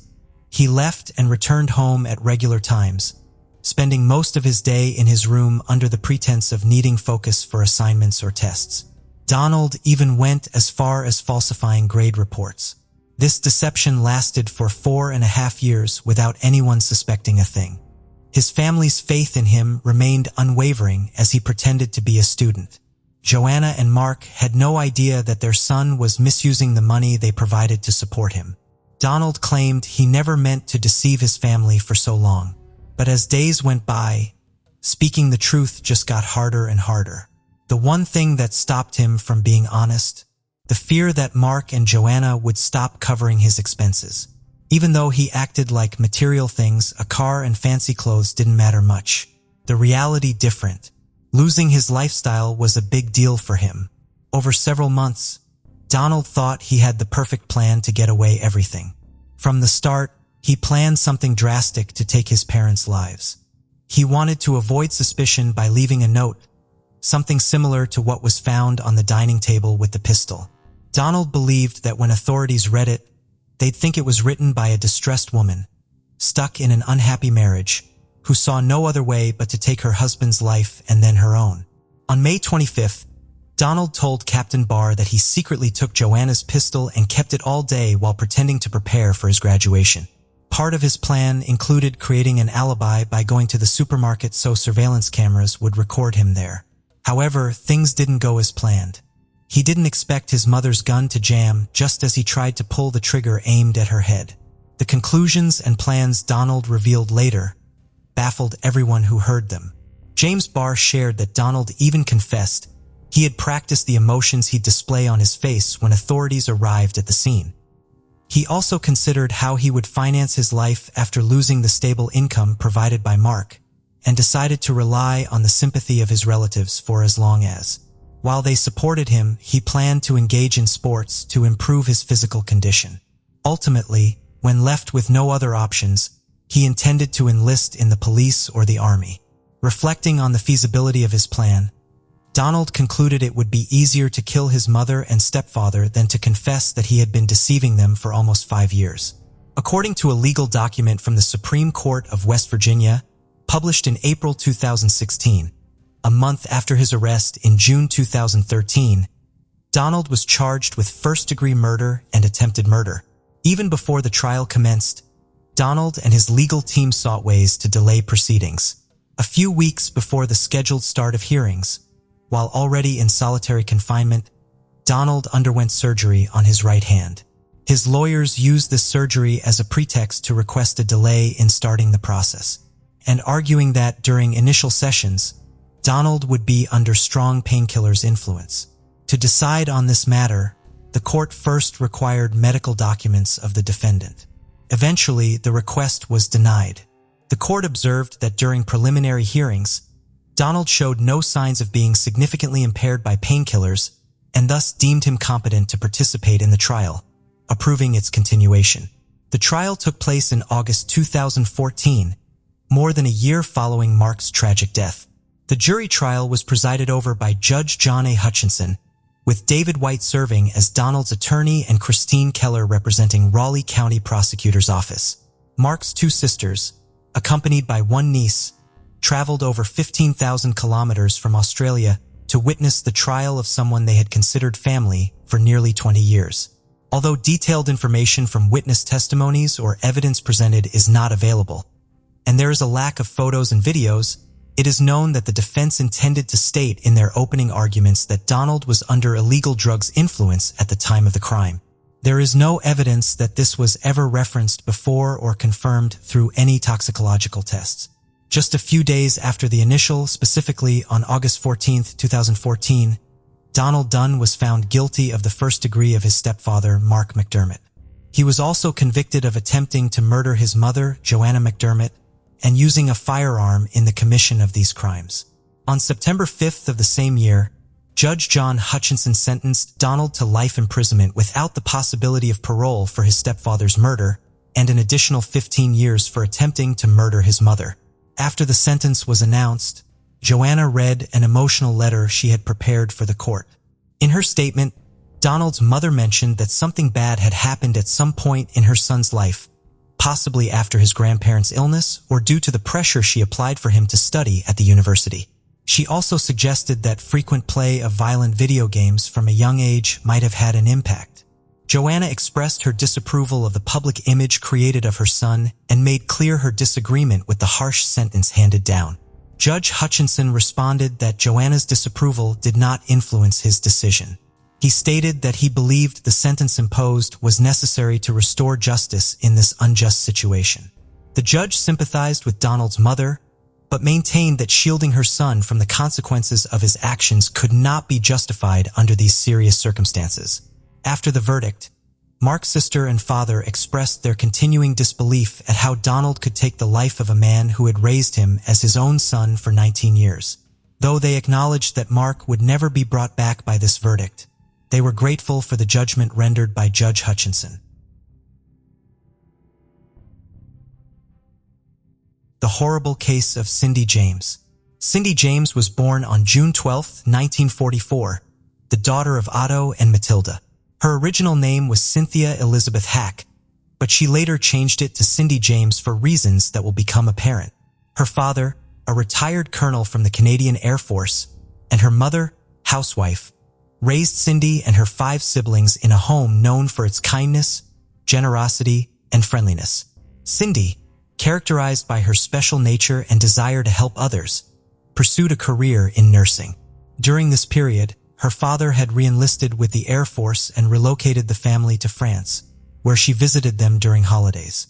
During this time, in letters to her family, Cindy occasionally referred to an unnamed intern she had met during her studies. She claimed that the two had at one point been engaged and that, after finding he had terminal cancer, the man committed suicide while the couple were on a skiing trip. None of her parents or siblings, however, ever met the man, and Cindy did not name him. In the summer of 1965, Cindy met Roy Makepeace, a South African psychiatrist 18 years her senior. The two married on December 9, 1966, the same year she graduated from nursing school. Despite the age difference, their marriage initially seemed harmonious, and they began their life together with Cindy working as a nurse. In 1975, Cindy's career took a significant turn when she became the coordinator of a day center for minors with behavioral issues. Her dedication and passion for her work were evident during her 12-year tenure at the center. Cindy's commitment to the children was deeply appreciated by their parents, who recognized her profound impact and devotion. A pivotal moment in Cindy's life occurred after these 12 years when she decided to seek change. She left her job at the day center and accepted a nursing position at Richmond Hospital. Around the same time, Cindy and Roy's marriage ended in divorce. This marked a complete transformation in Cindy's life. She moved out of the house she shared with Roy, found a new place to live, adopted a pet, and immersed herself in work to stay occupied. This busy new lifestyle was Cindy's way of coping with the changes and challenges following her divorce. It's not clear why she divorced Roy. What has been found is that at least on 2 or 3 occasions, Roy had hit Cindy, so perhaps the reason she divorced was that he mistreated her. Despite this, it is known that Cindy and her ex-husband, Roy, claimed to have divorced on amicable terms, even though he had physically assaulted her several times. They maintained that they still had a good relationship and got along well. However, for months after her divorce and the beginning of her new life, Cindy's nightmare commenced. In October 1982, Cindy began receiving numerous unsettling phone calls at her home. Often, these calls were met with silence, as if no one was on the other end, or she would hear faint sounds like breathing or mumbling, but could not discern any clear message. This pattern persisted, suggesting that it was not an error but an intentional act to intimidate her. The calls were made from an untraceable number, leaving Cindy in the dark about the identity of the caller. On one occasion, while at home with friends, Cindy answered the phone only to hear the familiar indiscernible noises. After hanging up, she noticed that the living room curtains, which she had previously closed, were now open. Startled, she closed the curtains and blinds, but the phone rang again. This time, the caller ominously remarked, "It's silly for you to hide. I know you're in the living room." This incident epitomized the terrifying reality Cindy faced daily, feeling watched yet unable to see her observer. The harassment escalated as Cindy began receiving bizarre letters in her mail. These letters, composed of newspaper clippings arranged to form threatening messages, conveyed ominous sentiments like, "Soon, Cindy, soon, and you're dead." Additionally, some letters contained violent imagery depicting assaulted women or a person brandishing a knife near a woman's image. Despite the palpable threat these letters posed, Cindy had no clue about their origin and had never encountered the sender. Fearing for her safety and unsure of what to do, Cindy sought advice from her parents and ex-husband Roy. Both her parents and Roy urged her to contact the police and file a formal complaint, which Cindy did on October 12, 1982. The police in their investigation interviewed Cindy's friends and family to ascertain if anyone bore a grudge against her or knew of someone who might wish her harm. However, their efforts yielded no leads. Cindy, known for her compassionate and helpful nature as a nurse devoted to aiding people and children, was widely regarded as a genuinely kind and generous individual. This raised the question, who would want to harm someone like Cindy?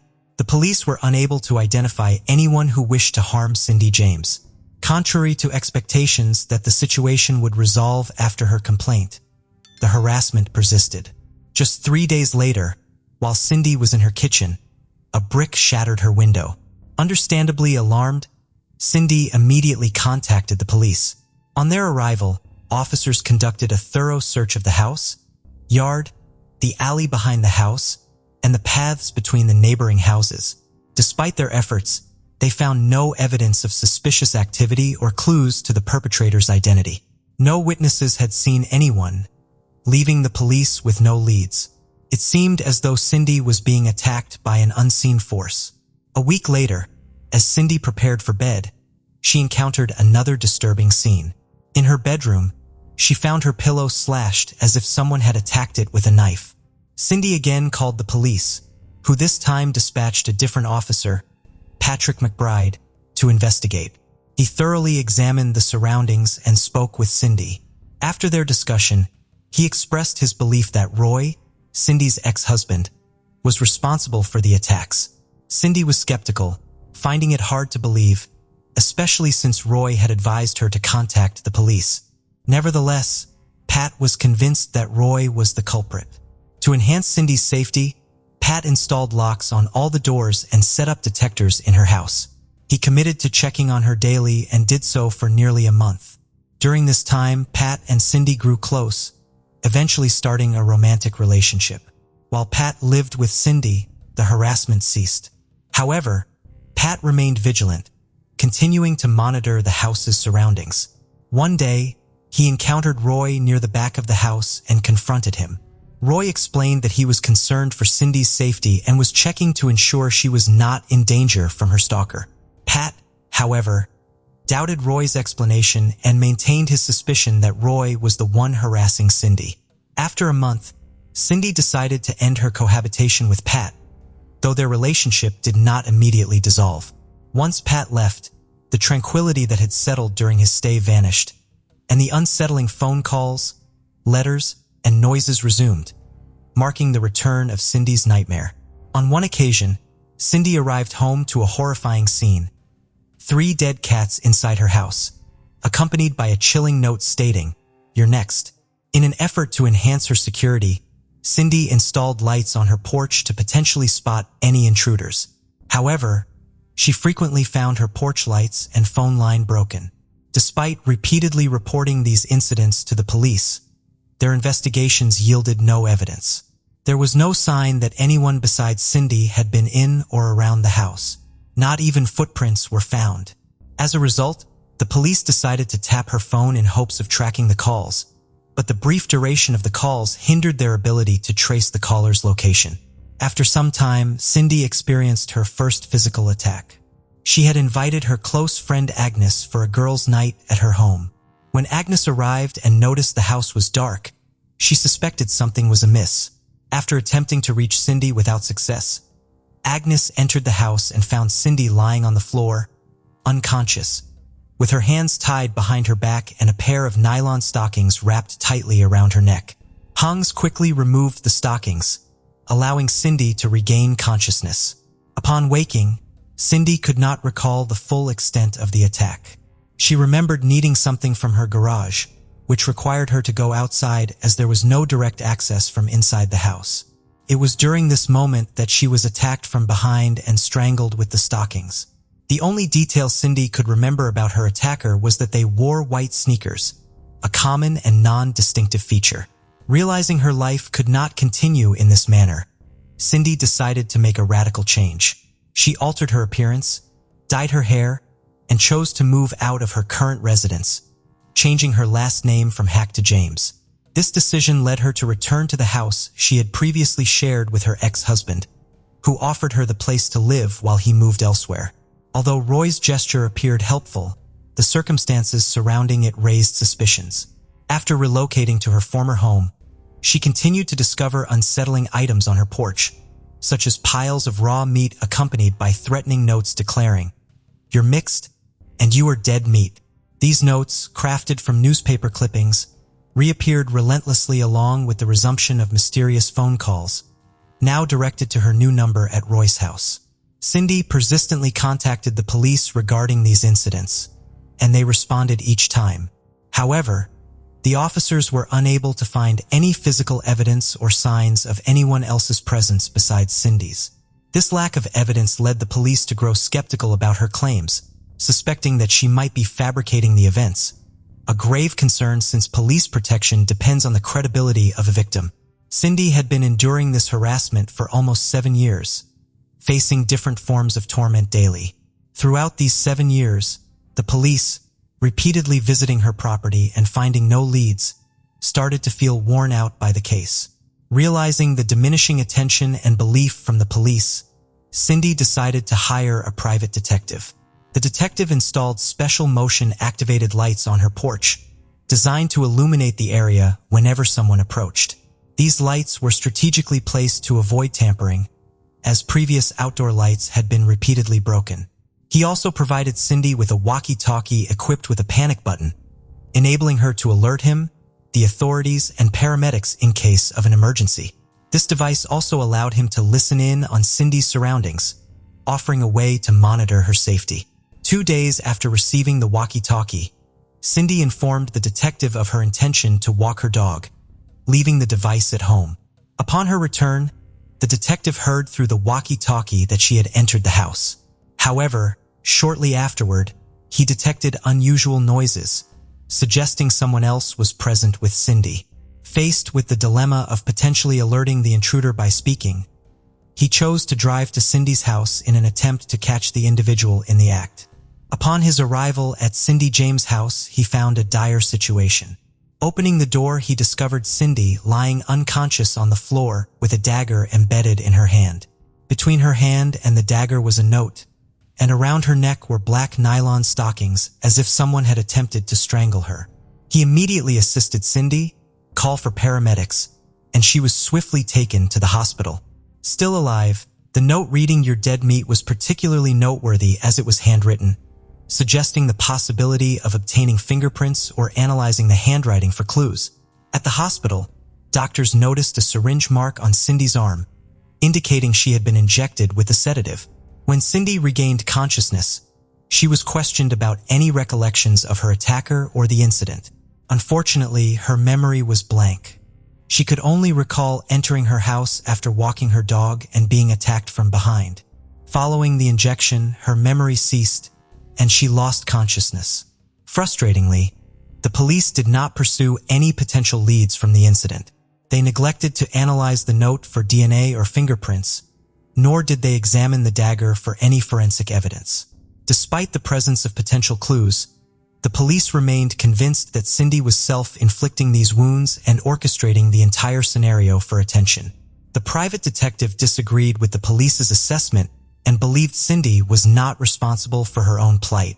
Considering Cindy's history of being harassed for 7 years, he found it implausible that she would inflict such harm on herself, particularly in such a violent manner as her last attack.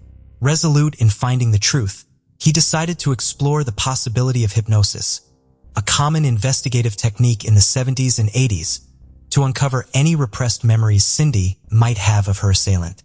However, the hypnosis session was unsuccessful, leaving Cindy's memory of the attack as elusive as ever.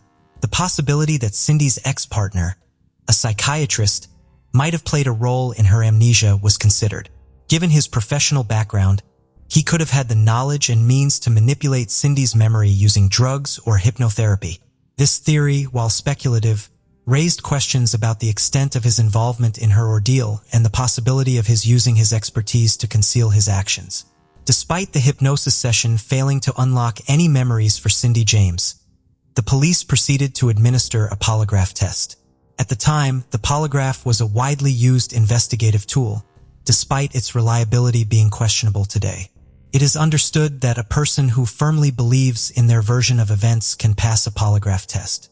Cindy underwent the test and passed, indicating she was not lying according to the polygraph results. However, the police interpreted this outcome as Cindy being too traumatized to provide reliable results.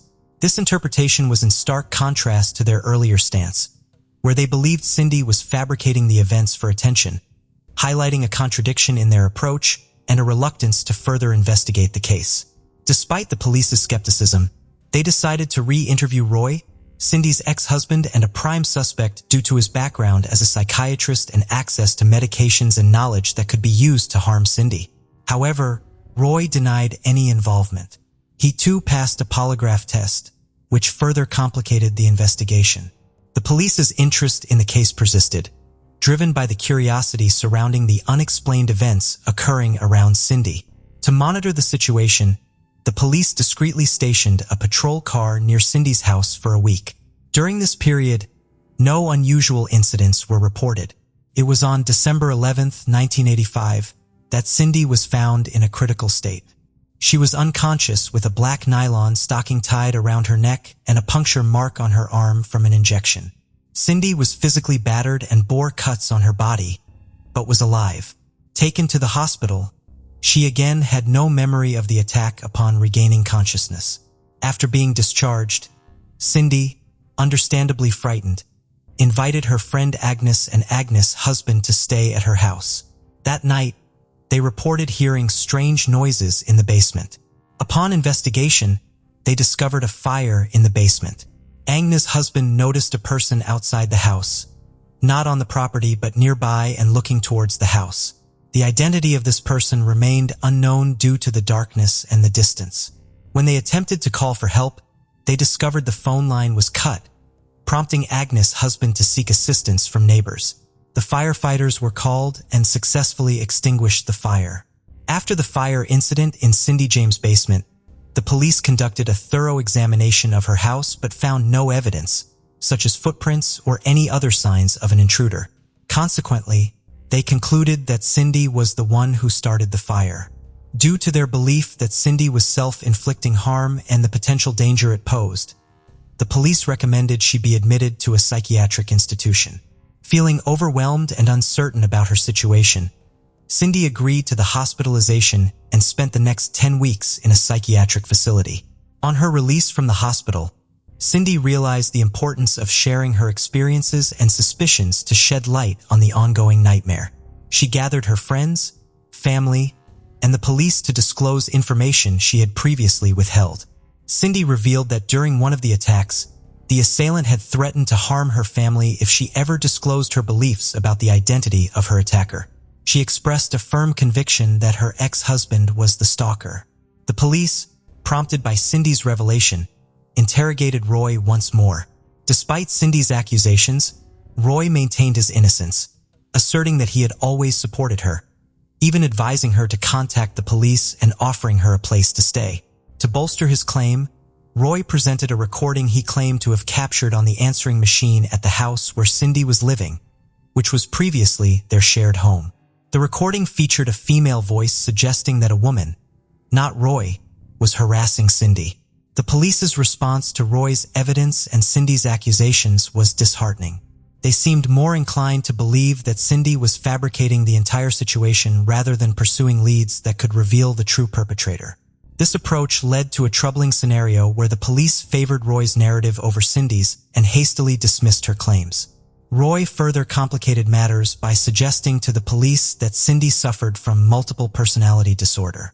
This claim appeared baseless as no such diagnosis was made during Cindy's extended stay in the psychiatric hospital. Roy's insistence on this theory, coupled with his actions and concerns for Cindy that seemed inconsistent with his claims, cast doubt on his credibility. The overall situation presented a perplexing and unresolved puzzle, with the police fixated on discrediting Cindy rather than thoroughly investigating the case. On May 25, 1989, Cindy James started her day early, around 7 a.m., by going to the bank to deposit a check. She also visited a store to purchase groceries and had plans to meet with her best friend Agnes and Agnes' husband. Despite the police's suspicion that Cindy was fabricating the events surrounding her, their investigation continued. It's notable that over the 7 years of Cindy's case, the police spent an estimated $1,500,000, indicating the significant resources dedicated to the investigation. However, there was a sense of awareness from the police, as if they were conducting the investigation out of obligation rather than genuine concern. On the day in question, when Agnes and her husband arrived at Cindy's house, they found it odd that she wasn't there. While an empty house might not usually cause concern, Cindy's situation was different due to the ongoing harassment she faced. Angus decided to alert the police while they searched for Cindy at places she might have visited, like the bank and the store. Their search led them to Cindy's car in the bank's parking lot. The presence of the car in the afternoon, after the bank's closing hours, raised alarm, especially considering her plans with her friends. Approaching the car, they found Cindy was not inside, deepening their concern. They went to the police station to report the situation. Despite initially being told they must wait 24 hours to file a missing person report, they convinced an officer to investigate due to the unique circumstances of Cindy's case. The officer, inspecting the car at night, discovered bloodstains on the driver's seat and found Cindy's purse, bank card, and a deposit receipt inside the car. The receipt showed Cindy had been at the bank early that morning. In the trunk were her grocery bags and a gift she had purchased for her friends at approximately 2:25 p.m. With this information, the police proceeded to Roy's apartment to question him. Arriving close to dawn, they found Roy at home. He explained that he had spent the afternoon and evening with a friend, having dinner and then staying at the friend's house until about 11:30 p.m. Roy's alibi appeared solid and could be corroborated, leading the police to continue their search for Cindy elsewhere. The disappearance of Cindy James mobilized the entire city of Richmond in a massive search operation. Helicopters, dogs, vehicles, and numerous people were deployed in an extensive effort to locate her. The search extended to various terrains, including underwater areas and the port, encompassing the wide radius around the location where her car was found. Despite the exhaustive efforts and resources utilized, Cindy remained missing.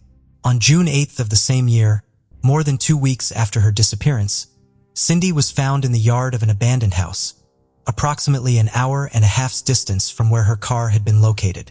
The discovery was made in a region relatively close to the initial search area, which was surprising given the scale and intensity of the search efforts. The abandoned house, situated in an area frequented by many people, led investigators to theorize that Cindy could not have been left there for the entire duration of her disappearance. The likelihood of her being seen by passers-by in such a busy area suggested that she may have been held captive elsewhere before being left at the location. Cindy's body exhibited signs of severe physical abuse, including bruises, cuts, and a syringa injection mark on her arm.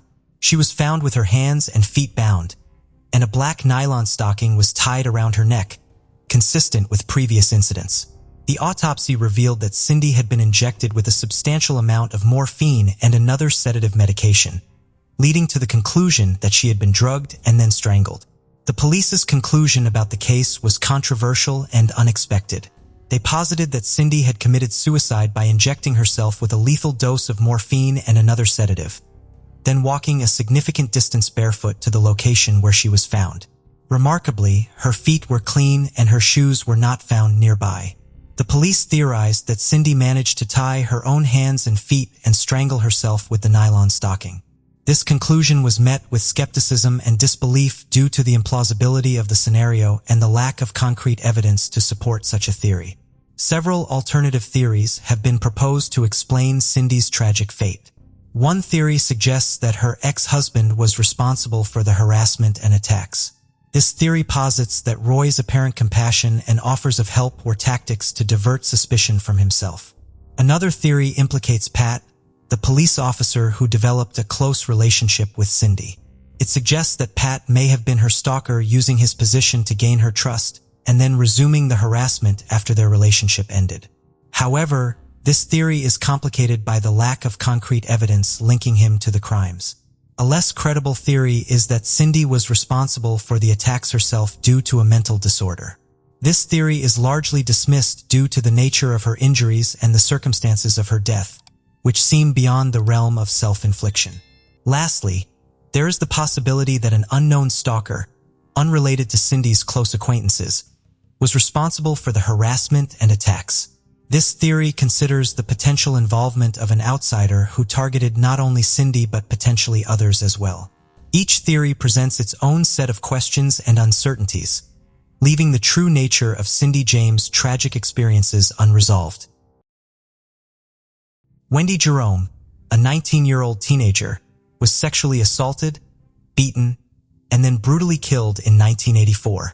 It was the 2nd of November, 1984 in Rochester, New York, and everyone was busy with their Thanksgiving celebrations when this horrible incident took place.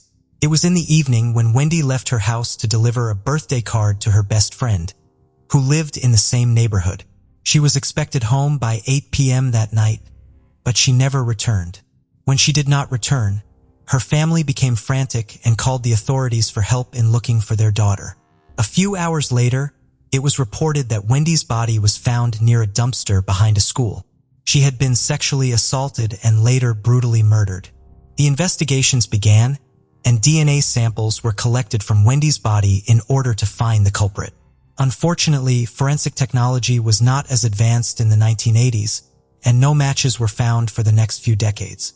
36 years later, the investigations were reopened after Wendy's mother was adamant about getting justice for her daughter. The sample, taken back in 1984, had stayed preserved since then. It was once again entered into the DNA database and used to find relatives. Only this time, a match was found. It was a 54-year-old man named Timothy Williams, who lived in Melbourne, Florida. Timothy had lived in Rochester in 1984 and shared the same neighborhood as Wendy Jerome. However, the two did not know each other. Timothy was extradited back to Rochester from Florida immediately and was asked multiple questions regarding the murder.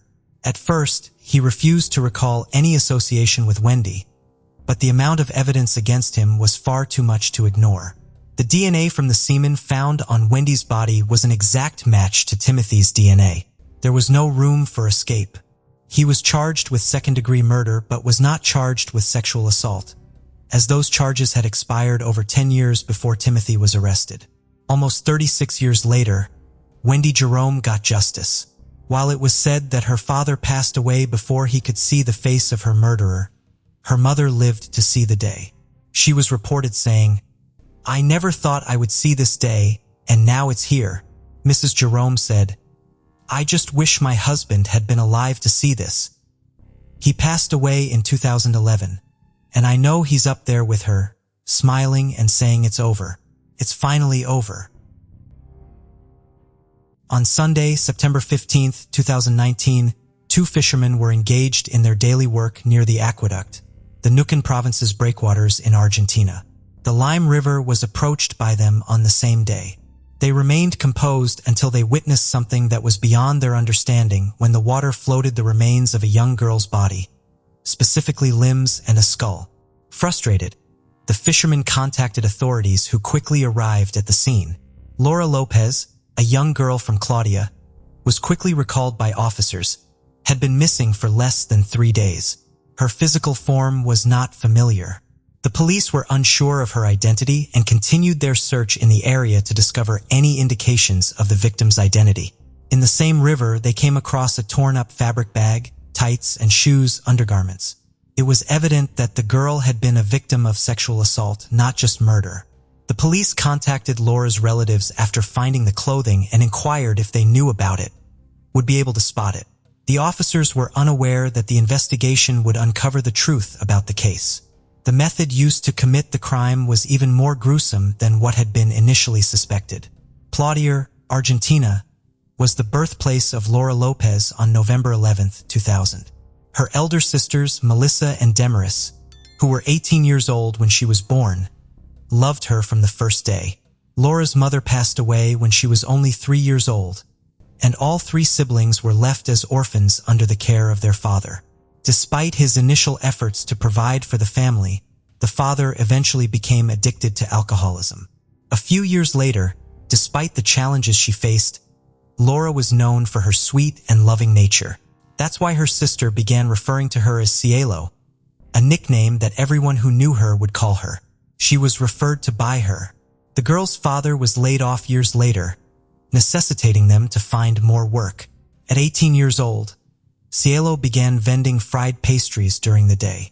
She went to high school in the evening, and during her free time from studying, she spent doing something else, ensure the well-being of her nieces and nephews. At the onset of her schooling, she had aspirations of finding a good job to restore her financial stability. A sense of stability has been bestowed upon her family. Unluckily, something took place that prevented this from happening. Cielo and Demarest spent the entire day on September 12, 2019 drinking tea with each other. Demarest finished renovating the house. Her sister joked that she had never made tea like her before. Either way, it's a good thing. It was a pleasant day.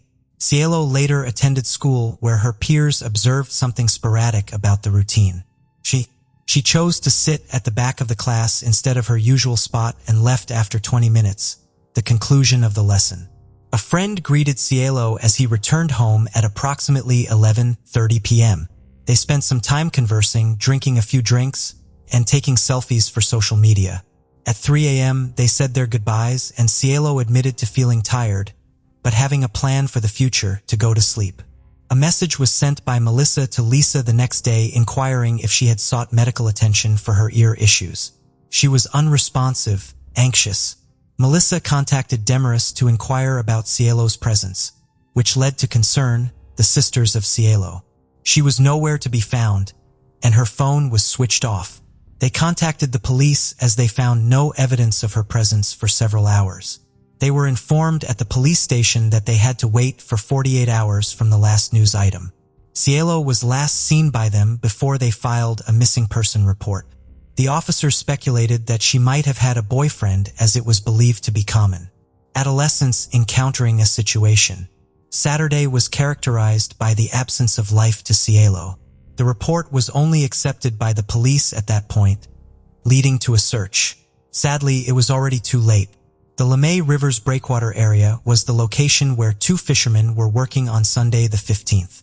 Plotier is just 15 kilometers away from where Cielo calls home.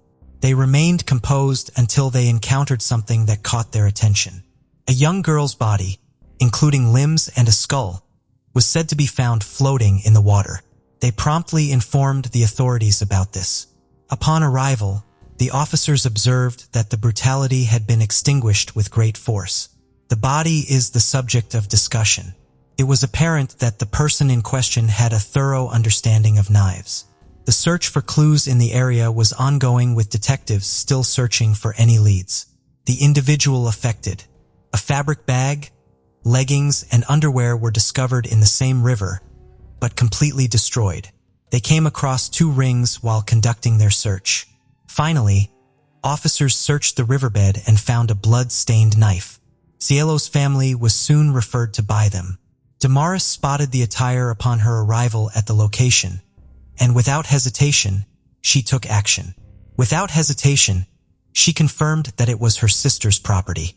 The fishermen discovered Laura Lopez's limbs and skull in the shallow waters downstream from where they accidentally found her. The discovery of a young woman's body in Lemay River was made by firefighters around 11:30 on Monday. It had already been entrusted to the Forensic Expert Corps for examination. The autopsy was performed by Dr. Carlos Cordillo. He ascertained that the death was caused by a severe blow to the head leading to internal bleeding, a throbbing of the brain. A blow to the back of her head caused her to become unconscious. Cielo endured 2 to 4 hours of agony. She could have survived if she had been treated properly. Furthermore, her arms were found to have bruises, indicating that she had been beaten and had some facial trauma, struggled her way towards the attacker. Cielo's sister's fears were validated by the forensic expert.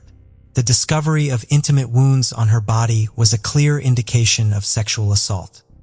He also said that the recognizable marks of cuts on her neck, arms, and legs mentioned that the culprit had a history of approaching on kitchen knives.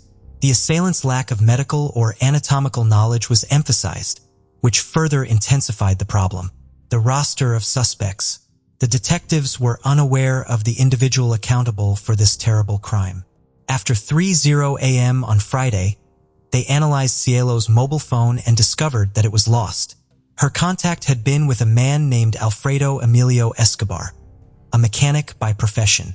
He was 28 years old. He and Cielo were both students in high school, and he had a passion for hunting and fishing, inspiringly enabling him to wield a knife. The distance between the girl's home and his house was 2.5 kilometers and/or 20 blocks, which made it convenient. The reception of signals from the antennas is potent. The girl was contacted by this person 4 times on September 13th at 3.16, 3.22, and 3:36 a.m. The man. At that point, the antennas established that they were both at home. Then both mobiles were activated in the vicinity of the girl's abode. The phone of Cielo headed towards the city center and arrived at Escobar's residence by 5 a.m. The girl's WhatsApp story featured an alien emoji, and her phone was still being tracked down. The man's dwelling was where I found him. At 5:52 a.m., the girl's mobile phone ceased to function. There was no communication from her thereafter. The records also indicated that Escobar had not re-entered his cell phone until 11:05 p.m. the following day. A day back. In Chino Muerta, where Cielo was hiding, the antenna of a nearby telephone pole detected a phone during this time. Subsequently, the remains were uncovered. Escobar came back home at 12:05 p.m. on September 15th. The video was captured by 13 cameras, which cover both city cameras and private residences. The stores were also examined. 2 individuals whose names were revealed were shown in specific recordings from the early morning of September 13th. The physical features were reminiscent of those of Cielo and Escobar. The young girl's mobile phone was in a state of mobility at the same time. Escobar was the only suspect in this case without a doubt. This man was recognized by one of the agents during the investigation. He reminisced about encountering him on Highway 22 a year ago, which was the way they were crossing to meet up with their families, the towns of Nuquin and Plaudier. A patrol car was hit by a young man who had been driving at velocities of over 80 kilometers per hour. The hour is a crucial one. He refused to be arrested, and a lawsuit was brought against him. Escobar was on the brink of going to court for that incident, but now the charges were completely different. The situation is distinct and has a greater gravity. At 8:30 a.m. on September 17th, a police patrol was present at the scene, which was roughly 30 meters away from Escobar's residence, had been working diligently. A young man who looked like the suspect was spotted driving away from a Fiat Ducato minibus that they had observed, exited. He was immediately recognized by the police based on his physical attributes, including his face shape, facial features, and hairstyle. He entered the house and later emerged with 2 adults around 60 years old. The trio got into a vehicle heading towards Highway 22 without any suspicion. Police chased the vehicle for a while and found it stopped in an area of nowhere. The zone is situated roughly 30 meters away from a bridge that connects New Cane and Cipolletti. The elderly man and Escobar exited the vehicle simultaneously. The police proceeded to ask for identification. Escobar was accompanied by his father and another man while his mother was in the car. It was evident that they were attempting to escape the city. The young man did not hesitate to undergo the procedure, but was visibly anxious. Shortly after, Escobar was brought to the police station, and his vehicle was seized. Following that, he was subjected to a medical examination. The examination revealed swollen areas on the knuckles of his right hand's fingers, consistent with the use of a punching hand. He sustained cuts and bruises on the palm of his right hand. Cielo's death occurred on the same day as a few days before. These findings led to Escobar being charged with the rape and murder of the girl. Despite his request to remain silent, he was detained in custody for 6 months. There was a fear that he might escape or interfere with the investigation. On September 1st, the first search warrant was issued at the Estrada Street residence, the location where the Escobar family made their home. The property was sizable, incorporating a construction site and 2 buildings in the back. Upon entering the sleeping area where Escobar was present, officers discovered fingerprints on the walls.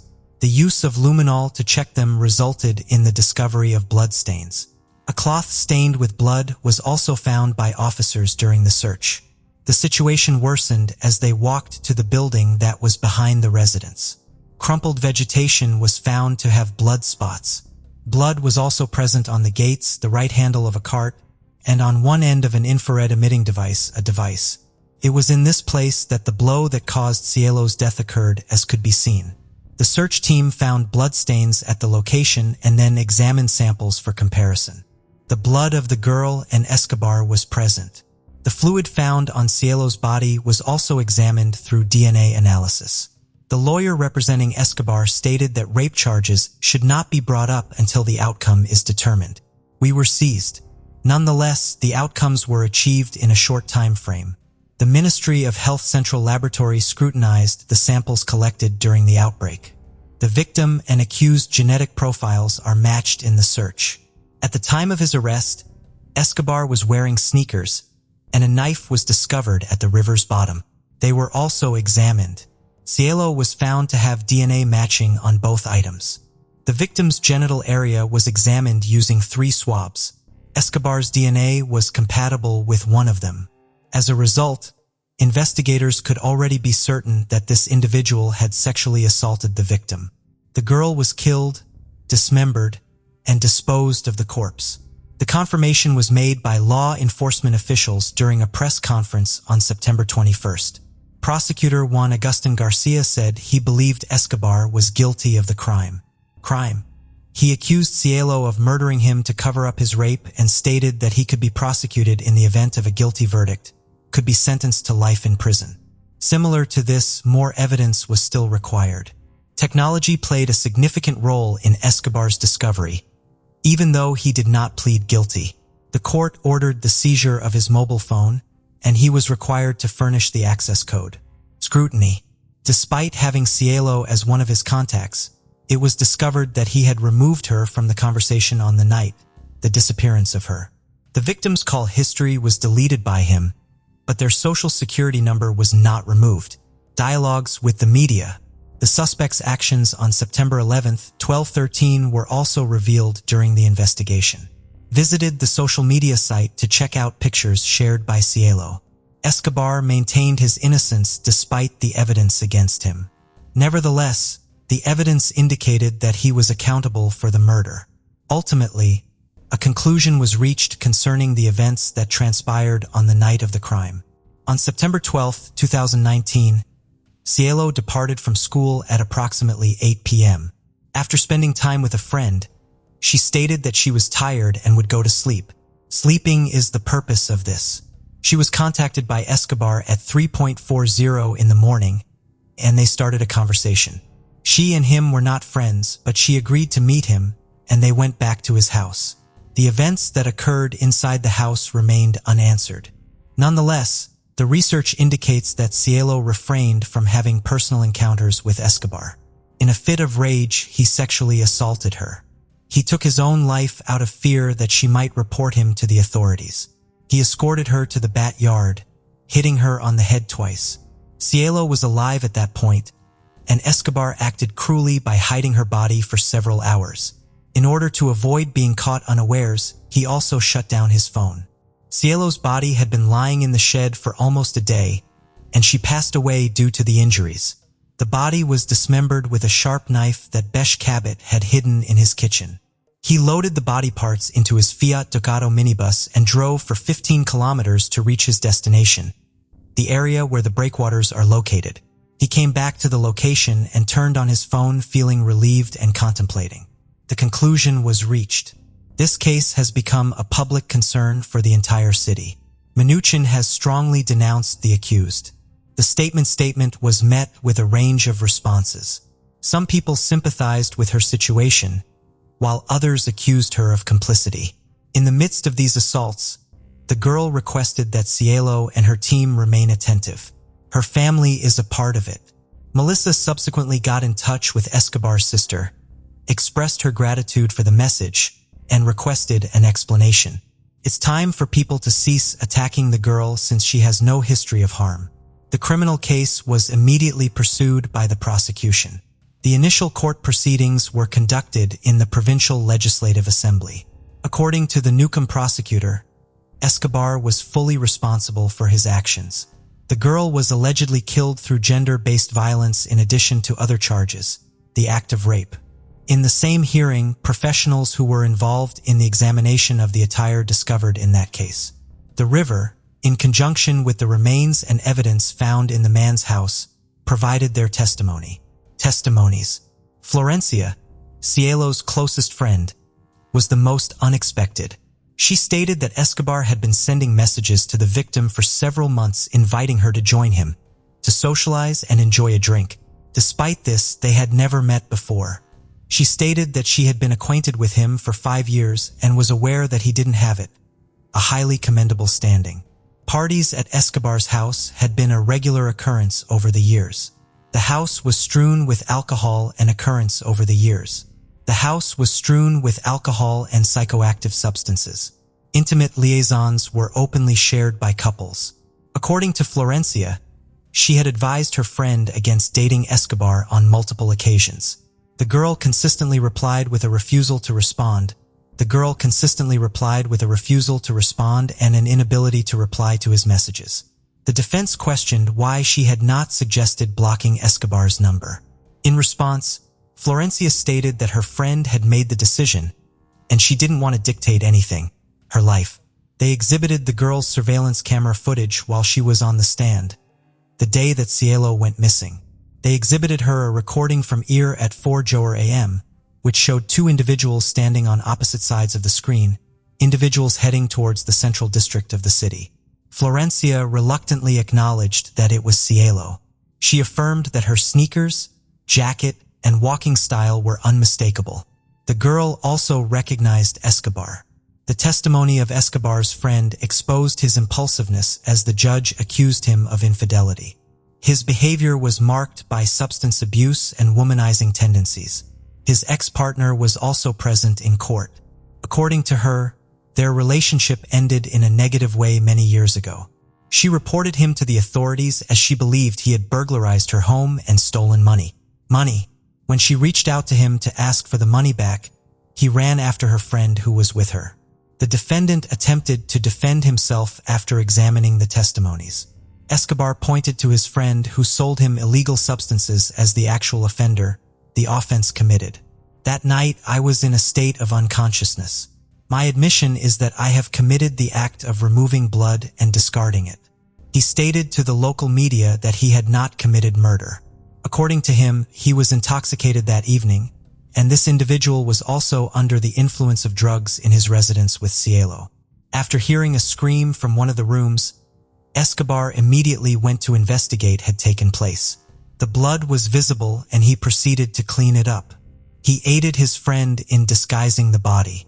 He expressed gratitude towards them for allowing him to share his supposed story at the end. The truth is what matters most. Despite the lack of evidence, this statement was not validated. Escobar was the lone suspect. The prosecutor stated in his closing argument that this man exploited the fact that they betrayed the victim's trust by being somewhat familiar with her. He orchestrated the cruelness of his behavior and the gruesome method of disposing of the remains. Alfredo Emilio Escobar received a unanimous verdict after the jury deliberated for only 40 minutes, convicted of raping and murdering Laura Cielo Lopez, aged 18. The charge that the latter one was brought up was made worse because it was aimed at hiding the attack. The issue of gender violence was a part of it. Due to these reasons, he was given a life sentence with no chance of release. The Cielo Lopez law, which was passed by the New Quinn provincial government, has been in effect since then. Strive to eradicate violence against women. All ages, including students and teachers, are required to receive training on gender violence. Fortunately, he was not forgotten, and a life sentence is reassuring. The victim cannot be brought back to life by involving society and the family as per Marcelo Henriques, the family's lawyer in Velasco. The Kathleen Alexandra Liana case. Guayaquil, the capital of the Guayas province, is one of the largest cities in Ecuador. Located on a peninsula by the Guayas River, it serves as the country's commercial hub. Known as the gateway to the Pacific beaches and the famous Galapagos Islands, Guayaquil is also a major port and center for imports and exports. It's the second most populated city in Ecuador, after Quito, with a rough estimate of 2,700,000 inhabitants. Approximately 400,000 of these residents live in Guasmo Sur, one of the informal neighborhoods in the southern central part of the city. Guasmo Sur is considered the poorest neighborhood in Guayaquil. It struggles with overpopulation, poverty, and frequent criminal activities. Most of its current inhabitants are migrants from rural areas who moved to this urban but isolated part of Guayaquil, seeking better employment opportunities and an improved quality of life. The majority of the buildings in Guasmo Sur are made of blocks, yet some houses are constructed with wood, cardboard, and other common materials. The area was named Guasmo because of the once abundant tropical trees of the same name, which were later felled to pave the way for urban development and local industries. In 2018, 19-year-old Kathleen Alexandra Liana resided in Guasmo Sur. Her residence was owned by Ramiro Altamirano. According to him, it wasn't profitable to rent out one of his ground floor spaces for businesses, as tenants frequently failed and returned the keys. As a result, he decided to remodel the commercial space into a residential apartment. The first tenants arrived on August 9, 2018, a family consisting of a mother and her 4 children, with Kathleen Liana being the oldest daughter. He lived on the upper floor of the same building. Relatives and neighbors of Kathleen Liana described her as a calm girl with no signs of violent tendencies. By October 2018, Kathleen was working because she had applied for a university spot, which she unfortunately did not secure. Less than 5 kilometers away from Guasmo Sur lies Isla Trinitaria, an area crisscrossed by the perimeter road and also plagued with security issues. Isla Trinitaria has a predominantly Afro-descendant population, with many of their homes being built on illegally acquired land and constructed with cement and cane. In Isla Trinitaria, 21-year-old Veronica Jasmine Silva Ruiz lived in the southern part of the main port. Veronica Silva was studying systems engineering at the University of Guayaquil and was about to begin her second semester.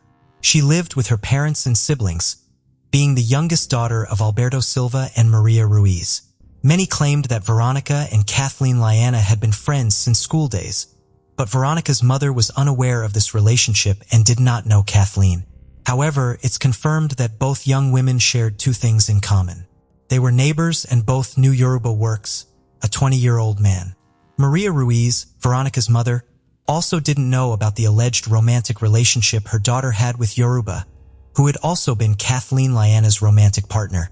On the morning of Tuesday, October 2, 2018, Veronica left her home early.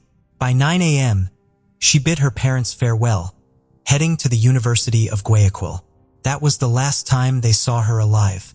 Her mother mentioned that Veronica went to the university without breakfast as she needed to submit a document and intended to return home quickly for lunch. Her father mentioned expecting her home around 11 a.m. When they didn't hear from her, her disappearance was reported to the prosecutor's office on the morning of Wednesday, October 3, 2018. 34 hours after Veronica's departure, her elder sister Rudy received a mysterious friend request on Facebook. A 20-year-old man identified himself as Veronica's boyfriend, claiming he knew of Veronica's whereabouts since his ex-mother-in-law had shown him some of her personal belongings. These items were found in an apartment in Guasmo Sur, which belonged to Kathleen Liana.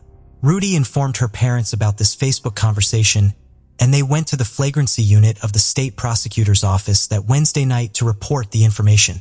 Around 7 p.m., investigators from the National Department of Crimes Against Life, Violent Deaths, Disappearances, Extortion, and Kidnapping confirmed that the body they had discovered dismembered at 2 p.m. that same day matched the family's descriptions. Initially, it was believed that Veronica never went to the university that day but had been lured to Kathleen Liana's apartment, located 6 blocks from where they found Veronica's dismembered body. Liana allegedly called Veronica to gossip about her boyfriend, who had previously been Liana's partner and, according to Liana, was still secretly seeing her. Later, It was confirmed that Veronica did attend the university on the morning of October 2nd, 2018, as she had told her parents. This account was corroborated by a university professor and later shared with agents from the National Department of Crimes Against Life, Violent Deaths, Disappearances, Extortion, and Kidnapping when they were investigating the disappearance. Veronica Silva was last seen at the university with a young woman believed to be Kathleen Liana and a young man. Their identities could not be confirmed as the faculty's security cameras were offline. By the afternoon of Wednesday, October 3rd, Veronica Silva's body was discovered inside 2 black bags placed within plastic boxes on a tricycle in Guasmo Sur. Bystanders, upon discovering the human remains, alerted the authorities. The tricycle was seized for investigation. At 10:30 p.m. on Wednesday, October 3rd, Kathleen Liana confessed to the murder. "I cut her in half," she informed the police. Her account of the crime was harrowing. Kathleen claimed she had invited Veronica Silva to her home on Tuesday, October 2nd, under the pretext of gossip. In reality, she wanted to confront her about the relationship Veronica allegedly had with Kathleen's ex-boyfriend. The two were supposedly still seeing each other secretly, and he had proposed to Veronica. When Veronica tried to leave, Kathleen threatened her with a knife. Kathleen tied Veronica's arms behind her back with plastic and began strangling her with an electrical cord. According to Kathleen, Veronica pleaded to be let go. There were moments Kathleen would relent, only to tighten the cord again. At some point, Veronica attempted to grab a knife, resulting in a struggle on the floor where Kathleen eventually strangled Veronica to death. After the murder, Kathleen tried to dismember the body with a kitchen knife but couldn't sever the head. She attempted to burn the face with alcohol, succeeding only in burning Veronica's hair and face. With family due home soon, Kathleen hid the body beneath her bed, covering it with stuffed animals and sheets. Disturbingly, she slept that night with Veronica's body still under the bed. On Wednesday, October 3rd, 2018, Kathleen decided to incinerate the body but failed. She placed the body parts in bags and sought out her uncle, Jose Rodriguez, to borrow his work tricycle. Initially hesitant, he eventually lent it to her. When she delayed returning it, he went to look for her, but she was nowhere to be found. Kathleen later told him the tricycle had been stolen, but he discovered from colleagues that the police had confiscated it due to its involvement in a death. Kathleen also admitted to asking a passerby for help loading the heavy bags onto the tricycle. After placing Veronica's remains on the tricycle, Kathleen paid a minor cousin $5 to help her push the tricycle toward a garbage dump, with the boy unaware of the gruesome contents within the bags. 5 blocks away from Kathleen's house, one of the bags fell off the tricycle. Panicking, Kathleen fled when a security guard approached her for littering. Ramiro, the owner of the building where the murder occurred, reported never hearing any alarming noises or cries from upstairs. He only noticed a strong scent, similar to chicken blood. Considering that chickens are frequently slaughtered in the area, he dismissed the smell, not thinking it came from a human body or his own building. In fact, he even considered confronting them about a potential spill, but his wife advised against it. That night, over 10 police officers raided his house. Upon surrendering to the police, Kathleen Liana claimed she acted alone. However, investigators were suspicious there might be other accomplices. Veronica's mother, Maria Ruiz, also doubted Kathleen's solitary involvement, pointing out her daughter's height and strength. Given Kathleen's story, the primary theory presented by the National Department of Crimes Against Life, Violent Deaths, Disappearances, Extortion, and Kidnapping was that of a crime of passion stemming from jealousy. Specifically, it was believed to revolve around a presumed love triangle involving Veronica Silva, Kathleen Liana, and Yoruba Alexander. It's noteworthy that Veronica's mother had never heard of these individuals before. Later, Kathleen changed her account, implicating Yoruba in the crime. She alleged that Yoruba was prostituting them via a website and participated in Veronica's murder by holding the electrical cord used for strangulation. According to the attorney representing Veronica's family, the young university student was murdered for refusing to engage in prostitution via a website supposedly run by Yoruba. In September 2019, Kathleen Liana was sentenced to 34 years and 8 months in prison for the murder and dismemberment of Veronica Silva in October 2018. Kathleen's defense appealed the ruling, considering it unjust.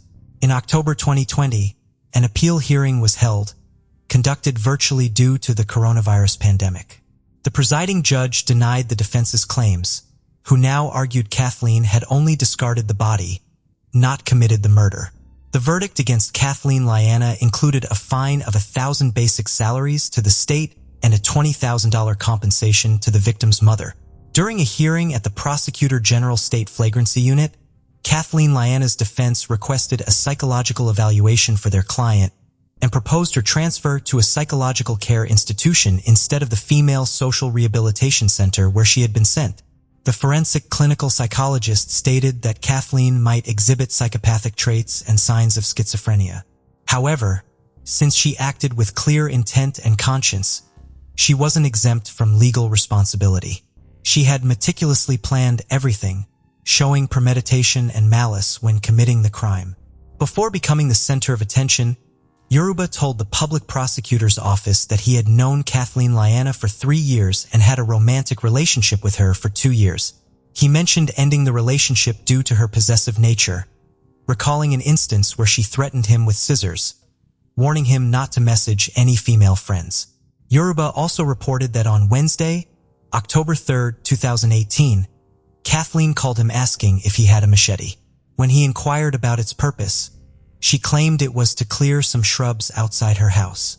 Later that afternoon, he received a message from Kathleen saying she needed to leave as someone was looking to kill her.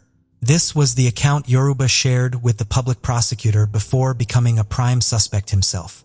Not long after, the police sought him out for questioning. Veronica Silva's mother acknowledged that while nothing could bring her daughter back, she took solace in knowing that her daughter's killer would serve a significant sentence for the heinous act. To her, justice had been served. She emphasized the need to apprehend Yoruba, who was on the run, and who she believed also had a hand in her daughter's murder. On October 6, 2018, Veronica Silva's funeral was held. Her head was adorned with a white lace crown, making her look like a sleeping maiden. During the funeral, the song Amor Eterno by Juan Gabriel played. Her mother was inconsolable, speaking to Veronica through the glass of the casket, pleading for her to look back. Maria's grief was palpable, screaming as she refused to let go of her daughter. It was a loss she would never overcome, forever scarring her life. Maria repeatedly expressed that her daughter, a calm and peaceful young woman, didn't deserve such a brutal, horrific end. After all, who does? In September 2021, the National Police confirmed the arrest of Yoruba Alexander Borks Bastidas. He is believed to be the second individual involved in the murder of his girlfriend. 22-year-old Brandon Gonzalez lived with his small family in Goregaon West. Now Goregaon West was becoming a crowded suburb in Mumbai city. Besides Gonzalez, his family only consisted of his mother and older sister. On December 19, 2016, like every day, Gonzalez went for a morning walk from his home to Ari Colony. Usually, he would return home within an hour after his stroll, but today he didn't come back until afternoon. Concerned, Gonzalez's mother, Seema, and older sister, Kazma, first called his friends because he had left his phone at home today. Despite contacting some friends, they couldn't find any information about Gonzalez. Now the sun had already set, and night was slowly falling. Worried about their son, Seema took her daughter and went to the nearby Dindoki police station to file a missing person report. Now besides Goncalvez's family and friends, the police are also trying to find him. Meanwhile, the Dindosi police station had distributed Gonzalez's photo to nearby police stations as well. However, amidst this, around 12:30 in the afternoon on December 22nd, a call comes to the nearby Ari police station. The caller reports that he has just seen a headless body. Upon hearing this, the police promptly rush to the reported location in Ari Colony. Upon arrival, the scene that a witness astonishes them. There, beneath a tree, lies a body without a head, neck, or clothes. And upon seeing it, It seemed as if someone had placed it there deliberately. Now witnessing this sight, the police cordoned off the area completely, not allowing any ordinary person to approach.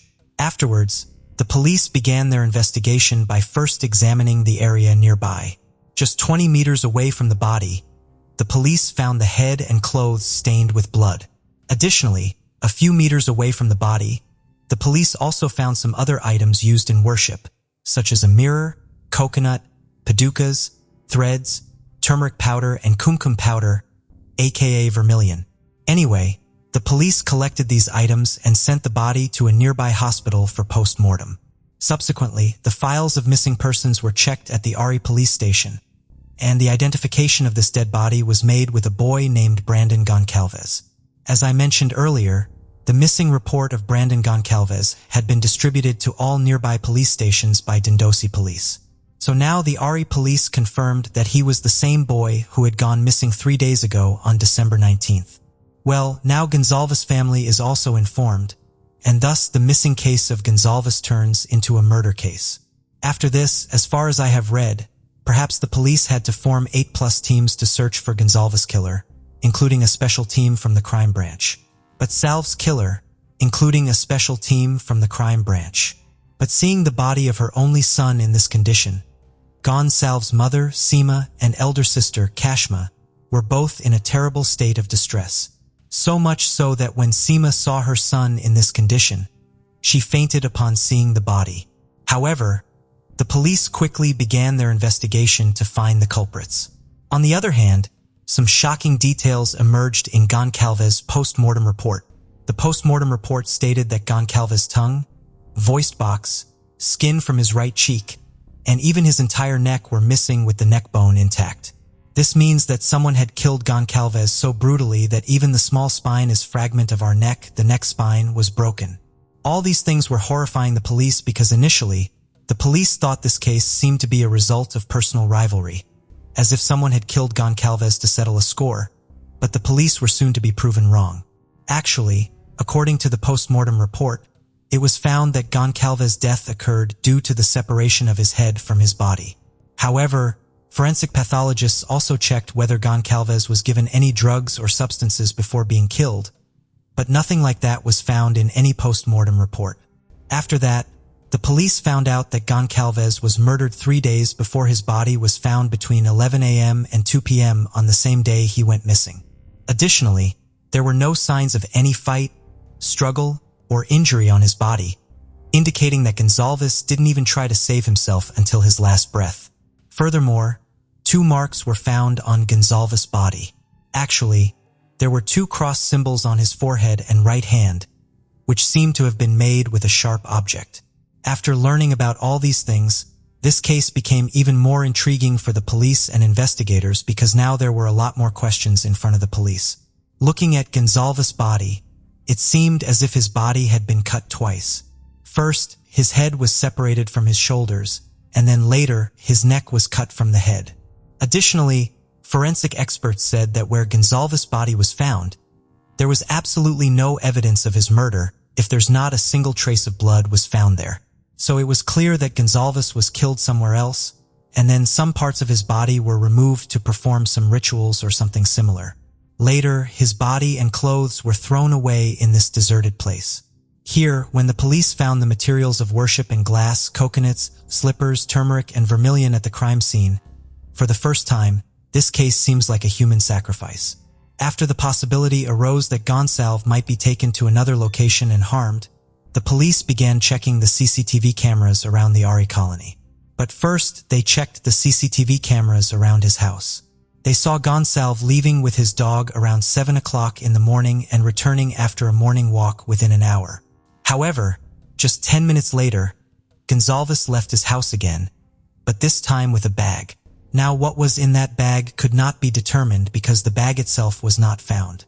But then a little further from Gonsalves' house, the police spotted a white Audi car in another CCTV footage with 2 people inside, a driver and a woman in a white Punjabi suit. It was shown in the CCTV that they were following Gonsalves slowly with their car. The woman wearing a white Punjabi suit is given directions to the driver, telling him to take the car in that direction. However, The police also questioned Gonzalez family members to see if anyone might know that woman and driver, but the police didn't get any good response from there either. The police suspected that there might be more than 2 people in the car. And unfortunately, the day Gonzalez's body was found, the 2 CCTV cameras in that area were not working. This raised suspicion for the police that Gonzalez was abducted on December 19th in this same car, and then murdered elsewhere, with his body being thrown in a deserted place in RE Colony on the dark night or morning of December 22nd. But since then, investigators have felt that perhaps a local person might be involved in this murder case because the police chucked 70+ CCTV cameras in this entire case.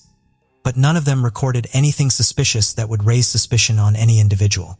The investigators clarified that perhaps the killers were aware of the location of every CCTV camera in the RE Colony. This helped them in escaping from the colony and Gore again. This clears one thing, that the killer was someone who was well acquainted with Gorgon and the colony, because an outsider couldn't have known every road in CCTV so well. The investigators explored all possible angles of Gonzalez killing, such as a love affair angle, whether someone jealous killed Gonzalez, any personal rivalry, human sacrifice angle, robbery, and property dispute. But the police never found any leads in any angle. Although for some time, the police kept the angle of human sacrifice on the table and even questioned several tantrics, babas, and black magicians about the cut parts of the body, the mark of the cross on the forehead and the right hand, whether there was any connection between them or not. But the police didn't get any help from here either. Goncalves was a middle-class boy who decided to graduate in arts. However, due to some reasons, he dropped out of college as well. His father had passed away 3 years ago, leaving Goncalves in a state of depression for a long time. During the police investigation, Goncalves' call records were also checked, but no suspicious numbers were found. In fact, Goncalves rarely talked to anyone except for his family or perhaps 3 or 4 friends. But what intrigued the police in this case was finding a diary in Gonzalez's room. Within it were some sketches that further complicated this case. Actually, if these sketches are examined closely, it will be apparent that they tell the story of 2 sacrifices. In the first, a person is attempting to cut off an animal's head while wearing a suit. Meanwhile, in the second sacrifice, a man's head is being cut off with a saw. In addition to these, an attempt has been made to portray the SpongeBob cartoon character as a monster. On the other side of the page, a picture of a deer without a head has been drawn, and right next to it, only the head of a lion cub has been drawn. Furthermore, when the police went inside Don Salve's house, they found a strange sign on a wall just behind the door, as if it were some sort of cult symbol. Now, what was even more surprising was that when the Mumbai police tried to recreate the crime scene with Goncalves' dog, the startling thing was that Goncalves' dog went straight to where Goncalves' body was lying with a tree. After a while, his dog arrived at the spot where Goncalves' body was found, just a few meters away. Among all the cases we've explained on this channel so far, this case was the weirdest. Like how Gonzalez's dog somehow went to the places where his body was found.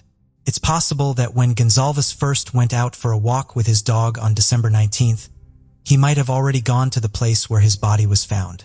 Another point is that the white Audi car following Goncalves might have been known to him, and he might have gone with them willingly, sitting in the car. Additionally, it's possible that after returning home, Goncalves took the bag with him, which might have contained items related to worship like coconut, padukas, etc., because it's also being said on the internet that maybe Gonzalez sacrificed himself. Today, it's been over 7 years since this case, but the murderer of Brandon Gonzalez is still unknown. Meanwhile, Gonzalez's mother and sister have made numerous visits to the police station and the crime branch office to find out the status of their son, Brandon Gonzalez's murder case. During this time, Gonzalez's mother and sister were afraid that the police might close Gonzalez's murder case. Due to this reason, Seema's elder daughter, Kashma, appealed to Indian Prime Minister Narendra Modi and the state's chief minister to seek justice. Well, if this case gets solved in the future, we will definitely update you through this channel's community post. But so far, this case remains unsolved. With this, Brandon Gonzalez case also concludes here. Before moving forward, quickly subscribe to the channel. This is strange. You haven't subscribed to the channel yet. Quickly subscribe to it. Now we are jumped to the next story. This is the story of Madanapalli city in the state of Andhra Pradesh, India, which is Asia's largest tomato market. Besides, there are many mountains here as well. It was January 24th, 2021, around 8:30 p.m. on Sunday night in Madanapalli when Dr. V. Purushottam Naidu, the head of the Naidu family, called his friend Raju and said on the phone, "Both my daughters are no longer in this world. Ilkia, 27, and Sadivya, 22, have both passed away, but there's nothing to worry about. Tomorrow morning, they will come back through reincarnation because the Kalyug is ending, and the Satyug will begin from tomorrow." Upon hearing this, Raju said to his friend, "Dr. Naidu, everything is normal at home. Speaking such language against your daughters doesn't suit you." In response, Dr. Naidu said, "No, Raju, I am telling the truth. In a while, both I and your sister-in-law will leave our bodies in Kalyug and be born again in Satyug." Upon hearing this, Dr. Naidu's friend Raju started feeling extremely restless. Consequently, he abruptly ended the call and within a Naidu's house. Raju reached there, knocked on the door, and just as the door was about to open, Dr. Naidu himself appeared, looking completely normal. But when Raju went inside and saw the scene there, his eyes widened in shock because Dr. Naidu had spoken the truth. Lying on the ground in the prayer room of his house was the lifeless body of his 27-year-old daughter, Alakija.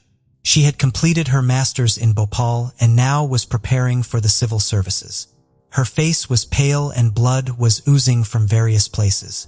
After this, Dr. Naidu took Raju to another room adjacent to the prayer room where the dead body of his 22-year-old daughter, Sadivya, lay on the ground. She had been struck with a trident of Lord Shiva on her forehead, and a small brass pot placed in the prayer room was inserted into her mouth. The clothes were removed from both bodies, and they were wrapped in red cloth. Additionally, their hair was partially cut, and they were placed in front of the statue of Lord Shiva in the temple. They had scattered many worship materials around the bodies. However, despite seeing the bodies of their daughters, there was no sign of tension or sorrow on the faces of Dr. Naidu and his wife, Padmaja. This behavior of his friend and his wife seemed very strange to Raju. Therefore, he bids them goodbye and leaves their house.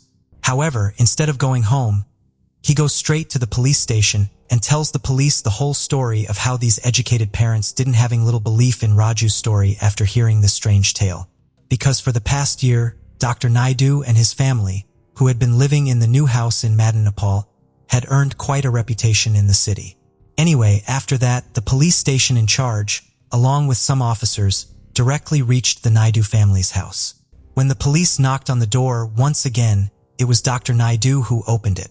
But seeing her husband's friend with him, Padmaja got very angry and started shouting at the police because they had once again disrupted their worship. Now the argument between the police and the Naidu family had attracted neighbors from nearby. Now as soon as the police entered the house and saw what was inside, they too were astonished. Later, after hearing Raju, the police realized that it was a case of superstition. Although Mr. and Mrs. Naidu repeatedly tried to convince the police that both their daughters would return to life before sunrise tomorrow, they were just saying that they only need a day's time, and tomorrow morning both our daughters will come back to life. Then you all will be surprised. But the police knew that both girls were dead. So how could they come back to life? Therefore, Mr. and Mrs. Naidu were first explained with great difficulty. But when they still didn't understand, the police showed some firmness and took both of them to the police station. Afterwards, a forensic team was called in to investigate the crime scene. The forensic team continued their examination for some time and then sent the bodies for post-mortem.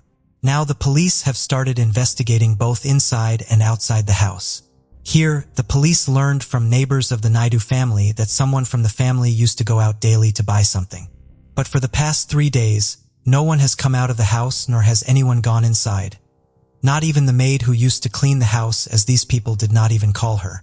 After that, the police directly approached the maid who told them that 3 days ago, she was told by the Naidas that we are going to perform a special worship in the house for 3 days, and until we call you, do not come to work at the house. On the other hand, upon checking both girls' social media profiles and bookshelves inside the house, the police found out that Alekia highly respects Indian philosopher Osho. On his social media posts, Osho's name appeared repeatedly, indicating that he was one of Alekia's favorite people. Additionally, beside Alekia's dead body was a book by the spiritual guru, Meher Baba. Besides, pictures of Shri Sai Baba, Meher Baba, and Osho were plastered all over their house. Furthermore, neighbors often heard prayers and tantric chants from their house, and several times they saw some swamis entering the house. On the other hand, what was surprising was that just a few days before the murder, Alekia posted twice on her Instagram. In one post, she wrote, "Work is done," and in the second post, "Shiva is coming." Well, only Dr. Nayudu and Padmaja, who were present in the custody, could reveal the truth behind this. However, controlling Padmaja was proving to be extremely difficult for the police. But before the custody, when the police were taking both husband and wife for a COVID test, Padmaja started saying, "I am Shiva myself. Because of my body particles, COVID has spread everywhere. It did not come from China." After getting their COVID tests done, Dr. Naidu informed the police about his background. Actually, Dr. Naidu had a master's in philosophy and science. In addition, he had obtained a PhD and was currently a professor of chemistry at Government Degree College for Women, Nadanapalli.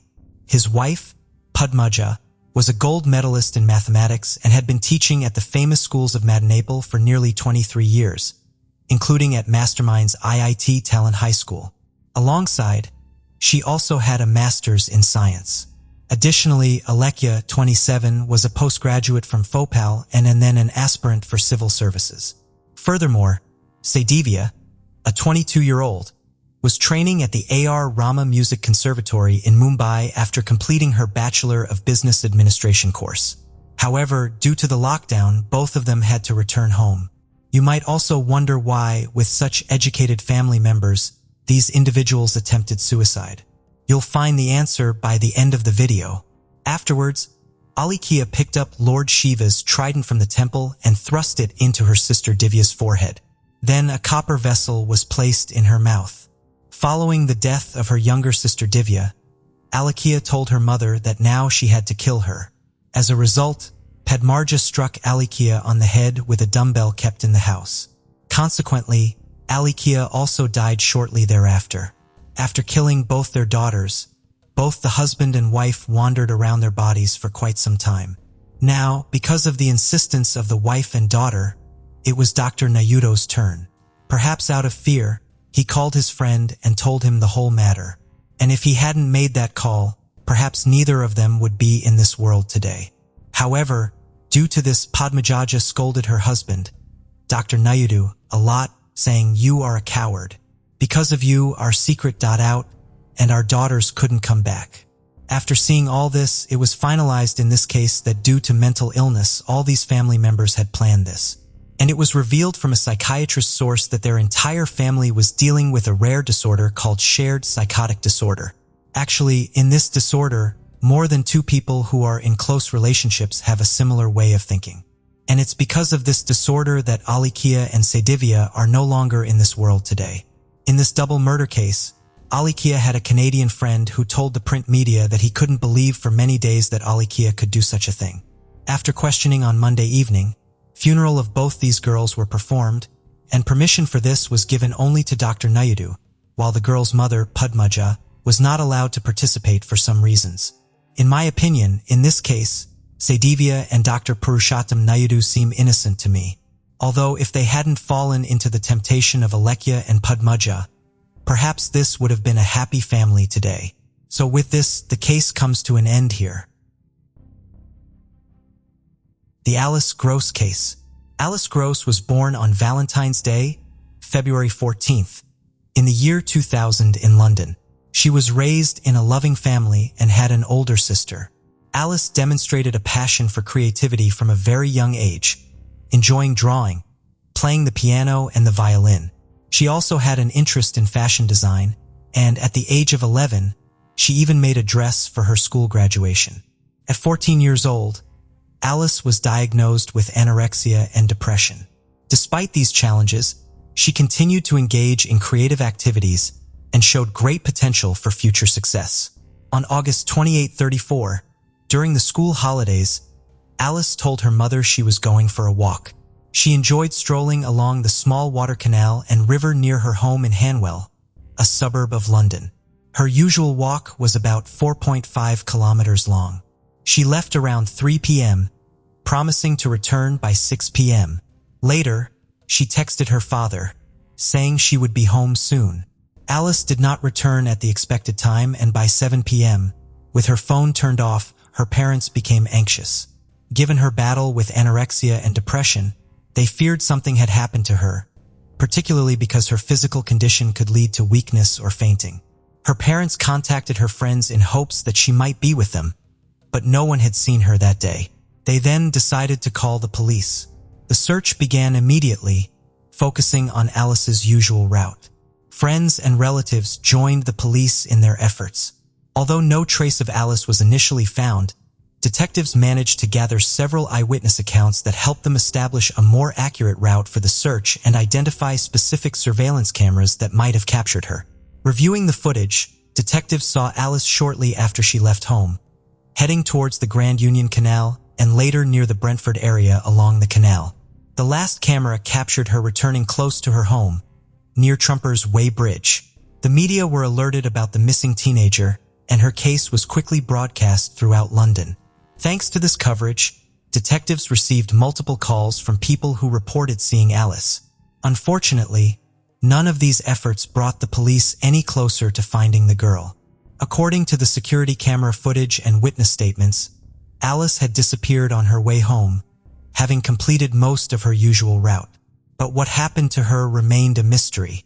3 days passed. The police continued to scrutinize the camera footage from nearby areas and also inspected local parks and other secluded areas.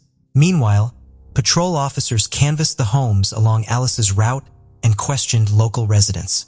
On September 1st, Alice's family recorded a video message pleading for her to return home. They also asked anyone with information about her whereabouts to contact the police. Investigators were considering several theories at the time. The most disturbing was the possibility of an abduction. Even though Alice's route was mostly through city streets, there were many remote and hidden areas where she could have been attacked. Kidnappings were not unheard of in London, even less so in the suburbs. Another theory was that Alice had run away from home. Her parents feared that her depression might have led her to make such a decision. They also did not rule out the possibility that she might have taken her own life due to her illness. However, the police found these theories to be unlikely. At 14, it seemed improbable that Alice could have run away and hidden herself without help, and if she had taken her own life, her body would likely have been found.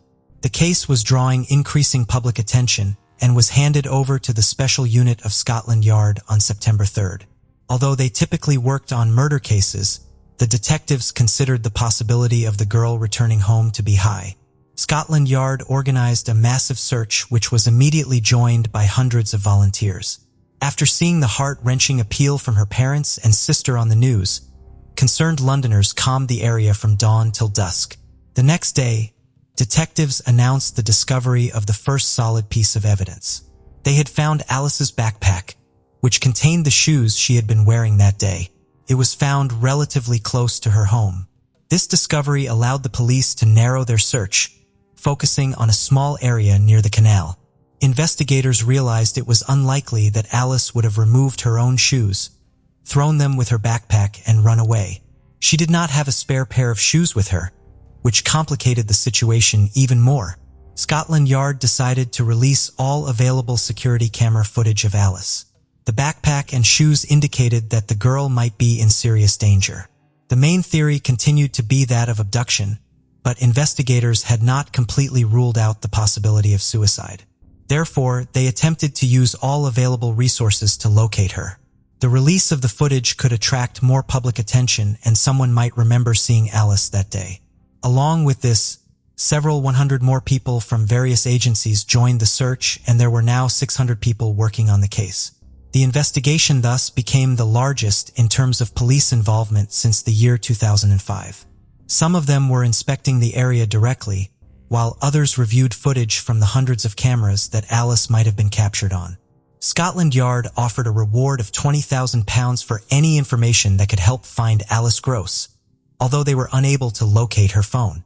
They did, however, provide the mobile phone company with details of her last known location.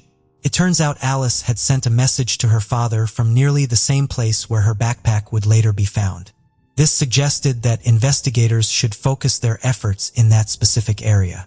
Therefore, a thorough search of a several square kilometer area was decided upon, with every meter of land and water being manually examined. Police teams meticulously scoured the river and canal for any evidence. 2 days after her backpack was discovered, it was reported that police had detained a 25-year-old man on suspicion of Alice's murder. The following day, another man was arrested, but details were not disclosed until the investigation was clearer. However, both suspects were released soon after, as Scotland Yard could not establish their involvement in Alice's disappearance. More than a week passed with no progress in the case. It wasn't until September 16th that police issued another statement. They were seeking a 40-year-old man named Arnis Alkons in connection with Alice's disappearance. He had moved to England from Latvia 7 years prior and lived in the area as a construction worker. Scotland Yard's interest in him was piqued for 2 reasons that at first glance seemed unrelated.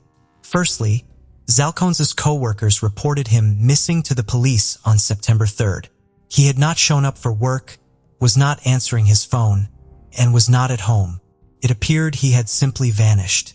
Secondly, detectives discovered that Zalkons' route from his home to work roughly followed the same path Alice had taken on the day she disappeared. The detectives soon uncovered something truly disturbing.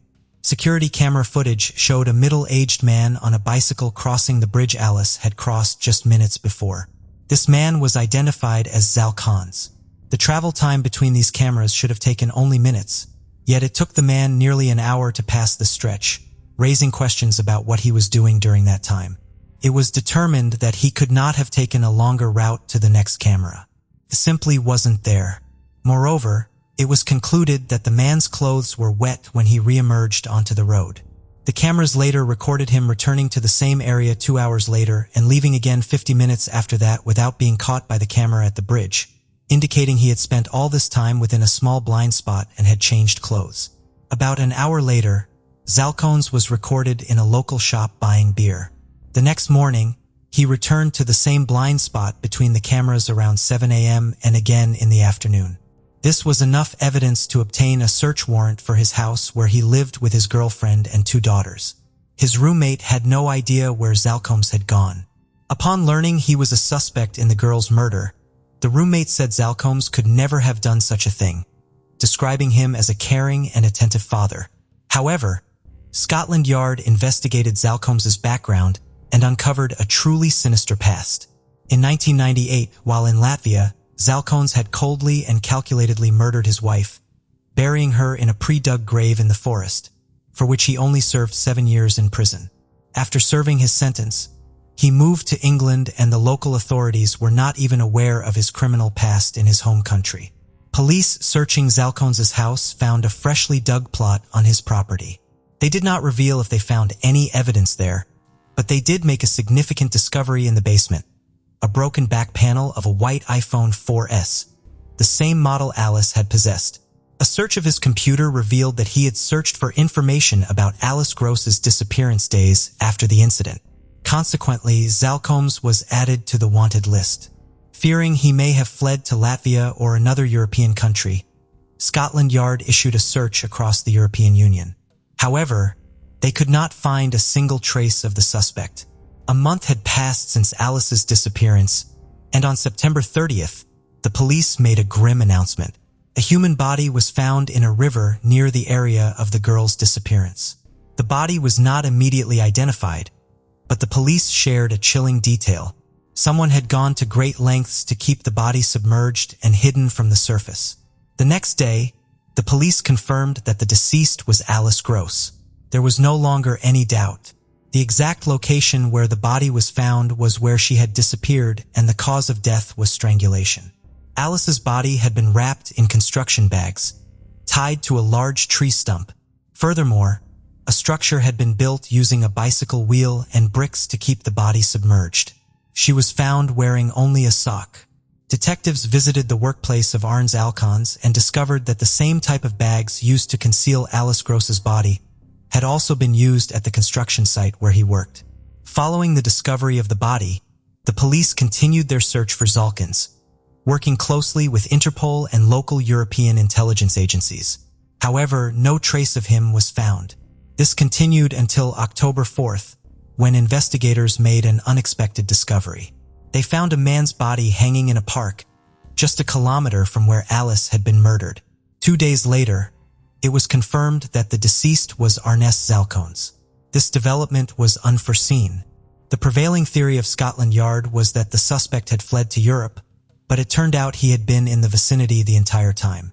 Medical experts concluded that the man had taken his own life on the day of his disappearance, September 3rd, and he was not found for a month.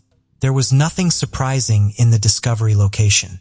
Zalkons had chosen a very remote and inaccessible spot, making it exceedingly difficult to locate him. With Zalkons' DNA in hand, investigators had even more evidence. Close to where Alice's body was found, the police discovered a cigarette butt, which was sent to the laboratory. The DNA extracted from the filter matched Zalkins' sample. Moreover, the laboratory stated that it was very likely that the perpetrator's DNA would be found on the victim's body, although they could not state this with absolute certainty due to the time the body had been underwater. His DNA was also found on the girl's backpack and shoes. By that time, the police had uncovered another horrifying fact. It turned out that 2 years after moving to England, Zalkons had abused a 14-year-old girl about a kilometer from where Alice's body was found. The man attempted some kind of indecent act, but the victim survived and the man was arrested. This is where things get complicated. The girl did not press formal charges and the assailant was simply released. It's not entirely clear how this could have happened, but the fact remains that an adult man who had abused a girl fell into the hands of the police and was freed from punishment. Moreover, information about the case came to light after the discovery of the perpetrator's body in the park. Nevertheless, the police continued their investigation and took some time to reconstruct what had happened. According to their findings, on that unfortunate day of August 28th, Zalkons was cycling along the same route that Alice was walking. He found her in a secluded area hidden from public view and attacked her with the intention of committing depraved acts. We will never know exactly how events unfolded from there, but the outcome was tragic. He killed Alice and then hid her body in various locations, always returning to the scene of the crime. We will also never understand why he decided to take his own life after what he had done. It is very debatable whether this can be called a manifestation of conscience. Alice's parents, who have endured such a terrible tragedy, felt outraged by the government's handling of the situation.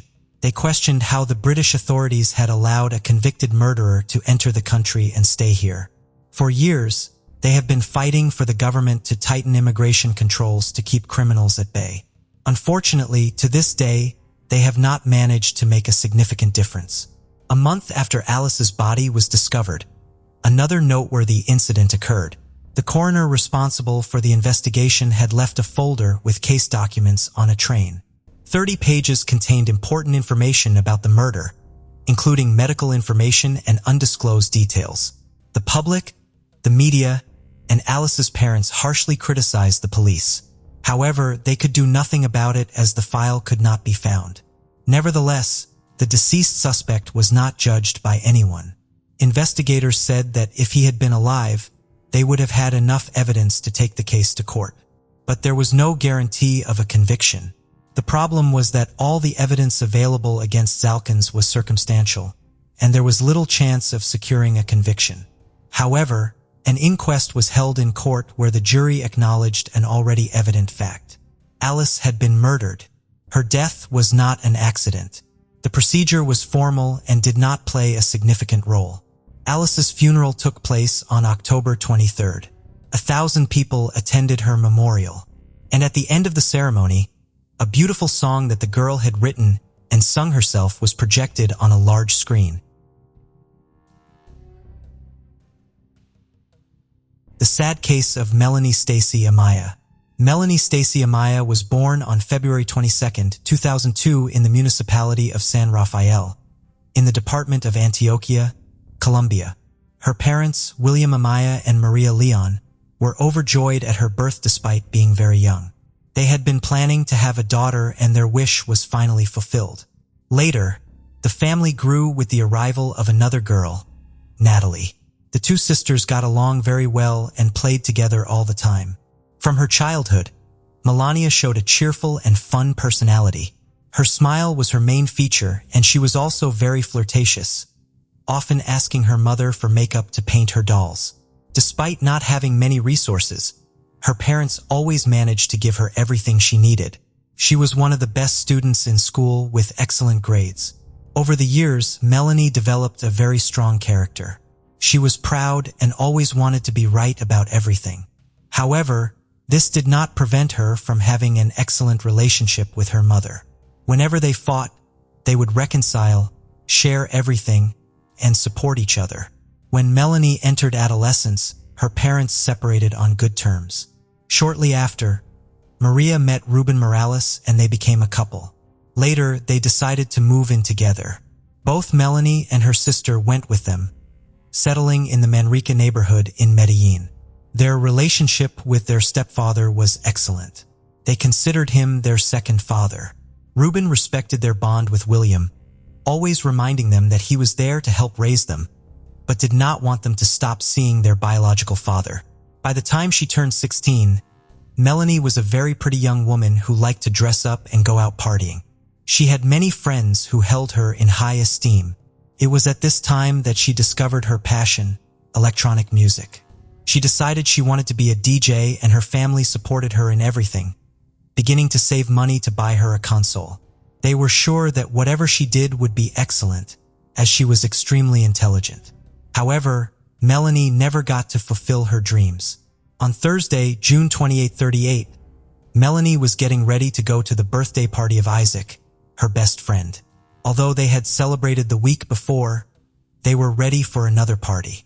The party was to be held at a nightclub located on Carrera 45, an area known for its nightlife. When she finished getting ready, she told her mother that she was leaving. Her mother asked her to take care and not to return too late. They hugged, and Melanie got into her Uber heading to the club, but she never arrived. Isaac arrived at the nightclub and noticed his friend's absence. The techno music was very loud and the place was crowded. He began to look for her everywhere. When he couldn't find her, he started sending her messages. But Melanie didn't respond. Isaac thought she might be with Maria Londuno, her neighbor and closest friend, and decided to wait until the next day and celebrated his birthday as usual. Maria woke up at 7 in the morning and noticed that her daughter had not returned. Her room was just as she had left it the night before while getting ready. Worried, Maria began to call her phone, but it was out of service. She thought it might be out of battery and that Melanie might be at a friend's house, but it seemed strange that she had not tried to communicate with her. Maria decided to call Isaac, who told her that Melanie had never arrived at the nightclub and might be with a friend. Maria contacted all of her daughter's acquaintances, but there were no signs of her and no one knew her whereabouts. Finally, she spoke to some friends who said that Melanie had arrived at the club's door, but did not enter, thinking she might have gone to another party. Completely desperate, Maria called her ex-husband and gave him the terrible news. He tried to calm her, saying it was still early and that Melanie might be sleeping at someone's house. But the afternoon came and Melanie did not appear. Her parents tried to report her disappearance at the police station, but since it was a holiday, they were not taken seriously and were told to wait longer. Trying to stay composed, her parents thought she might have gone to a farm, probably celebrating the long weekend, likely with no cell phone signal, and that's why she hadn't communicated with them. But deep down, they knew that wasn't true. They sensed that something bad was happening. Maria, Ruben, and William began their own search, covering all the places where they thought Melanie could be, from the houses of her acquaintances to parks and the streets of the nightclubs she frequented. After an initial search, they decided to post flyers all over the city with a detailed description of the young girl, including a photograph that Melanie had taken the night she disappeared. She was seen wearing a short blouse, light blue jeans, and white sneakers. Her physical characteristics were described as slender, short in height, with black hair, brown eyes, and several tattoos. A rose on her chest, a moon on her forearm, and wings on her back. Her most distinctive tattoos were a fish on her right leg, covering a motorcycle burn, and one under her clavicle that said "Crazy Life." She also had a belly button piercing and a peritonitis scar on her abdomen, making her easily recognizable. While distributing the flyers to pedestrians and police officers on the street, they made it clear they were utterly desperate and that the official search should start as soon as possible.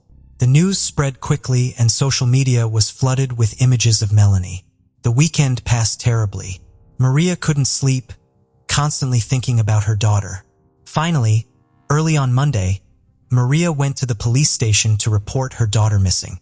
The search was categorized as urgent due to Melanie being a minor. Officers checked hospitals and morgues to see if anyone named Melanie or matching her physical characteristics had been admitted, but they found no trace of her. Melanie's parents clung to the hope of finding her alive, but the days became longer and her absence more worrying. Then the first lead emerged. A witness approached the police station to give a statement, saying they had seen Melanie on the night of June 28th near the L. Palmer soccer field. They noted that the young woman was dirty and beaten, as if she had fallen, and was accompanied by a young man wearing loose clothes, a cap, and large sports shoes. While this testimony contributed to the search, the situation remained complicated. The description of the boy with Melanie was very general, as most of her friends dressed that way. However, Maria thought of one person, Miguel Naranjo, her daughter's ex-boyfriend. The 18-year-old had ended his relationship with Melanie 3 months earlier on bad terms. Maria asked her younger daughter to contact him. Maitel claimed to know nothing about Melanie's whereabouts, emphasizing that he hadn't seen her for weeks. He then expressed great concern, saying he would be devastated if something happened to her as he still cared for her deeply. However, days later, more testimonies contradicted Miguel's statements, with all witnesses saying they saw them together at a party that night and that he was very drunk. Following these declarations, the prosecutor's office began to consider Miguel the main suspect in Melanie's disappearance. They obtained a warrant to search his house, but they found no trace of Melanie, leaving them back where they started, without the slightest idea of the girl's whereabouts. On July 5th of the same year, Maria woke up in anguish, unable to believe that her daughter was still missing. She prayed to God to bring her back, alive or dead, as she couldn't stand the uncertainty anymore. Her prayers were answered, but not in a good way. That same day, Maria received a call from an unknown number. On the other end of the line, a voice told her to stop searching for her daughter because she was already in another world and buried in a place called El Calvario. Without allowing for more questions, the caller asked Maria not to reveal their identity to the police, as they had not spoken earlier due to fear.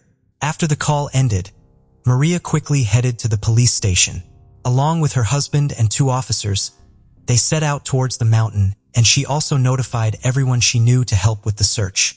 They arrived at El Granizal neighborhood of Medellin, where the mountain was located. The territory was large, with many entrances and full of bushes. To reach the hill, they had to climb many steep stairs and pass through squatter houses, which was extremely dangerous. They decided to split into several groups to cover the area more quickly. Ruben went towards an area full of bushes behind one of the houses. The ground was full of large footprints, as if someone had been dragged. He followed the trail and noticed a site with many flies buzzing around and have a penetrating odor. He grabbed a stick and began moving the rocks on the ground. When he turned over one of them, he saw something terrible, a human head. He immediately called the police officers who were searching nearby. At first, they thought it could be an animal, as animals were often dumped in that area. They continued removing stones and spotted blood. Finally, they could clearly see the face, which was completely disfigured, but it was evident that it belonged to a human body. Maria couldn't stop crying, not wanting it to be her daughter. Natalie thought it might be another girl who had also been missing for some time. The whole family was in denial. The officers notified the forensic medicine services. When they were able to unearth the body, all doubts were cleared. Despite the mutilation, they could discern the tattoo on the girl's chest. The body was completely unclothed, with the mouth open and filled with dirt, all teeth broken, and one of the eyes dislodged. There was also something very strange. The person who buried her had thrown calcium oxide over her. The body was exhumed by the criminalistics and transferred to the Institute of Legal Medicine and Forensic Sciences. After a few hours, experts confirmed that it was none other than Melanie. Although her body showed signs of all types of violence, the cause of death was mechanical asphyxia.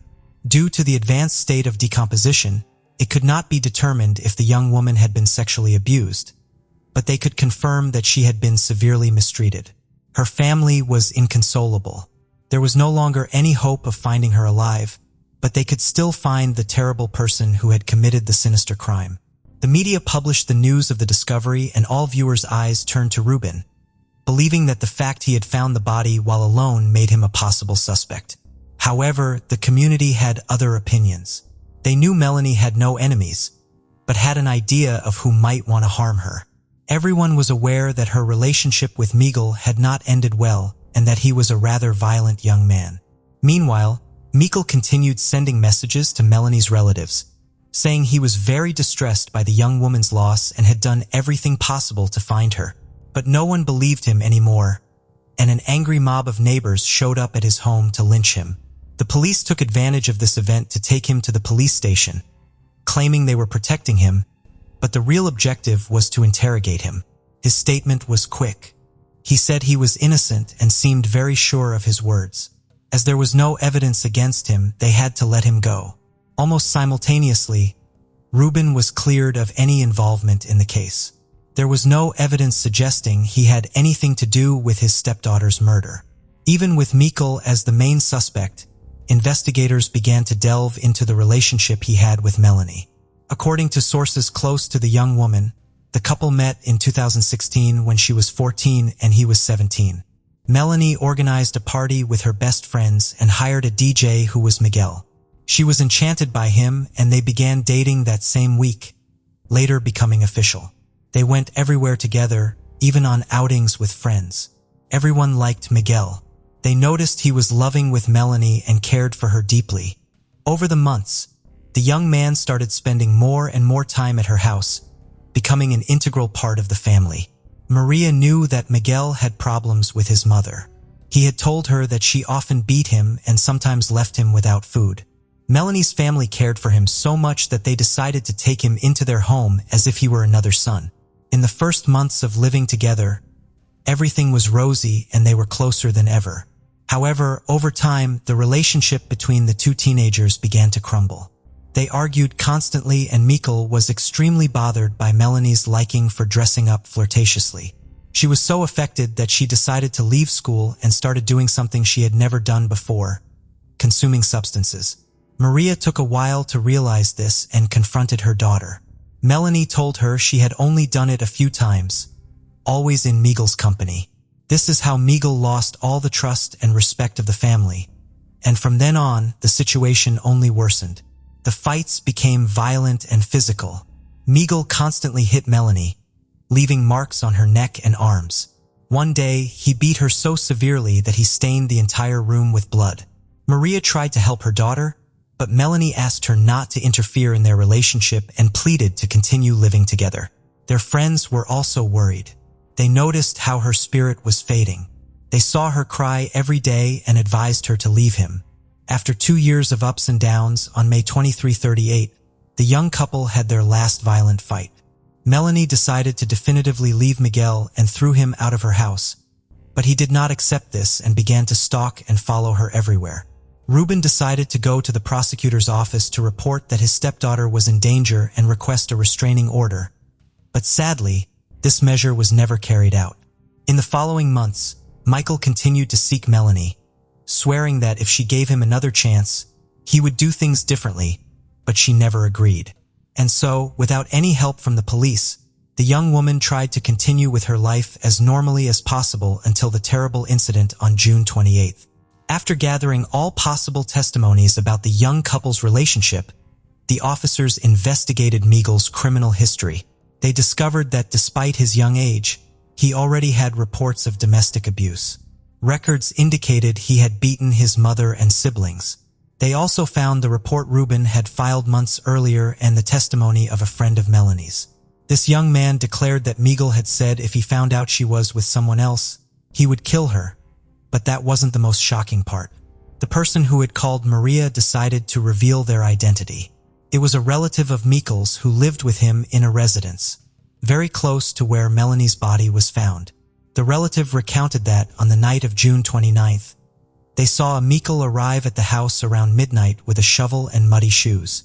Minutes later, he started a fire and began burning clothes and makeup, then took a long shower. With all the evidence gathered, on 10 that year, the agents obtained an arrest warrant against Miguel. He voluntarily presented himself at the police and was charged with aggravated femicide. He did not accept the charges and declared himself innocent with a strange smile on his face. After 6 months of delaying the judicial process, Miguel decided to make a plea deal, accepting the charges that identify him as the author of the crime in exchange for a reduced sentence. Once the judges agreed, he began to recount the last hours of the young woman's life. On June 28, 38, Miguel saw Melanie at the disco where Isaac's birthday party would be held. He approached to talk to her, but quickly noticed she was exchanging messages with another boy. This triggered uncontrollable jealousy in him. He couldn't believe she already had another man. They began a heated argument, which turned violent. He hit her hard and threw her to the ground. Then they went to a football field, where the dispute continued. At some point, he grabbed her by the neck and strangled her until she died. At that moment, he decided to hit her body. He then returned home to burn her clothes and belongings. In his statement, Miguel excused himself by saying he had acted under the influence of drugs. The account was quite imprecise. Miguel did not want to clarify where he killed Melanie or how he hid the body. The agents assumed that after taking her to the sports complex, he persuaded her to talk alone near where he buried her. They only had two certainties. Miguel was guilty of femicide and his motive for committing the crime had been jealousy and obsession. Psychological analyses showed that he was an aggressive, possessive person with an explosive character. However, they also proved that he was fully aware of his actions when he committed the crime, so he had to face trial. On Friday, January 1839, almost 7 months after the young woman's murder, the first hearing was held. Miguel was found guilty of aggravated femicide and sentenced to 34 years and 8 months in prison. After hearing the jury's decision, he apologized to Melanie's family and society and was transferred to a prison in Medellin. While the family was satisfied with the verdict, they all said they would never forgive him. After the trial, they united more than ever. The young woman's biological father thanked everyone on his Facebook account for the support they had given him during the process. He said that although the sentence would not bring his daughter back, it at least set an example that such cases do not always go unpunished. However, there is a reality. The authorities had been alerted about Miguel's dangerousness. If they had followed through with the restraining order, Melanie might still be alive.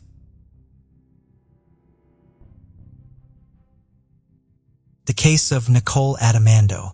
Christopher Grover and Nicole Adamando met in 2008 when he was 21 and she was 19. They both worked as gymnastics trainers at a fitness center and began dating in February 12th. After Nicole became pregnant with their first child, they moved in together in Salt Point, New York. However, they were not in a hurry to get married. Their son, Ben, was born in 2013, and 2 years later in 2015, they welcomed their second child, a daughter named Faye. Christopher took great pride in being a father of two. But this seemingly perfect family life changed suddenly. At 2 a.m. on September 28, 37, near Nicole's house, police officer Richard Sicely spotted a car stopped at a red light. When the light turned green, the car did not move. To get the driver's attention, he honked his horn. What happened next shocked him. The driver was Nicole, and her children were in the back seat. Seeing the police, Nicole got out of the car and told him that something terrible had happened in her apartment. She looked very worried and stressed. He later asked her to take deep breaths and exhale several times to calm down. Nicole reported that her husband, Christopher Grover, was lying on the couch in their apartment. She claimed that he had insulted and threatened her, prompting her to try to escape. Christopher was also in possession of a weapon. In a moment of panic, she grabbed the weapon and aimed it at him. He then threatened her, saying he would harm their children and himself. Desperate, she pleaded with him to let her go, promising to leave without telling anyone. However, he refused, insisting that she lie down next to him. Fearing for her life, she attacked him on the head. He fell back onto the couch and died. She then gathered the children, put them in the car, and drove away until she encountered a police officer at a traffic light. After speaking with the officer, Nicole called her friend Elizabeth and asked her to come over. When Elizabeth arrived, she was blocked from approaching Nicole. In a nearby parking lot, she saw ambulances and police cars rushing to the scene of the incident at Christopher and Nicole's apartment. The police entered the apartment and discovered Christopher lying on the couch with a bullet in his head. A weapon lay on the floor nearby and the rug shifted slightly. The shower was running, and in the bathroom, a broken laptop lay submerged in water. The police took Nicole to the station for questioning. Meanwhile, Christopher's mother, Gail Grover, was informed of the devastating news. She expressed disbelief, saying she had never suspected her son was facing any problems. Christopher was a kind and cheerful person who loved sports, held a black belt in Taekwondo, and worked as a gymnastics coach. One of his students, Bad Wellen, shared that Christopher was always upbeat and full of energy, constantly encouraging his students and never allowing them to feel discouraged. Nicole's friend Elizabeth provided a very different perspective. Elizabeth taught music at the school where Nicole's son, Ben, attended. One day, Elizabeth noticed that Nicole had a black eye. At that time, she was dressed in jeans, a long-sleeved blouse, and a scarf. Throughout the previous summer, she consistently covered herself in thick clothing. Other acquaintances had also observed bruises on her body, but chose not to ask her about them. Nicole often claimed that her injuries occurred during games, attributing them to an accidental hit by a woman from her gym. Concerns about Christopher's behavior were growing. Some people noticed he was becoming increasingly angry with his gymnasts, and there were rumors that he was abusing his wife, Nicole. During police questioning, Nicole claimed that she attacked Christopher in self-defense. She was subsequently arrested and charged with a second-degree crime, which could result in a 20-year prison sentence. A few weeks after the tragedy, Christopher's friends, family, and former students came together to release balloons in his memory. A friend of Nicole's, Elizabeth, had started organizing rallies and fundraisers to support her. Elizabeth shared that in April 2016, Nicole finally confided that Christopher was verbally abusive and that they frequently argued.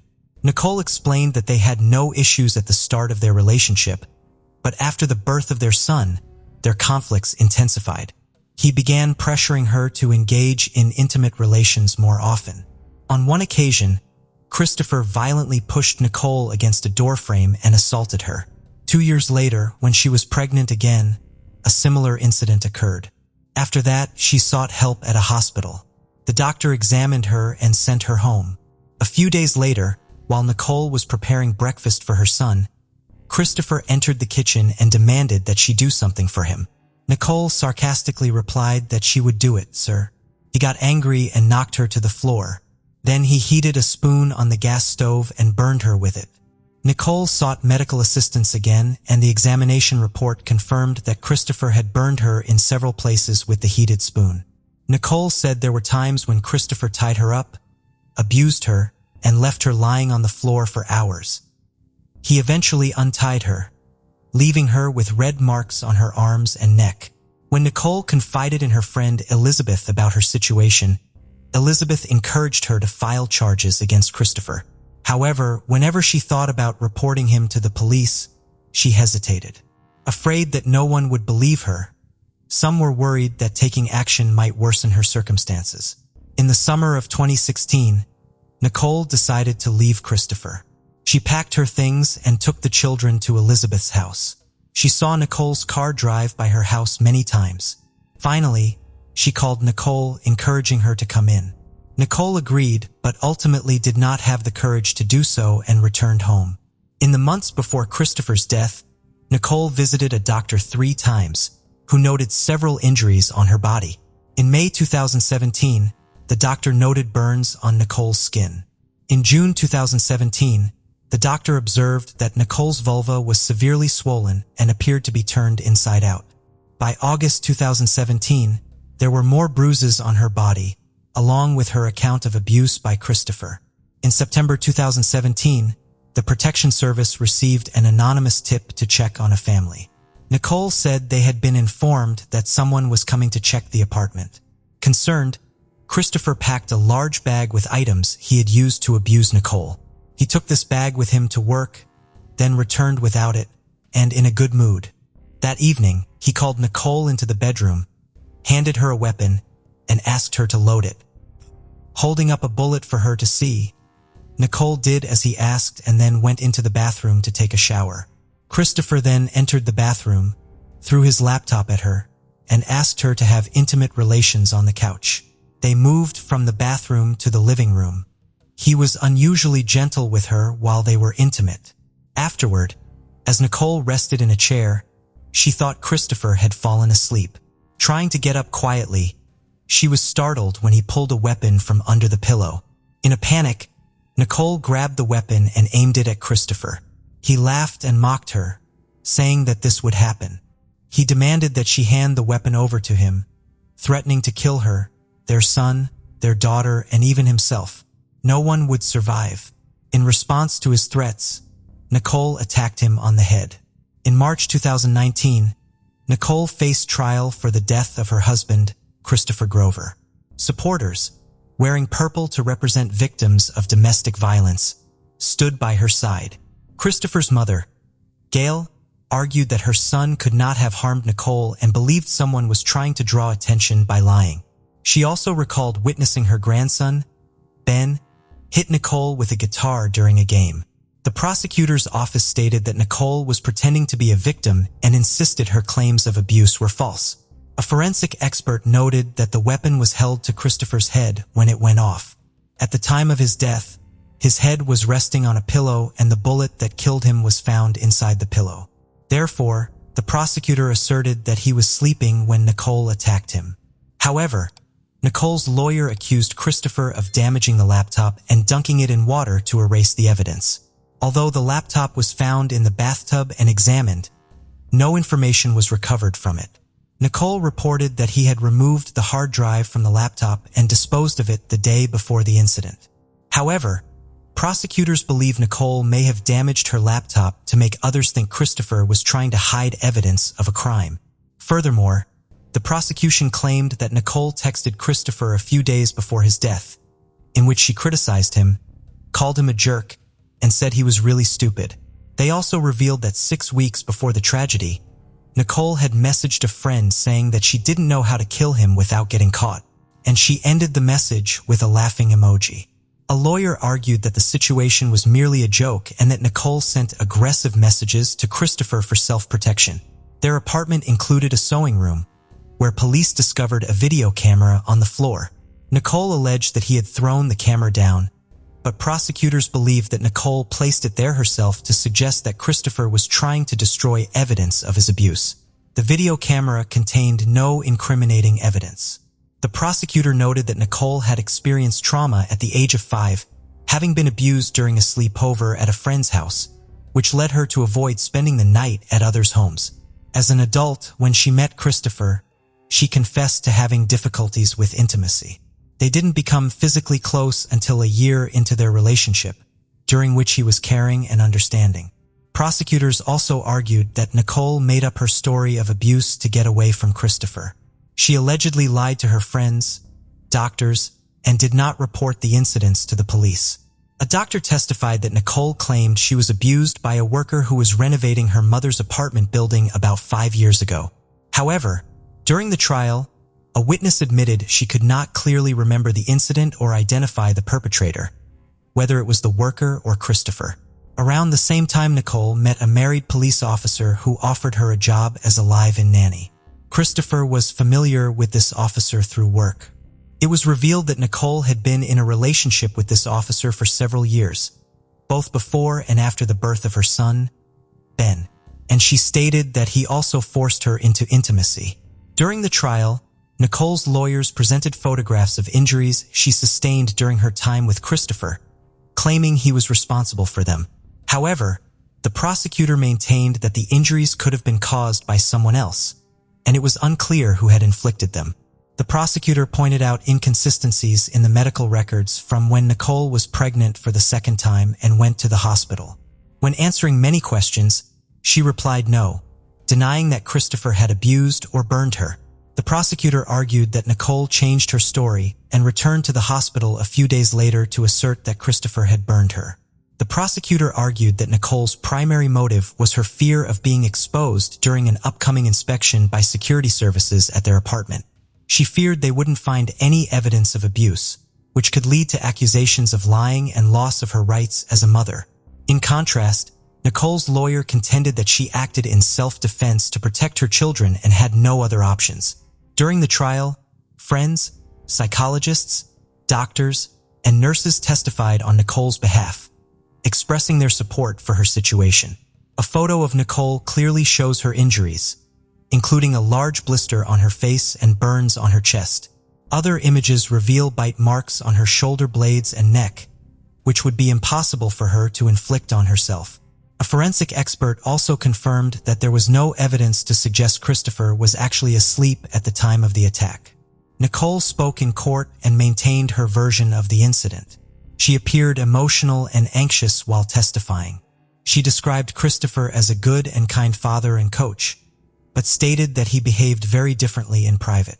She claimed that after the birth of their daughter, he developed an addiction to adult films, watching them frequently and encouraging her to act out scenarios from those videos.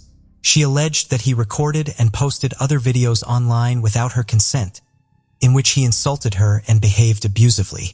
However, these videos were not presented at trial. Elizabeth, a friend and music teacher, testified in defense of Nicole. She recalled an incident in 2016 when Nicole confided in her about having a miscarriage. Nicole's clothes were covered in blood, and she didn't want to go to the hospital because she was afraid of Christopher. Elizabeth mentioned a card that Nicole had made for Christopher when she first became pregnant, listing 25 reasons why he would be a wonderful father. The prosecutor argued that if Christopher was truly abusive, Nicole would not have given him such a heartfelt gift. However, Nicole argued that she had created the card before their relationship fell apart. After 14 days of testimony, the jury had to decide whether Nicole was a victim of abuse or a real criminal.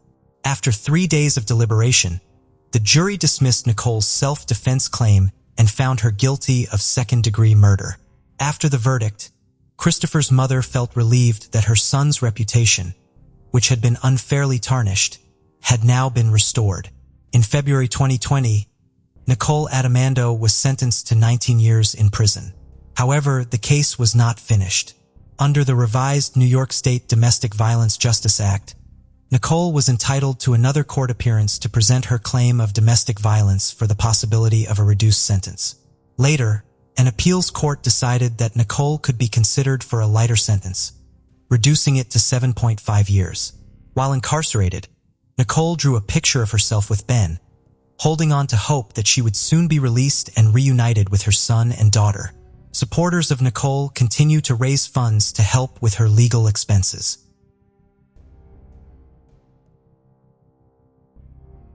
The case of Sarah Yarborough. Sarah Yarborough was born on June 12, 1975, in Portland. Her parents soon moved to another state, settling in Federal Way, a suburb outside of Seattle. Sarah had 2 siblings and was particularly close to her youngest brother. From a young age, she had a passion for music and ballet. She worked hard in school with the goal of attending a good university. Her academic achievements led her to participate in a school program that took her to New Zealand twice. Later on, Sarah joined her high school's cheerleading team and had a wide circle of friends. She was known for her kindness and willingness to help others in need. On the morning of Saturday, December 14, 1991, when she was 16 years old, Sarah had a gathering with her cheerleading team for an event. They were supposed to meet at the school building where the bus would pick them up. She drove her father's car to the school but arrived at the wrong time. She thought the bus would pick them up at 8 a.m., but it was scheduled for 9 a.m. Her friends gradually arrived at the meeting point, but Sarah was nowhere to be seen. Some students noticed her car in the parking lot, but she wasn't inside. She didn't appear even when the bus arrived for the students. Her friends found this strange, but back then, none of them had mobile phones, so they couldn't contact her. Around the same time, two 12-year-old children were walking on the school grounds, exploring the wooded area behind the tennis courts. They noticed something unusual. A man emerged from behind the bushes, took a breath, and walked away in the opposite direction. The children found it odd but didn't pay much attention and continued walking. A few meters ahead, they encountered a horrifying sight. A young woman lying on the ground, unresponsive. They thought she might be dead. The children ran home to tell their parents, and one of the children's parents went back to the scene with them. The other child's father decided to follow the suspicious man they had seen earlier. The child mentioned seeing a car that resembled a Chevrolet Nova leaving the area. Since he lived near the school, his father decided to try to locate that car. At one point, he spotted a similar car but quickly lost sight of it, unable to find it again. Meanwhile, the parents of the other child went to the school and realized that the young woman on the ground was likely deceased. They immediately rushed to the school building and called the police. Officers arrived at the scene and confirmed that the young woman was indeed deceased. They were also able to quickly determine that the deceased was Sarah. The police concluded, based on the marks on her neck, that the victim had been strangled. Some of her belongings were found near her body, including her jacket, underwear, and socks. Strangely, her purse and car keys were discovered in the school parking lot, leading investigators to suspect that the assailant might have attacked her near her car and then dragged her behind the trees. The body was handed over to forensic experts and the police began their search for clues. Their initial step was to interview all the people who were in the school premises and its vicinity. Two boys who had found Sarah provided a rough description of the man who had emerged from behind the bushes near her body. They described him as a tall man around 20 years old, with shoulder-length reddish hair, dressed in a dark coat and black pants. Soon, the police managed to locate another witness, and here is where a surprising twist in the story unfolds. The man who had gone for a run observed a strange scene in the same wooded area. A girl was lying next to the bushes and a man was hovering over her. The girl showed no movement at all, and the witness initially thought that a couple had decided to be intimate in that spot. A few minutes later, he ran on the same road in the opposite direction and both the man and the girl were still there. In both instances, it did not appear to him that a serious crime was being committed. The witness explained to the police that he had recently immigrated to the United States from another culture and was unsure of the typical behavior in the country. Nevertheless, this witness provided the police with a rough description of the assailant, which matched the descriptions given by the children who discovered the body. Investigators interviewed dozens of people who had been near the school but did not find any other useful leads. Meanwhile, medical experts examined Sarah's body and concluded that the cause of her death was strangulation. Apparently, the assailant had used his own socks and a severe head wound was also found on the girl. Experts believed that the victim had lost consciousness due to this blow, which aligned with the runner's account of seeing the girl lying motionless on the ground. Forensic experts examined Sarah's clothing and found traces of male particles on nearly all of her garments. However, in 1991, there was no DNA database to compare these samples to, so investigators could only rely on direct comparisons of DNA samples from specific suspects. There was another lead that detectives pointed out, although forensic experts found traces of male particles on Sarah's clothing. The forensic doctors stated that there were no signs of sexual assault on her body.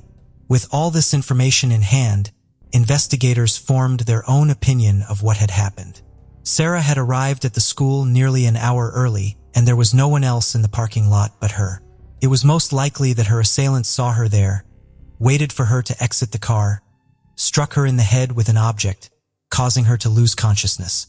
He then dragged her out of the parking lot behind some trees, where her body would later be found. The assailant had removed some of her clothing and engaged in lewd acts before strangling her with her own socks. When one of the children who discovered Sarah's body reported the car in which the assailant had supposedly fled, detectives initiated a search for a Chevrolet Nova. They quickly found one, but But it turned out that the driver of that car had just delivered donuts that morning and provided his DNA sample, which did not match the DNA found on Sarah's clothing. It appeared that the children had simply seen the vehicle driving on the road next to them and mistakenly thought the perpetrator was behind the wheel. In fact, none of the children could remember with exact certainty if they had seen a man approach a car from the bushes. Over the following days, the police officers continued to search for witnesses and new leads, but there were no significant breakthroughs. Classes resumed on Monday, despite the horror that had occurred. Apart from the fact that the murder had taken place just a few meters from their school, the perpetrator remained at large, and his identity was unknown.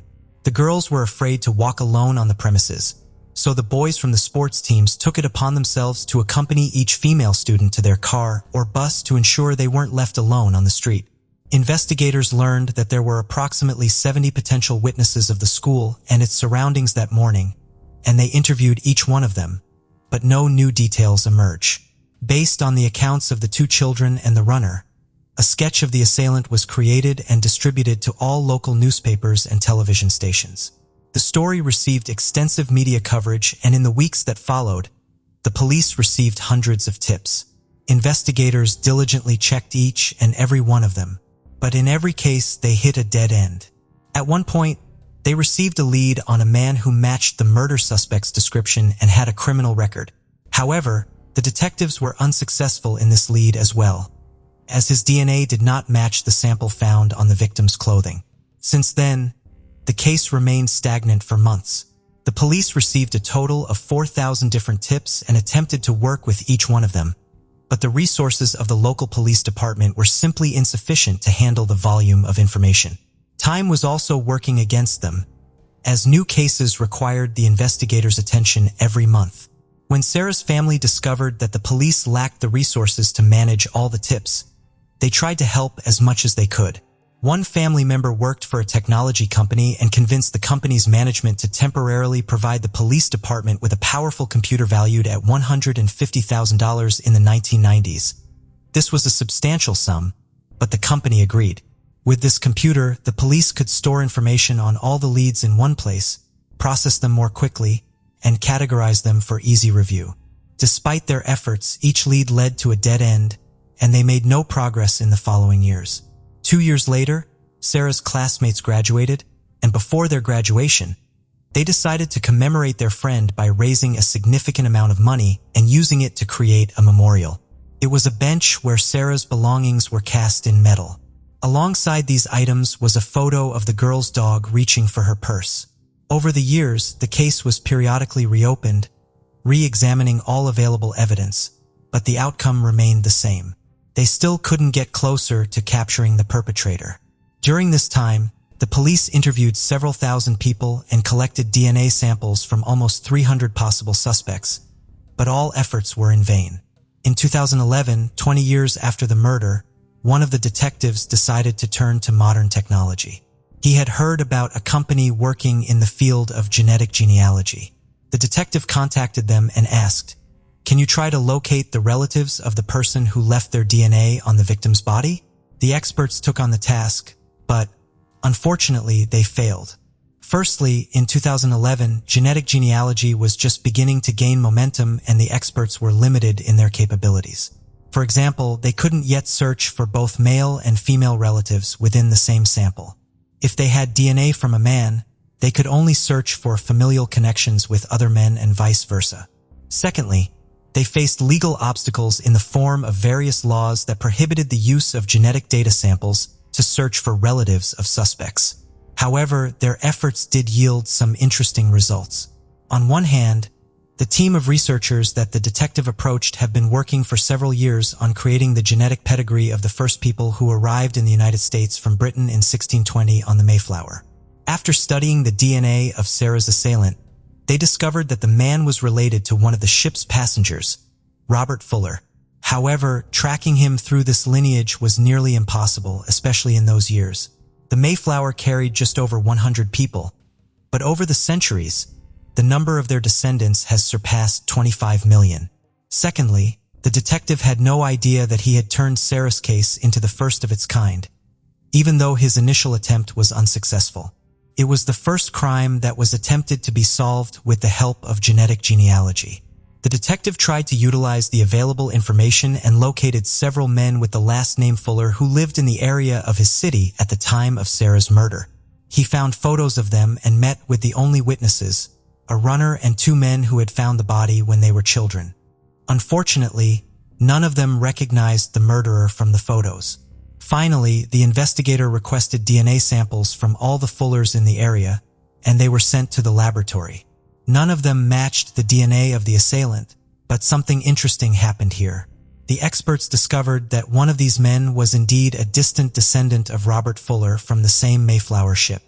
However, he was definitely not the murderer, nor did he know of any distant relative living nearby. It's possible that the perpetrator of the crime was related to him through such a distant relative that their family simply never knew of the connection. The detective retired in 2017, and the case was handed over to a new team of investigators. They reached out to the company that had taken over the study of the DNA sample from the assailant in 2011. By then, the capability to study genetic material had advanced significantly, and the experts agreed to try to trace the assailant's lineage.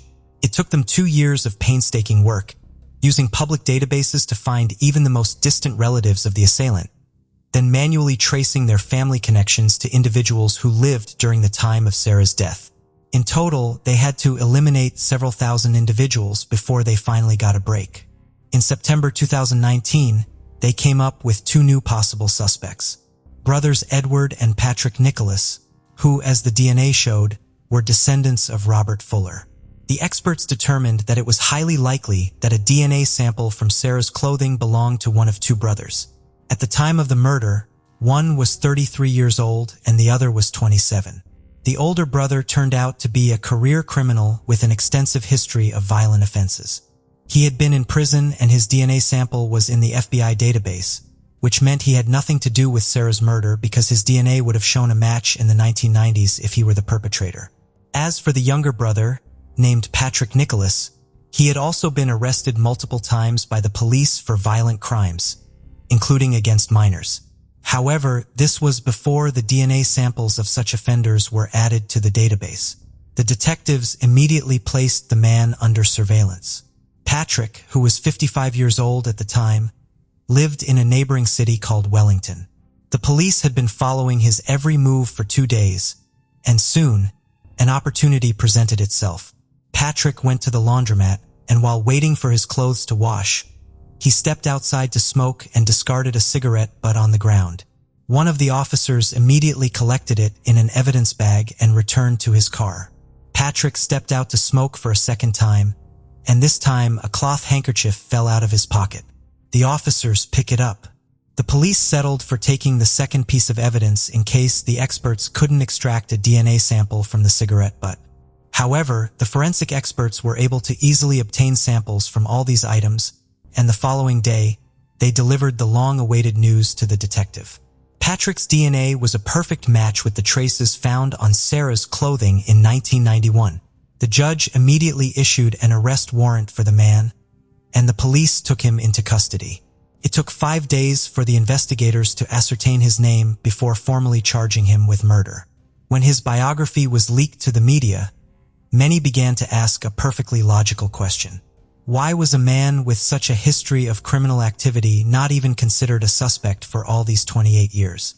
At the age of 19, Patrick Nicholas approached a young woman and got into her car, where he attempted to assault her. The victim managed to escape and flee, but she had to jump into a river and swim for a long time to reach a safe distance from her assailant. Patrick spent 4 years in prison before being released. The next offense for which he was arrested occurred in 1994 when he tried to assault a minor. He was detained again, but his DNA was not recorded in any database. The reason is peculiar. The charge for which he was prosecuted was not serious enough to collect DNA, and the police never came across his name in 3 decades. He also did not appear in any of the 4,000 leads obtained over the years. It was also revealed why genetic genealogy experts couldn't trace him back to Robert Fuller. It turned out that Patrick's biological lineage was adopted, and he grew up with the adoptive surname. One of the men who discovered Sarah's body when they were children in 1991 immediately asserted that Patrick was undoubtedly the same killer. He admitted that the incident had deeply affected him. He was only 12 years old when the body was discovered and the perpetrator had seen his face. For many years, the witness lived in constant fear that the killer would come after him, and only after Patrick's arrest did he finally feel safe. Patrick's trial did not begin until 2023. The man insisted he was innocent, and his lawyer attempted to challenge the main piece of evidence, the DNA. He argued that the presence of Patrick's DNA on the victim's clothing did not prove his guilt, but that argument did not hold. The lawyer also tried to challenge the accuracy of the DNA analysis, but the experts declared such claims to be entirely untenable. Ultimately, Patrick was found guilty of first-degree murder without premeditation. On May 25th, he was sentenced to 45 years and 8 months in prison, making it virtually impossible for him to ever be released. During the sentencing, Patrick showed no emotion, unlike Sarah's family. They also spoke before the judge, thanking everyone involved in the trial and the investigators for bringing the killer to justice, despite his ability to elude it for 28 years. Thank you for joining us on this journey into the depths of unsolved mysteries. Cold cases not only challenge our understanding of the past, but also ignite our curiosity and determination for answers. Remember to subscribe to stay updated on our latest investigations. And if you have any information regarding the cases we've covered, don't hesitate to reach out.